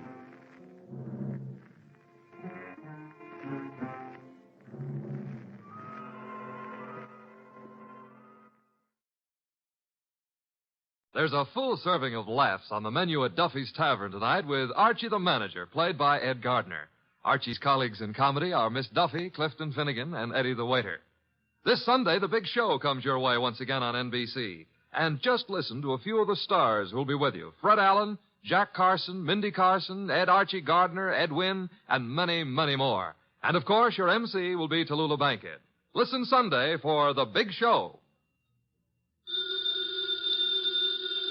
Ladies and gentlemen, that phone bell means exciting adventure. Hello? Hello? The handsome young man answering the phone is Archie Goodwin. A mountain of a man engrossed in deep thought in the oversized armchair is Nero Wolfe. Hey, boss. Oh, Mr. Wolfe. Mr. Wolfe. There's a guy on the phone wants us to take a case. Seems that someone was mad at a guy who was mad, and now this guy on the phone is mad, wants us to find out who did the killing. What do you say, Mr. Wolfe? We need the money. Hello? Yes, Mr. Wolfe says he'll be happy to take the case. Just present yourself and a check for $2,000 at 601 West 35th Street at 11 o'clock. Mr. Wolfe can't wait till you get here. He's dying to go to work. Goodbye. Greatest detective in the world. The only trouble is, he is.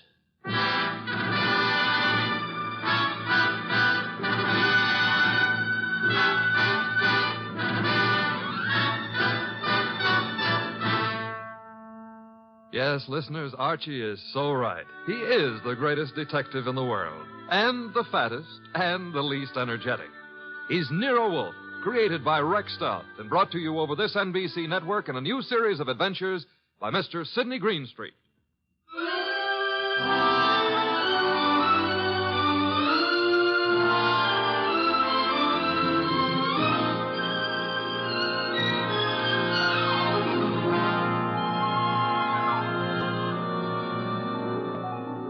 Tonight, it's The Case of the Beautiful Archer.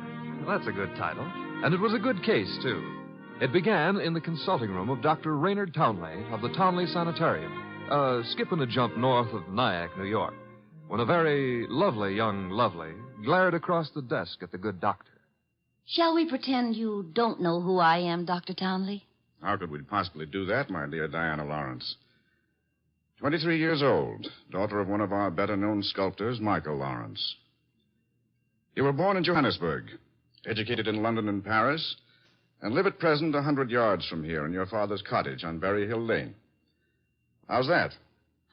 It's intended to be staggering, isn't it? You take no cream or sugar in your coffee, were winner of the Women's National Archery Tournament for 1947, and have an exceedingly high temper. Let's stop the nonsense. You have an inpatient here named Willard Garth. Well, Willard Garth happens to be my fiancé. Yes, he has mentioned the fact during his analysis. And, well, has he by any chance mentioned his reasons for suddenly refusing to see me during the past 5 weeks? He didn't have to, Miss Lawrence. Well, what do you mean? I mean that I recommended he give you up as a bad job. What? Yeah, well, I suppose you had some purpose in saying what you did. Of course. I'm the boy's doctor. You think you're in love with Willard Garth, I know, but actually, you're infatuated with the Garth millions. You take a lot on yourself, don't you, Doctor? I consider it important to relieve Willard of all painful external pressure. You've done well for Willard, Dr. Townley, relieving him of me. I think so. Now, let's see you relieve yourself of me. You, purchased the gun for this occasion, Miss Lawrence? Yes. And what exactly do you hope to accomplish with it? A quick and complete reversal of your decision about me. I'm not as easy to handle as Willard is, you see. And if you intend to ruin my life, then I intend to end yours, here and now. The phone is ringing. Let it ring. Just as you say. It's the house phone, Miss Lawrence. It may be Willard, you know. Oh, Willard? Yes, he usually phones me from his room at about this time every day. Well, all right. Answer it, but be careful what you say. You're in command, it seems. Hello? Oh, why, hello. I thought it would be you, Willard. Look, my boy, Diana Lawrence is here. I've had a talk with her, and I've reconsidered my opinion. Yes, I'm quite serious. If you're at all sensible, you'll see her regularly and plan on a marriage as soon as you're discharged. Yes. Oh, you do? Very well. I'll see if she'll talk to you. Miss Lawrence. Yes? Do you want to speak with him? Give me the phone. Of course. Here you are, and I'll take this gun. There we are. Now, stand away, Miss Lawrence. But Willard's on the phone. Willard is not on the phone. No one was on the phone.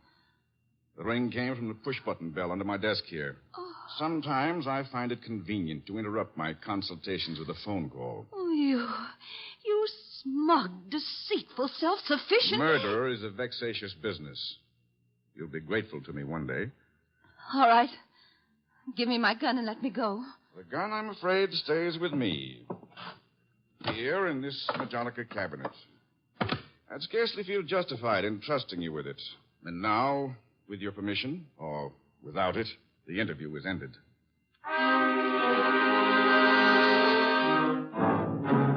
Later that day, the phone in the Lawrence house on Berry Hill Lane began to jingle. And this time it was no phony.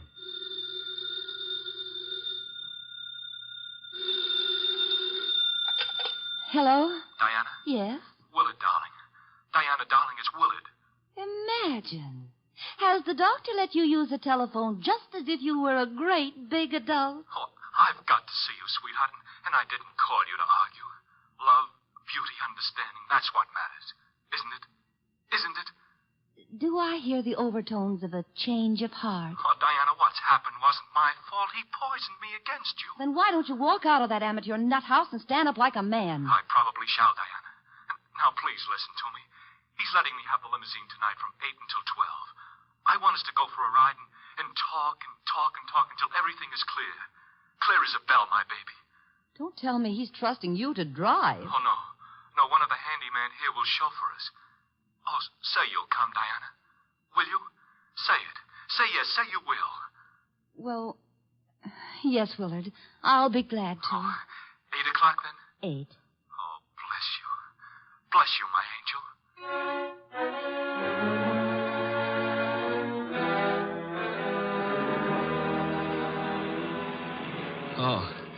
Oh, so that's it. You want my father's money.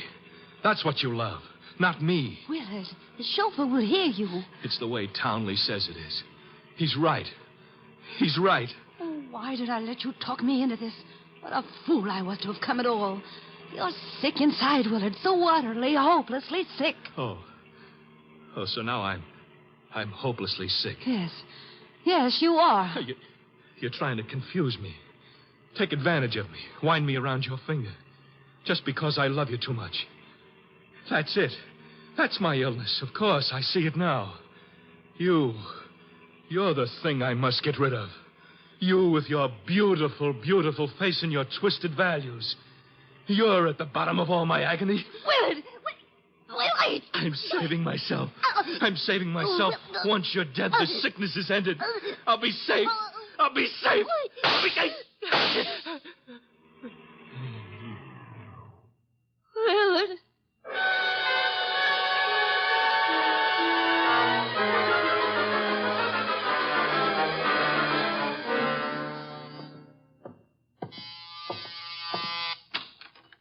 Dr. Townley?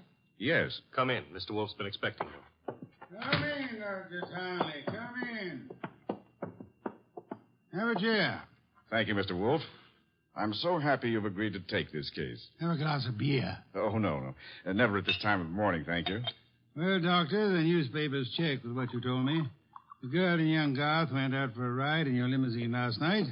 The car was driven by one of your handymen. That's right. Haynes, his name is. And they never came back. Young Garth was found dead in the car with 2 bullets in him. The girl was gone, and also Haynes, the handyman chauffeur, huh? Correct, sir.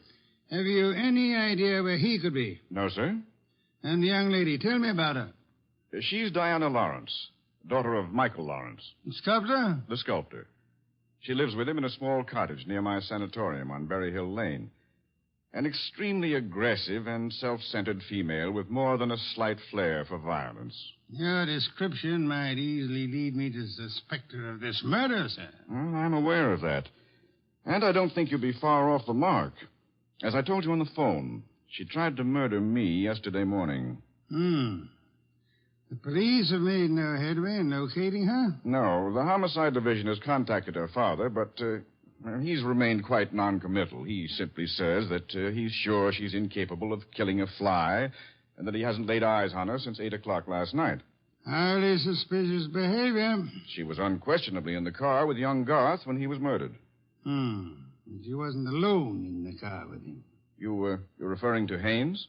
Yes, but he can't be found either, remember? It appears that he failed to list his address on his job application. But somehow, Mr. Wolfe, I'm quite sure he'll show up this afternoon. Somehow, Dr. Townley, if I were you, I wouldn't be quite so sure. We must begin by facing the initial problem of locating our suspects. Archie? Yes, sir? Get out the car and drive up to the house on Berry Hill Lane. And then?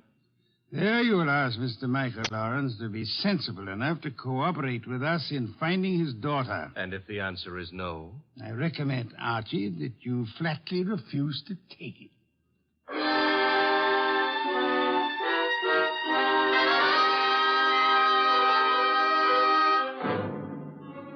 Mr. Lawrence was no simple baby to handle. He was in a studio when I walked in, chiseling on a statue of a boy and a girl, both wearing less clothes than the law allows. And before I got a chance to state my name, he commenced giving me a free lecture on the marble work of art. She's good. Really good. She's practically superb. The Ariadne. The what Ariadne? The girl in the statue. Oh. That's Ariadne, tragic nymph of Greek mythology. Don't tell me you're not familiar with Apollo and Ariadne. All right, I won't. The Apollo, on the other hand, is unfinished. The face, you see, it lacks something. The passion of yearning, Olympian desire. And yet, you know, the two figures have motion. Like your daughter? Eh? Your daughter, Diana, she's got motion also. As I hear it, she's been in motion ever since she murdered Willard Garth last night in the back end of a limousine. So you're another flatfoot? Not exactly. I'm paid in private by NERO WOLFE. NERO WOLFE? Yeah. You don't mean that a creditable man like Wolfe thinks Diana killed young Garth? Well, he'd like to talk over the possibility with her. How laughable. Look at that face. Is there anything of the murderess in a face like that? In a face like what? Oh, I'm sorry. Diana posed for the Ariadne, you see, and the likeness is exact.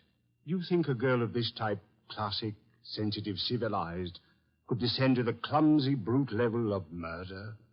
Well, it's a little hard to imagine. There. Even you agree with me. On the other hand... Shall we discuss the other hand over a cup of coffee? I'm quite exhausted. If you insist. I do. Sit down and inhale the atmosphere of culture at its source. There's a pot warming on the stove. Pot of what? Coffee or culture? Well, wait and see what he means. Should never ignore a phone call. Who knows? Might be something important.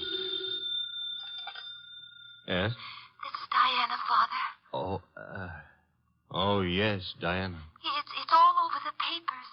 Yes, I know. Well, I don't think they'll find me where I am, and I'm staying here until things quiet down a little. Where are you, honey? What did you say? I said, where are you? You said honey. Daddy, you never call me honey. I know it's because I'm excited. Where are you, sweetheart? Well, you mustn't let anybody find out. Not a soul in the world. Where are you? Well, you know where Tyne Pike turns off to the left beyond Bartsville? Yes? Well, I'm... Call me later, Angel. But, Father, Oh, get that motorman's number. You will live, my friend, but not long if you don't control your curiosity. You hit me. With that mallet you hit me. What was the big idea? You really have to ask that question. Weren't you trying to trick my daughter into disclosing her whereabouts? The police are pretty interested in her whereabouts. Then let them find her. But you can't be surprised, my friend, if I choose to protect Diana's interests.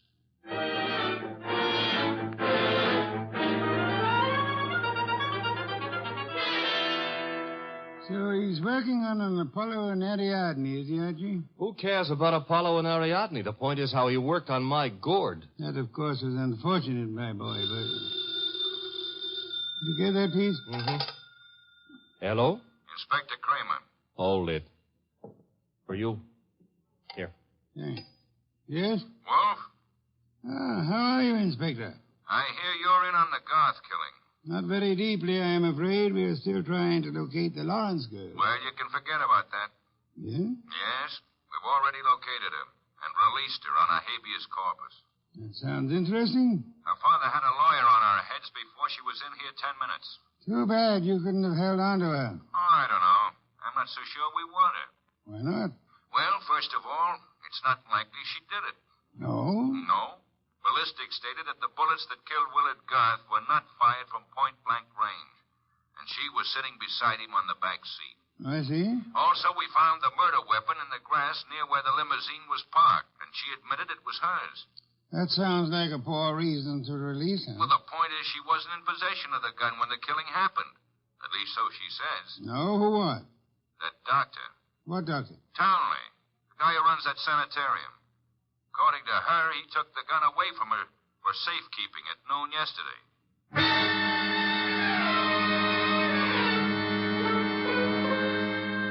There was a little more talk between them, something about fresh cigar ashes that were found in the dashboard ashtray of the limousine. After that, the boss hung up and exerted himself enough to put a call through to the Townley Sanatorium. I'm afraid the doctor is very busy just now. So am I, and my business happens to be highly important. Well, I'll say you called, Mr. Wolfe, and I'll ask him to contact you just as soon as he has a free moment. Do you happen to have a free moment, miss? Why, well, yes, sir. Could you spend it by telling me if that handyman, Mr. Haynes, is being located? Why, yes, as a matter of fact, he has. One of the staff just found out where he lives, Mr. Wolfe. Well? He has a little cottage at 206 Dockside Road. That's out near Sheepshead Bay. Thank you. Archie. I'm going someplace, I suppose? You are? You're going to Sheepshead Bay.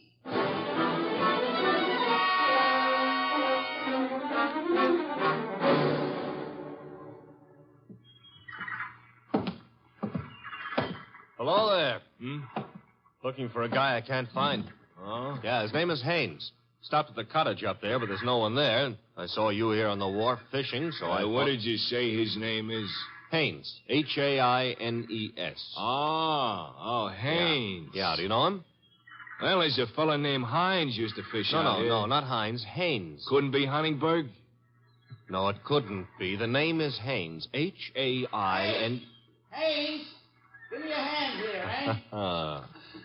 Well, what do you know? Funny, huh? That guy seems to think my name is Haynes. Yeah, so do I. You do? Yes, I...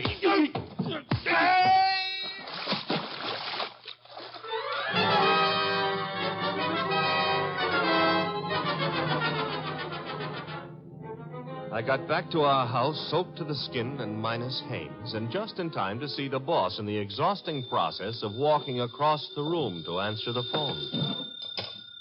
Hello? This is Dr. Townley. You called me. So I did. About the murder? More specifically, about the statement from Diana Lawrence that you removed a firearm from her possession yesterday morning. That's quite correct. It's here in my Majonica cabinet. Is it? Of course it is. I suggest you check. Just a moment. Mr. Wolfe. Yeah? I'd like to see you at once. The gun, I suppose, has vanished. What? How did you know? Because it is a ballistics, Doctor. It turned out to be the gun that killed Willard Garth. I see. Do you? Yes. I understand everything now. It's all so crystal clear. Just how crystal clear? I'm quite certain, Mr. Wolfe, that I can put my finger on the killer. And I think it would be well if you came here immediately. No, I'm afraid it's impossible, sir. There's an important operation scheduled, and I simply cannot leave. What do you suggest? Well, is it outside the realm of possibility that you come here? Is it, Mr. Wolfe? Hello, Mr. Wolfe? Mr. Wolfe?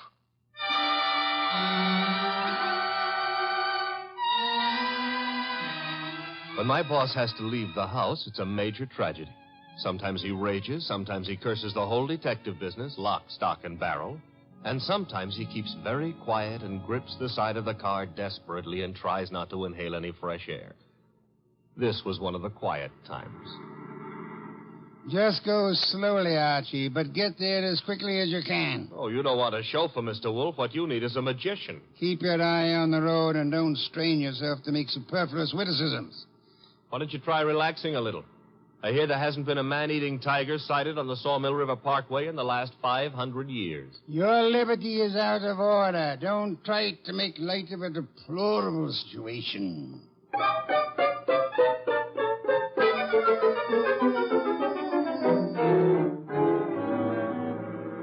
Here's the sanatorium. And there's Dr. Townley coming to meet us. It's terribly nice of you to have come, Mr. Wolfe. I've heard about your aversion to traveling, and I appreciate your going to the trouble. Don't mention it. Oh, Archie, help me out with my other arm. There we are. Now, calm down. You're all in one piece. I think you'll find the trip highly profitable, Mr. Wolfe. You'll consider it time very well. Hey, what's the matter? What is it? What happened? He's been shot.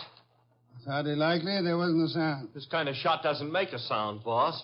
What do you mean? Better take a look for yourself. There's an arrow in his back, and he's dead.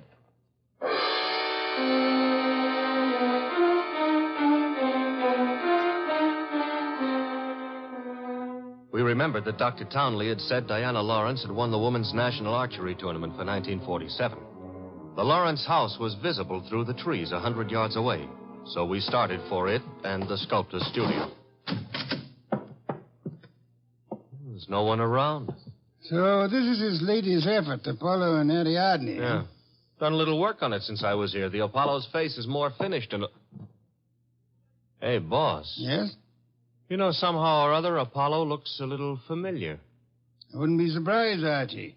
I think if you examine it closely... Mr. Wolfe. Our host. You remember me, don't you? I met you once at a dinner party at your house, the time they opened the new museum on 67th Street. Of course, Mr. Lawrence. And to what do I owe the honor? It's not much of an honor. Dr. Townley has been murdered. No. I am afraid Mr. Goodwin is being accurate. He's been murdered with a bow and arrow. And what does that mean to you, Mr. Lawrence? I'm sorry. I've been a fool. An awful fool. You can't blame yourself too much. If you'd cooperated with the police instead of looking out for your daughter's interest, the man would still be alive. But I assure you Where's the girl? She should be here now. She phoned me a while ago and said she was coming by for passage money to Rio. You were looking for me? Boss. Diana. Put the gun down, Angel. And tie a rope around my neck? Might I inquire if your plan is to kill us all, Miss Lawrence? Oh, what would yours be if the world was after you for something you didn't do? Wouldn't you be willing to risk persuading a jury of that? Thanks, no. I'll skip that chance. Father, get me the money. Diana, sweetheart, don't make me a part of your murders. That's asking too much of love. Don't you know I'm not guilty? No, Diana, I don't. Leave that gun away, Diana. Haynes. Looks like I walked in on the nose. That's him, boss, the guy who soused me. Take a little of your own advice. Relax, Archie. What do you want here, Mr. Haynes? I want to give up and try to straighten out this little deal. Mr. Lawrence. Yes? Here's your money back. You got a right to call me a welcher. I promised I wouldn't give evidence against the girl, and you paid my price. But enough is enough, and right here and now I'm unloading. Just what does this mean? It means I saw her do it. Oh, you stupid, lying, rotten... Oh, yeah. Grab her, Archie. Grab her. Get the pair of them out of here.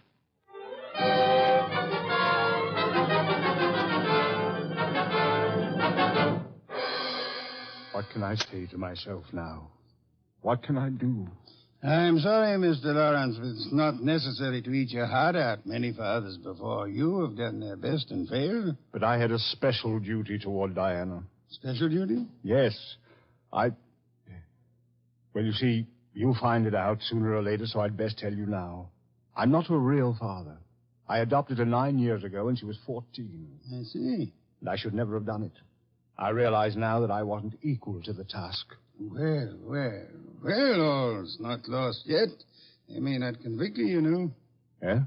I said they may not convict her. But how could they fail to convict her? She killed Garth, didn't she? Did she? She shot him? But the gun was in Townley's possession. She could easily have stolen that. She could have broken into his office later. It wasn't locked. What wasn't locked? The Majolica cabinet. I mean... I believe you mean what you said, Lawrence, the Majolica cabinet. Though for the life of me, I can't see how you could know whether it was locked or not, unless you had the experience of opening it. Could it be that you went looking for the gun yourself after Townley said he had confiscated it? That you killed Townley with a bow and arrow, which you handle as well as your daughter, because he was just on the point of telling me that you knew where the gun was, and that you were the likeliest murder suspect? You must be mad. Oh, sir, not I. But you are mad and more than a little. You hated Willard Garth. It was you who were making the marriage impossible. You loathed him, and in the end, you killed him. How could I have killed him? I'll tell you a little secret, Mr. Lawrence. The police found cigar ash in the dashboard tray of the death car. Chemical analysis showed that the ash was from an El Adoro cigar. What have you got in your left hand, sir? In my... an El Adoro cigar. And in my right hand, a Derringer. Powerful and admirable little weapon, Lawrence. I suggest you show proper respect for it by dropping all this here and now. You don't wish to hear me say the rest, that you were horribly in love with Diana, your own adopted daughter? In love and hopelessly, eternally frustrated? You begrudge me the triumph of accusing you of having bribed Haynes to let you take his place at the driver's seat of the limousine? And further bribed and threatened him into putting on his show of merry pranks and false confessions to confuse us all beyond measure? You said I loved Diana. Would I do all this to her if I did? Oh, but of course, such love as yours is really hate. You were content to see her dead rather than relinquish her. Like all miserly, small-hearted men, you would rather kill the thing you love than muster the generosity necessary to seeing it attain happiness. That's enough out of you. I should think it was much too much. It is.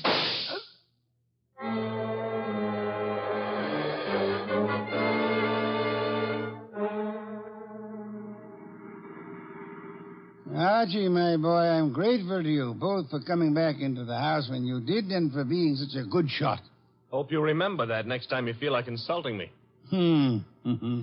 Tell me, what's with that cigar ash routine? Who told you the ashes in the limousine were from an El Adoro, boss? I never heard anything about that. As a matter of fact, neither did I. No one could possibly have determined the brand by any chemical means in existence. I knew that, you see, and I took the long chance that Lawrence didn't. Oh. But I still don't get the mainspring of the deal. How did you know he was in love with Diana? That was genius. I have to admit it. You see, it all hinged on the statue of Apollo and Ariadne. According to the Greek myth, Apollo fell deeply in love with the nymph, but because they were of different worlds, he was condemned to pursue her always and never to catch her. Well, what's that got to do with the price of eggs? Isn't it perfectly obvious? Didn't he tell you that Diana had posed for the Ariadne? Yeah, but I still don't... And you yourself remarked on the fact that the finished Apollo looked somehow familiar, didn't you, Archie? Yeah, I did, boss. Don't you know why that was? You mean that... I mean that Michael Lawrence unconsciously revealed the true state of his heart. He didn't intend to, I suppose. But precisely and accurately, he chiseled the features of the tortured God in his very own image. Oh. And speaking of torture... Yeah? Will we be home in time for dinner? Oh, boss, you can't be that hungry. Oh, I am. Good heavens, Archie. Do you realize that I haven't eaten since lunch?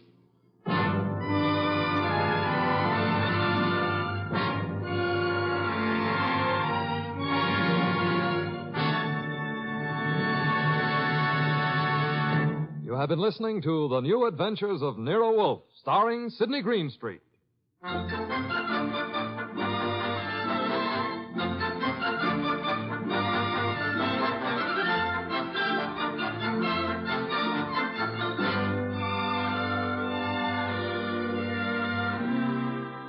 Tonight's transcribed story by Peter Berry was based on the characters created by Rex Stout.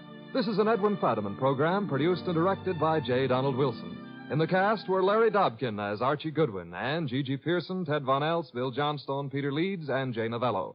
Next week at this same time, Nero Wolfe and Archie will bring you The Case of the Brave Rabbit. Don Stanley speaking. There's fun and laughs later tonight when Ed Archie Gardner stars as Archie the manager in Duffy's Tavern. As usual, Duffy won't be there, but Archie will be there, armed with his own whimsical version of the English language. Another Friday favorite you'll hear later is The Delightful Life of Riley, starring William Bendix as Chester A. Riley.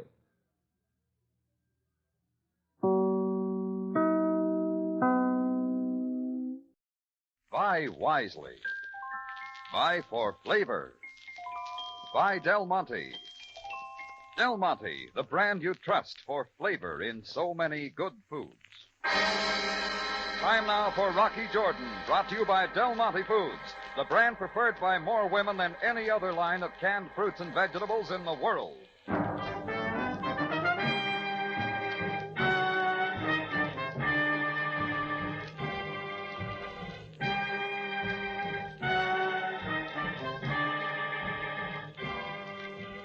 Not far from the Mosque Sultan Hassan in Cairo stands the Cafe Tambourine, run by Rocky Jordan.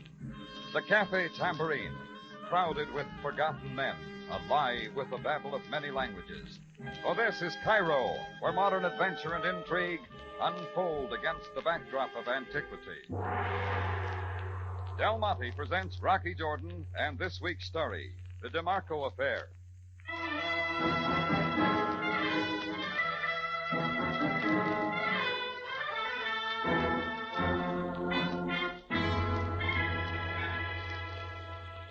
It was well after the dinner hour at the Tambourine. A couple of dock workers lingered at the bar, sipping arak. I was at the side table with the evening paper when the phone opened up in my office. As I went back, I made a note to close up early if business didn't pick up. It was a good night for some rest. Anyhow, that's what I thought. Hello, Tambourine. Monsieur Jordan? Yeah, speaking. This is Henri DeMarco. Oh, what can I do for you, Mr. DeMarco? It is about the photographic postcards of the Tambourine which you ordered from me. They are now ready. Oh, well, thanks for calling. You will come and get them now? Oh, no special rush, Mr. DeMarco. I still got a few on hand. Monsieur Jordan? Yeah? Could you possibly come to my shop and pick them up right away? You mean tonight? Yes, tonight. Well, I suppose I could if it's necessary. Then I will expect you, Monsieur Jordan. I will expect you very shortly. The click on the line told me he'd suddenly hung up. Well, maybe he just needed the money real quick, something like that. DeMarco had done my work for the past couple of years. Mail home picture postcards of the Tambourine that I kept up front for the tourists. And we'd come to know each other pretty well. So I decided I'd better drive over and see him. It took me into one of the sections of Cairo where the poorer Europeans lived. I parked under a dim street lamp and walked down a dark passageway to his little photographic shop where I got my first surprise. The lights were out and the front door was locked. So I moved around, tried the back door.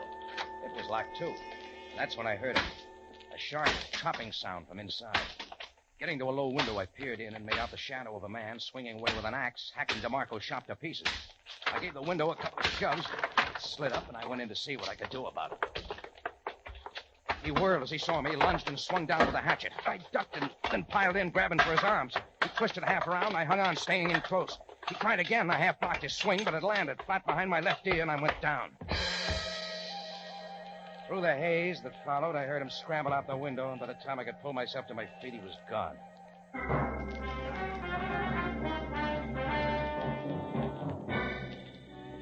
I lost no time cutting on a light and getting to the phone at the front of the shop and calling Captain Sam Sabaya, Cairo Police. In another 15 minutes, he was there, and I was briefing him on all that had happened. In other words, Jordan, it is the usual story. Well, that's the way it happened, Sam. You receive a phone call, you come, and as always, you are in the center of a violent brawl about which you can explain nothing. Always it is the same. All right, then maybe you can explain where DeMarco is right now. You're supposed to wait for me here. Yes, you have told me. Now, the man whom you encountered here, please describe him. I can't. It was pitch dark. Oh, yes, of course. Look, do you want me to report these things or not? Jordan, Jordan, let us have no more of this. I regret my show of impatience. It is only that I have had other matters on my mind. Don't blame me for that. Indeed, I do not. I will explain only that a recent and important duty has been to watch certain members of a criminal ring here in Cairo. Now, in spite of all my efforts, they have disappeared one by one. Perhaps even from Egypt. Your superiors aren't going to like that, huh? As you say, I have been under extreme pressure. But let us get on with this. Yeah. The guy didn't miss much. As you say, a most thorough job. Cameras, lighting equipment, projectors, all destroyed. Strange indeed. What's in there, Sam? It is a photographic darkroom. The intruder did not touch it. Maybe just never get around to it. Perhaps. It will be necessary now to examine the shop thoroughly. What about DeMarco? After phoning his home, I will put out a call for him through missing persons. Oh, yeah. You, through with me? If you like. Would you like a guard to protect you back to your tambourine? No, thanks, Sam. That is where you are going, is it not? Well, you never know, Sam. You never know. I figured Sam knew where I was going, but he nodded a dismissal. I went back up the dark passageway and along the street to where my car was parked. A figure was standing on the street side of the car, and at first I didn't see him.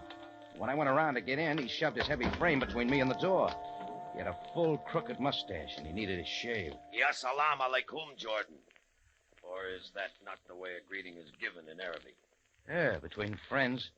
Then we are friends, Jordan. Step aside. You're blocking my way. How is that a way to talk to a friend? Aside, I said. You are too hasty, Jordan. Figured there'd be a gun. Goes with your face. Oh, face you recognize? Sure. Hugo Crass, Cairo bum. And crumbs like you have a way of sticking in memory. All right, what do you want? A chance to be of service to you. I am concerned with your safety. Well, if you're losing any sleep over it, try a pill. Your actions these past few hours cause me grief, Jordan. You were in the shop of Henri DeMarco. It is not safe at this hour. Oh, were you that hatchet man? Jordan, you called the police to the shop of Henri DeMarco. That perhaps was your duty as a citizen. But to persist in showing interest in DeMarco is not your duty. Nor is it wise for your safety. I suppose you can explain that. What I say is quite clear. Henri DeMarco is not your concern. Henri DeMarco's affairs are not your concern. What if I want to make him my concern? If the gun barrel presses your stomach, a trigger may easily be squeezed. You ever tried sense? Jordan, I am not talking to hear myself speak. I'm a patient man, but be certain you do not try my patience. Go back to your bed and forget the happenings of this evening. Keep out of the DeMarco affair. You may live to wish that you had. Ya salam alaikum, friend. Hugo Crass backed away, keeping the gun level, and dropped quietly into the shadows. I got in the car and drove away fast. Crass's advice was all I needed, only I didn't take it. I soon found DeMarco's home, a modest, flat-roofed sandstone house on the Sharia Ramad. At my knock, the door opened a little, and the pretty face of an Egyptian woman peered anxiously out. Who is it, please? The name is Jordan. Oh? It's about Mr. DeMarco. You are the Mr. Jordan who runs the cafe? Yeah, that's right. Oh, please, enter the house. Oh, thank you. I am the wife of Mr. DeMarco. Can you tell me where he is, Mr. Jordan? I was hoping you could tell me. You see, Oh, Mr. Jordan, permit me to introduce Roberto Aleman. He is the Andorran consul. A pleasure, Senor Jordan. Andorran consul, Mr. Alleman? Yes, so few people know of my country. It is the small country between France and Spain. You may find it on any map of Europe. Yes, of course. Senor Jordan, did you not know that DeMarco is Andorran? French extraction, but nevertheless Andorran. No, I didn't know. Look, Please, feel free to speak before Mr. Aleman. He and my husband are close friends. Friends? As are all Andorrans in Cairo. You see, there are so few of us. That is why we have become closely knit. Mr. Aleman came tonight in answer to my call. I have been so worried about my husband. And when the captain of the police called a moment ago... Well, then you know what happened at your husband's shop. Only that it was smashed. And now my husband is not to be found. You say you were at the shop, senor? Yeah, that's right. He called me about an hour ago, asking me to come over and pick up some photographic work he'd done for me. At such a late hour? Yeah, I wondered about that, too. But he seemed urgent. But you have not seen him? No, he was gone. Any idea what it's all about, Mrs. DeMarco? There is so much that I do not understand. For many days my husband has lived under a great strain, about which he would tell me nothing. Would he have any enemies? Oh, Mr. Jordan, my husband is a kind man, devoted only to me, his wife, and to his humble business. But enemies? No. Well, we've got to find him, Mrs. DeMarco. I'll do what I can. I am most grateful. I turned to go, but before I reached the door, the loud screech of tires from the street sent us racing to the window. Just in time to see a black sedan pull quickly to the curb, a back door fly open, and a figure sprawl out on the sidewalk. In another second, the car was gone. And even from where we stood, we could see what it had left behind. It was the missing photographer, Henri DeMarco. Del Monte Foods is presenting tonight's adventure with Rocky Jordan.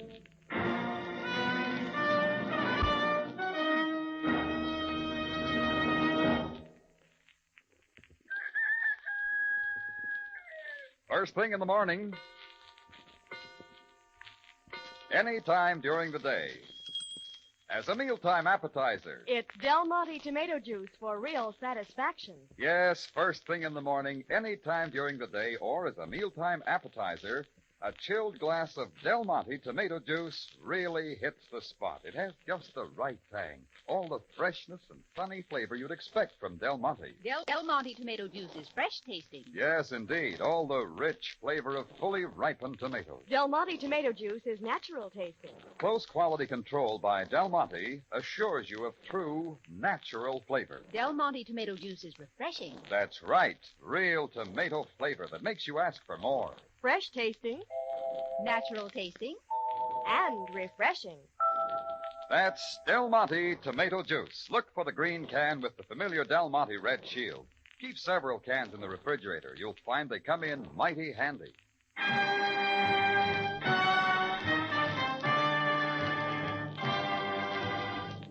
And now we take you back to Cairo and tonight's Rocky Jordan story, The DeMarco Affair.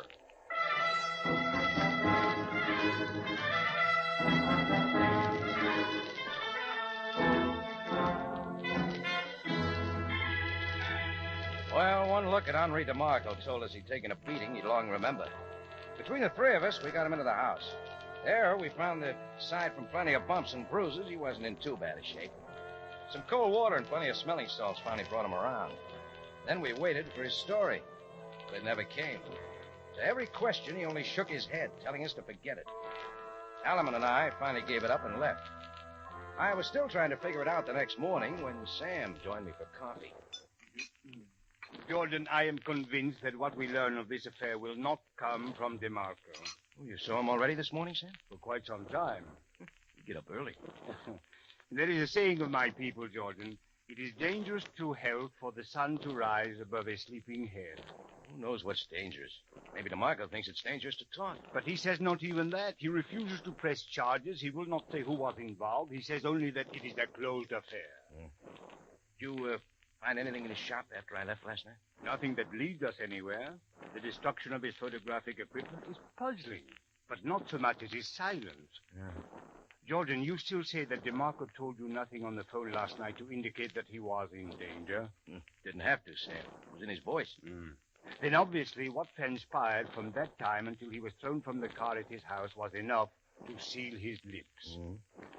Wonder if he thinks we'll give it up this easy. Well, there is little we can do until DeMarco sees fit to cooperate. Well, there's still Hugo Crass. Yes, I shall not forget this man who threatened you, Jordan, this Hugo Crass. I will have my men apprehend him as soon as possible. Perhaps he can shed some light on this affair. Sam thanked me for the coffee and went out. Just as his limousine pulled away, the tambourine phone started ringing. I took the call. Hello, tambourine. Ya salam alaikum, Jordan. Oh, not again. You do not seem pleased to speak to a friend. You better crawl back into your hole, Crass. The police will be looking for you soon. Oh, pity, Jordan, that you have told them about me. Yeah, well, I'm bad on keeping secrets. Then it is apparent, Mr. Jordan, that I must find a way to keep secrets. You got a plan? Of course I have, Jordan. And you will not like it.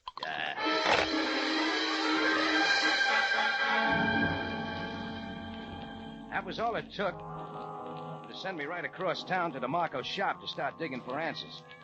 It was open this time, and DeMarco was there, puttering around in back. He'd cleared away most of the wreckage. I saw a lot of brand new stuff out of boxes from the Cairo Photo Supply Company. Cameras, lights, and everything. DeMarco came hurrying up. Ah, Monsieur Jordan, it is good to see you again. Well, how are you feeling by now, Mr. DeMarco? As well as can be expected, thank you. You have come, of course, for your tambourine postcards. I will get them. There's no hurry about that. It will take but a moment. I must apologize for the inconvenience I caused you last night. Oh, think nothing of it. I see you got some new equipment. A few items, the tools of my trade, Monsieur Jordan. Without them, I would not be in business. Oh, naturally. Hey, those cameras must be pretty expensive. A bit costly. Here you are, Monsieur Jourdan. Oh, thanks. I didn't know you were that well fixed. I beg pardon? Having to buy all that stuff at once, it'd be rough on anybody's pocketbook. Oh, that. Well, there is the installment plan. Oh, sure, yeah. Installments, of course. The cards, Monsieur Jourdan, I made them up just as they were the last time. I trust they are satisfactory. Oh, I'm sure they are. And here's a check to cover the job. So kind of you. But I would have sent a bill. Mr. DeMarco, when you called last night, I got a hunch you needed help. I again must apologize. I came hoping I could give it. I still think I was right. Now, look, when guys start smashing things, roughing people up...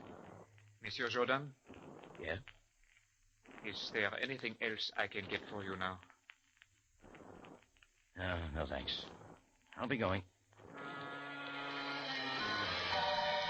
I opened the door and looked back, but DeMarco had already turned to his work. So I decided to talk to DeMarco's friend, Roberto Alaman. I found a phone book, got the address, went to a modern office building near Solomon Pasha Square, up to the 5th floor, and in a door labeled Andorran Consulate.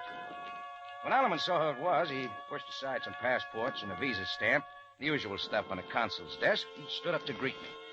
Senor Jordan, I rather expected you. Please sit down. Oh, thanks, Mr. Alaman. I presume you have come to me regarding our mutual friend. Yeah, that's right. I just saw him in his shop. Oh, so he's already back at work. Well, perhaps it is best. Were you able to learn anything from him? No, not a thing. Distressing. His silence is bewildering to all of us. I feel especially sorry for his devoted wife. DeMarco's scared, Mr. Alaman. Something's hanging over him. Somehow we've got to find out what it is. I agree. Have you anything to suggest, senor? Well, it might not mean much, but we could try something. Yes? DeMarco has a complete layout of brand new photo equipment in his shop. It was delivered today. So soon, Senor Jordan? Yeah, it surprised me, too. Now, look, as his consul, maybe you could check something. DeMarco told me he bought the equipment on the installment plan. Why, that is possible.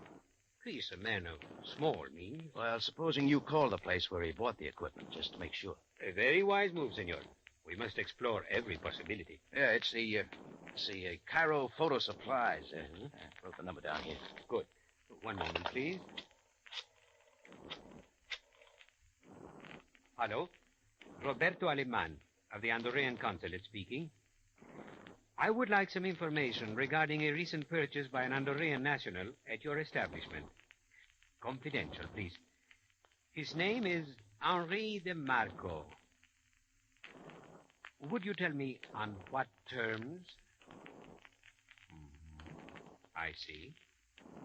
No. That is all. Thank you very much. Well, Senor Jordan, I fear that we have caught our good friend in a bit of a falsehood. Yeah? DeMarco did buy the equipment, but not on the installment plan. He paid straight cash. I thanked Alaman and left.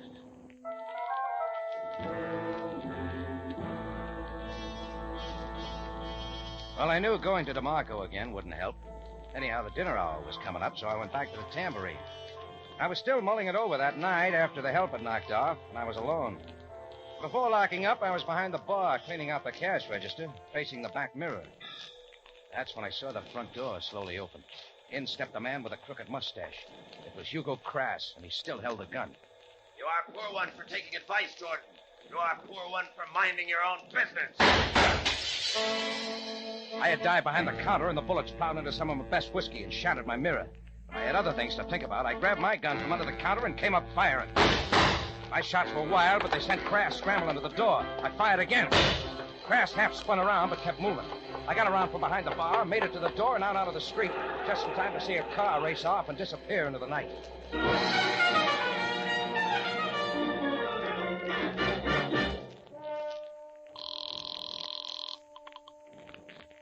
headquarters, Tobias speaking. Sam, thought you said you were going to pick up Hugo Crass. Calm yourself, Jordan. He will be found. And what happens in the meantime? I'm a sitting duck. Please explain what you are talking about. I'll tell you what I'm talking about. He's been throwing shots around my tambourine. Indeed, Jordan. Are you going to hunt him up now, or aren't you? Jordan, I will now ask you something. Why did you not tell me everything about this man, Henri DeMarco? Do you do not think that I can learn things for myself. What are you talking about? I haven't held anything back from you. So, then did you tell me that DeMarco has been living in Egypt illegally for the past 5 years without credentials or passport? Well, did you tell me that he is still wanted by the Honduran authorities for tax evasion in his own country and that his name is not really DeMarco at all? Well, Jordan? I didn't know, Sam. I am sure that you did not. Now, before you again make demands of the police, remember that you, too, have a responsibility to us. Yeah, sure, I remember. That quite everything now, Jordan? Yes, Sam. Everything. And I meant just that. All I had to do now was make sure. I pocketed a bunch of keys and a flashlight. Then I stepped on the gas across the Cairo night to the office building off Solomon Pasha Square. The elevator had stopped running, so I took the stairs to the 5th floor. I paused on the last step. The dimly lit hall was deserted, and I got to the door that said Honduran Consulate and began with the keys. Trying them one by one. Sure, it had to be the last one in the ring, but it did the trick, and I was inside the dark office. I had even better luck with the file drawer. It gave me part of what I wanted. Passports, a visa stamp, and a lot of regulation-sized photos. Some attached to the passport, some not. I closed it and moved to the desk. That's when I heard the key in the door. I cut the flashlight, but there was no place to go, so I stood there as the door opened and he found the switch. His hand was in his right coat pocket, and he left it there, not moving. Senor Jordan. Yeah, hello, Alaman. I ask you the meaning of this. Sure you do. You really want me to tell you? Do you quite realize the penalty for breaking into the office of a foreign government? Do you realize, senor... cut out the act, Alaman. He's finished his last week's racing sheet. Have you quite lost your mind? No, not anymore. You're no consul at all, are you? How dare you, Senor Jordan? I demand that you leave at once. If you were the Honduran consul, you'd have known DeMarco was wanted by your government. You'd have known he was an illegal entrant into Egypt. Are you presuming to tell me what I know? The fact is, I think you did know about DeMarco. I think you were holding what you knew over his head to make him work for you. Doing what? Pictures for phony passports. You convinced the few Hondurans in Cairo that you're their consul. They turn over their passports to you. Then you sell those passports to anybody who'll pay the price to get out of Egypt. After you force DeMarco to alter the passport photos just enough to resemble the buyer. Do you think anyone will believe your fantastic theory? All Capo Sabaya has to do is wire the capital of Andorra. Shall we call him? Come no closer, Jordan. I've been watching him. As his hand came out of his pocket with the gun, I kicked the open door. It slammed into his hand, the gun dropped to the floor, and he grabbed for it. My foot came down on his wrist. My knee caught his jaw. Hanneman rolled away, and I picked up the gun, and that was that.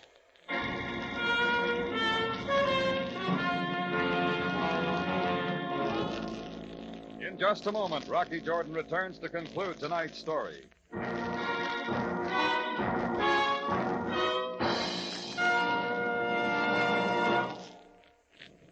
Catsup experts say the finer the vinegar, the better the catsup flavor. And that's one big reason why Del Monte catsup has such marvelous flavor. Del Monte catsup is made with pineapple vinegar. Pineapple vinegar is a superlative vinegar. Only Del Monte makes it. Only Del Monte has it. But it isn't that you taste the vinegar. It's what it does for the other ingredients that is so important. The special way it coaxes out all the rich tomato flavor in catsup.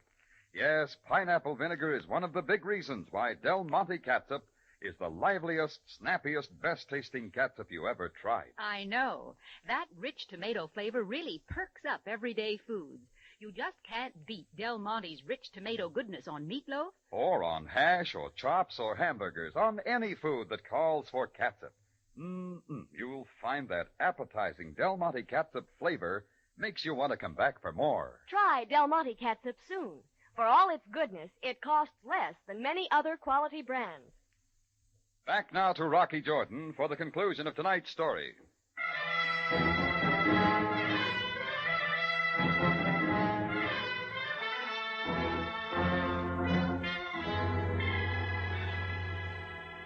Well, all I had to do was call Sam and then hold Roberto Alaman there in his office till Sam and his men got there.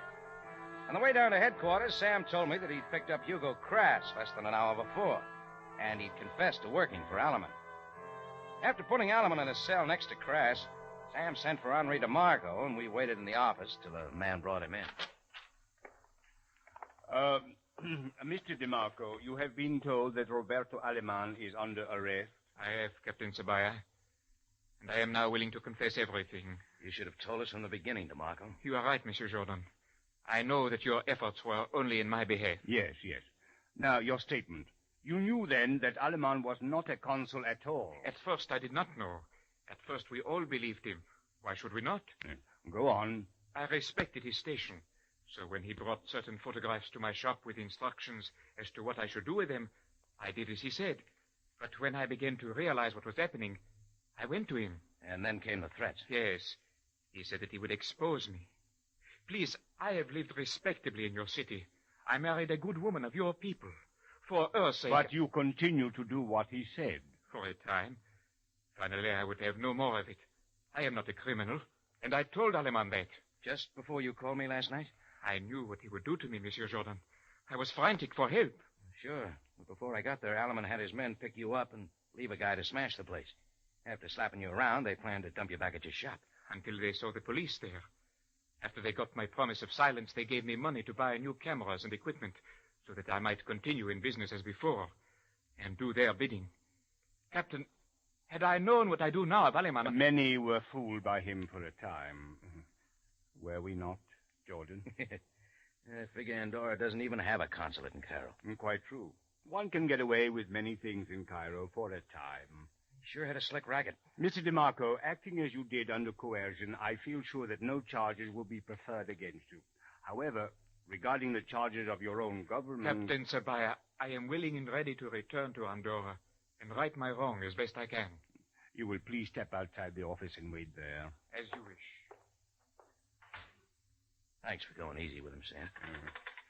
Little does DeMarco know how much he has helped. Huh?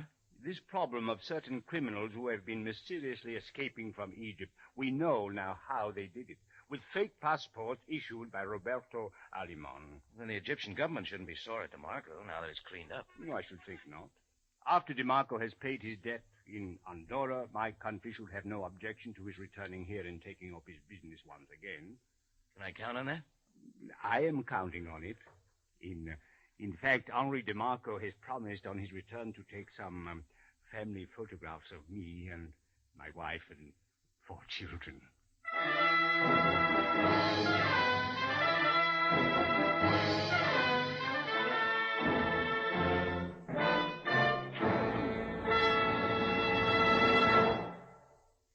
For the finest in tomato flavor, enjoy the whole family of Del Monte tomato products. Del Monte catsup and chili sauce. Del Monte tomato sauce and canned tomatoes. And Del Monte tomato juice. Remember, buy wisely.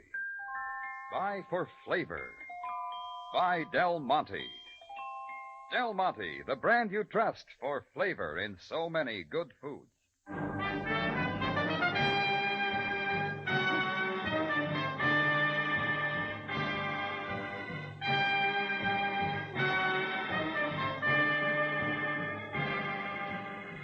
Rocky Jordan, written by Larry Roman and Gomer Cool, stars Jack Moyles in the title role with Jay Novello as Sam Sabaya, and is produced and directed by Cliff Howell, with original music composed and conducted by Richard Durant. Remember, you have a date next week at the Cafe Tambourine, run by Rocky Jordan. Same time, same station. And the story is Black Ball.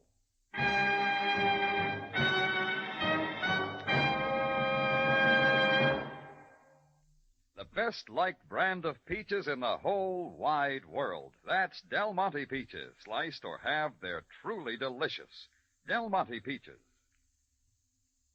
And now, before we sign off, we just want to remind you this year, more than ever before, your community chest needs your support. Give all you can.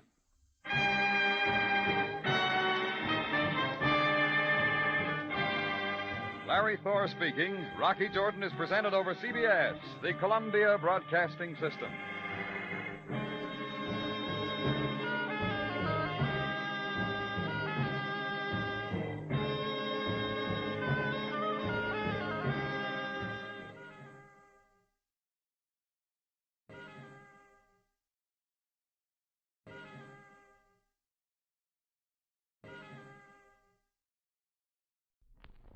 I knew when I went to the desert that anyone who plays around with cactus is liable to get stuck. But I didn't remember that another way of saying death is going west.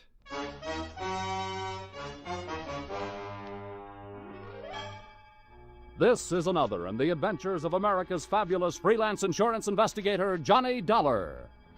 At insurance investigation, Johnny Dollar is only an expert. At making out his expense account, he's an absolute genius.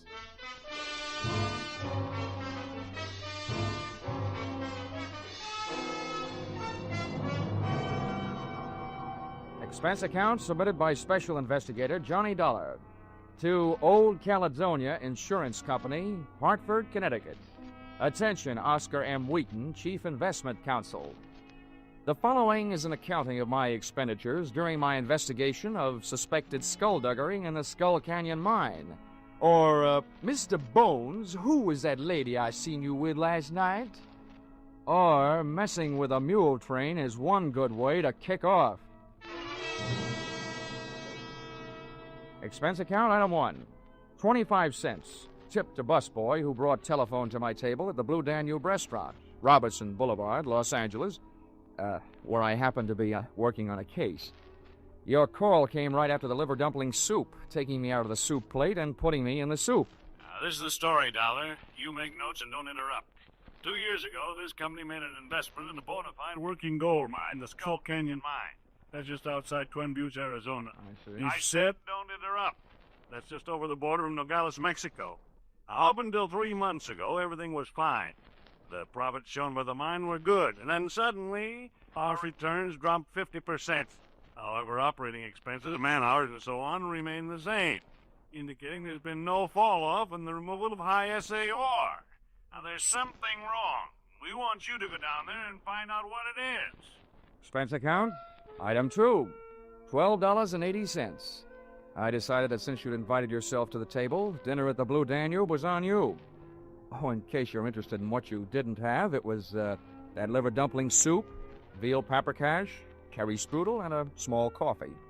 Enjoyed with that case I was working on, an eccentric millionairess who wanted to marry me for her money. She had yes, yes in her eyes, but when I told her I had to say goodnight immediately, she said, "Oh, no." Expense account, item 3, $120, Burns Lee Flying Service. Charter plane to Twin Buttes, where I checked into the Waterfield Hotel, called the mine, and told the girl who answered that I wanted transportation out there. She said she'd come after me. Having seen too many Western movies, I figured she'd arrive in a buckboard, but instead she picked me up in a Jeep. Oh. Hey, slow down, will you? Before my teeth start falling out. Oh, sorry.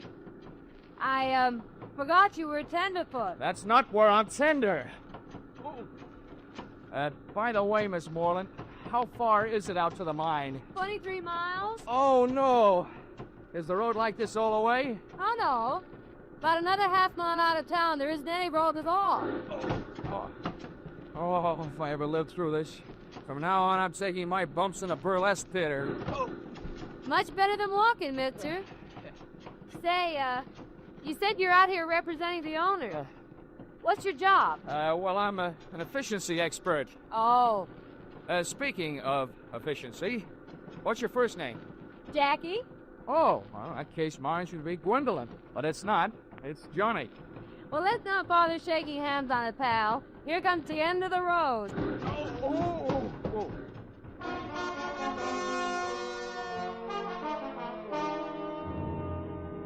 The scenery was jumping around like a home movie.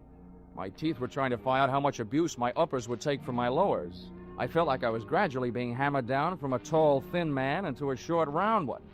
And there I was, caught without my rhinestone-studded motorcycle belt.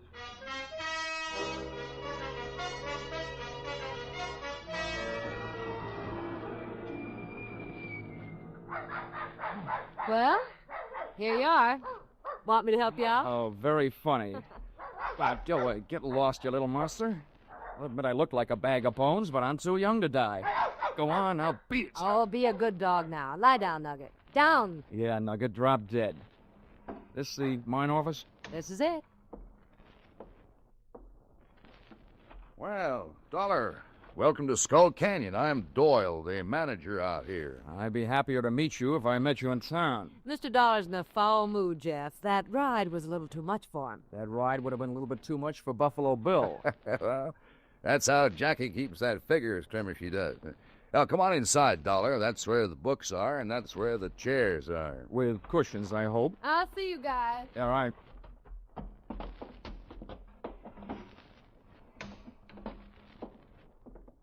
Sit down. Thanks.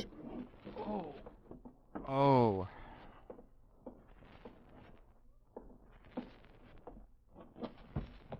Well, there you are. You'll find all the figures right in that big, fat book. All but Jackie's. Well, I'm not in any hurry to do my arithmetic. Tell me, what do you think of the results around here? You know more about than I do. How are things going? Well, Dollar, I'll tell you. It was going better than it is right now, but just a few months back, we worked out a pay vein. I'm hoping we'll pick it up again any day now. That sounds reasonable. Any trouble? Help, equipment, working conditions? Well, working conditions could be a lot better, but that's a geographical problem. You see, the mine is located here, and the big water supply is 8 miles west. We haul the ore across the desert by mule train to the smelter. It's cheaper than trucks. We'd have to build a road for them. Out here, hay is cheaper than gasoline. You'd like to take a look at the mine? Frankly, Mr. Doyle, I'd just as soon climb up a chimney. I hate dark, confined spaces. But since it's part of my job, I might as well get it over with.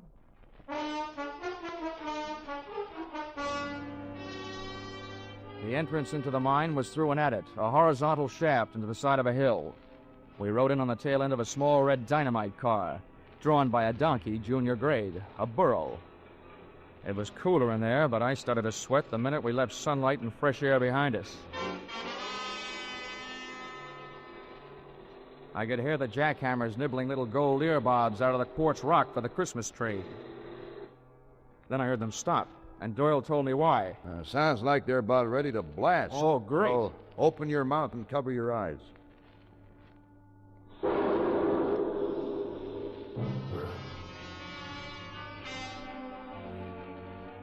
150 yards deeper into the earth, I was beginning to think that mankind is mighty hard to satisfy. The Lord gave us the world's whole surface. Then we had to go and invent gold mines and airplanes.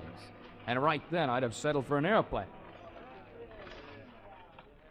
Oh, what's the matter, Dollar? You look a little green. Oh, feel a little green. Well, look, take some deep breaths and hold them as long as you can. Okay. Yeah, there, that'll perk you up. Well, this is it. Right here is the only place we're working. It doesn't help. So this is it, huh? Well, let's see the rest of it. What? I told you, this is it. This is the only place we're working. Okay, you guys. Keep it moving. Load that ore. Fill them up. Come on, bend your back. Well, let's get out of here, Dollar. Okay, Doyle. I've seen what I came to see. And I also figured I had heard what I came to hear.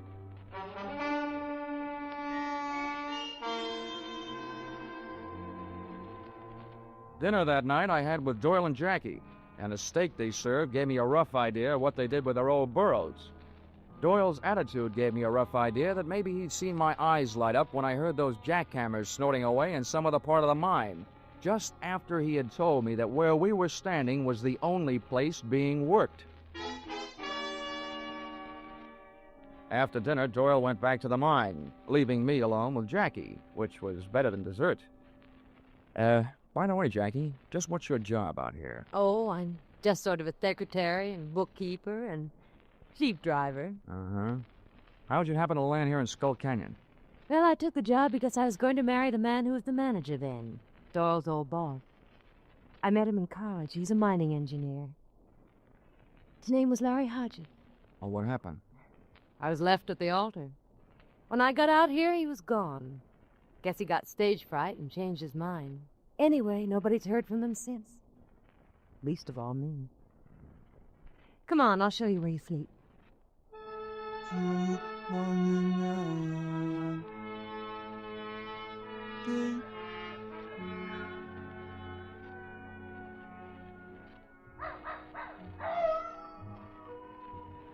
It was a real romantic night. Old Nugget the dog was carrying on a long-distance conversation with his country cousins, the coyotes up in the hills.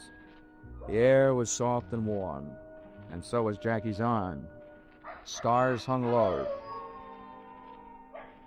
And so did my spirits when she bid me good night after she introduced me to my roommate, Hiya, Sonny. an old mule skinner named Kangaroo. Make yourself comfortable. Oh, by chance. Well, better than a sand bed and a saddle pillar. For a pine shack, this has a mighty fancy floor. What is it, mahogany? Nope. Tobacco juice. Oi. Helps keep out the sidewinders. What do you mean, help? Little snake critters crawl in out of the hot sun to get cool. Where are you from, Sonny? Hartford, Connecticut. Well, I'll be turned too. I don't reckon it shows through, but I'm a Easterner myself. I'm out from New York State 53 years ago. Little town of Prattville. County seat it was. That's pretty dull. What'd you say? Oh, nothing. Say, are you the one that handles the mules on the run out to the smelter? I'm one of them. Well, how's chances of hitching a ride with you in the morning? You'll have to get up early. All right, then, I'll get up early. Well, then stop wasting your breath on a lot of dang fool words. Use some of it on the kerosene lamp. Wait. Right.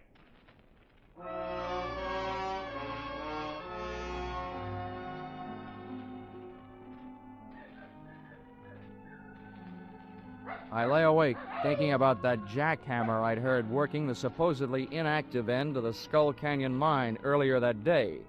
This didn't take too much pounding into my skull before I decided that Doyle was working on a vein for his own personal profit. I also knew that for him to convert the ore into gold, he had to get it to a smelter. So I figured that the mule skinner, Kangaroo, was the best place to start asking questions. It's funny how a sleepless night can sour the beauty of a desert sunrise.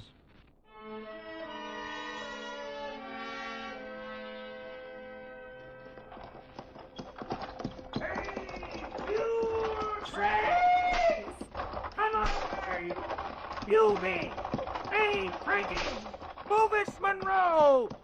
Pure train. Oh, this I don't believe. Since that dang record come out, I had to rename all my mules. Gither! Hey, yoo-hoo!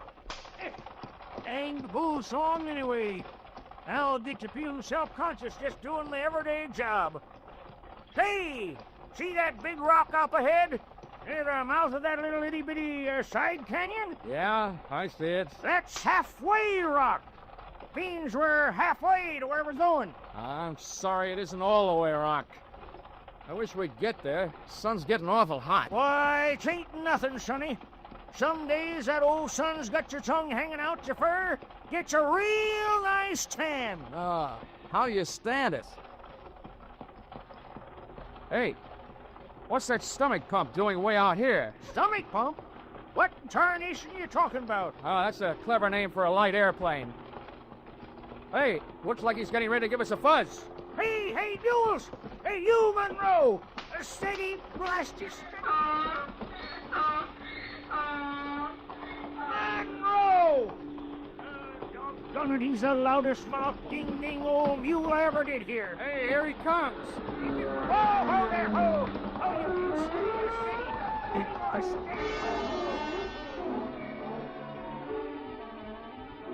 First thing I learned was if you ever want to panic a team of mules, just buzz them with an airplane. The second thing I learned was that little canyon we were approaching was loaded with armed horsemen who came galloping out like they were trying to make history at Tan Foran.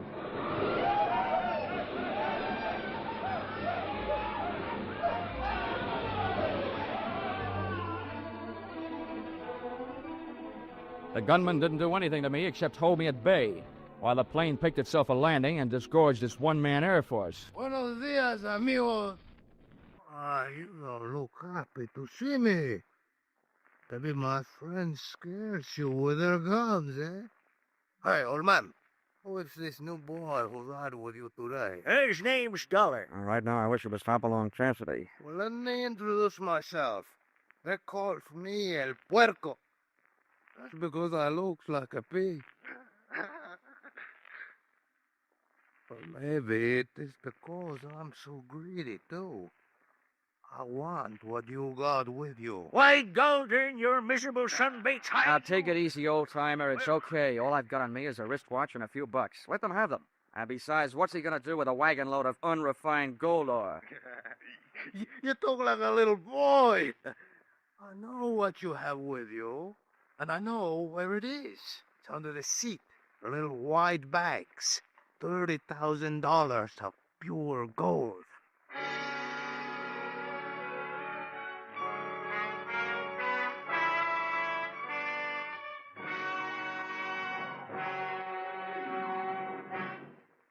In just a moment, we will return to the second act of Johnny Dollar. But first, hardly a clue to start on, and the witnesses' stories at hopeless variance. That was the job that the Birmingham, Alabama police faced in the murder called the Case of the Hue and Cry. Later tonight on Gangbusters, Birmingham's own police chief comes to CBS to tell you how they tracked down the apparently unmotivated murder. Be sure to hear this true-to-life police story, reenacted on Gangbusters. Gangbusters and the Adventures of Philip Marlowe are regular Saturday night features on most of these same CBS stations. Now, with our star, Charles Russell, we return to the second act of Yours Truly, Johnny Dollar.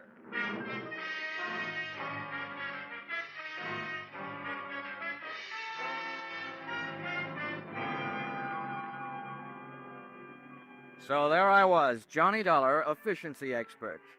I'd efficiently gotten myself in trouble. I was efficiently letting El Puerco walk off with a large pot of your gold, and stood a good chance of efficiently getting myself shot in the belly.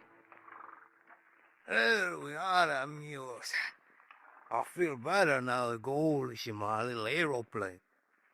I hope you're not mad with me. You know, I need the money to pay my taxes. Okay, you got what you wanted. Why don't you take off and get out of here? That ding-dang rascal, he's probably figured on shooting us. Oh, no, old man. I'm a very scientific bandido. You think I want to shoot you and get killed myself for murder? Oh, no. I let your mules do the dirty work. Wey, Manuel, Pedro, Juanito, Pir, adelante. Take these men and tie them up. Tie them to the stake back to back. And the rest of you tie up the mules in a circle around them, in nice and close. Then I will get in my little aeroplane and dive on the mules. And the mules will kick their heads off. Pitching horseshoes may be fun, but not when they're being pitched at your head by a mule. Once we were tied back to back on the stake, the nearest available technical advisor, Kangaroo, was anything but encouraging. That's the trouble with a gold-darned mule. When they get riled up, they think with their feet. Here he comes.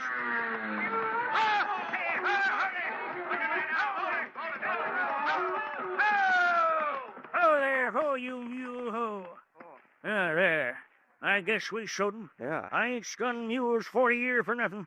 I can handle them. Oh, nice going, Kangaroo. Now, listen, Sonny, I got me an idea. Yeah, what is it? Well, go something like this.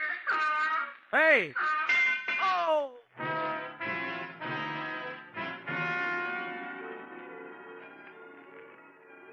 Just as the idea, whatever it was, hit Kangaroo, a hoof from one of the mules scored a ringer around my cranium. Ah, the stars looked beautiful. They came out in the shape of a horseshoe. And as I slipped into that familiar Betty Bye for private eyes, the world of hit-on-the-head darkness, I could hear Kangaroo's advice, too little and too late. There, you see? You can never trust a mule. Never trust a mule. Never trust a mule. Never.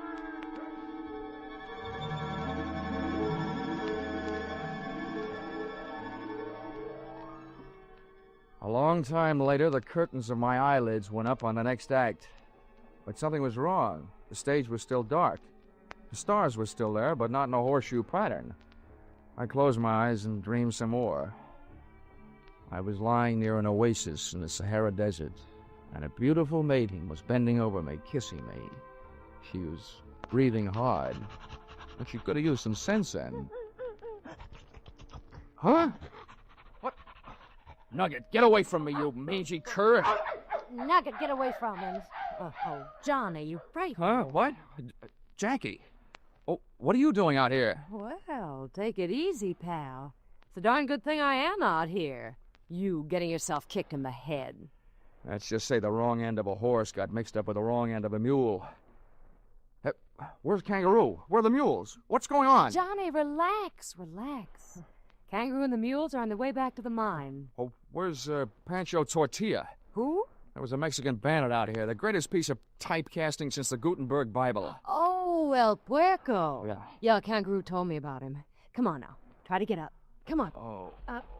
Yeah. Hey, what happened to you? Your clothes are all torn. Yeah. This is Mr. Doyle's idea of a proposal of marriage. We were supposed to fly off together to South America tonight. Been planning it for a long time. Well, what made you change your mind? Oh, you know how it is. Best laid plans of mice and men. Oh, yeah. You're talking to an expert. If everything went all right for me, where would I be next week? Same time, same station. But what's your angle? I told you before. I came out to Skull Canyon to marry a man. I've reason to believe that Doyle did away with him, to get his job so he could milk the mine. Well, I stayed on and acted just interested enough in Doyle to get him nice and relaxed, hoping he'd spill something. Well, so far all it's been is bragging up life in South America with him. Oh. Now, I hope you can help me. And I know I can help you. How? Well, Doyle set up a refining layout right in the mine. When the gold he's been stealing comes out, it's pure gold. Aha. Then somebody in the mine must have tipped off El Puerco. Mm-hmm, Doyle did. He and El Puerco are working together. El Puerco's job was to get the gold across the border and you out of the way. I see. Well, listen, you ever been in the mine? I mean, could you show me the way the refining layout? Oh, no. Doyle's never let me inside. Well, how about the charts of the mine? They're in the safe. I've got the combination. If we can just get in without Doyle seeing me, I can get him. I'll leave that to me. Come on, let's get going. Wait a minute. How do we get back? Well, I came out in the Jeep. Oh, my aching head.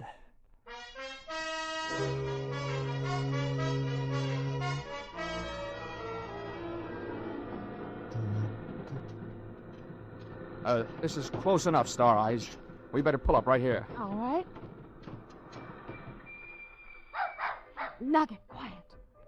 Say, the wedding may be off, but it sounds like the reception is still on. No, that's the regular Saturday night square dance. Oh. Well, look, from here, which way is the office? I'm lost. It's right over here. Oh. Come on, I show you. You were in it yesterday.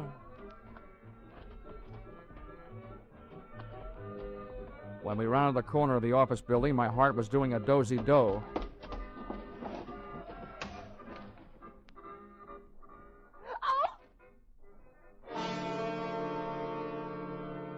The door of the safe was open, and so was the mouth of the fellow in front of us. But he wasn't saying anything.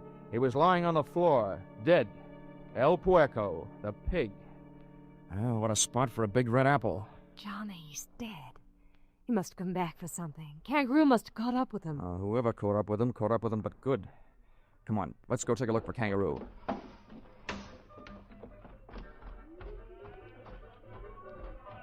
Wait. Yeah. Careful, darling. Doll may be in there.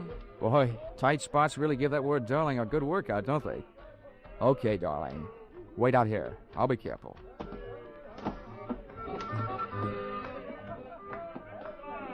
Say, partner, you seen Kangaroo around here? Kangaroo? Yeah. Well, sure. Kangaroo came in here looking for Doyle. Well, did you find him? Well, don't know. Doyle went over to the mine. Is that where Kangaroo went? Well, if I was looking for Doyle, that's where I'd go. Thank you, bottlenecks.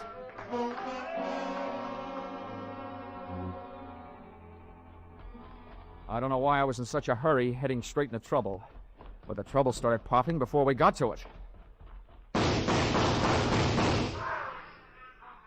Oh, poor Kangaroo. Jackie was only guessing, but I could only hope she wasn't guessing right.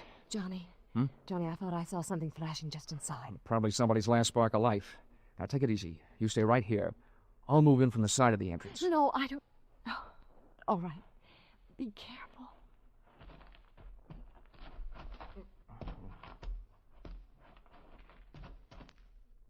Oh.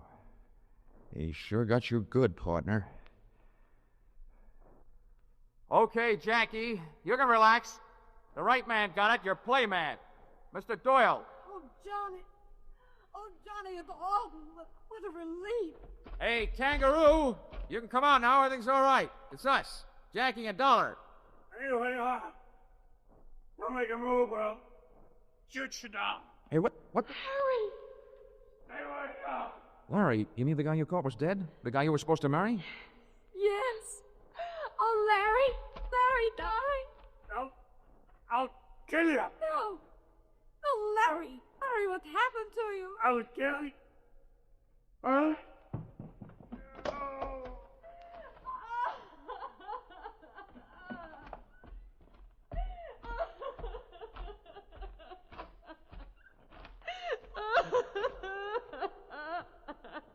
Come on, kid. It wasn't worth waiting for anyway.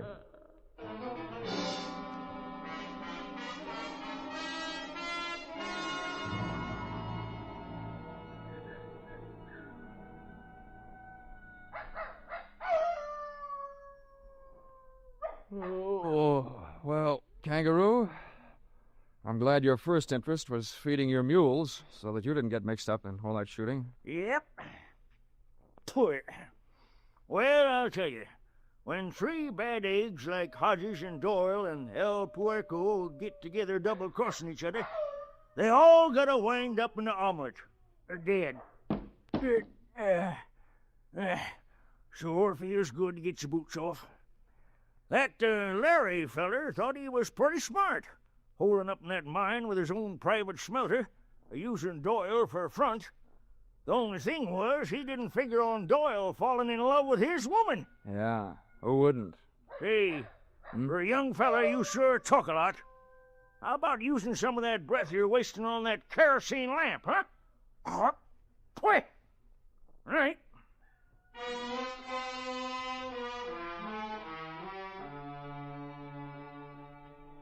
Expense account, item 4, $6.10.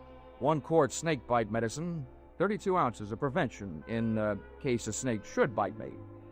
Item 5, $3.40, with which I purchased the nicest gift I could think of for a gal in Jackie Moreland's position. A telegram to you, requesting that you give her a job she very much deserved, the managership of the Skull Canyon mine. You see, when she first found out that man she was going to marry didn't love her, she took out her affection on the territory, which makes me very sorry that I wasn't born in the state of Arizona. Expense account, item 6, $164.35. Transportation, Twin Buttes to Hartford. Expense account total, $947.99, which makes just about as much sense as you can make without making it a dollar. Signed, yours, no charge for that double talk, truly, Johnny Dollar.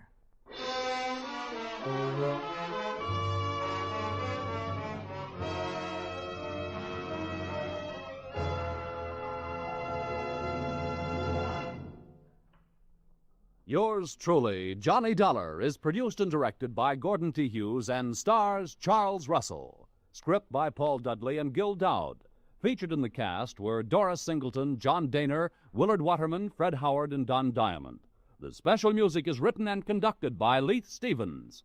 Your announcer is Paul Masterson.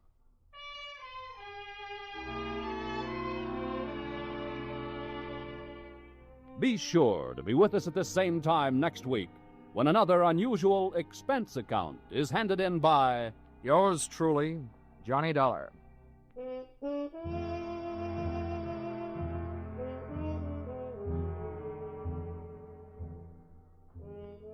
Music Popular and Music Western are on the bill for CBS listeners again tonight. Vaughn Monroe and his band will present the 5 top tunes of the week, plus Army and Navy marching songs, Anchors Away, On Brave Old Army Team, and many others. Gene Autry follows right on the heels of Vaughn's Caravan with favorites straight from the land of sagebrush and 6 guns. For an hour of wonderful music, hear Vaughn Monroe's Caravan and the Gene Autry Show tonight and every Saturday on most of these same CBS stations. Stay tuned now for Vaughn Monroe's Caravan, which follows immediately on most of these stations.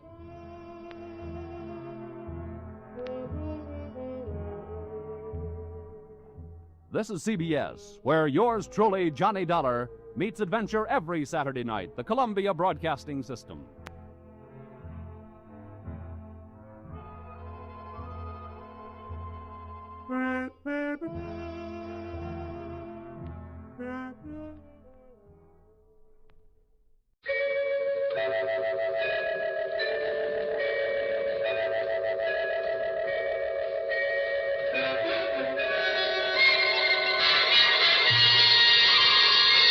Murder by Experts.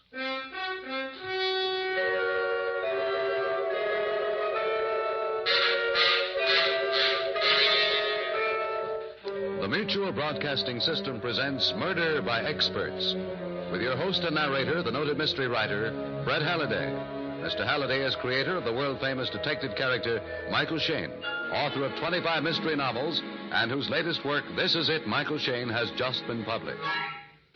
Good evening. This is Bret Halliday. Each week at this time, Murder by Experts brings you a story of crime and mystery which has been chosen for your approval by one of the world's leading detective story writers. Tonight, our guest expert is the noted mystery novelist Harold Q. Masur. From his vast knowledge of the field of mystery, Mr. Masur, with tongue in cheek, has chosen a light and fast-moving comedy mystery by that very witty writer, Milton Lewis. And now we present Lawson Zerby and Marilyn Erskine in Two Can Die as Cheaply as One.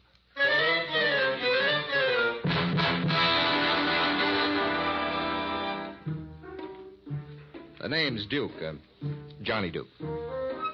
You'll find me listed in the classified phone book under Detective Service. If there's anything I hate, it's violence, especially to myself. Of late, so many characters have showered me with blows that Susan, my slightly gorgeous wife, has given up calling me the Eye and refers to me now as the Black Eye. You have only to take that last case of mine to see what I mean. It all began on a beautiful spring day. Susan and I were standing in front of our apartment house waiting for a cab. Now, in New York, there must be at least 5,000 cabs, and this one, out of 5,000, had to come along. Taxi, mister? Yeah. Get in, baby. 34th Street and 5th Avenue. Right. Oh, Johnny, what a lovely day. I don't see why we ever tolerate winter when we can get days like this. Yes. And for once, I'm without a case. That won't last long. Oh, yes, it will. Darling, I'm seriously thinking of quitting this racket. And let a crime wave loose in our fair city? Well, I don't want to see any more corpses. I don't want any more beautiful murderesses throwing themselves at me. I don't want a jitterbug between bullets anymore. This happens once every year. Mm-hmm. You'll get over it. Not this time, Duchess. Now, look at me. Every week, I nearly get killed. Every week, I get conked on the head 2 or 3 times like a bell. I'm in a rut. Hey, do you mind if I take 5th Avenue? Not at all, driver. But why do you want it? One sees more chipper chicks on 5th Avenue when one must wait for a red light. And by all means, take 5th. I could tell you he was a man after my own heart the minute I lamped you. Really? How did you know he was fond of chipper chicks? Oh, that's easy, madam. I just seen a pin-up tomato that was with him. Why, thank you. What a lovely cab you have, driver. Yeah? Hey, you believe in sunlight? Only in the daytime. Why? Kind of I want to slide the roof back, like this. Yeah, you can have sunbeams at no extra cost. Oh, thank you. You know, sunlight's a very helpful and also ultra. Also what? Ultra. You know, ultra this, ultra that, ultra expensive, ultra dumb. Ultra. Now, what's so ultra about sunlight? Ultraviolet rays, of course. You don't seem to understand me, so I'll have to give you a lecture 10 or 15 minutes. We heard about sunlight, Tootsie. Say, is that really your name? Certainly. Who else would want a name like that? Lots of people think it's very funny. Why? How could a guy with a puss like mine be a Tootsie? Hey, get over to the side, Jacob! Mr. Tootsie, we feel that heaven can wait.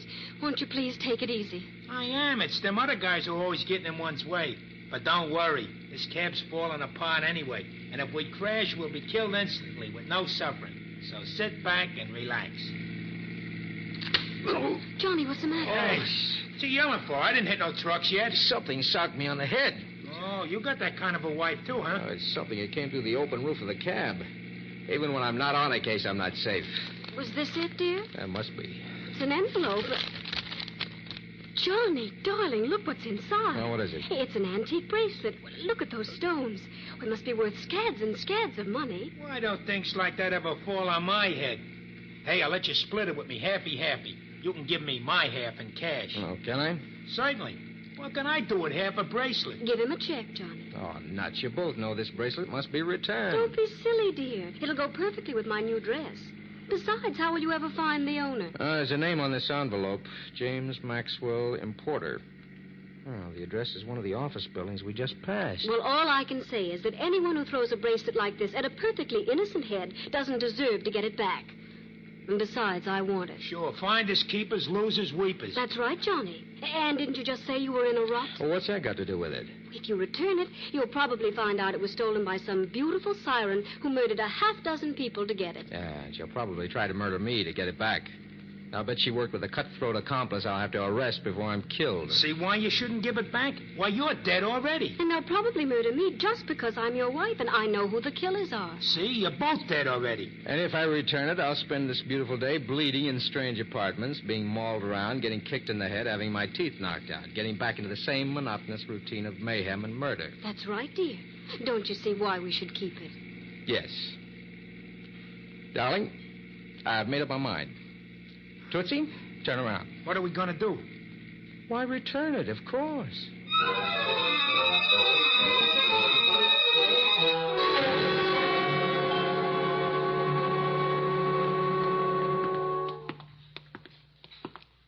James Maxwell, importer. That's the office, dear. Yeah, come in. Try to make it snappy, darling. Remember, Tootsie's waiting downstairs in his cab. Seems to be no one here. Well, try that inner office, darling. Excuse me, miss. We'd like to see... Johnny, what's the matter with her? I don't know. She seems asleep. At her desk. Don't touch her. Oh, but Susan, I said... Steady, baby. Look, she's been murdered. 2 slugs in places where they count. I knew we should have kept that bracelet. Oh, if you'd only listened to Now, me. that open window in back of her faces a street. She or the killer must have thrown it out there and it landed in our cab. Don't move. Either of you. Hello? You both do exactly as I tell you, or you'll get a bullet in your brain. Do as the man says, dear. You know your brain isn't large enough to hold bullets, darling. What's the idea? I'll take that bracelet. Bracelet? What bracelet? He must have wandered into the wrong place. Give me that bracelet. Humor him, dear. He's obviously a homicidal maniac of the crazy type. Yeah. What's the racket, pal? How'd you know I had it? I know why she was killed. I know who killed her. And I know exactly what I'm going to do about it. He's a smart murderer, Johnny. He knows a lot. Oh, take that gun away from Johnny's head. You'll muss his hair. I'm going to do more than that, madam. I'm going to kill him. Now. Oh, Johnny, it's Tootsie. What Tootsie? This Tootsie, pal! Oh. That was a nice ride for an underdeveloped guy. Thanks. Susan, are you all right? Yes, dear. His shots went wild. I've got his gun and the bracelet. It's lucky you came in, Tootsie. Well, I was getting impatient down there. You shouldn't keep me waiting like that. You'll run up a frightful bill. Oh, who's the dead doll? We don't know yet. Searching him, huh? Do I get half the take? Susan, baby, this guy is Mr. James Maxwell. He's coming out of it. My head. Get up, Maxwell. Now, explain it simply so my childish mind can grasp it. Why did you murder her? Come in. I'll open it, dear. Yes, what do you... No, don't. Oh. I've got a gun, gentlemen. Now, will you please tell a poor innocent girl what this is all about? And play no tricks, or you'll be covered in your own gore. I told you you should have stood in bed with that bracelet. Who owns the female I hit over the head with the hat rack? I do. She's my wife. You'd better pick her up. Someone might step on her. Oh, Johnny, buy me a new head. I'll help you up, baby. You'll be all right. Thank you, Blanche. You came just in time. You know her? Oh, yes. Blanche and I are old friends. Just who are you? I'm Johnny Duke. This is my wife, Susan, and this is Tootsie, our taxi driver. Well, what's the payoff? Are you going to kill us again? I certainly am, if you're going to hurt Jimmy. Did you kill that girl? No, we just wandered in here. What are you doing there, Susan? Oh, just looking at this hat rack. Is this what you hit me with, Blanche? Yes. I heard you in here, and I thought you were harming Jimmy. If I hurt you, I'm terribly sorry, dear. Oh, that's all right. I was just trying to figure out how you use the hat rack. Well, you must have swung it like this. No, don't! Oh! I've got the gun back, Johnny. Oh, my brains are aching. If I hurt you, I'm terribly sorry, dear. That was lovely. You'd make a good female blacksmith. Thank you, Tootsie. Drag her to that chair, Mr. Maxwell. That's right. Now we'll go on where we left off. Why'd you kill her, Maxwell? I didn't kill her. I was with Blanche all day. Wasn't I, dear? That's right. He was at my place. What were you doing? We were playing Ring Around a Rosie in my living room, dear. What's your full name? Blanche Werby. Why? Did you ever see this bracelet before? I can tell you about that bracelet. It belonged to my partner, William Baldwin. It's worth a fortune. At least $80,000. I told you we should have kept it. Where is Mr. Baldwin now, Mr. Maxwell? I don't know. He disappeared 6 months ago and was never seen again. He had that bracelet with him. Who's that dead girl? Well, she's Miss Ruth Perkins, my secretary. Oh. She evidently threw the bracelet out the window. How'd it get here? I haven't the faintest idea, Mr. Duke. I'm sorry I lost my head before. I thought you killed her when I came in before. I heard you talking about the bracelet. I thought you murdered her to get it. Whoever gave that bracelet to Ruth Perkins knows who my partner is. This looks like quite a case. Yes, Duchess. And for once, we're going to let the police solve it. Call them up, darling. We'll probably be tied up with them until evening. There goes our lovely day. And that should teach you a good lesson. Next time you get hit on the head with an $80,000 bracelet, you keep it. Police headquarters, please.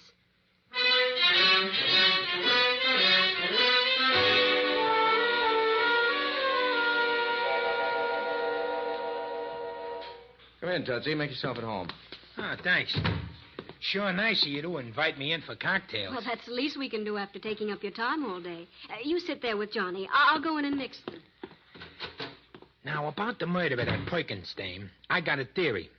Only it don't make sense. Tootsie, let's not start talking about murders. I've decided to seek a gentler profession. Oh, that's why you won't take the case? Right. Now, we won't mention it again, will we? By all means, we certainly shall not even whisper about it. You think James Maxwell killed her? No, the gun we took away from Maxwell was a different caliber from the one that killed her. I think... Let's talk about baseball, huh? Certainly. The Brooklyn Dodgers will win the World Series this year. What makes you so sure? I live in Brooklyn. Do you think William Baldwin was bumped off, too? The police said his daughter also disappeared. Yeah, I think they were both killed. It's funny there should be no identification in that secretary's purse. Oh, nuts. Don't lead me on. Hey, I believe that was your loving wife in distress. Yes, in the kitchen. Come on. All right. If they tried to do anything to Susan, Susan. Hey, Susan, baby. Is she dead? No. Someone tried to go out her. Here, help me get this cord off her leg. Hurry. All right, there. That does it. Susan, what happened? I don't know. Someone must have come through the delivery entrance. Felt the cord around my neck, and that's all I know. Tootsie, there's a gun in that old sugar bowl. Take it and go down that delivery exit. I got it. So long, Johnny. Susan, darling, are you okay? I'm feeling much better now. Johnny, why should anyone want to do a thing like that? I don't know. I'm pretty sure it's got something to do with that bracelet. Johnny, darling, you better take this case and solve it before we're all bumped off. I know it may all be just too annoying for a jaded sleuth like you, but it's better to be bored to death than murdered. You win, baby. I thought I would. That's why I took these things out of the dead girl's purse. There are 2 addresses on different sheets of paper. One's the address of one Samson Everest, and the other is the dead girl's home address. Well, there ain't no sign of any Garrotters out there, Johnny. He must have got away. Now, listen, Tootsie. We're going to find this murderer, and you're going to help us. I want you and Susan to visit one Samson Everest. I'm going to poke around Ruth Perkins' place. Now, let's get going.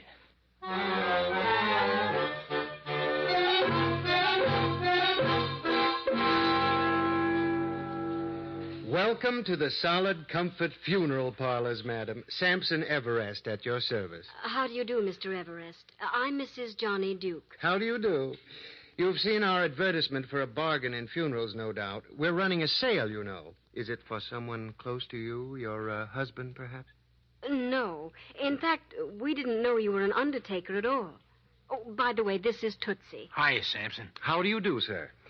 You remind me of a very dear, dear friend of mine. Yeah? Yes. I buried him 5 years ago. Ah, yes. Whom do you wish to put to rest, Mrs. Duke? Well, no one exactly. Come now. Surely you can think of someone. A sale like this doesn't come along every day. Dear me, no. Why, two can be buried as cheaply as one. I just want to ask you a few questions.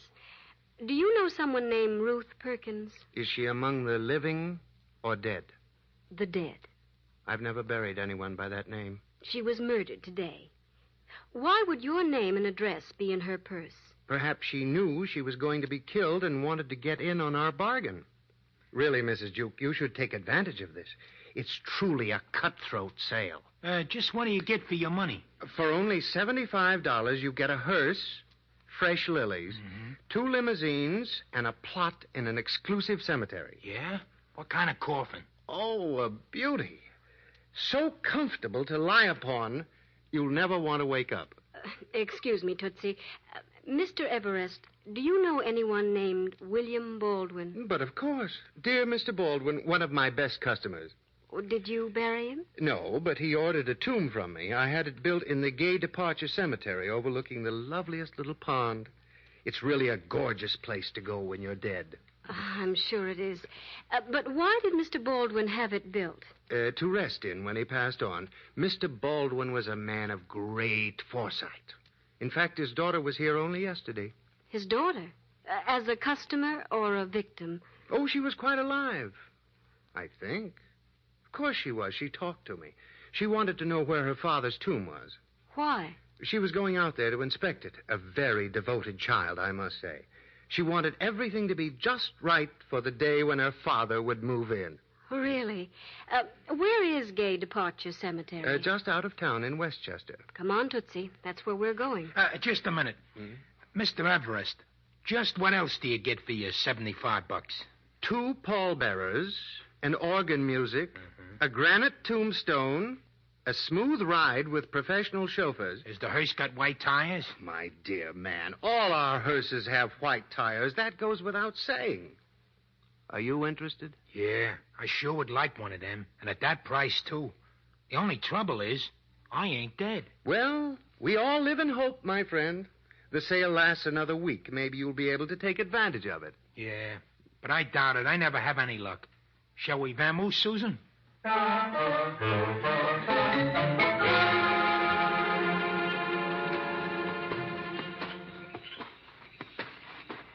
must be the tomb, Tootsie. It's right near the pond. How picturesque.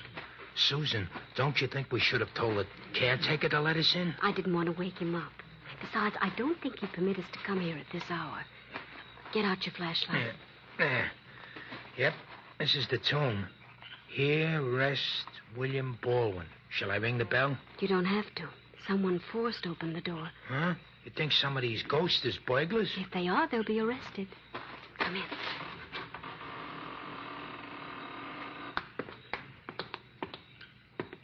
You don't have to take your hat off, Tootsie. Well, I've never been in no tombs before.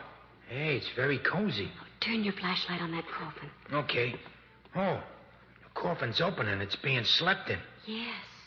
There's a college classpin on his vest. Pick it up and see if there's a name on the back. Yeah. William G. Baldwin, class of 1902. Hey, this is Baldwin. Yes, and he was murdered. Look at those 2 bullet holes. The killer is very sweet. He not only murders his victim, but puts him in his tomb. Who ripped the guy's jacket? I don't know. Yes, I do, of course. I'll bet the bracelet was hidden in that jacket. Oh, come on, Tootsie. We have to get out of here. I want to phone Johnny. Okay, but shh, not so loud. You're liable to wake him up.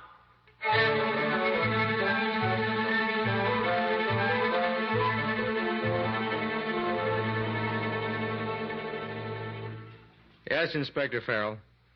Yeah, I relieved the flatfoot you had here at the Perkins girl's place. How about finished now? How about James Maxwell's alibi? Airtight, huh? Well, what's Blanche Werby's address? Wait a second, Inspector. There's someone in the hall. In trouble. Goodbye, Inspector. I'll call you back.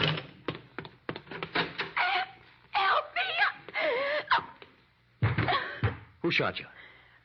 Oh, I don't know. Someone in the shadows in the hall. Don't leave me. I'm frightened. I'm just going to put you on the bed and call a doctor. No, doctor. It won't do any good. Who are you? Ruth Perkins. Ruth Perkins? Yeah, but that's impossible. She was killed this afternoon. I don't lie. I'm not lying. I was out of town. Oh, don't go away. Did you see the evening papers? Yes. That girl in the office who was killed. She's Helen Baldwin. William Baldwin's daughter? Yes. The one who disappeared after her father did. I knew her. I used to work for her father. Go on. You know who killed her? I think... Miss Perkins, dead. Hello? Oh, Susan. Yes. Go on. Baldwin, huh? Okay, baby. I'm going over to Blanche Werby's joint at 889 East Drive. Bring Tootsie along and meet me there. Yes, goodbye.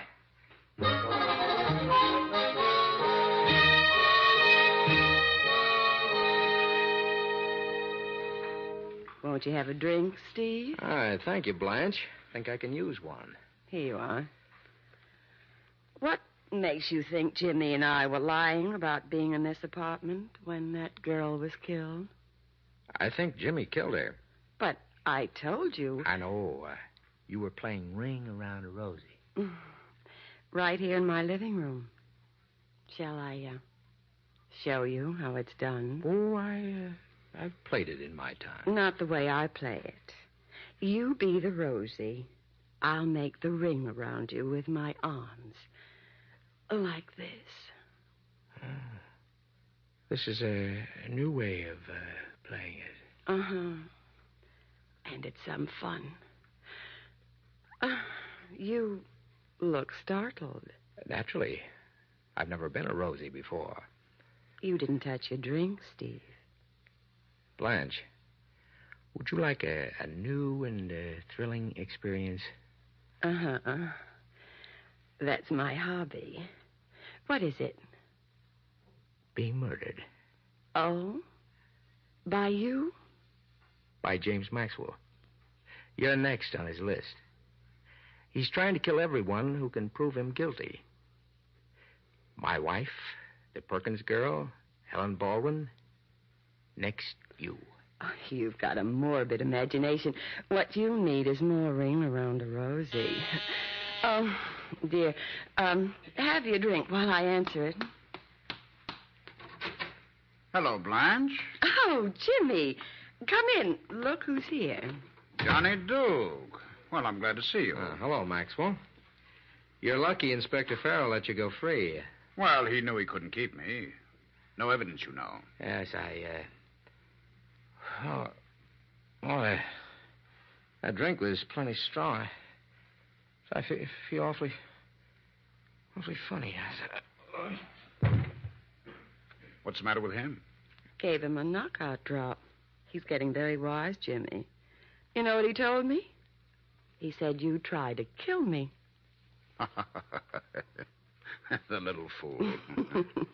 I told him he was out of his mind. What are you laughing about? Well, it's so funny. Not for you. As it turns out, he's 100% right. Jimmy, put that gun down. No, Blanche. It was very nice of you to lie and alibi me. But now I can't trust you. So you're going to die. No. Now. No! Oh, I'm being killed. Take it easy, Blanche. I shot him in the shoulder. He'll be okay. He didn't even have a chance to fire his gun. Oh, You weren't out. No. Mm-mm. I dropped my drink under the pillow of your sofa. I hope it doesn't stain. Johnny, darling, we came as fast as we could. Come in, baby. Hiya, Tootsie. Okay. You came just in time to hear Blanche give us a complete confession. How about it, Blanche? Okay. He phoned me this afternoon and begged me to alibi him. I did. I loved him. Then I went to the office. The rest, you know. Johnny, darling, how'd you do it? How'd you make her confess? It was easy, baby. All I had to do was play a little game called Ring Around the Rosie, dear.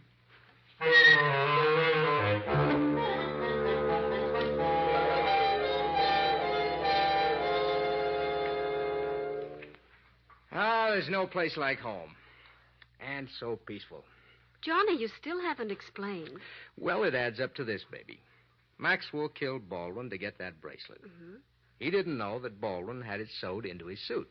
And Helen Baldwin, suspecting what happened, disappeared in order to investigate. Mm-hmm. She found out that her father's body was in the tomb. Right. Now, she must have known where the bracelet was, too. She came back with it, accused Maxwell. Mm-hmm. He pulled a gun. She threw the bracelet out the window. Where it conked you.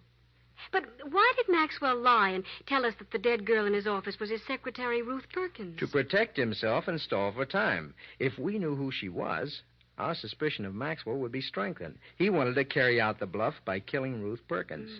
They made a mess of that job, though. Yeah, but what good would that bluff have done him? Well, at the time Baldwin disappeared, his daughter told the police that there was some bad feeling between her father and Maxwell. Maxwell wouldn't have had a chance if the police knew the dead girl was Helen Baldwin. And that's why he removed her identification papers and things before we stumbled on the body. Johnny, darling, do you still feel you're fed up being a detective? Murder, mayhem, and monkey shines. The same old thing. I'm bored. Come here.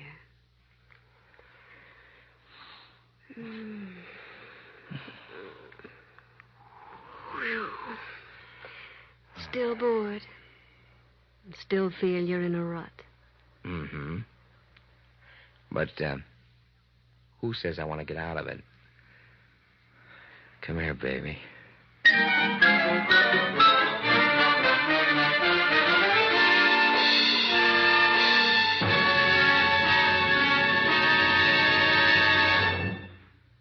And so the curtain falls on Two Can Die as Cheaply as One, which was chosen by guest expert Harold Q. Masseur. Mr. Masseur is author of the recently published mystery novel, Suddenly a Corpse. Next week at this time, Murder by Experts brings you a drama of a young newspaper reporter who covers the biggest story of his career, only to find murder dogging his footsteps. As selected for your approval by one of the world's foremost detective story writers. Until then, this is your host, Brett Halliday, hoping you'll be with us again next week at this time.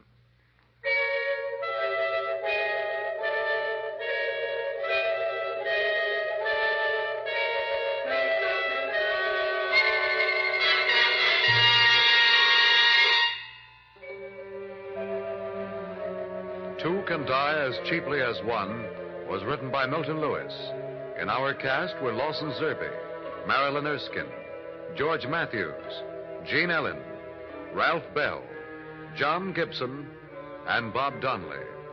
Music is under the direction of Emerson Buckley, composed by Richard Hugh Page. Murder by Experts is produced and directed by Robert A. Arthur and David Cogan.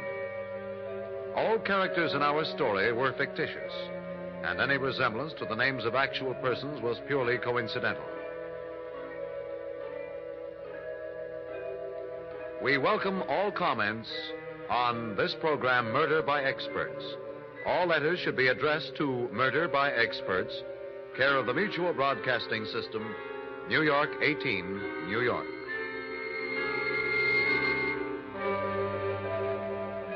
Bill Tonkin speaking. This is the Mutual Broadcasting System.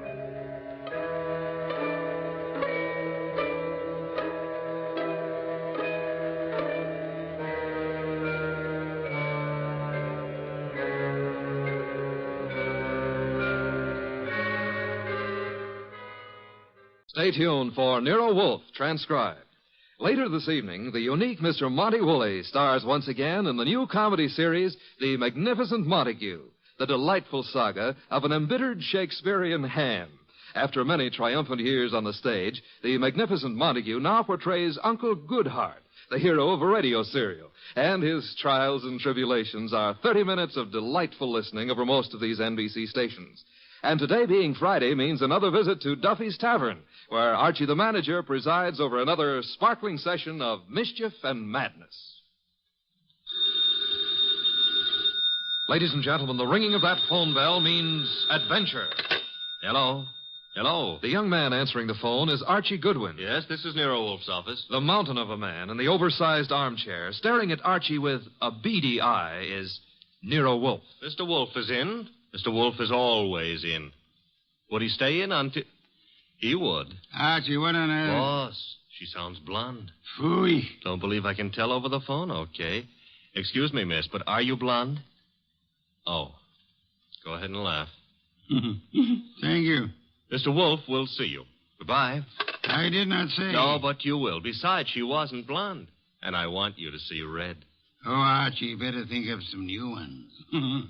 Ridiculous.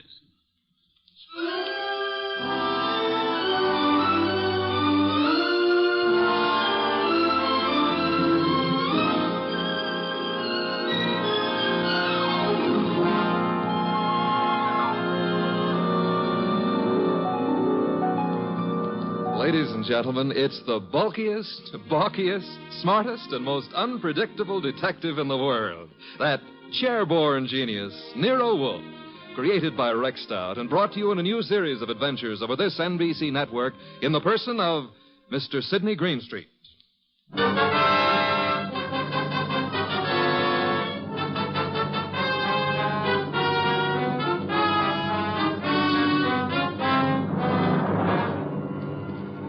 Tonight, it's the case of the girl who cried wolf. In the old brownstone house on 35th Street, my boss, Nero Wolfe, with all his 300 pounds, sits at his desk from which he runs his world. We have been patiently waiting for the lady client. Then there's a knock at the door, and I admit her. A beautiful, frightened, and red-headed girl. Mr. Wolfe? Mr. Nero Wolfe? Not by 160 pounds. I'm Archie Goodwin. Oh, yes. I spoke to you on the phone. I'm Mary Dunning, Mr. Goodwin. I was wondering if... He's in. He's always in. Come on. We'll try getting him to admit it. This is Mr. Wolfe.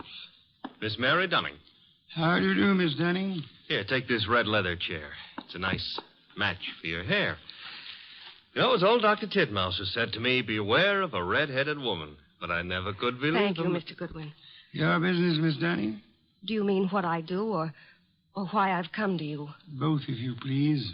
Well, I'm Mr. Stevens' secretary at the Tolliver Ecological Foundation. Our offices are down on East 12th Street. Ecological?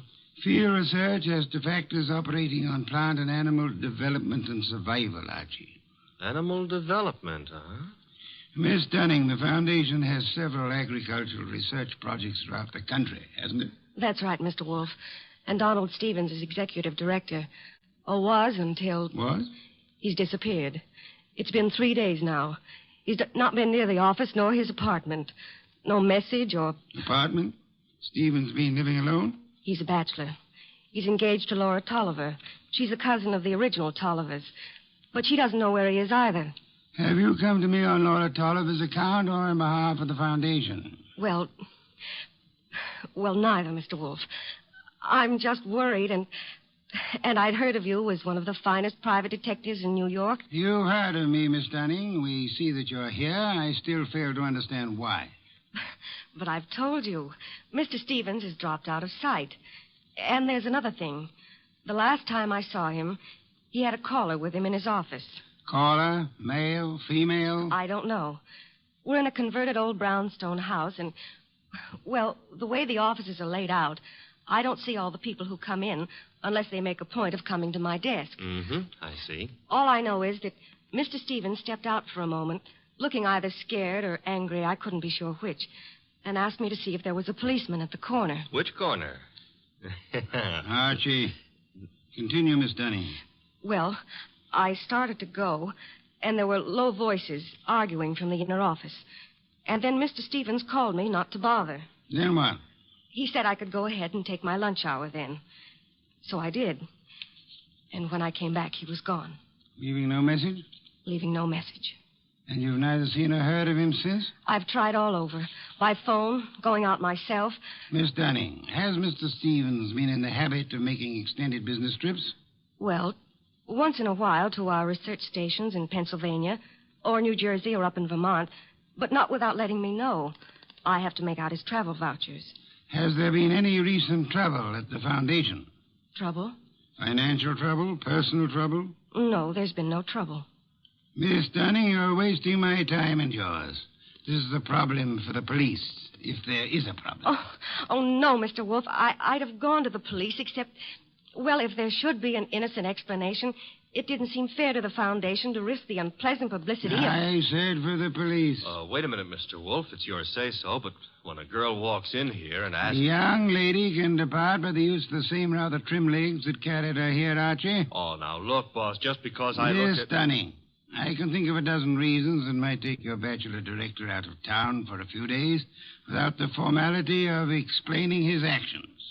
Then you won't look into this?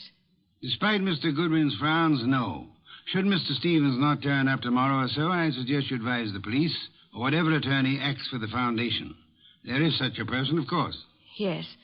Jonas Dowd is counsel. He's also a Coke trustee.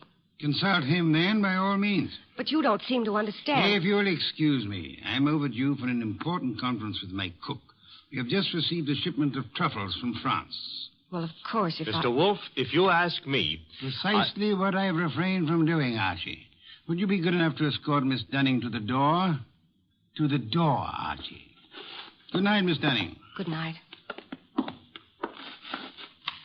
Good night. And thanks just the same.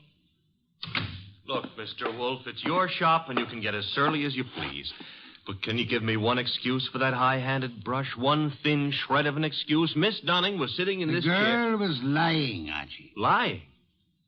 How can you say that? At least twice.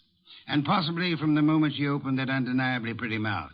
Now, if you'll excuse me, Archie, I have an appointment with a truffle.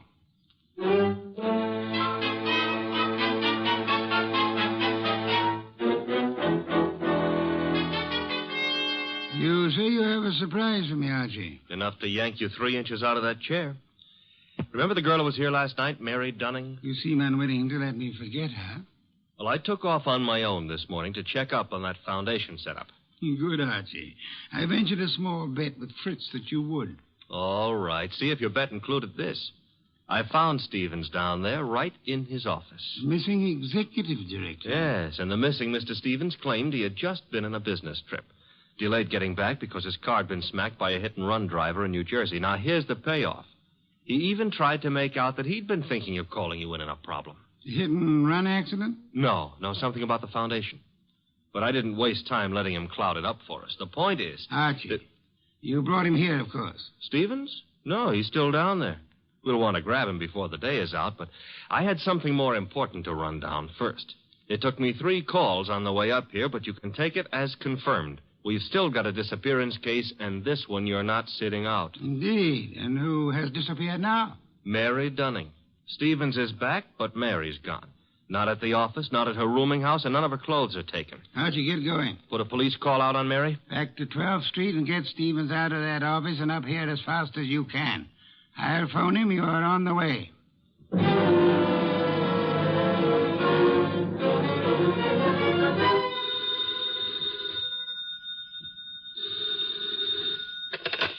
Hello? This Donald Stevens? Yes, this is Donald Stevens. This is Nero Wolfe. I understand you've been thinking of consulting me. Well, as a matter of fact, I have, Mr. Wolfe. I started to explain to Mr. Goodwin, but... Are you alone there at the office? Why, yes. As it happens... Be careful. I don't think your car smash-up was an accident. I've just sent Mr. Goodwin to ask you to come here. Meanwhile, I'd suggest... Oh, excuse me, Mr. Wolfe. There seems to be someone coming in now. Wait, Mr. Stevens. There hasn't been time for Archie to get there yet. Excuse me, Mr. Wolfe. Don't. Just hold the wire a moment. Wait, Mr. Stevens. Come on in. I haven't had a chance yet. Oh, what? No! No!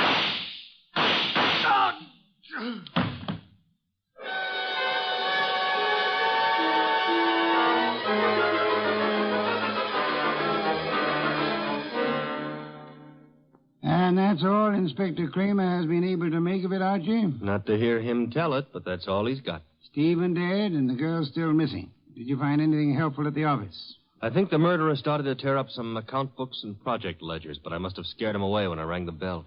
Couldn't have been more than 3 or 4 minutes after the shooting when I got there. But you saw no one? The murderer can cover a lot of ground in 3 or 4 minutes.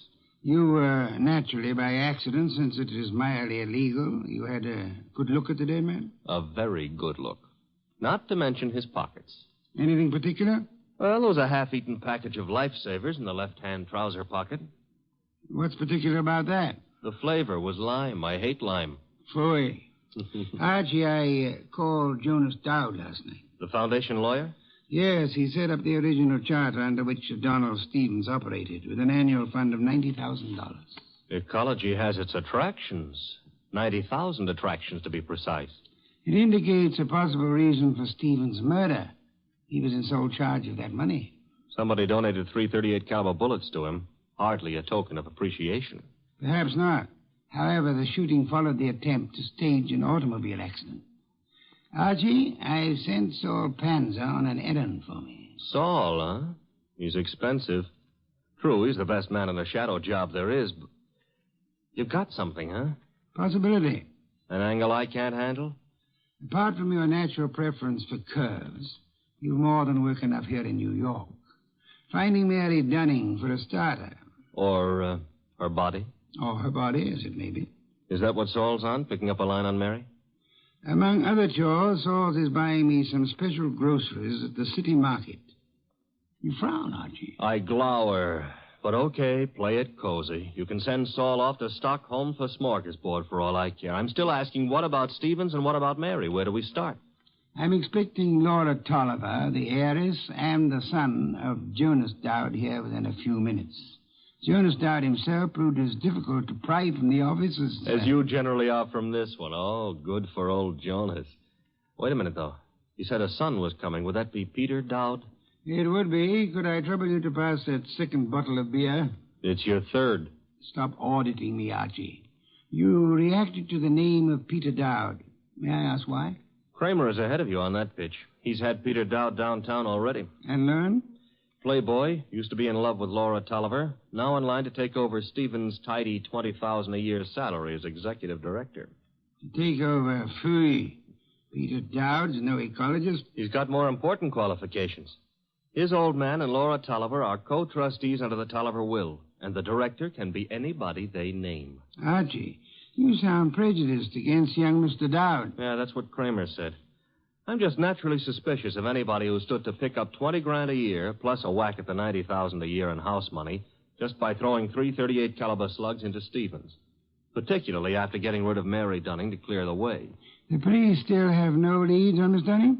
A for effort, Z for results. Now, the way I see it, boss... Legwork now, Archie. Guess it's later. You might try Miss Dunning's landlady again for one, and try Peter Dowd's apartment. Now? Yes. I'd say go along and keep after the missing girl. Instead of sifting through the names in Stevens' appointment book you were asking about? It's two legs of the same animal. The names may help on the girl. Now, Archie, on your way.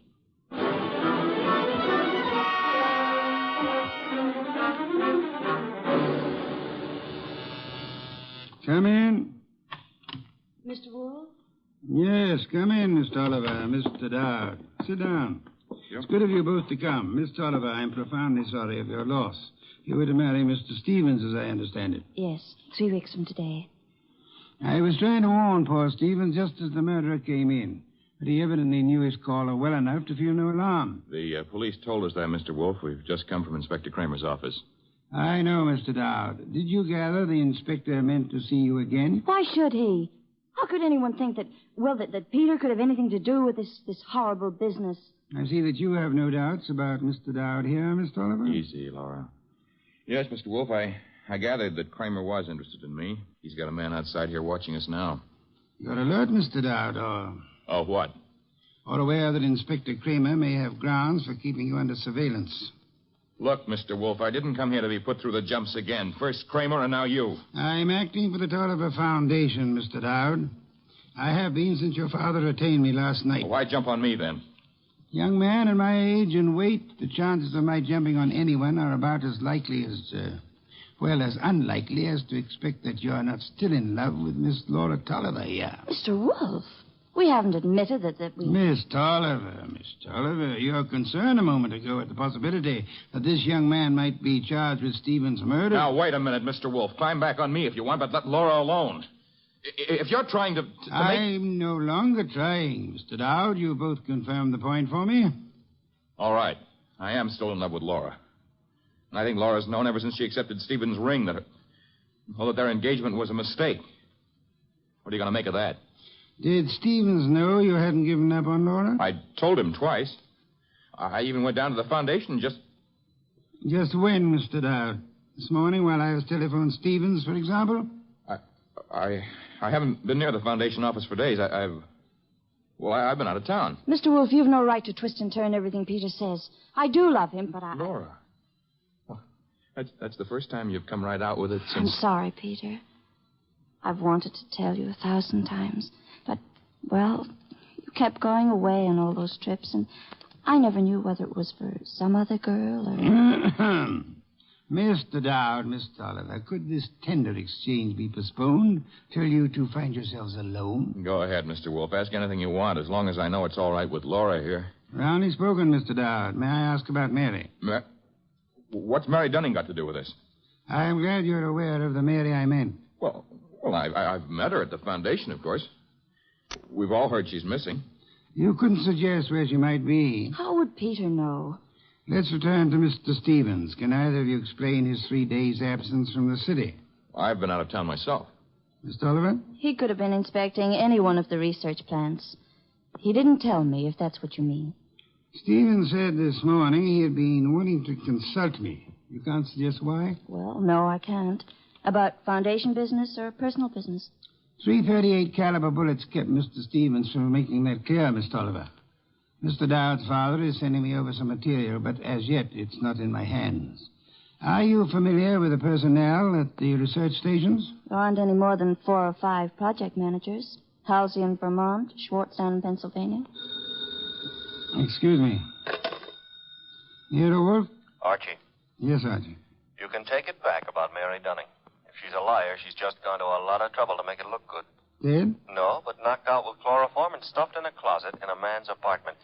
And guess whose apartment? Spare me your charades, Archie. Peter Dowd's. That's where I'm calling from. Is he still with you? As it happens, yes. You better hang on to him. There's been another development. Inspector Kramer's got hold of a man named Schwartz. The Pennsylvania project manager. Right. Schwartz was at the foundation office this morning, and he says Peter Dowd was going in as he came out. When? Within minutes of your call to Stevens. Kramer's on his way to your place now to pick up young Dowd. Any instructions? I'd like more company. Well, the ball game is all wrapped up, isn't it? I'd still like more company. Right. Mary and Schwartz? If you can get them here. And Archie. Yes? Get them here.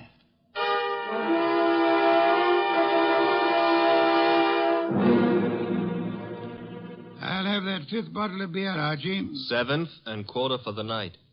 And when do you get around to calling in Mary and our friend Schwartz? In a moment, Archie, in a moment. After all that scramble to get him here. I've been studying these project reports that Jonas Dowd sent over. Fascinating field ecology. I know. The factors playing on the development and survival of living organisms. Too bad poor Stevens didn't figure on a factor named Peter Dowd. Archie, I'm ready for Mr. Schwartz now. No Mary? I'll risk you in the next room with Miss Dunning for the time being. Okay. One Schwartz coming up. Oh, come in, Mr. Schwartz. Mr. Wolfe? How do you do, Mr. Schwartz? My apologies for this long wait you've had. And I'll try to make our business brief. Yes, sir. Mr. Schwartz, you managed the Tolliver Agricultural Research Station in Pennsylvania for some time. 2 years. I am not sure I didn't once enjoy a shipment of mushrooms that came from your place. You've experimented with Maya arenaria. Maya arenaria?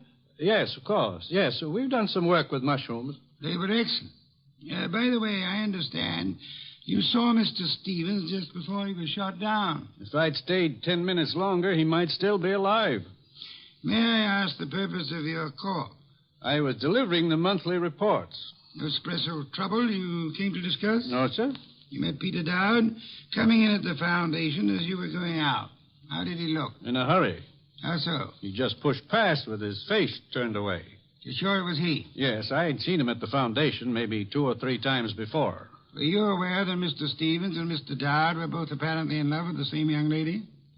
I'm a research worker, Mr. Wolfe. I wouldn't know about Mr. Stevens' personal affairs. Just an hour ago, before Inspector Kramer took him from here, young Dowd admitted that he'd been there today. I didn't think I could be mistaken.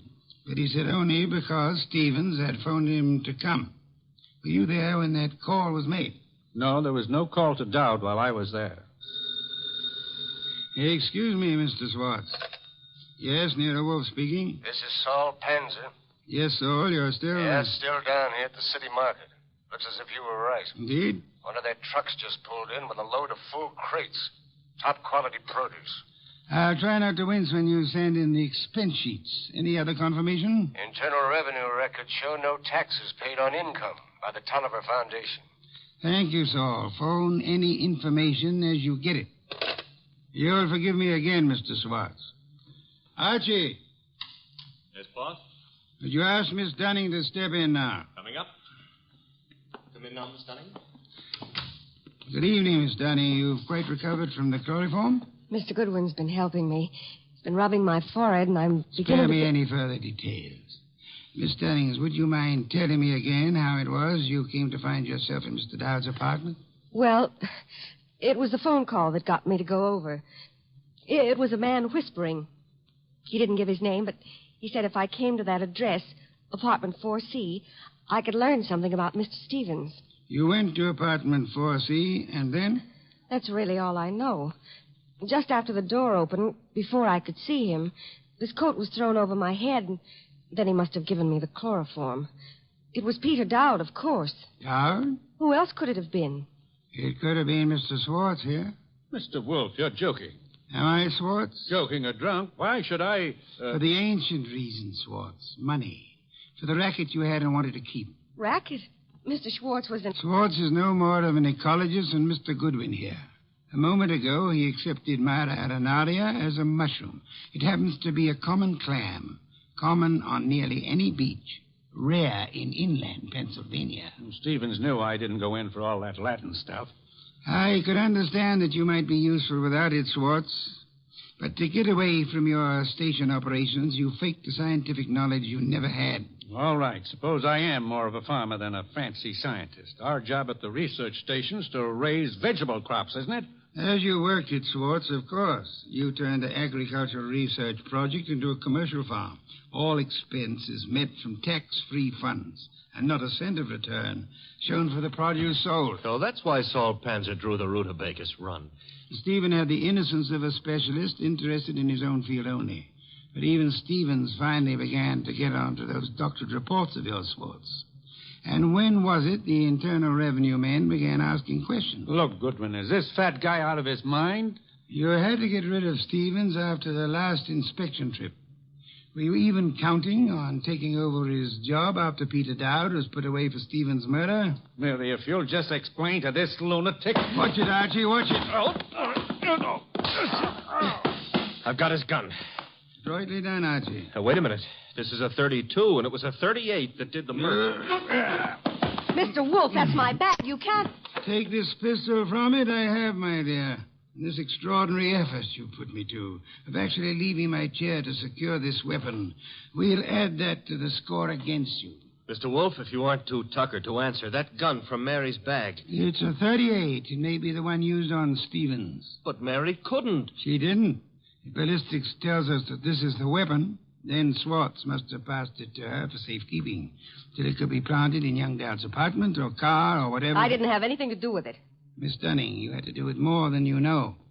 Do you realize that if Mr. Goodwin hadn't found you at the Dowd apartment when he did, that you might not be alive at this moment? You were the one person who knew Swartz's crime. Mary, don't listen to him. She's listening, Swartz. Miss Dunning, you thought the chloroform scheme was directed solely against Peter Dowd. And so you let Swartz talk you into it. Mr. Goodwin tells me the door of that closet was sealed with Scotch tape. I didn't know that. Schwartz actually tried... Your chloroform sleep was meant to turn into a permanent one, Miss Dunning. And I was trying to cover for him. All right, here it is. Schwartz planned it all. He did try the hit and run, and he did shoot Stevens. She's a liar. Mary, you've been juggling those books since... Say the details for Inspector Kramer, Swartz. There's guilt enough to be divided between you and guilt enough to burn you both.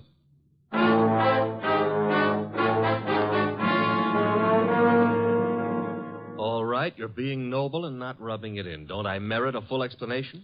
Archie, I'm concentrating on truffles. Do we deck out a bird, or shall we have them in an omelet again? Mr. Wolfe, look, I've got a white flag up, and I'm asking. All right, Mary and Schwartz wanted Stevens out of the way. And all right, they tried to hang it on Peter Dowd. But why'd Mary come here and try to get you into it in the first place? As far as she knew that night, Archie, Stevens wasn't to get back to New York alive. Swartz hit and run ambush in New Jersey was supposed to take care of Stevens on his way back from Pennsylvania. By luck, Stevens survived the accident, and Swartz had to follow him here to finish him off. Yes, but I still don't see why. Mary came here to establish her innocence by pretending to seek our help. Oh. And she thought to keep suspicion from Swartz by creating the imaginary figure of a threatening caller at the office several days before. She knew Stevens meant to consult me about Swartz, and she could guess Jonas Dowd would call me in eventually. Stevens said he wanted to consult you that morning when I... That morning when you couldn't hear Stevens out because you were seeing him as Mary Dunning wanted us to see him. Oh, a trick operated with two vanishing acts to explain. Stevens's and Mary's. There you have it, Archie. And both fake.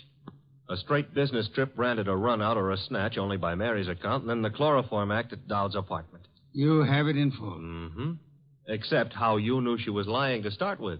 Point one, the girl offered no fee, no prospect of a fee. Mm-hmm. Stay at that. Could anyone claim knowledge of my reputation, Archie, and still seriously expect that I would take an arduous labor for the love of it?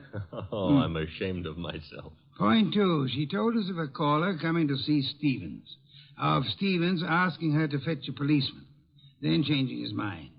When asked to call a policeman, what woman's curiosity would be satisfied by being told not to bother? How utterly brilliant you are. Yes. Archie, a bottle of beer. All right. And now back to a serious problem, you know. I think I see a compromise on these truffles. Between bird and omelet? Archie, why not both? Ah.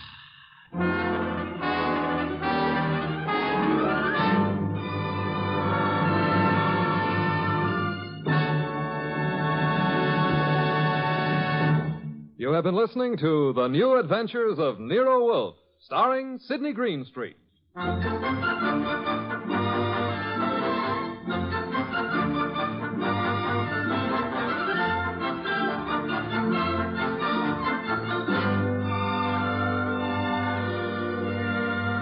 Tonight's transcribed story by Charles O'Neill was based on the characters created by Rex Stout.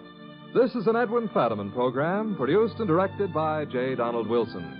In the cast were Larry Dobkin as Archie Goodwin, and Charlotte Lawrence, Howard McNear, Mona Keneally, Lamont Johnson, and Herb Butterfield.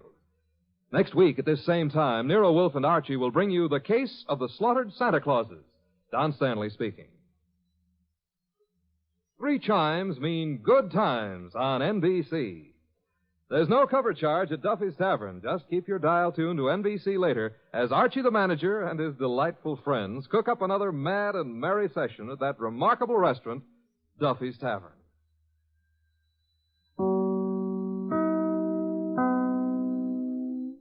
The Adventures of Sam Spade, Detective.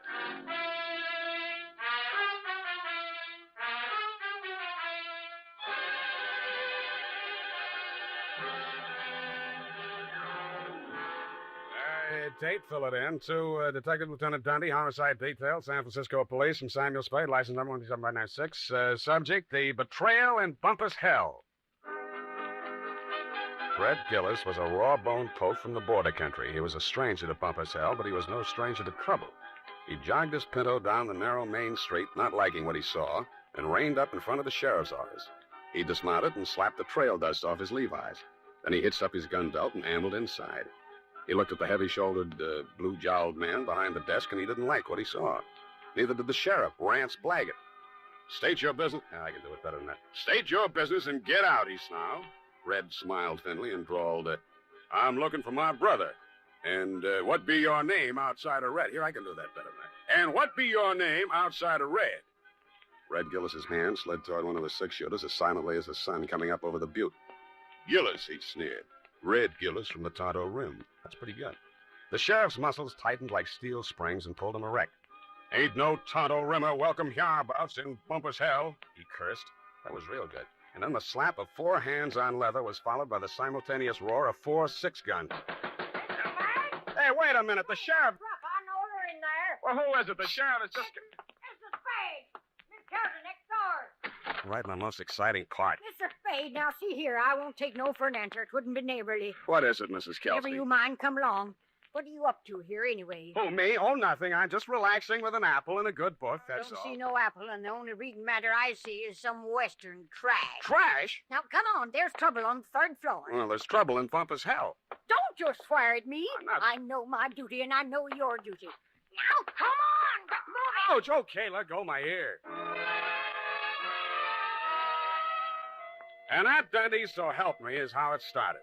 Effie had just read a book called How to Relax, and it said there that Western stories were relaxing, and that's how I happened to be at home at 10 p.m., writing Herd on a copy of Sheriff and Outlaw, rip-roaring adventures of the Old West. But Bumpus hell hath no fury like my neighbor, Mrs. Kelsey. I left Red Gillis and the sheriff face to face and vice versa, eyes flashing and guns ablaze, and followed her meekly up to the 3rd floor.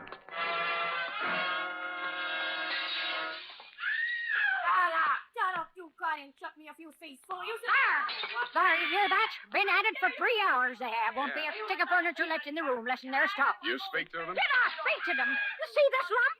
No, here, under my transformation. Oh, well, why didn't you call a cop? Well, it wouldn't be neighborly. Hit me that did. You see this lump? Yeah, you showed it to me. Put your wig back on. I'll see what I can do. Tell him about my lump. It doesn't. Yeah, put it back. Hey, open up. Well, I would not go back with you if you was the last man on the killer night. Hey, open up. Your way. If I catch you without this swear again, I'll tell you. You had you boy, you runner, you cheap grifter, you. Well, you slam out of here before I'm forced to take the sentence of a couple of flat feet. Do not try anything fancy behind my back, you big glob. From now on, you and me is strictly on the coup-vidi. You're on principle. Hey, let go of me. Don't throw it. Hey, wait a minute. Don't I remember you from someplace? No, I'm only being neighborly.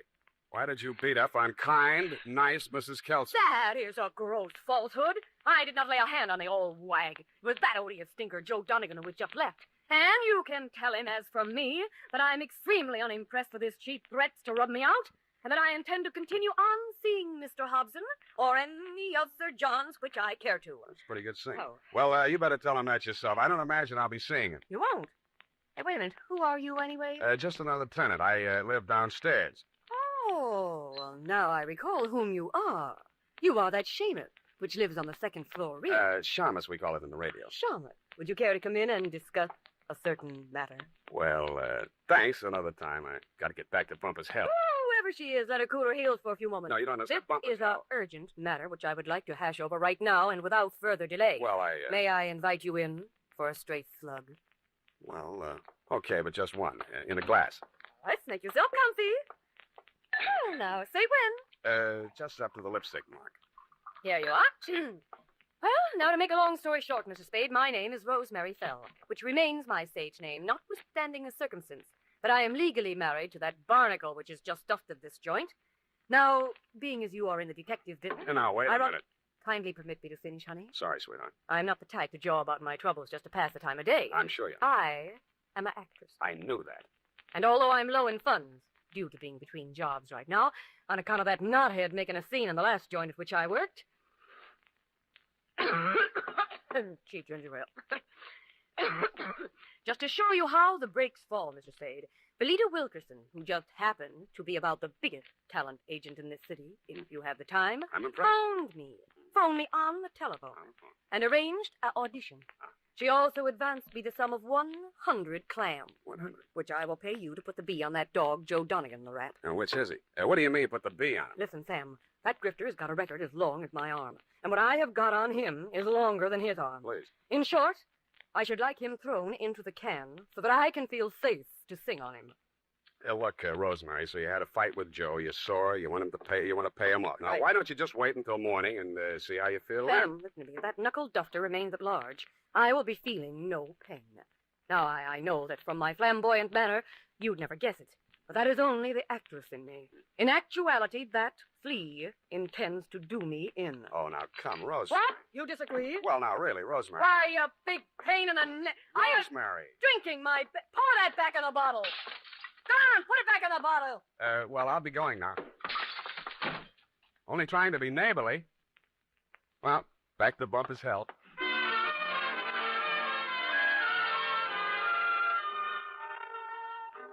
Rance Blaggett, the smoking Colt still gripped in his hairy fists, suddenly pitched forward like a fallen Joshua tree at Red Gillis's feet.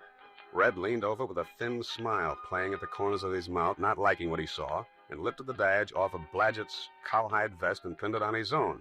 Bumpus Hell had a new sheriff. Hey. Then I heard it. It sounded like a man sneaking up a fire escape. I went over to the window, raised it, and looked up. I didn't like what I saw. An overcoated figure reached the third-floor landing and stood silhouetted against the lighted window of Rosemary's apartment. He was about the height and weight of that rat, Joe Donegan. By the time I'd rolled out the window onto the fire escape, his right hand had come out of his coat pocket. Donegan! Donegan, watch it!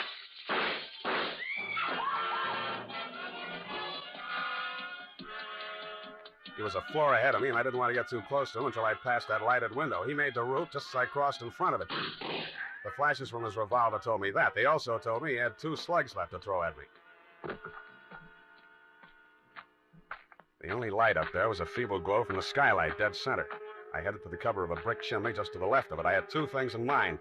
The skylight was his most logical avenue of escape, and I hoped I could tease him into emptying his gun at me. It didn't work. I stuck my head out. No shots. But he did use his gun. I should have stood in Bumpus Hell. The United States Armed Forces Radio Service is presenting the weekly adventure of Dashiell Hammett's famous private detective, Sam Spade.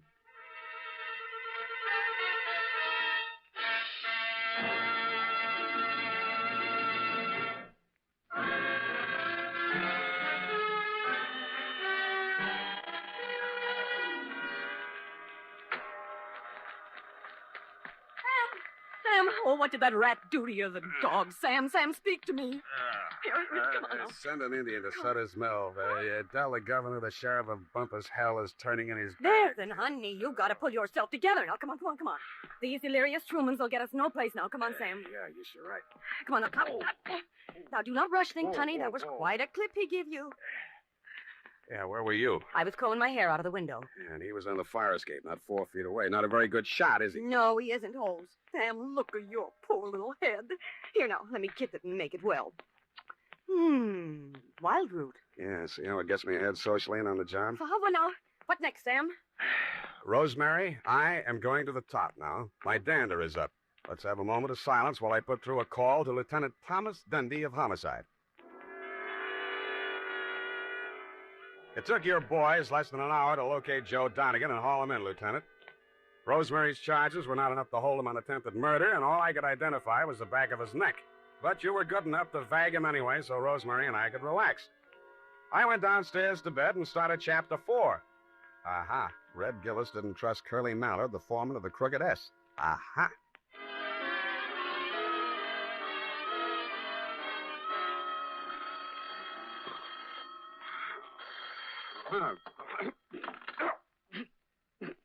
Unique Garage, Harry speaking. Sam, this is Dundee. Yeah, Dundee. What time is it? 8:30. In the morning? Yeah. Huh? Oh, yeah, it's daylight. See, about that, what was his name? Donegan? Anyway, that fellow that we booked last night on your say-so. Well, what about him? That was a bad beef, Sam. How come? You better tell me. Man was alibied, Sam. When did that happen? Well, a fellow named, got it written down. Yeah, Hobson. Warner Hobson says Donegan was with him at the time. Who else says so? Hobson's words are good enough for the commissioner. Ran for assembly once. Did you know he also ran for Donegan's wife? You don't say. Well, that's a real puzzler, Sam. The human mind is unpredictable, Dundee. Huh? Oh, yeah. Well, I hope you figure it out, Sam.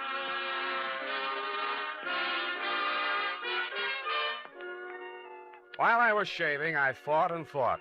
I wondered what Red Gillis would have done if such a situation had cropped up in Bumpus Hell. A thin smile began to play around the corners of my mouth as I climbed the stairs to Rosemary's apartment. When I got there, I didn't like what I saw. It was a note pinned to the door. It said, "Dear Sam, I have been called to do another audition. If anything crops up, you can reach me at Greystone 34292.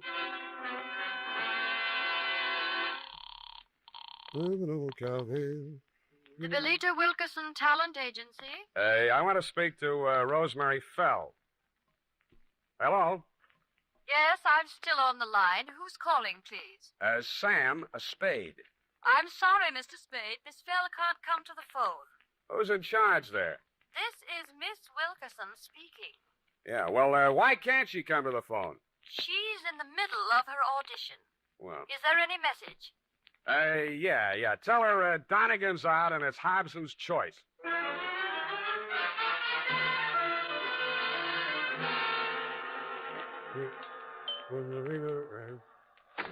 Yes? Mr. Hobson?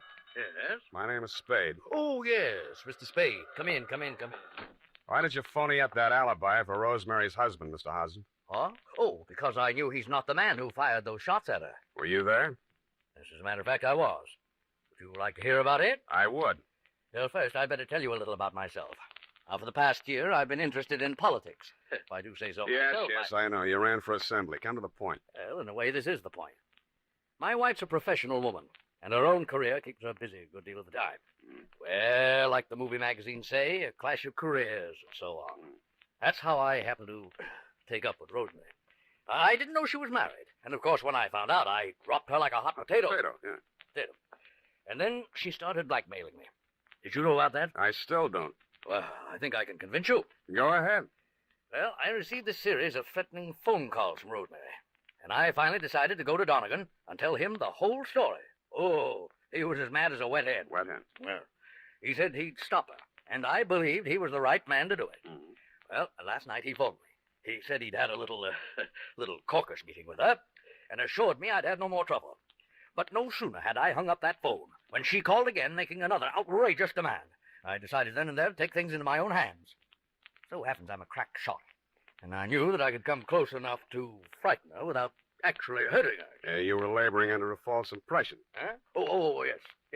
Well, you believe me now? Up to a point. Well, I'm afraid that's all I have for you, Mr. Spade.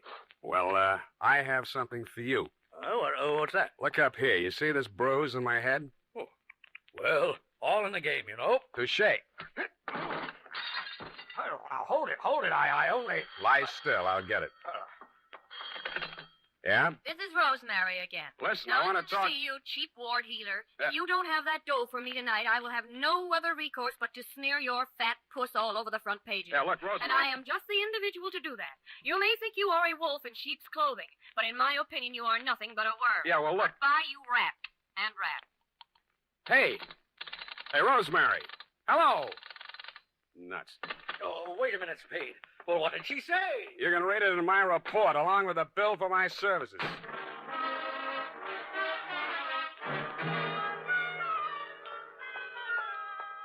Anita Wilk from AMNESIA. No, I'm so sorry kidding in. You do that, sugar. Hello there. Likewise. Are you talent or just interactive? I could be. In the meantime, is Rosemary Fell still here? Did you have an appointment today? Yes, honey. I called this morning. She was here then. You must be mistaken, darling. The office didn't open till noon today. Yeah. Could I talk to Miss Wilkerson? She isn't here just now.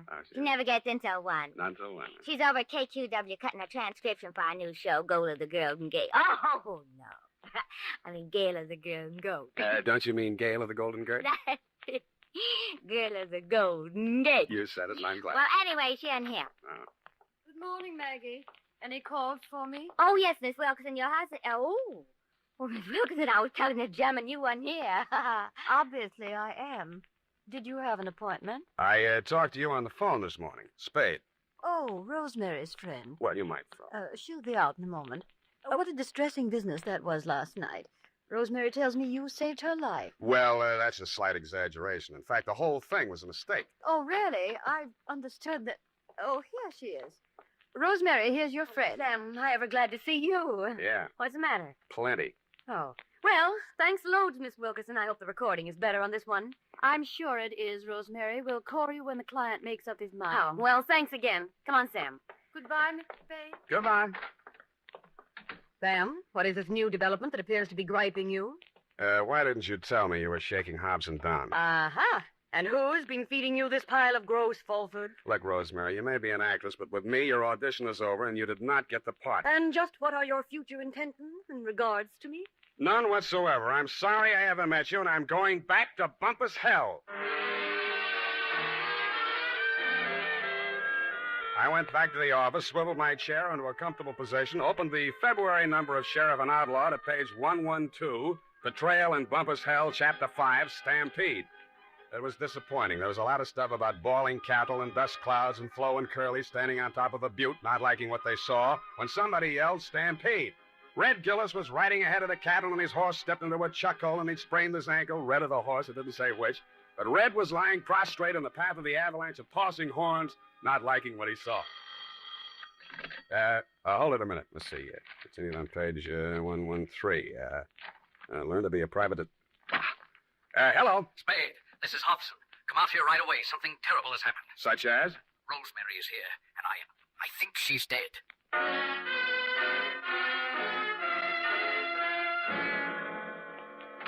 Yes.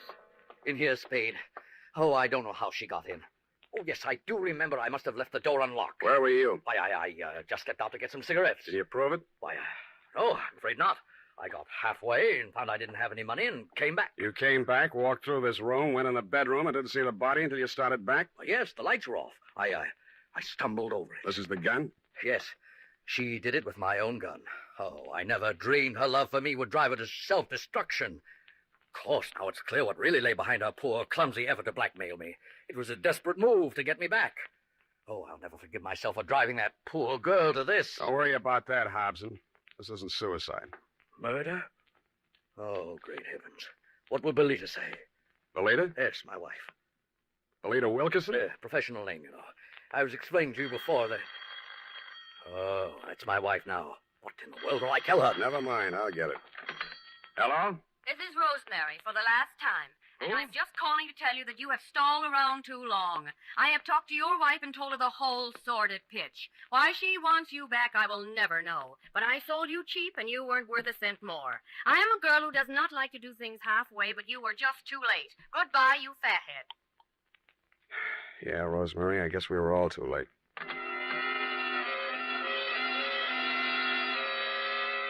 I called you, Dundee, and then, like the rat I am, made off with your prize suspect before you and your boys from Homicide arrived. We arrived at the Belita Wilkerson Talent Agency just as the boss was shutting up shop for the day. She had the recordings under her arm. All right, Belita, I'll take those. Well, what are you... Warner, Mr. Spade. Unlock the door, Belita. We're going back in. Warner, why are you... You'd better do as he says, Belita. Well, all right, but... Give me those keys. Inside, both of you. Where do you play these records? The recording studio is just through there, but you can spare yourself the trouble. I admit I tricked Rosemary into recording those blackmail features and then played them back over the phone to Warner. If trying to hold on to my husband is a crime, then I'm a criminal. Now, Belita, my dear. Come on, stop that. We gotta get busy. I phoned the Hobson house, and you were still there, Dundee. You said it was an open and shut case against Hobson, and deliver him at once or kiss my license goodbye. But when I told you my diabolically ingenious scheme, you said yes, you'd be glad to, because it was a sure way of getting rid of me once and for all. It took us nearly 2 hours to get things ready in Belita's recording studio. We took the parts of Rosemary's so-called audition records that we thought would fit the occasion and dubbed them onto a single side. We played it back once, Then I phoned you at headquarters. Homicide. Lieutenant Dundee. Spade, Dundee. Everything's ready here. Did you pick up Donegan? Oh, yeah. He's here. Donegan? Hold on. Okay, Belina. Start the record when I give you the nod. Yes, Mr. Spade. I didn't say it, Donegan. That's for you. Nice.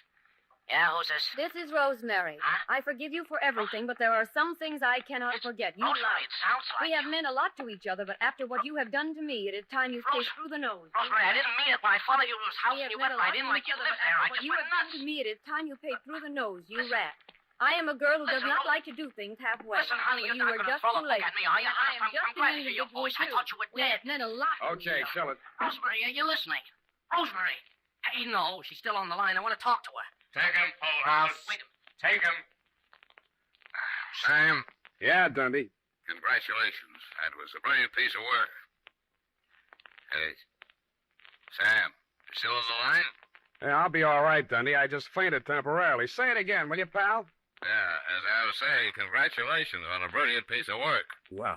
But I have never in all my years on the force heard of such a wild, insane, illegal, unethical, and downright cruel method of extorting a complete. Thank you, Dundee. I feel better already.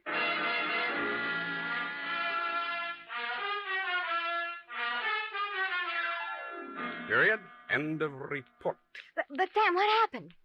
Effie, I thought I had made that abundantly clear. No.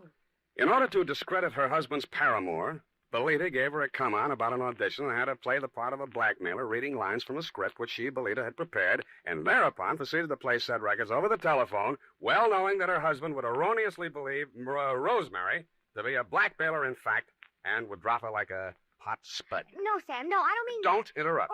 It was my inspiration, I, Sam Spade, to use Belita's fiendish device for a hire purpose. No, Sam, no, Yes. that is what I'm... No, Sam, I meant the Western story.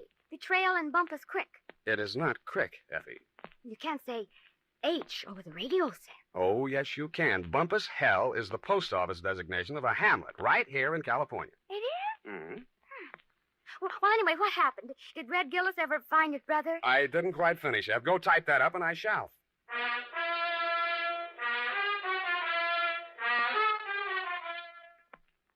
Well, here it is, Sam. Oh, Sam, what's the matter? You don't look at all well. Can't be. It didn't happen. It's a misprint. That's what it is. What, Sam? What? Maybe the writer was tired. Oh, Sam, it's only a story. That's what you think. Well, did Red Gillis find his brother? I won't tell. Oh, no, Sam, now don't be child. Oh, well, all right. Remember the sheriff he shot on page 1? What? Yeah, it turned out to be the new schoolmarm. Oh, how ornery. A woman, huh? Night. Get off. Good night, sweetheart. This is the United States Armed Forces Radio Service, the voice of information and education.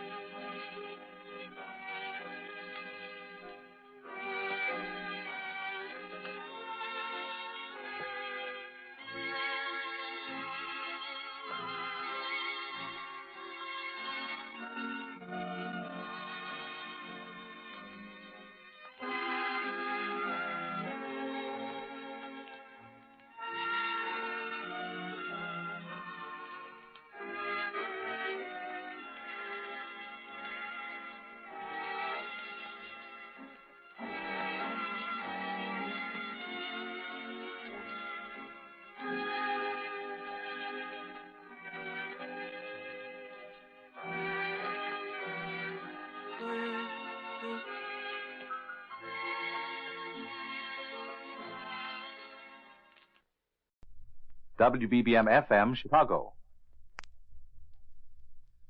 Wrigley's Spearmint Chewing Gum, the refreshing, delicious treat that gives you chewing enjoyment, presents for your listening enjoyment John Lund as Johnny Dollar. Hanley Conrad, Johnny. Oh, hello, Mr. Conrad. You employed? No, I'm not. All right. Ever heard of a man named Howard Arnold? Big attorney? Represents some of the biggest... Oh, yeah, that one. I've been reading about him. Attorney for George Castro. That's right. Represents the whole rotten syndicate. Yeah. We insure him for $500,000.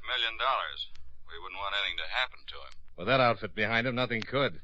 Castro's got more guns than the Army and Navy. I've known Arnold for a long time. Went to law school with him. He called me up the other night. I met him in New York.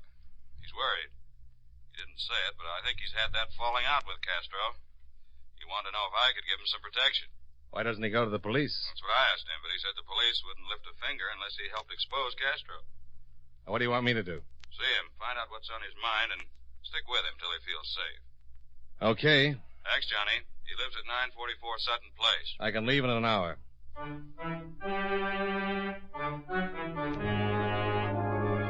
The makers of Wrigley's Spearmint Chewing Gum bring you John Lund in another adventure of the man with the action-packed expense account, America's fabulous freelance insurance investigator. Yours truly, Johnny Dollar.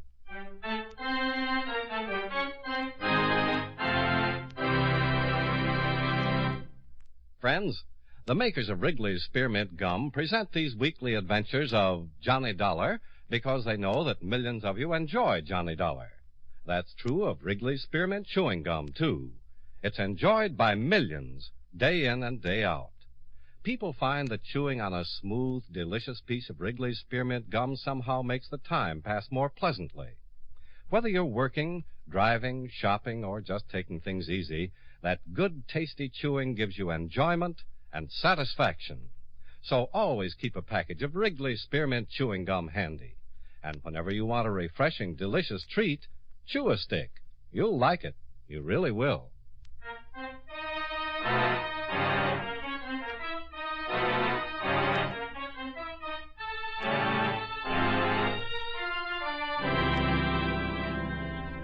Expense account submitted by Special Investigator Johnny Dollar to Home Office, World Insurance and Indemnity Company, Hartford, Connecticut. The following is an accounting of expenditures during my investigation of the Howard Arnold matter.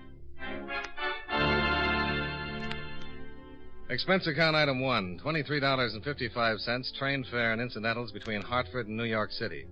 Expense account item 2, $1.75, cab fare to the hotel, where I registered, went up to my room, and put in a call to the illustrious barrister, Mr. Howard Arnold. Hello? Is Mr. Arnold home? No, he isn't. Who's calling? Johnny Dollar. Oh, yes, Mr. Dollar. Mr. Arnold's not home. May I take a message? Just tell him I'm staying at the Ellsworth Hotel. Maybe I can reach him at his office. No, he's not there. I've been trying to reach him all morning. But I'll certainly tell him you called. Thank you.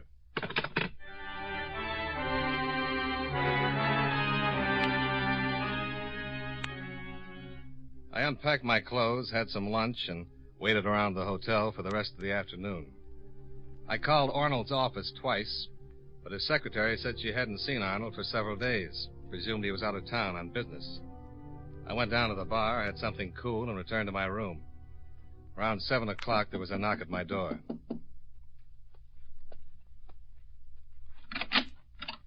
Mr. Dollar? That's right. Howard Arnold. Oh, come in. My wife told me you'd called. Yes, and I checked with your office several times. I haven't been to my office. I haven't been home, even. Sit down. Thanks. You got a light? Thanks. How much do you know about me, Mr. Dollar? Only what I've read in the paper and what Hanley Conrad told me over the phone. Yeah, I went to law school with Henry. That's what he said. You know about George Castro? Just what I've read. He'd like to kill me. Why? Because I know too much and he's afraid I'll tell someone. I thought you were in pretty solid with Castro. Yeah, solid as anyone gets with him. Our relationship's been getting thinner and thinner for the last year. It finally stretched too tight and snapped. I called Hanley right after it happened. I knew Castro's next step would be to try to liquidate me. Well, I'm here to see that he doesn't. Yeah, Hanley mentioned you, said you were capable. But just to be with me in order to keep Castro's boys away isn't very practical. Well, I didn't think so either. If Castro wants you, it'd take a lot more than me to stop it. But if you think so, too, why did you... I really want you to keep something for me. It's better insurance than 20 efficient bodyguards. I'd have given it to Hanley the other night, but I didn't have it then. That's why I asked him for someone like you, someone who's capable of holding on to something as hot as this is. Just what is it? There's enough in this envelope to send Castro and the rest of the outfit away for 100 years. Couldn't you just leave me a bundle of dynamite? As long as I have this evidence and Castro knows that if anything happened to me it'd get to the police, I'm safe. Castro knows you've got it? He sure does. I told him by phone a half hour ago. And all you want me to do is hang on to it? That's right. For how long? Until I make some arrangements. I'll let you know. Then what do you want me to do with it? You'll give it back to me. Wherever I am, you'll get it to me. Okay. All right, there you are. Now, if you don't mind, I'll use your phone. My wife's probably worried.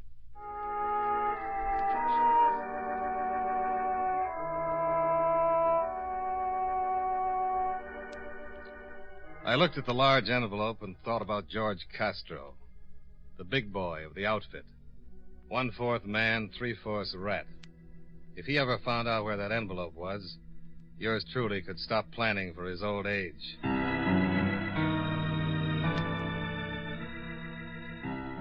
I had dinner, sat in the bar listening to a thin blue piano player for about an hour, then went back up to my room, where I'd hidden the envelope in the dresser, taped to the bottom of the second drawer. Shut the door. What the... Shut it. What goes on? Must be a good little boy. I'll get over there and sit down. Okay. Hey, I know you. Good. You're Marty Fleet, one of Castro's happy little trigger men. Hooray for you. Sit down. Now let's have it. Have what? Don't play games, huh? A little while ago, you had a visitor. I did? Yeah, and he left something with you. Let's have it. Have what? You're going to make me go to all the trouble of tearing this joint apart. Not if it's going to make you grouchy. If I spend a lot of time looking for it, what are you going to be doing? You want me to help you? No, I do better by myself. You're going to tell me where it is? If I knew what you were talking about, I'd be... Okay, so I waste my time and tear the joint apart. Shall I turn my back? No, you just take a nap.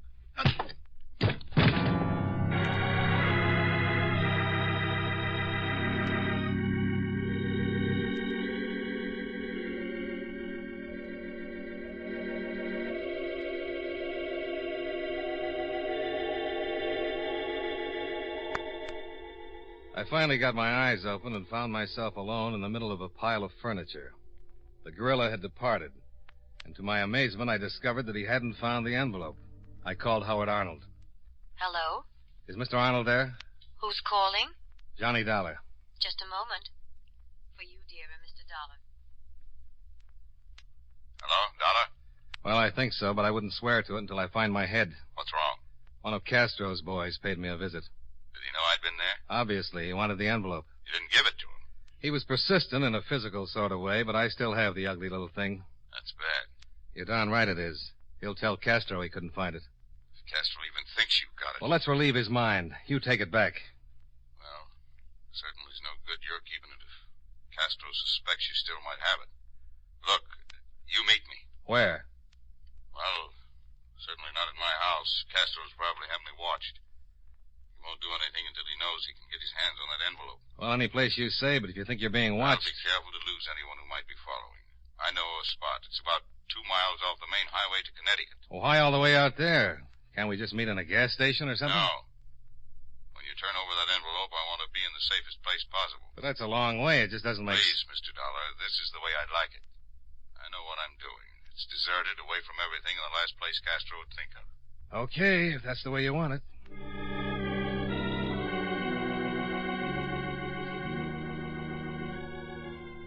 I rented a car and drove for a good 40 minutes till I spotted the turnoff. I swung right, hit a stretch of dirt road, drove 2 miles, and then my light picked up Arnold's car. I pulled up in front of him. Took your time. I've been waiting 20 minutes. I had to come a little farther than you did. Well, let's have the envelope. This place gives me the creeps. Yeah, sure. Here. Both of you hold it right there. What? Oh, no. Don't move a muscle. Dollar, do something. Who's got muscles? Hello, Fleet. Aren't you a long way from home? How's your head? Fleet, wait a minute. Oh, shut up. Hey, Castro's been worried about that envelope. Had it all the time, huh, Dollar? Cross my heart and hope to... No, I take that back. Can't we make a deal? No, not now. Please, Fleet, I'll give you 5,000. No. 10. Sorry. 15. You got 15,000? No, but he has. Yeah, 15. I'll make it 15. Can't see it. Then what do you want? Well, first, I want to make Mr. Dollar sorry for lying the way he did. Look. Turn around. Now, wait a minute. I said turn around. Go on. The law knows about your fleet. If they find me dead, it won't... You gonna turn around? Okay. Now what? I said I was gonna make you sorry for lying.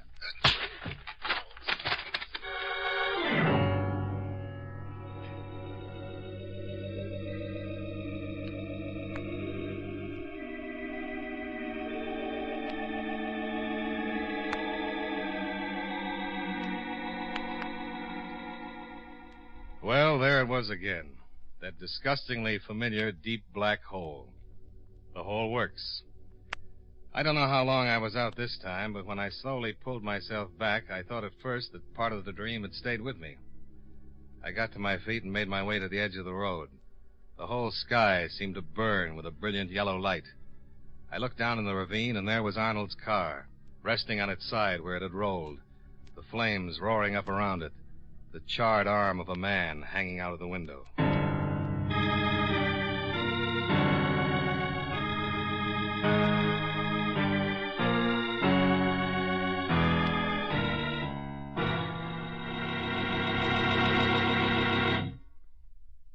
Friends, this coming Friday or Saturday evening, you'll probably have a lot of youngsters ringing your doorbell and calling out tricks or treats.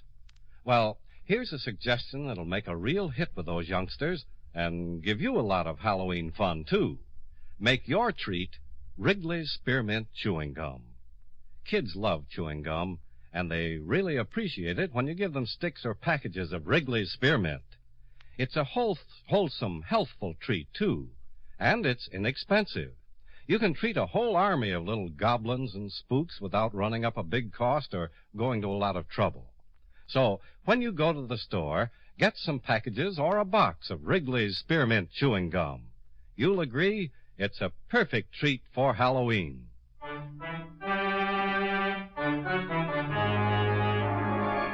And now, with our star, John Lund, we bring you the second act of Yours Truly, Johnny Dollar.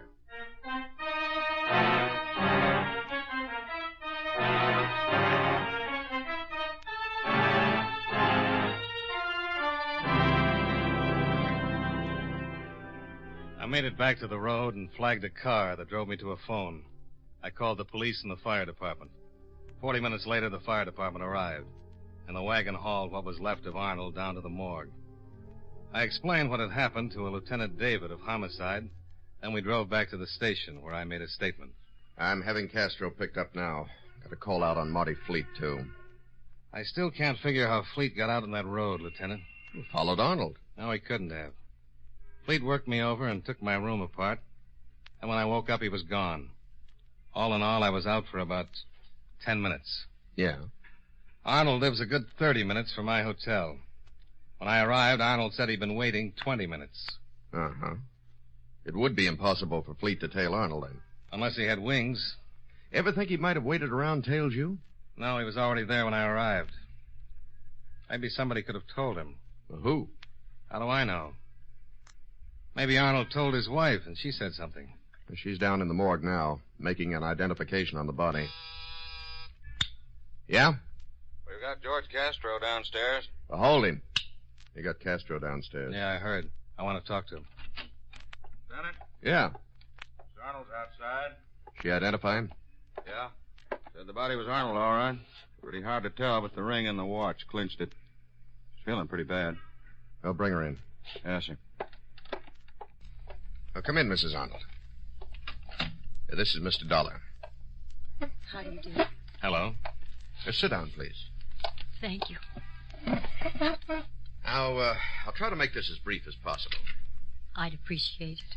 I understand you identified the body. Yes, it was Howard. You could tell. I'm certain. That was the watch and the ring. They belonged to Howard. Did you know your husband was going to meet Mr. Dollar before he was killed? No. He didn't say where he was going. He'd been acting very strangely for the past few weeks. Did he tell you he'd been to see me earlier today? No. I didn't even know he knew you. Well, do you know why anyone would want to kill him? Lieutenant, you know who my husband was. What he did, the people he represented. See them. All right, Mrs. Arnold. I'll have someone take you home. Thank you, but I have my own car. Well, if you don't feel well... I'm all right. Nice meeting you, Mr. Dollar. Goodbye. Goodbye. Yeah, she's taking it pretty good. Uh-huh. You wanted to talk to George Castro. Yeah. Yes, Lieutenant? Send in George Castro. Right. I think we'll be able to hold Mr. Castro for a while this time. One thing really bothers me. What? Why didn't Fleet kill me? Just knock me out. Kill Arnold, run him off a cliff.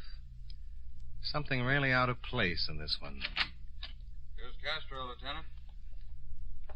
Well, how are you, Lieutenant? Sit down, Castro. Are you going to introduce me? If it's important to you, the name is Dollar. Okay. Now, what's this all about? Howard Arnold was killed a couple of hours ago. You don't say. Shot. Piled in his car and run off a cliff. Caused quite a fire. Oh, such a shame. Well, don't look at me. It's all right, Castro. We've got strong stomachs. This one of your cops, David? No, but I agree with him. That's too bad, because I don't like him. So, I guess I don't like you either. I'm getting all choked up. That might be arranged, too. Listen, Castro, you keep your mouth shut until I ask you a question. You may throw a lot of weight around this town, but you're on a diet when you're in this office. One of your boys killed Arnold. I doubt that. Marty Fleet, and I'll swear to it in court. Fleet, huh? No. Who pushed your face around, funny man? Fleet, on your orders. I don't even know you. You sent Fleet to find something that Arnold had given to me. Something that could put you away for 100 years. Really? You want to know something? I don't think Arnold had anything like that. Fleet said you sent him. That's pretty weak, funny man. Let's see how weak it is when I testify. Look, boys, you're not playing with no punk kid. Now, you look. Your boy Fleet came into my office, drew a gun on me, worked me over because he said you sent him. Howard Arnold told me he was afraid you were going to have him killed. Tonight I met Arnold, and Fleet showed up with his gun again. He put me to sleep, and when I... Yeah, go on. What is it? Huh?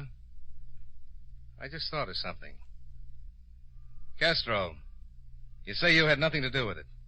That's what I said. Then tell me where I can find Fleet. Oh, don't get me started laughing. I'm too tired. Okay, then hang. This guy's got a sense of humor, Lieutenant. You should have him on the force with the rest of you funny cops. I don't think it's so funny, Castro. He's just telling you the truth. I'm going to hold you this time. There's not going to be any writ. Huh? You making any book on that? I'm even giving odds. I got more than one lawyer. Yeah, and both of them have already seen Judge Phillips. You're not going to get a writ from anyone. The pressure's on. Fleet's your boy, and everybody knows it. The DA's got an election coming up, and the papers have been yelling for your scalp. Oh, stop it. Even if your lawyers show up with a writ, you're not going to be here. I'll move you to every jail in this district, and I'll keep moving you. I'm going to nail you to the wall until you're convicted. Go ahead. I had nothing to do with this. Then tell us where we can find Fleet. Yeah, go on, Castro. If you had nothing to do with it, tell us. Okay. Maybe you can find him over on 64th Street. Huh? The Alton Arms. I'll check it. Can I go now? Not till I check it. While you're doing that, I want to go over and talk to Mrs. Arnold. What do you got? Just a hunch.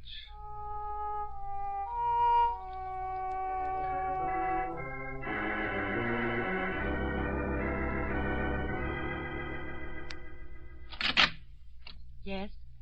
Oh, I'd like to talk to you, if I may, Mrs. Arnold. I really don't feel much like discussing anything, Mr. Dollar. This is pretty important. All right.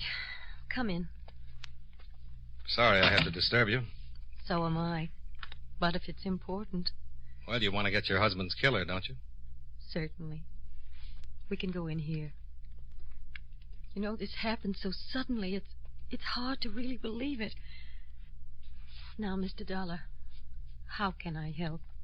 Well, I'd like to know a few things about your husband. He provided for you, didn't he? Yes, but I don't see how that can be of any importance. Well, I just want to know a few things. Your husband made quite a bit of money, didn't he? Yes. You got along? You were happy? Very. You know, there's something awfully funny about this killing. What do you mean? You mind if I smoke? No. Please go right ahead. Oh, thanks. Would you like one? No, thank you. What did you mean? That there's something awfully funny about my husband's death? Well, a man named Fleet is supposed to have done it. Works for George Castro. My husband was always afraid of Castro. This Fleet came to my room at the hotel. Said he was working for Castro. Wanted some evidence your husband gave me in an envelope.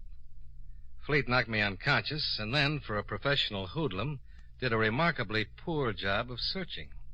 Why haven't the police picked him up? Well, they're looking for him, but I doubt if they find him. Why not?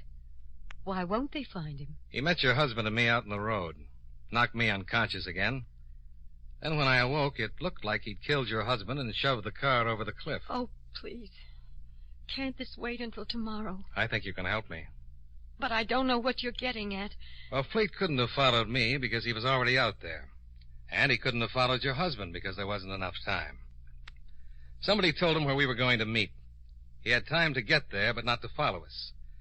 Now, Fleet knew that I knew him, could identify him. Why didn't he kill me? I don't know. And I don't know what you're getting at. Now, if you don't One mind... more question, Mrs. Arnold. Yes. When I called your husband this afternoon, I talked to you, didn't I? Yes. At the station, you said you didn't even know your husband knew me. That's right. But when I told you my name over the phone, you knew who I was. I did no such thing. Oh, I'm afraid you did. You said, "Oh, yes, Mr. Dollar," the first time I called. Well, that's not so unusual. My husband has a great many clients. It was just a matter of diplomacy. Mm-hmm. You know what I think, Mrs. Arnold? I'm really not interested in what you think, Mr. Dollar. I'd like you to leave. I think someone wanted me to identify Fleet as your husband's killer. I don't think Fleet killed your husband. Well, someone certainly did. I think someone else wanted the police to think George Castro was behind it. Might even have hired Fleet, unknown to Castro. Told Fleet to be sure and tell me he was doing the job for Castro. How can I possibly help with all this? Your husband wanted me to hold the evidence until he could make some arrangements. What kind of arrangements? How should I know? He was safe as long as the evidence was safe. Castro wouldn't do anything. Arnold could have put the envelope in a safety deposit vault with instructions to have the police open it in case of his death. Mr. Dollar. Instead, your husband gave me the envelope. Said he'd take it back when he'd made arrangements. Now, how could that help him? I don't know. He couldn't hide, go to another country. He knew you can't run away from a man like Castro. And if he ever had the evidence on him, Castro would kill him in a minute. All right. You've said what you had to say. No, not quite. You know what I think? I think the arrangements had already been made. I think the best way for your husband to escape Castro was to have himself killed. You're insane. If he was dead, you'd have all his money and $500,000 more in insurance. Get out of here. But he isn't dead at all, is he?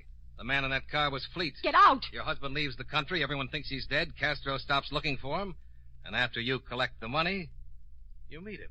Get out. Get out. Howard. Well, hello, Mr. Arnold. You don't even look singed. And what a lovely gun. I didn't credit you with this much sense, Dollar. Howard, what are we going to do? We're going to do just as we planned, with one slight change. Your car's in front, isn't it, Dollar? Yeah? Get our car, Beth. You're going to follow us. Where? Get the car. Fleet was the body in the burning car? Yes. You hired him to throw the blame on Castro? Of course. You're really a pretty messy guy, Arnold. You won't have to worry about it long. The police know I came here. They're going to wonder who killed me. What's the matter with Castro? He's sitting in the lieutenant's office right now. He has so many efficient assassins. Let's go. Okay.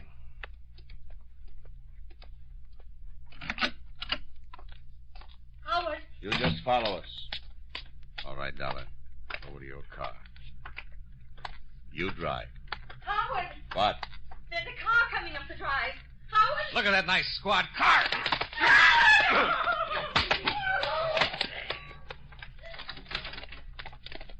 Dollar, what's going on?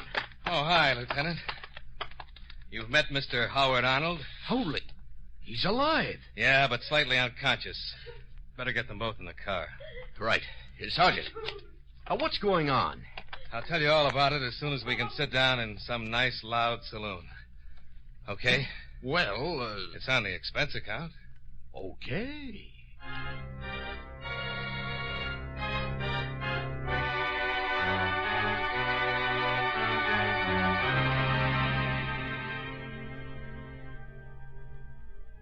We picked up the not-so-honorable Mr. Howard Arnold and took him back to the station, along with his weeping wife.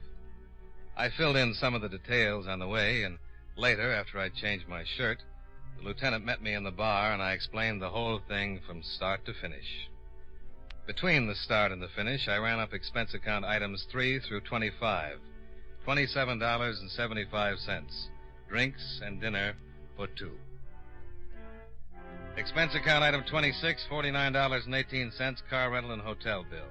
Item 27, $21.43, train fare and incidentals back to Hartford. Expense account total, $123.66. Yours truly, Johnny Dollar.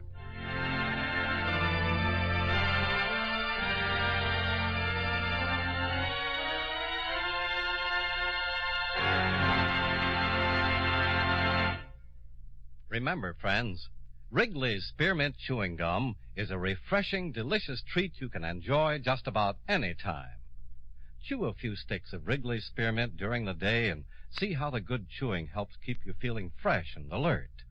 The lively, full-bodied flavor of Wrigley's Spearmint cools your mouth, freshens your taste, and sweetens your breath. The chewing itself gives you a nice little boost, helps you keep going at your best. Millions of people get real chewing enjoyment out of Wrigley's Spearmint Gum every day, and we know that you'll enjoy it, too. Get a few packages and always keep some handy. And remember, Halloween is coming, so be sure to have plenty of Wrigley's Spearmint Gum on hand for the youngsters who come calling for tricks or treats. That's Wrigley's Spearmint Chewing Gum. Healthful, refreshing, delicious.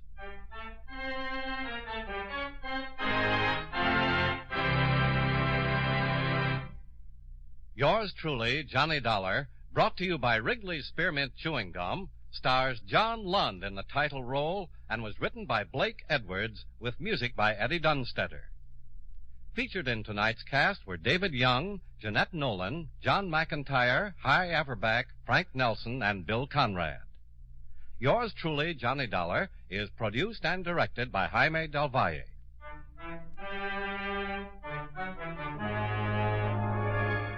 The makers of Wrigley's Spearmint Chewing Gum hope you enjoyed tonight's story of Johnny Dollar and that you're enjoying delicious Wrigley's Spearmint Gum every day. This is Charles Lyon, inviting you to join us again next week at this same time when, from Hollywood, John Lund returns as... Yours truly, Johnny Dollar.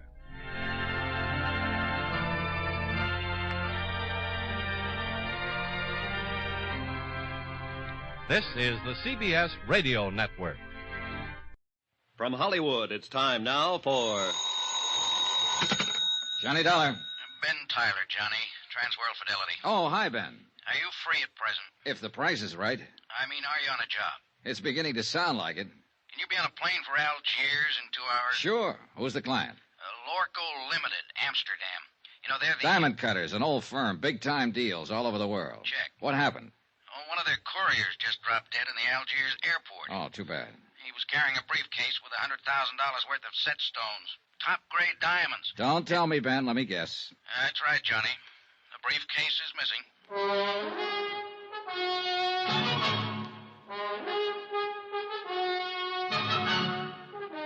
Tonight and every weekday night, Bob Bailey in the transcribed adventures of the man with the action-packed expense account, America's fabulous freelance insurance investigator. Yours truly, Johnny Dollar.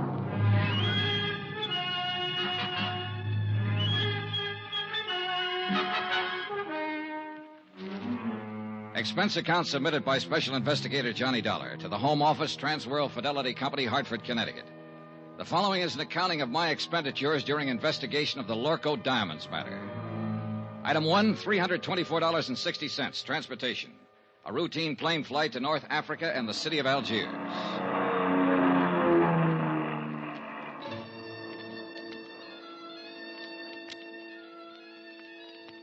It was an easy trip, and I felt relaxed and comfortable. A feeling that was rudely terminated about 10 seconds after I got off the plane. You are Monsieur Dollar, are you not? Yeah, that's right. I am Inspector Marcus of the Algerian Customs Police. Oh, how are you, Inspector? Oh, quite well, monsieur, and vastly reassured now that you have arrived on the scene of the crime. Oh? You see, I have implicit faith in special investigators. I have encountered them in the past, so I have no doubt, but this little affair will prove most simple to you, monsieur. I see. I feel that in a mere matter of hours, voila, you will produce the guilty culprit like un lapin out of a chapeau. Inspector, I'm beginning to feel a cold wind from the north. That's odd for this time of year, isn't it? A mere passing breeze, monsieur. I shall now assume my official attitude. And that is? Extreme courtesy, complete cooperation, and the devoted service of my meager talents. On orders, you understand, from my superiors in Paris. And now, monsieur, if you will accompany me to my office. Delighted to. After you, Alphonse. My name is Pierre. Oh, sorry. Just a whimsy. Oh, yes, I know. I have heard the joke. Both jokes. Uh-huh. This way, monsieur. A man from the LORKO diamond firm is waiting for us. A special representative, so he informs me. And so, since you yourself are a special investigator, I could perceive a certain advantage in letting him give you the facts, as I believe you say it in the States. Tie our tails together, sit back, and watch the fur fly, is that it? Well, he is a trifle excitable, but your metaphor, however, escapes me. Oh, I doubt that, Inspector Marcus. In fact, I doubt if much of anything escapes you. You are too kind. Except, of course, $100,000 worth of I diamonds. spoke too hastily. Vanished, disappeared, right under your nose. But there were extenuating circumstances. Oh, I'll bet there were. Tell me something confidentially. Did your superiors in Paris really blow their tops? Monsieur Dollin, if I may borrow one of your more colorful expressions, they said I had probably goofed.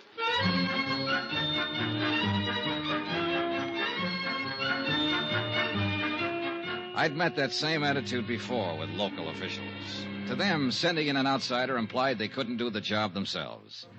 And Inspector Marcus was on an even hotter spot. The air terminal was a port of entry to Algeria, under his jurisdiction, Customs Police. As he said, he'd goofed. Maybe.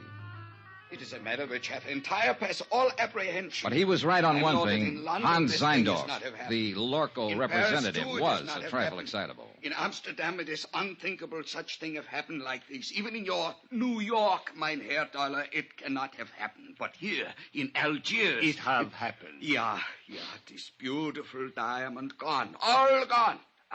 It's like barbarians. This Africa is no place for diamonds. Maybe you ought to tell him that in Kimberley. It's differently there. It's entire different. All right, Mr. Zeindorf. Suppose you tell me just what happened. Who can know, mein Herr? 15 years, this courier has worked for LORKO company. We are think he is trustworthy. Entire trustworthy. Well, even a trustworthy man could die of heart failure. But he has never had this heart failing before. All right, but... Perhaps it would be better if I were to, with your permission, of course, Monsieur Zeindorf. Yeah, you tell. I am not talk this English much good. Precisely. These are the facts, Monsieur Dollar. The LORKO courier, a man named Paul Gruber, arrived on the plane from Amsterdam yesterday morning. Yeah. Did you know he was arriving? I did not know, but the point is a very clever one. So, a short while before landing, Monsieur Gruber was taken suddenly ill. A doctor met the plane, and the stricken man was removed by stretcher and taken to the emergency clinic. In 20 minutes, monsieur, he was dead. Diagnosis, heart failure. Mais c'est la vie. Was there an autopsy, Inspector? Another excellent point, Monsieur Dollar. Thank you. Do not mention it. An autopsy is being performed this afternoon. Good. So the courier died. And then the briefcase? It was delivered along with his other personal effects, unopened, to the customs property agent here at the airport. And his name, the property agent? André Jourdain. He was very busy at the moment, left the briefcase lying on his desk, intending at the first opportunity to register and place it in the vault. But the opportunity didn't come, is that it? Precisely. Only a few minutes later, I heard a gunshot. Monsieur, he was lying on the floor in a pool of blood. He had been struck on the head. The briefcase was gone. All gone. This beautiful diamond gone entire. Yeah. When did you find out what was in the briefcase, Inspector? Almost 2 hours later. I radioed the LORKO firm in Amsterdam, informing them of the death of their employee. They replied immediately and stated that the briefcase contained $100,000 worth of diamond set pieces. Works of art. Beautiful. One brooch, one necklace, 2 bracelets. Precisely. Yes. The jewelry was being flown here on approval for examination by a prospective buyer. Name of the buyer? The Countess Maria de Tolia. What do you know about her? Ah, Monsieur Dollar, if you had seen her, you would not ask. She is exquisite, lovely, chic, charming, spirited, full of the joie de vivre. And no doubt loaded with potatoes. With a woman like that, who would ever inquire? I would. Since it looks as though she might be the only person in Algiers who knew that $100,000 worth of jewelry was coming in on that plane. May we. But she could not have known that the courier was going to drop dead in the airport. A good point, Inspector. Merci, monsieur. What about that property agent, Andre Jardine? Any chance of talking to him? But of course, if he is yet able to talk. Then I guess I'll... Talking is not enough, mein Relax, Herr. Mr. Zeindorf. You're covered by insurance. Insurances is money. It's not my diamonds. Oh, well, if you don't want the money, you can always waive your claim. Wait, mein Herr Dollar, are you think that I am crazily, that I am entire crazily? I talked to the plane crew who'd come in on the flight with the dying courier. I talked to Inspector Marcus's men, who'd been with him when he found the property agent lying on the floor of his office. I didn't expect much, and I got just that. But it didn't matter. I figured I may have had my man spotted already. The same old story. An ambitious and underpaid government agent opening a briefcase to register its contents and seeing the diamonds there for the taking. Hiding them quickly, then a fake slugging and firing a gun at a non-existent thief. Yeah, an old story. Expense account item 2, $3.40. Transportation into town and taxi fare to the Hospital of Our Lady of Sorrows. Inspector Marcus had phoned ahead to authorize my visit. One of the sisters led me down the corridor to the door of Andre Jardine's room. She motioned silently and then turned away. I stepped inside and closed the door. Monsieur? You're Andre Jardine? Mais oui, but yes. What do you want? My name is Johnny Dollar. I'm an insurance investigator. My company is the underwriter on the LORKO diamonds. Why have you come here? Well, to ask a couple of questions. Of course, if you'd like to consult an attorney before... I have nothing to conceal, monsieur. What do you wish to know? Just exactly what happened when that briefcase disappeared. I have told it already to Inspector Marcus. Yes, I know. So now would you mind telling it to me? But there is no... Bien. I was working at the files when someone entered my office. I turned around and saw a man standing there, pointing a gun at me. Ever seen him before? No, monsieur. What did he look like? Well, he was quite tall. Heavy-set? No, very thin, tall and thin.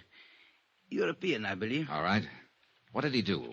He ordered me to turn around, stepped up behind me, struck me with the gun. I fell against my desk. He grabbed the briefcase and ran to the door. You were still conscious? Oui, monsieur, but in terrible pain. I fumbled for my gun in the drawer of the desk and fired one shot. It is all I can remember. Uh-huh.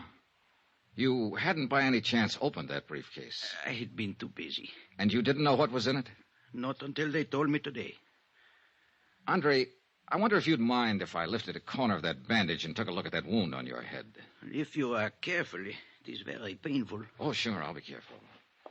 Lie still now, please. It'll just take a second. I'll lift this edge and... I think I am lucky to be alive. Yeah, very lucky. Okay, thanks. It is nothing. Andre, do you happen to know the Countess d'Atolia? The Countess?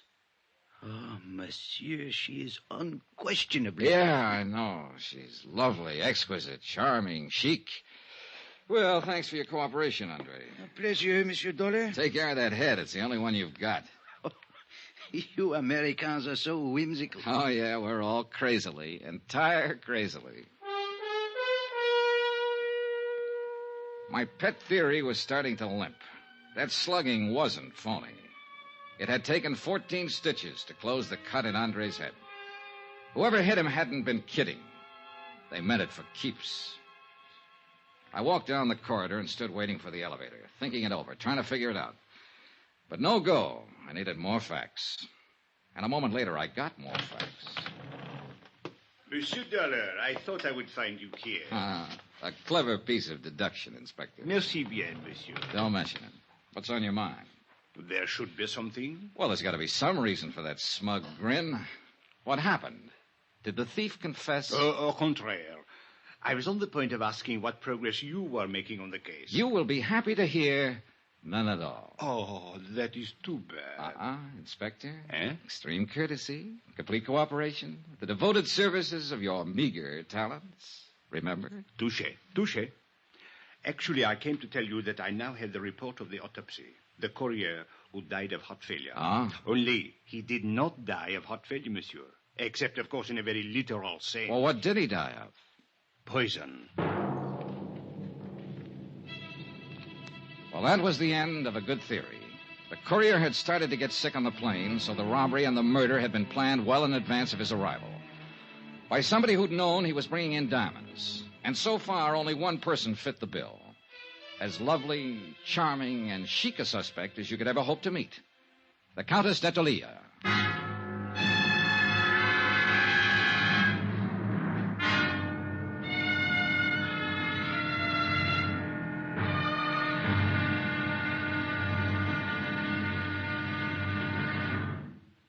There'll be another intriguing episode in our story of the Lorko Diamonds matter tomorrow. Tomorrow, a lovely woman lies beautifully, and a sinister whisper drifts out of the Casbah. Join us, won't you? Yours truly, Johnny Dollar.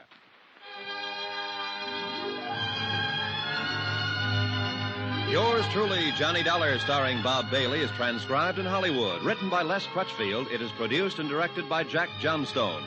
Be sure to join us tomorrow night, same time and station, for the next exciting episode of Yours truly, Johnny Dollar. Roy Rowan speaking.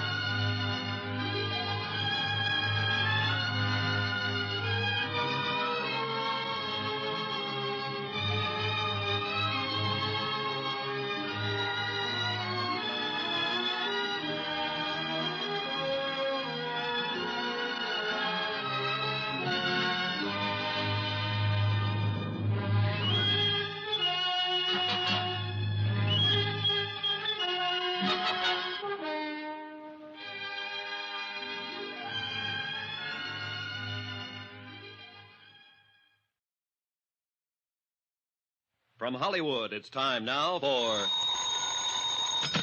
Johnny Dollar. This is the Countess d'Atolia. Oh, yes. My maid tells me that you were trying to reach me by telephone. That's right, Countess. I want to talk to you. Where are you now? Well, at my residence, of course. Did you think I might come running immediately to your hotel, Mr. Dollar? Not after hearing your description. I'm seldom that lucky.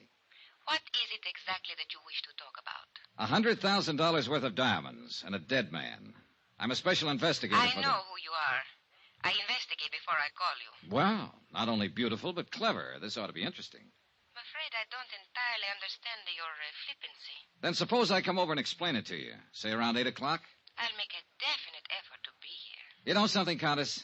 I think it's about time somebody built a small fire right under that lovely little complacency of yours. I'll be there at 8 with matches.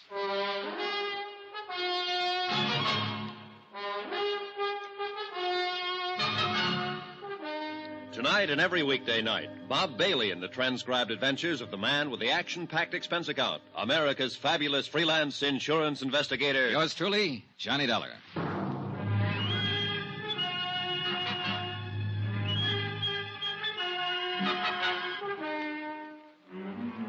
From Special Investigator Johnny Dollar, location Algiers, North Africa, to the Home Office, Transworld Fidelity Company, Hartford, Connecticut. Assignment, the Lorko Diamonds matter. Expense account continued. Item 4, $6.80, dinner and appetizers. I'm never any good trying to spar with a lovely female suspect on an empty stomach. I was finishing up on black Algerian coffee and white Algerian brandy when a slightly green-eyed Algerian police inspector sauntered up to my table. You, Monsieur Dollar, you special investigators really do live well. In the lap of luxury. Pull up a chair, Inspector. Join me in a sarsaparilla? It is on your expense account? Be my guest. Merci, monsieur. Bon, my favorite brand. Help yourself. Merci. Anything new? Nothing at all. A complete impasse. À la votre santé. Mm-hmm. What about the man who sat next to that courier on the plane? Find out anything about him? I'm still working on it, which is to say, of course, my men are working on it. You police inspectors really do live well. I have to do my own legwork. But the glory, Monsieur Dollar, to come into a mysterious affair which has all the local police baffled, and to solve it immediately in one brilliant feat of deduction, to leave everyone gasping with admiration, to make one's exit to the sound of great applause. Not so fast, Inspector. I'm still back there with that brilliant feat of deduction. You have not yet found the solution? Just on the verge. Then I will drink to your success. With your brandy, of course, and with your permission. Go ahead. Drink up a storm. But I'm afraid I'll have to leave you pretty soon, but you can still go ahead. No, monsieur. I suggest you change your plans. You will learn nothing which has any bearing on this matter. Which plan do you mean? That of questioning the Countess d'Artelier. Now, who found that out? As a matter of fact, she phoned me and inquired about you. So that's how she investigated me. Went straight to headquarters. Mais oui. Remarkable woman. Talented, beautiful. Et cetera, and so on. And along with it, it's 9 to 1. She's in it right up to her pretty neck. No. She's really not the type. This is an excellent brandy, monsieur. An Algerian brand, I notice. All right, Inspector. Let's bypass the byplay and lay them out face up. I think I prefer it to cognac. I don't know how she does it, but she's got you hypnotized. Just mention of her name and you go into a tailspin, every cockeyed one of you. Exquisite. Lovely. Maybe so, but in my book, she's a real suspect. Elucidate, monsieur. Well, it's simple enough. She's the only person in Algiers, that we're sure of at least, who knew that a shipment of diamonds was coming in on that plane. Why? Because she's the one who ordered them. Monsieur, it is even simpler. She could not have poisoned the courier because she was not on that plane. She could not have stolen the briefcase from the customs property agent because it was done by a man. So, where is your case? An accomplice, a man, with the Countess calling the shots for him. What man, monsieur? Well, you got a good point there. Merci bien. Don't mention it. But from the influence she seems to have, it might be any man in Algiers. Inspector, it wasn't you by any chance. You raise a very interesting point. Now, suppose the Countess should ask me to kill someone for her. I wonder what I would do.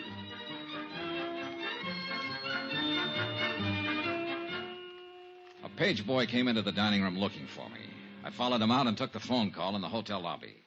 It was the American consulate with some information I'd asked for them earlier. I hung up finally and looked at my watch. I was already late for my appointment with the Countess. So I walked out the door of the hotel and flagged a taxi to the apartment of the Countess d'Artelier. She lived in the swank genteel BROADWAY, a residential district favored by top government officials and wealthy French businessmen. But the building she lived in was a little frayed around the edges, and the maid she'd mentioned was nowhere in sight. The pieces were starting to fit together. Good evening, Mr. Dollar. Countess? Since you are here, won't you come in? Thanks. This way, please. I'm rather surprised that you came. I was really not expecting you. Yes, I know. Did Inspector Marcus find you? Look, suppose we get it straight right now. You seem to have a lot of influence with the inspector, and probably with his superiors, too, from what I hear. Sit down, Mr. Dollar. Thanks. Well, do we play cat and mouse for a while, or do you want to give up right now, hand them over, and, as they say, throw yourself on the mercy of the court? I would like a cigarette. You could always claim that you fell in with evil companions, or that a man led you astray. They're in the box there by your elbow. A tall, thin man, for instance, with his collar turned up and his hat pulled down, carrying a gun when last seen after slugging a customs agent at the Algiers airport. Mr. Dollar, are you opposed to smoking on moral grounds? No, but I'm opposed to murder. Have a cigarette? Thank you. Light? Is there any other way of smoking them? Mr. Dollar, I expected you to come here and be annoying, But I didn't know you were going to be insulting as well. That's just my mean personality. You seem to be under the ridiculous impression that I actually had something to do with this crime. I think you had plenty to do with it. A sort of arch criminal, perhaps? Or what is it you call them in the States? Big shot? Oh, Countess, you're a scream. I'll bet that courier died laughing. If you have a reason for these opinions, or believe you have a reason, I think you'd better tell me about it. Otherwise, good night. Oh, I have more than one reason. In the first place, I'm not certain that anyone besides you even knew the diamonds were being sent here. Except for the LORKO company, of course, and they wouldn't be likely to advertise it. Mr. Dollar, all of my friends and most of my acquaintances have known for 3 weeks that I'd ordered that jewelry. Oh? Well, I have a copy here of a letter that was sent to you by registered airmail from the LORKO company in Amsterdam a week ago today. According to post office records, you received it 2 days later. Remember it? Yes, I remember. It states the name, flight number, and time of arrival of that courier who was murdered. I said I remember. And it cautions you specifically not to give that information to anybody. So even if other people did know, you're the only one who knew the exact time the diamonds were coming in and exactly who was bringing them. All right. Perhaps I am at fault in a way. There was a cocktail party at the government club the same evening I got the letter. I forgot it for a moment and told someone about it. Who? Just a girl I happened to be talking What's to. her name? It doesn't matter. She was just stopping over on a world cruise. Anybody else hear you? I don't know. The place was packed. Government men, business people, Army, Navy officers. Anyone might have heard. Uh-huh. Was Inspector Marcus at the party by any chance? Yes, I spoke with him during the evening. Mr. Dollar, I'll admit I was wrong, but there is hardly grounds for... All right, let's get to point 3. The Countess Maria d'Attalia, Italian by birth, title inherited, old family. Goes back through one line, in fact, to Lucretia Borgia. I did not poison the courier. Your family estates were confiscated by Mussolini. Family migrated to Bizerte, and then to Lisbon for 3 years. You left them there and went on to London. Since the war, you've lived in Paris, on the Riviera, back to London, Mallorca, and finally here. Have you been following me, Mr. Dollar? The consulate was pretty thorough. Anyway, you're well known in the international set, accepted everywhere, and apparently able to get along fine on your title and your looks. It is not very pleasant to be dissected while one is still alive. As a matter of fact, you're flat broke.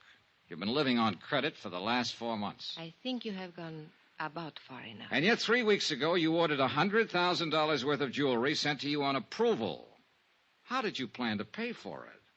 Get out. Or did you know you wouldn't have to pay for it because it was never going to be delivered? Get out of here. I don't have to listen to this. I don't have to answer your insulting questions. My private affairs are my own concern. So the ice finally melted, and now you're going to blow your top. Get out, or so help me, I'll kill you. You mean me, too? You... Oh, no, hey, put that down. Don't throw that. Why, you little devil. Stay back. Let go of me. Settle down, then, and stop throwing things. I will do as I please. It is my house. So proud. Oh, good Lord. A woman who can even cry beautifully. Leave me alone. Oh, you're unbelievable, baby.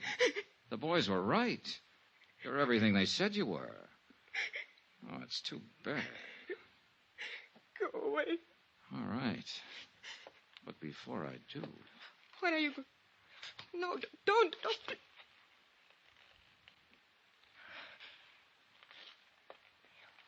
Why did you kiss me? Oh, it beats me. Just call it a sudden impulse. Then you have changed your mind? You don't really think I'm guilty?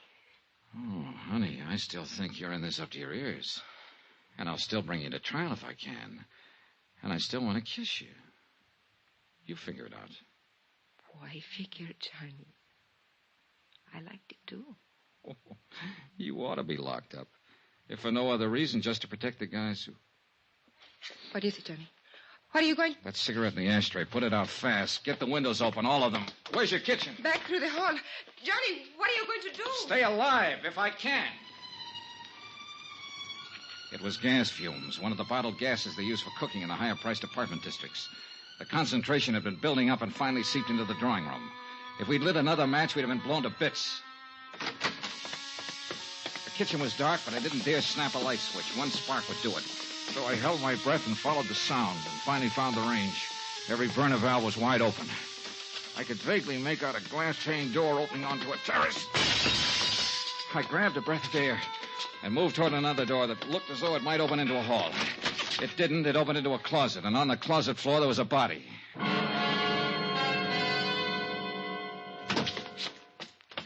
What happened, Johnny? Why did you go... Johnny, who's that? He's a man from the LORKO company. Name is Zeindorf. Zeindorf?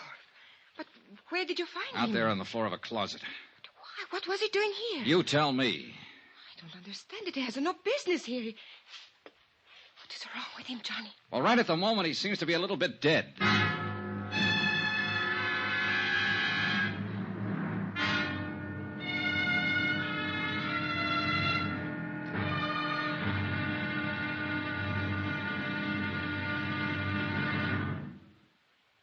There'll be another intriguing episode in our story of the LORKO Diamonds matter tomorrow. Tomorrow, a desperate fight in an Algiers alley, a killer is named, and a lovely lady confesses her shame. Join us, won't you? Yours truly, Johnny Dollar.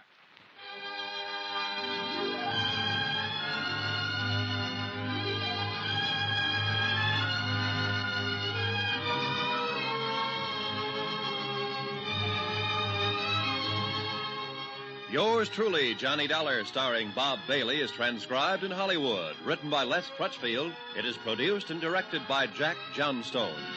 Be sure to join us tomorrow night, same time and station, for the next exciting episode of Yours truly, Johnny Dollar. Roy Rowan speaking.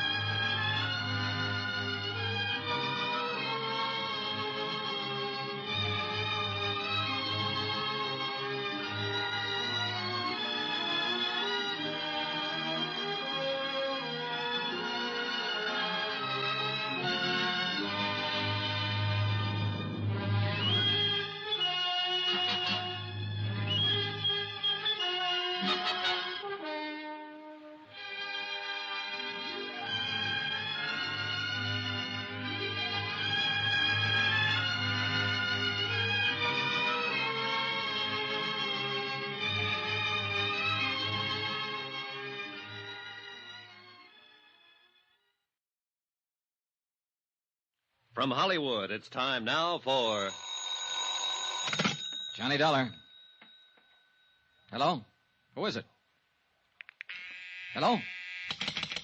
Hello? Johnny, who is it? I don't know, Countess. Maybe they weren't expecting a man to answer, or at least not me. I would not know about that. What about this guy who was lying unconscious in your closet? Would you know anything about that? No, Johnny. I didn't think you would. I'll give him another shot of those smelling salts. I think he's coming too. Good. Maybe he'll know about some of these things. Yes, he will. Some of them. And of course he will tell you. I was hoping it would not be brought out. I did not want you to know. Murder is usually brought out sooner or later. Not murder, Johnny. It is not that simple.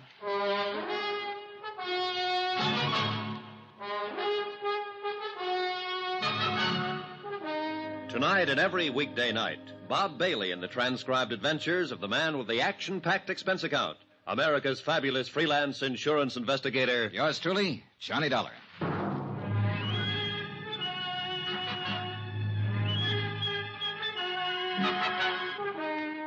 From Special Investigator Johnny Dollar, location Algiers, North Africa, to the Home Office Transworld Fidelity Company, Hartford, Connecticut. Assignment, the LORKO Diamonds matter. Expense account continued. Item 6, $9.30, smelling salts and a bottle of scotch.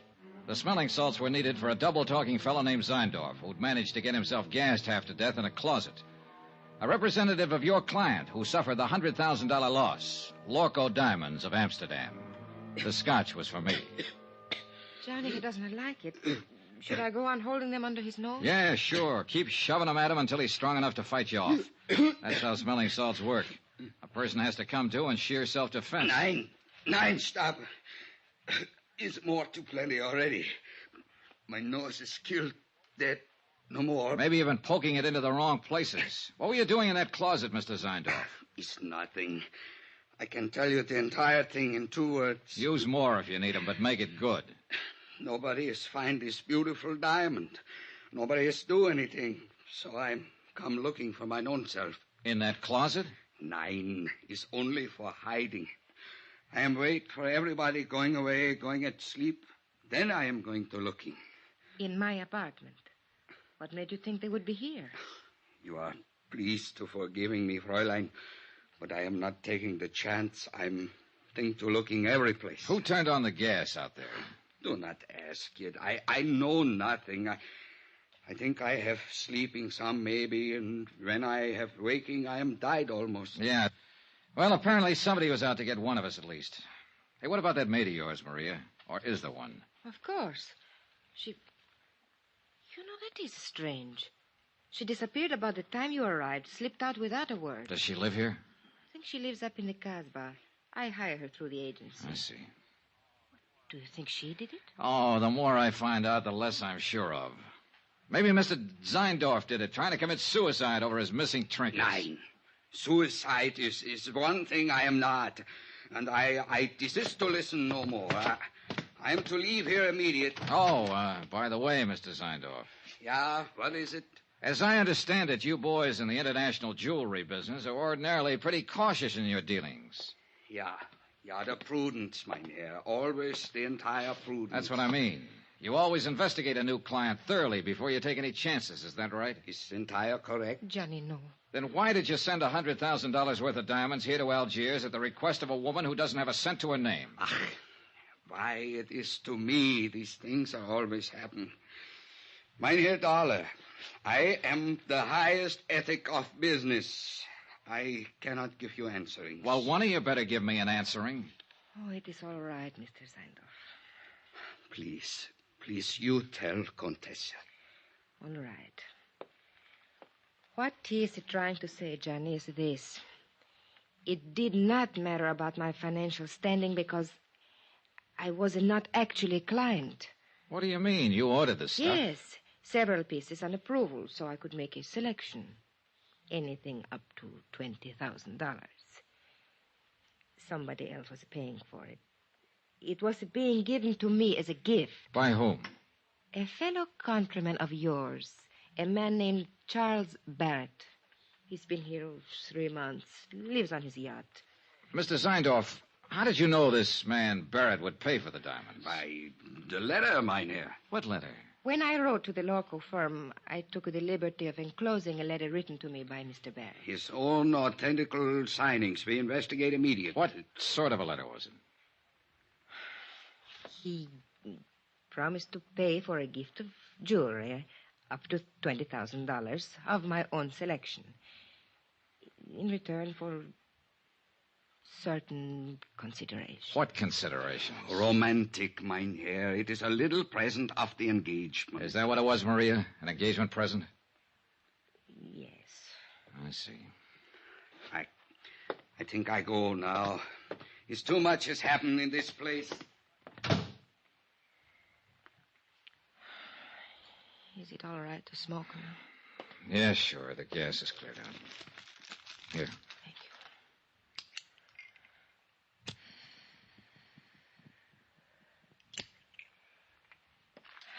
you. I wish you hadn't kissed me, Johnny. I thought you said you liked it. I did. That is why I wish you hadn't. Are you trying to say that... Oh, relax, Johnny. I am not a child. No, I have not fallen in love with you any more than you have with me. But I could, very easily. What about this man Barrett? What's he like? Oh, an overbearing, spoiled, middle-aged little boy. The price sounds kind of high. What else is there? Ever think of working? Where? At what? In Italy, yes. But you know what's open there for an impoverished countess. Yeah, I know. And I suppose you can't get a work permit anywhere else, is that it? Oh, forget it, Johnny. All I know how to do is be highly ornamental, say the right things to the right people, do the right things at the right time, and eat by stealing caviar at cocktail parties. You go hungry a lot that way. Yeah, I guess it's rough. Well, don't let it throw you, honey. You're not the first girl who married for money. What? I guess you don't understand. Nobody has said anything about marriage. Oh, I see. Well, Johnny, I imagine you will be leaving now. So, good night, Johnny. Goodbye. For all the progress I'd made in the case, I might as well have stayed at home. Another fish off the hook. Logical suspect number one had been the customs property agent Andre Jardine. But the blow on the head that sent him to the hospital hadn't been faked. And that, plus the fact the diamond courier had shown symptoms of poisoning before the plane even landed, seemed to leave Andre in the clear. And now number two, Maria Contestatelia, was apparently able to supply another answer every time she needed one. And her answers were backed up by Hans Seindorf, Lorko's own representative. We were shortcutting through the harbor district when I began to realize that the same car had been behind us ever since we'd left Maria's. It was a low-slung English job, expensive and easy to recognize. Driver. Oui, monsieur? Hit the gas a little harder. See if you can shake that car behind us. Mais oui. The other car picked up speed to match ours and still held the same distance. Hey, try a couple of fast corners. I want to make sure. Yeah?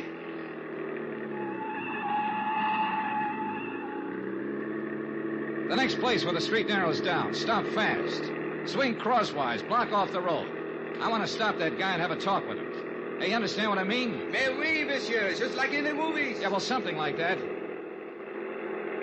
Hey, there's a place coming up. Let's have a go at it. You do not worry. I will do it good. Yeah, I only hope we've seen the same movies. Now, monsieur. I was out of the cab fast and running back down the street. The other driver had jammed on his brakes and finally skidded to a stop against the curb. I reached for the handle, jerked the door open, and the man inside came out swinging. A big man, little on the beefy side, but plenty tough. I didn't know him, never seen him before. He fought silently and fought hard, but he was a sucker for a lift. I knelt down on the pavement and started to go through his pockets. I hadn't even noticed the other car pull up. Nom de chien, Monsieur Dollar. Huh?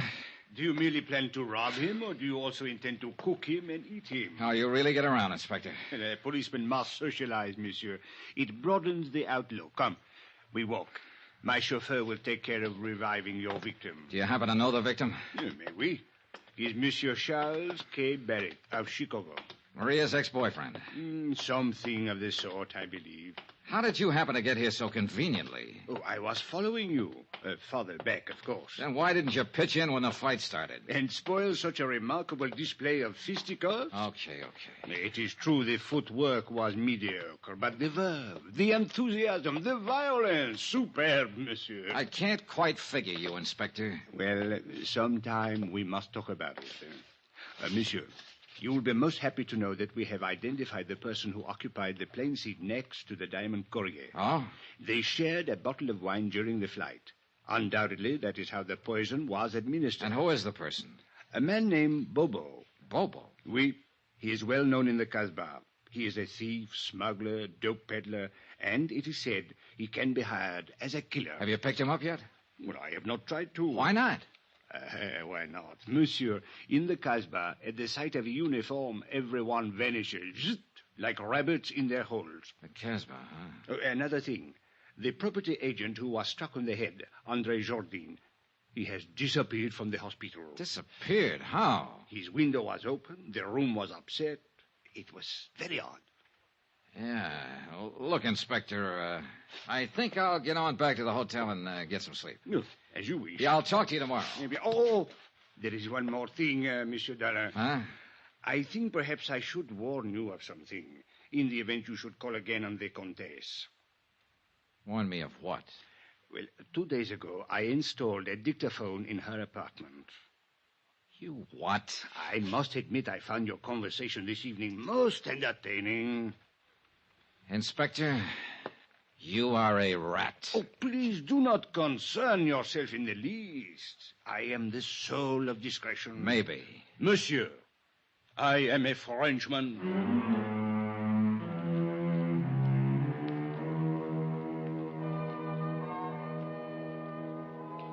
Twice tonight, the Casbah had been mentioned.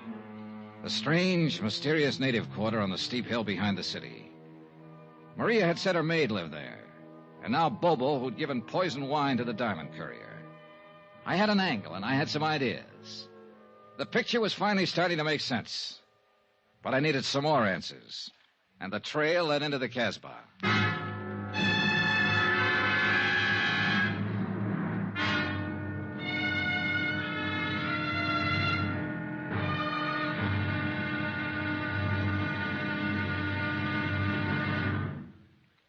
There'll be another intriguing episode in our story of the LORKO diamonds matter tomorrow. Tomorrow, a bungling fool, a tightening net, and a violent death in a crooked alley of the Casbah.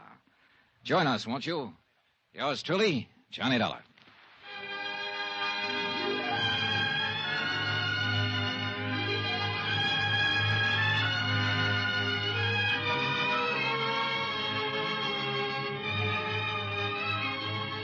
Yours truly, Johnny Dollar, starring Bob Bailey, is transcribed in Hollywood. Written by Les Crutchfield, it is produced and directed by Jack Johnstone. Be sure to join us tomorrow night, same time and station, for the next exciting episode of Yours truly, Johnny Dollar. Roy Rowan speaking.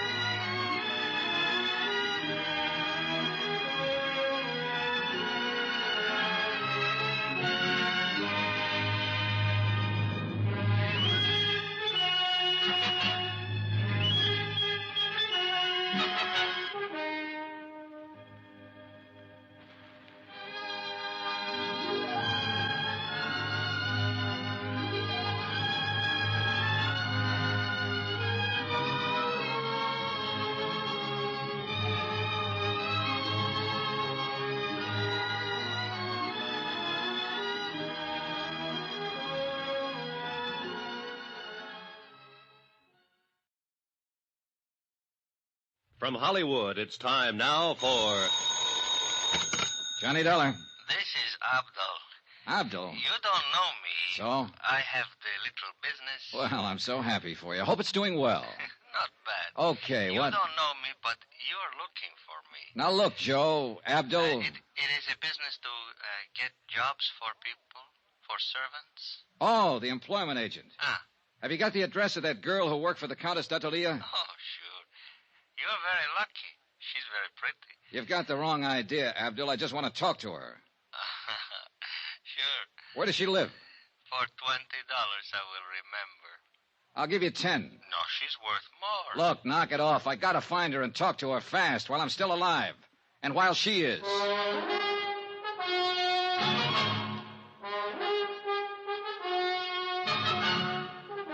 Tonight and every weekday night, Bob Bailey in the transcribed adventures of the man with the action-packed expense account, America's fabulous freelance insurance investigator. Yours truly, Johnny Dollar.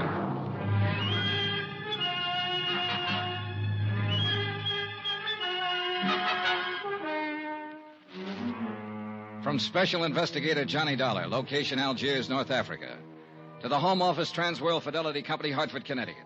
Assignment, the LORKO diamonds matter. $100,000 worth missing. Expense account continued. Item 9, $15 even. Gratuity, tip, gift, bonus. Why kid about it? It was a bribe. To a man named Abdul for the address of a girl named Chata. An address up in the native quarter, the Casbah. But the idea wasn't romance, no matter what Abdul thought. 4 hours earlier, in the Countess d'Attolia's apartment, somebody had turned on the gas and tried to kill one or both of us. It was 9 to 1 that the somebody was Chata the servant. I wanted to ask her why. I'd put my coat on and was just on the point of leaving my hotel. I slipped a gun into my side pocket and moved over to the door. Yeah, who is it? Charlie Barrett. The guy you beat the daylights out of a couple hours ago, you know what I mean? No hard feelings, Dal. I just want to talk it over.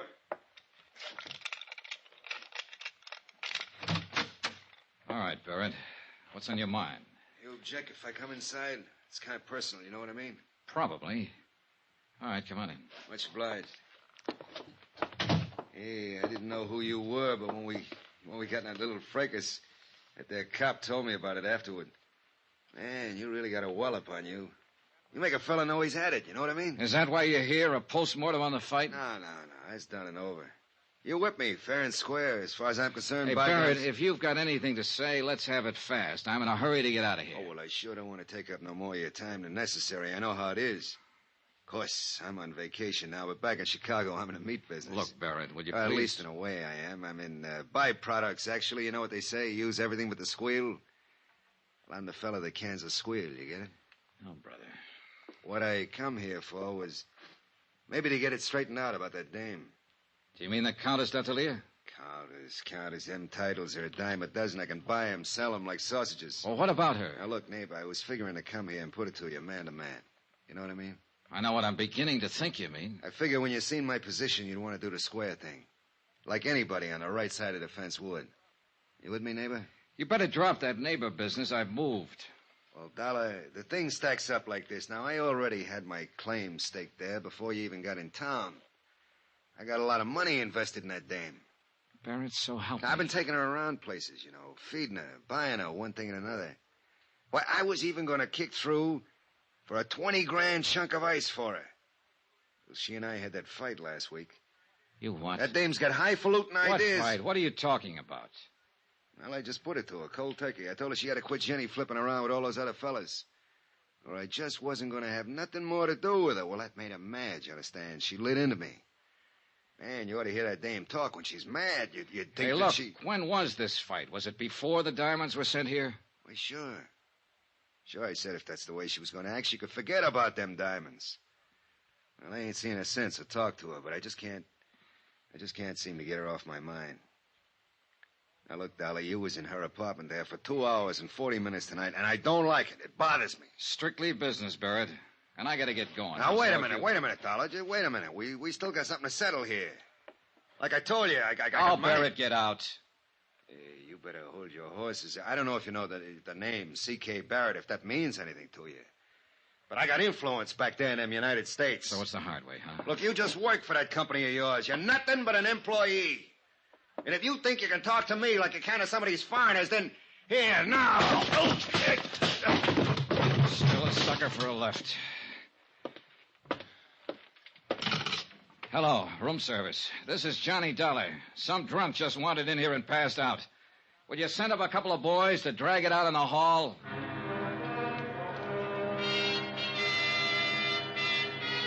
Expense account item 10, $5.30. A tip to the bellboys and taxi fare to the Casbah.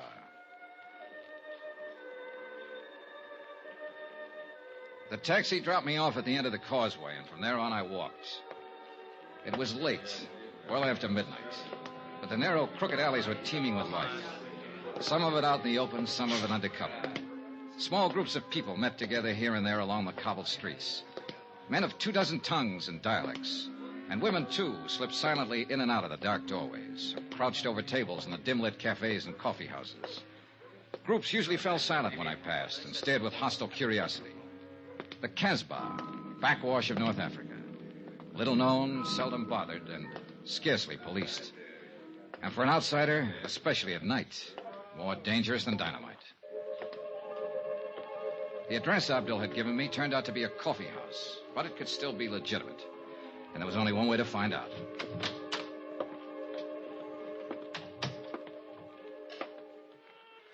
What do you want? I want to see Chata. What for? Private reasons. Chata's not here. Where can I find her? Take a seat. Table in the corner. Maybe she come. I took the seat, ordered coffee, and waited. A wrinkled old Arab squatted on a rug in the middle of the room and played strange, weird melodies. Gradually, the other patrons went back to their conversations, ignoring me completely. In fact, pointedly. 20 minutes passed. The girl didn't show. You will, of course, not object, monsieur, if I take the liberty of joining you? No, sit down. Merci. So, you wish to see Chat? Yeah, that's right. Do you know her? Oui. I know her very well. Know where to find her? But naturally, monsieur. I always know where to find her. She's my woman. Oh, so you're the man they call Bobo. Oui, monsieur. The man who poisoned the diamond courier. Oh, monsieur, it is true that I gave him some wine. A little, not much. But I think perhaps it was a bad vintage. Yes, most unfortunate. It was for him. Well, perhaps it was for the best. Life is so uncertain. But I do not wish to think of such unpleasantness. Instead, let us talk about diamonds. Let's talk about killing. Or attempted killing. Is Chana the one who turned on the gas in the Countess's apartment? It is possible that she did that. On whose orders? It was nothing personal, monsieur. I didn't even know that you were going to be there. I see. Then you really meant to... Diamonds, monsieur. That's enough of this foolish talk of killing. All right. All right, what about the diamonds? You were sent here by the company that has insured them. Is that not correct? Yeah, that's right. And this company would like very much to recover these diamonds? That's why I'm here. C'est bien. Now, I'm told that these companies sometimes give large rewards. Agree to an arrangement of a sort? Make a deal, you mean? With no questions asked. Yes, exactly. Now, is this thing true, monsieur? Is it possible that you would... Do you have the diamonds, Bobo? Well, let us say that I'm able to direct you to their location. You could almost call that a confession. What does it matter, so long as we are in the Casbah? Oh, yeah, sure. I imagine you have been spotted all over the place. At least 30, right in this room. I am in no danger here, monsieur. Tell me something. You didn't pull off this job by yourself. Who else was in on it? I only wish to talk about the diamonds. Well, can we come to an arrangement? Bobo, I don't make deals with murderers. It is better that you do not use such words, monsieur. It's true, though, isn't it? That is not the question. It is only that I resent the insulting way in Bobo! which you... Bobo, gendarme! Why you coming here? Bobo! Wait. Did you arrange for the police to come here, monsieur? I'm as surprised as you are, Bobo. Consider this matter of the deal. We will talk more at some other time, eh? Allez, Bobo. The patrons rushed for the doors, and in 1 minute flat, the coffee house was empty. Even the owner was gone. I was the only one left. 3 minutes later, the inspector, with a flying squad of 20 men, came bursting in from the street. Well, Monsieur Dollar, I'm happy to find you are still alive. Why don't you get lost somewhere? For you, I think it most fortunate that we arrive in time. Oh, sure, in time to follow up the only lead I had in this case. To lose a suspect is better than to lose one's life, monsieur. Look, Inspector, I was holding a gun in my pocket, covering Bobo from the second he sat down at the table. But, monsieur, So 30 men or not, if it had come to a showdown, he couldn't have done a thing. Because he'd have been the first one to get it, and he's smart enough to have known that. But I thought Let's face it, Inspector, you've done it again. You goofed. But I was only thinking that perhaps... Mon Dieu, what is to happen next? The shooting was somewhere outside, but it hadn't been the police. All of the inspector's men were inside the coffee house. He gave them orders quickly, and they fanned out to search the area. The streets were empty now, dark and silent, not a soul in sight. We split up into pairs. I worked with Inspector Marcus for a while, then left him and searched alone along a narrow side passage. And that's where I found him. He'd been shot 3 times in the back, and he was dying. Monsieur Dollar. Yeah, Bobo. You can't forget that deal, I think. Yeah. It's a little too late for deals now. Who was in on it with you, Bobo? Look, you've got nothing to lose by talking. You know that, don't you? Accept my honor, monsieur. As a citizen of the Casbah. Who shot you? A dragon, monsieur. 12 feet tall, with fiery eyes. All right, Bobo, all right. But just tell me this, just one thing. Are you the man who attacked the property agent at the airport, the man who slugged Andre Jourdain? Oui, monsieur. I do it very good. No, almost I kill him. It's too bad.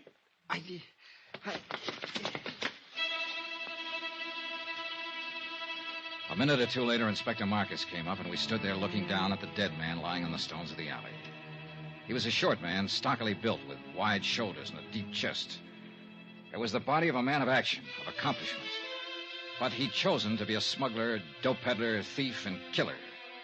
And now he had become the victim of another killer. Did he say anything, monsieur? Was he able to talk?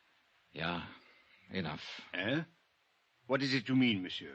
Do you know who is guilty of this? Yeah, that's right, Inspector. I know the whole story now. The whole filthy, rotten story.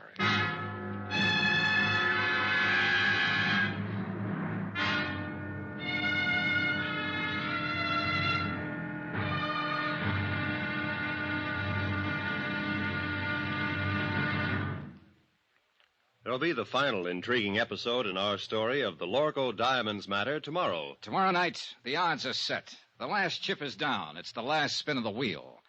And death is the croupier. Join us, won't you?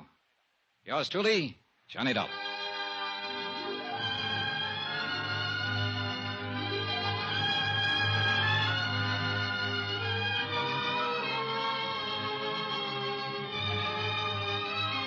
Yours truly, Johnny Dollar, starring Bob Bailey, is transcribed in Hollywood. Written by Les Crutchfield, it is produced and directed by Jack Johnstone.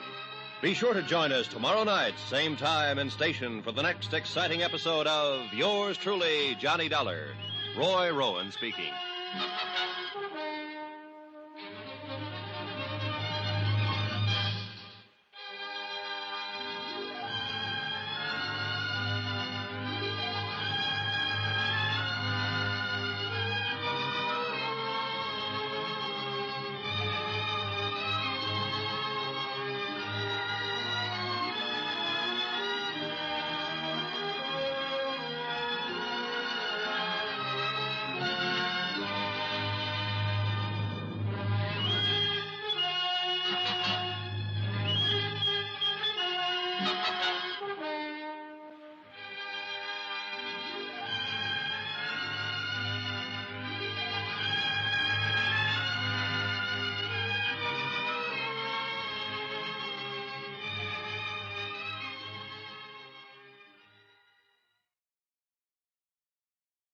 From Hollywood, it's time now for... Johnny Dollar. Johnny, this is Maria. Maria? Well, isn't it kind of late at night to call? You've got to help me, Johnny. I'm being followed. Aren't you at home? No, it's a little cafe on the waterfront. I came in here to phone. Why the devil did you have to go out? Everything was set up. If you'd stayed home, you'd have been safe. What are you trying to do, get yourself killed? Johnny, this is no time. Where are you? What's the name of the place? The Marrakesh, number 41 Rue de la Mer. I'm afraid to go outside. No, whatever you do, don't go outside. Stay right where you are until I get there. But Johnny, Take your choice, Maria. It's either that or wind up on a marble slab. What do you mean? You know what I mean. You know better than anybody. Now stay there.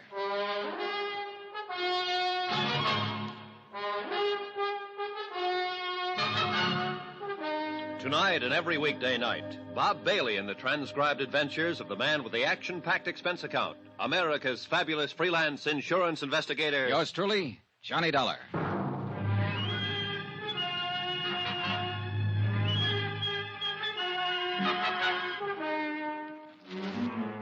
From Special Investigator Johnny Dollar, location Algiers, North Africa, to the Home Office Transworld Fidelity Company, Hartford, Connecticut. Assignment, the LORKO Diamonds matter. $100,000 in jewels stolen and a murder. Expense account continued. Item 12, $2.20. Taxi fare to the waterfront of the Marrakesh Cafe. There was no time to lose and no time to get help from Inspector Marcus. A half hour earlier, he'd set a trap, and he and his men were staked out around Maria's apartment house waiting. But apparently she'd gone to the cafe before he got there. So now the whole thing had blown wide open.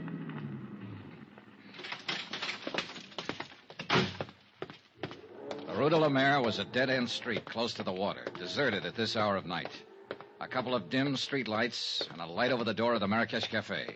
Everything else was in darkness. There was no movement, no sign of life. Over here, Johnny. Oh, thank heaven you got here. No trouble so far. Huh? No. Except with that sailor over there. He finally passed out. Oh, you're probably used to that kind of trouble. Cigarette? Yes, thank you. Now, what were you doing down here at this time of night? I was visiting a friend. Is that the friend's car parked out at the curb? Yes. Charlie Barrett, huh? The meat packer from Chicago who was going to give you the LORKO diamonds. Well, I figured he'd got over his mad spell. How did you know about it? He told me just before I knocked him out for the second time tonight. He said you two had a fight over a week ago, and that he told you he wasn't buying any diamonds after all. Well, it was just... For a while, I thought I had you tagged again. I wondered why you hadn't canceled the order when you'd been told he wasn't going to pay for the stuff. Johnny, it was just a talk. I knew he would come around. Yeah, well, that's about the way I figured it. Another explanation. So I let you off the hook again. Why, Johnny? Why have you been trying so hard? Trying what? To find some way of involving me in this. Well, the facts just seemed to turn up. I wasn't trying to find them. It made a big difference, didn't it? Learning about Mr. Barrett. Learning what about him? That I was accepting a $20,000 gift from him. Why should it? Your life's your own. It did, though. Before that, you were... Well, seemed to be interested. Sure. You're a very beautiful woman. And that's all it was? What more did you want? All right, Johnny. Forget it. I don't blame you. Hey, tell me something. What about Barrett? Now that you've kissed and made up, is the engagement back on again? I haven't decided yet, Johnny. Well, come on. Let's get out of here. I'll take you home. Do you think it's safe? There was no sign of anybody around when I came in. Whoever it was probably got scared off. Oh, I was scared to death. When I saw the lights of the cafe, I jammed on the brakes and ran for the door. The other car was right behind me. Get a look at the driver? No. How'd you get hold of Barrett's car? Borrow it? He gave it to me. Not a bad night's work. It's a good car. Get in. You really play rough, don't you, Johnny? Sometimes. It depends on... Get down, quick, back of the car. It came from across the street. It's pitch black over there. What are you going to do? Look, Maria, you're safe as long as you're back of the car here. Well, what about you? I can't get a shot from here. I'm pinned down. I'm going to make a run for that stone curb. Try to draw a shot and see where the flash comes from. Be careful, Johnny. Oh, don't worry, kid. I'm the carefulest guy you ever saw. All right, now sit tight. Here goes. Are you all right, Johnny? Yeah, I think I got him spotted. Let's see just how close I can... There's somebody running away. Yeah, so do I. Now, where the devil? Why don't they get some streetlights down there? Car that's starting up. Yeah, I see it. They're getting away. One lucky shot might... Give me your keys. Wait here. I'm going after No, him. no, I'm going with you. Then pile in. Hurry up. Let's go.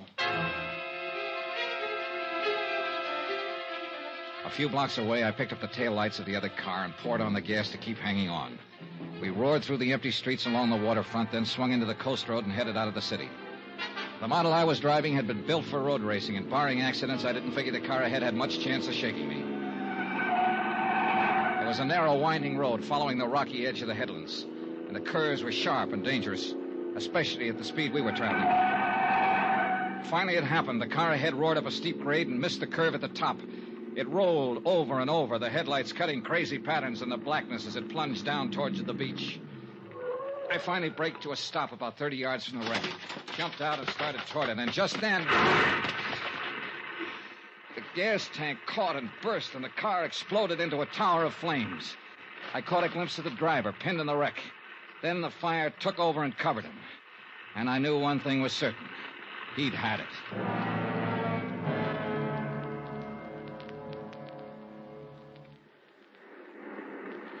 It's dying down. Yeah. The gasoline is all burned now. What a terrible way to die. What way isn't? I guess... Johnny, could I have a cigarette, please? Yeah, sure. Here you go. Thank you. Yeah, light up, Maria, while you watch him burn. What a horrible thing to say. It's quite a relief, though, isn't it, knowing you're safe now? Well, of course it's a relief when someone has just tried to kill you, and now you know that they... That's true, but it's not what I meant. I don't think I understand you. What I meant was you're safe, because now he won't be able to talk. Able to... Who won't be able?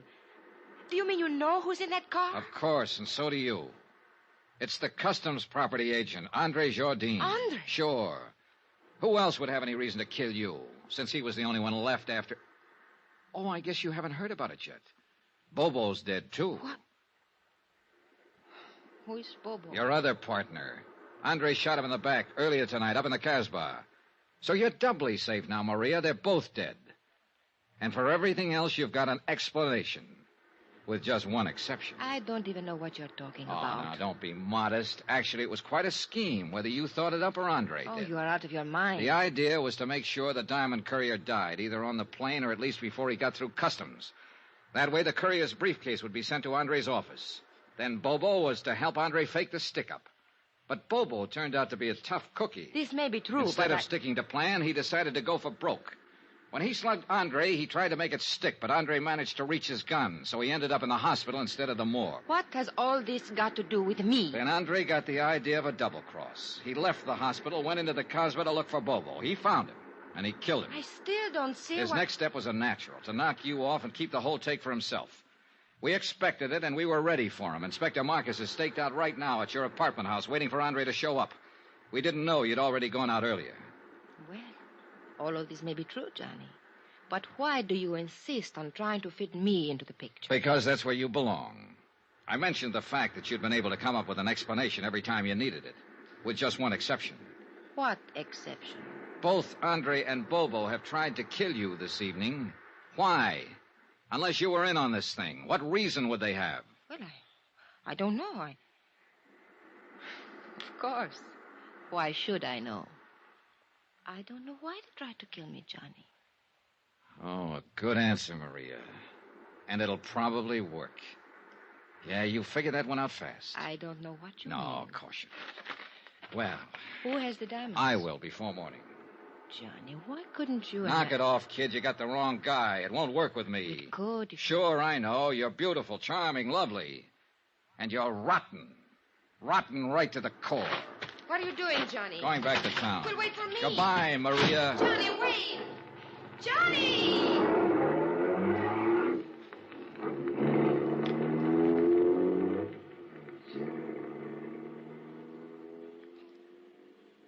An hour later, I was out at the air terminal in the Customs Property Office watching Inspector Marcus open a vault.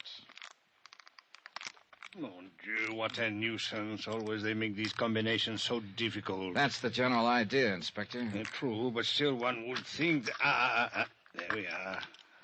And now, if you are correct, Monsieur Dollar, we shall soon have our hands... There, that briefcase in the corner. Mais oui. It is the one. Good. Let's have a look at it. It will be necessary to force the lock. Here, pry it open with this. Looks like an easy one. It is merely a matter of... Voila. Beautiful, no? Yeah. Too beautiful. Tell me something, Monsieur Dollar. What made you know that Andre Jourdain was guilty? Something Bobo said, just before he died. Hmm? Yeah. He confessed he was the man who had slugged Andre. But Andre had described his assailant as tall and thin. Bobo was short with a stocky build. Andre had lied.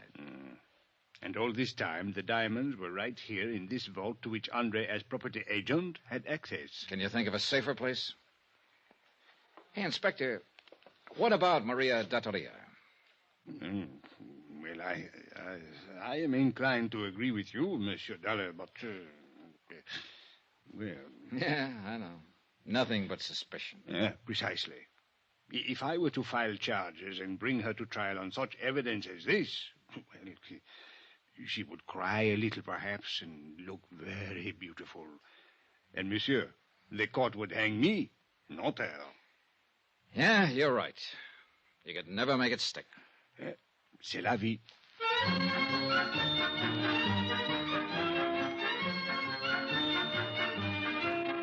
Expense account item 13, $624.80. Hotel, meals, and incidentals in Algiers and transportation back to the States.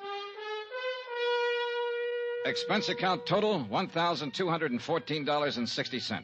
End of expense account. End of report. Remarks? Social item. To be circulated widely. The Countess Maria D'Attoria was married yesterday to C.K. Barrett, a big tycoon in the meat business. The happy couple will make their home in Chicago. All companies in that area who may be asked to underwrite insurance on the life of C.K. Barrett don't. Yours truly, Johnny Dollar.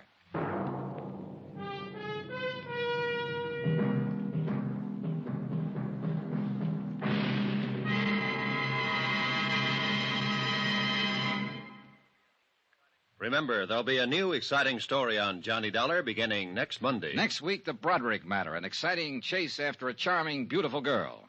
After all, who wouldn't? Join us, won't you? Yours truly, Johnny Dollar.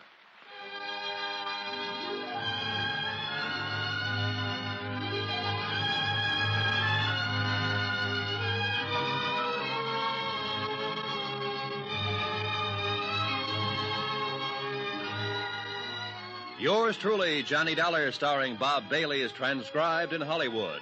Written by Les Crutchfield, it is produced and directed by Jack Johnstone.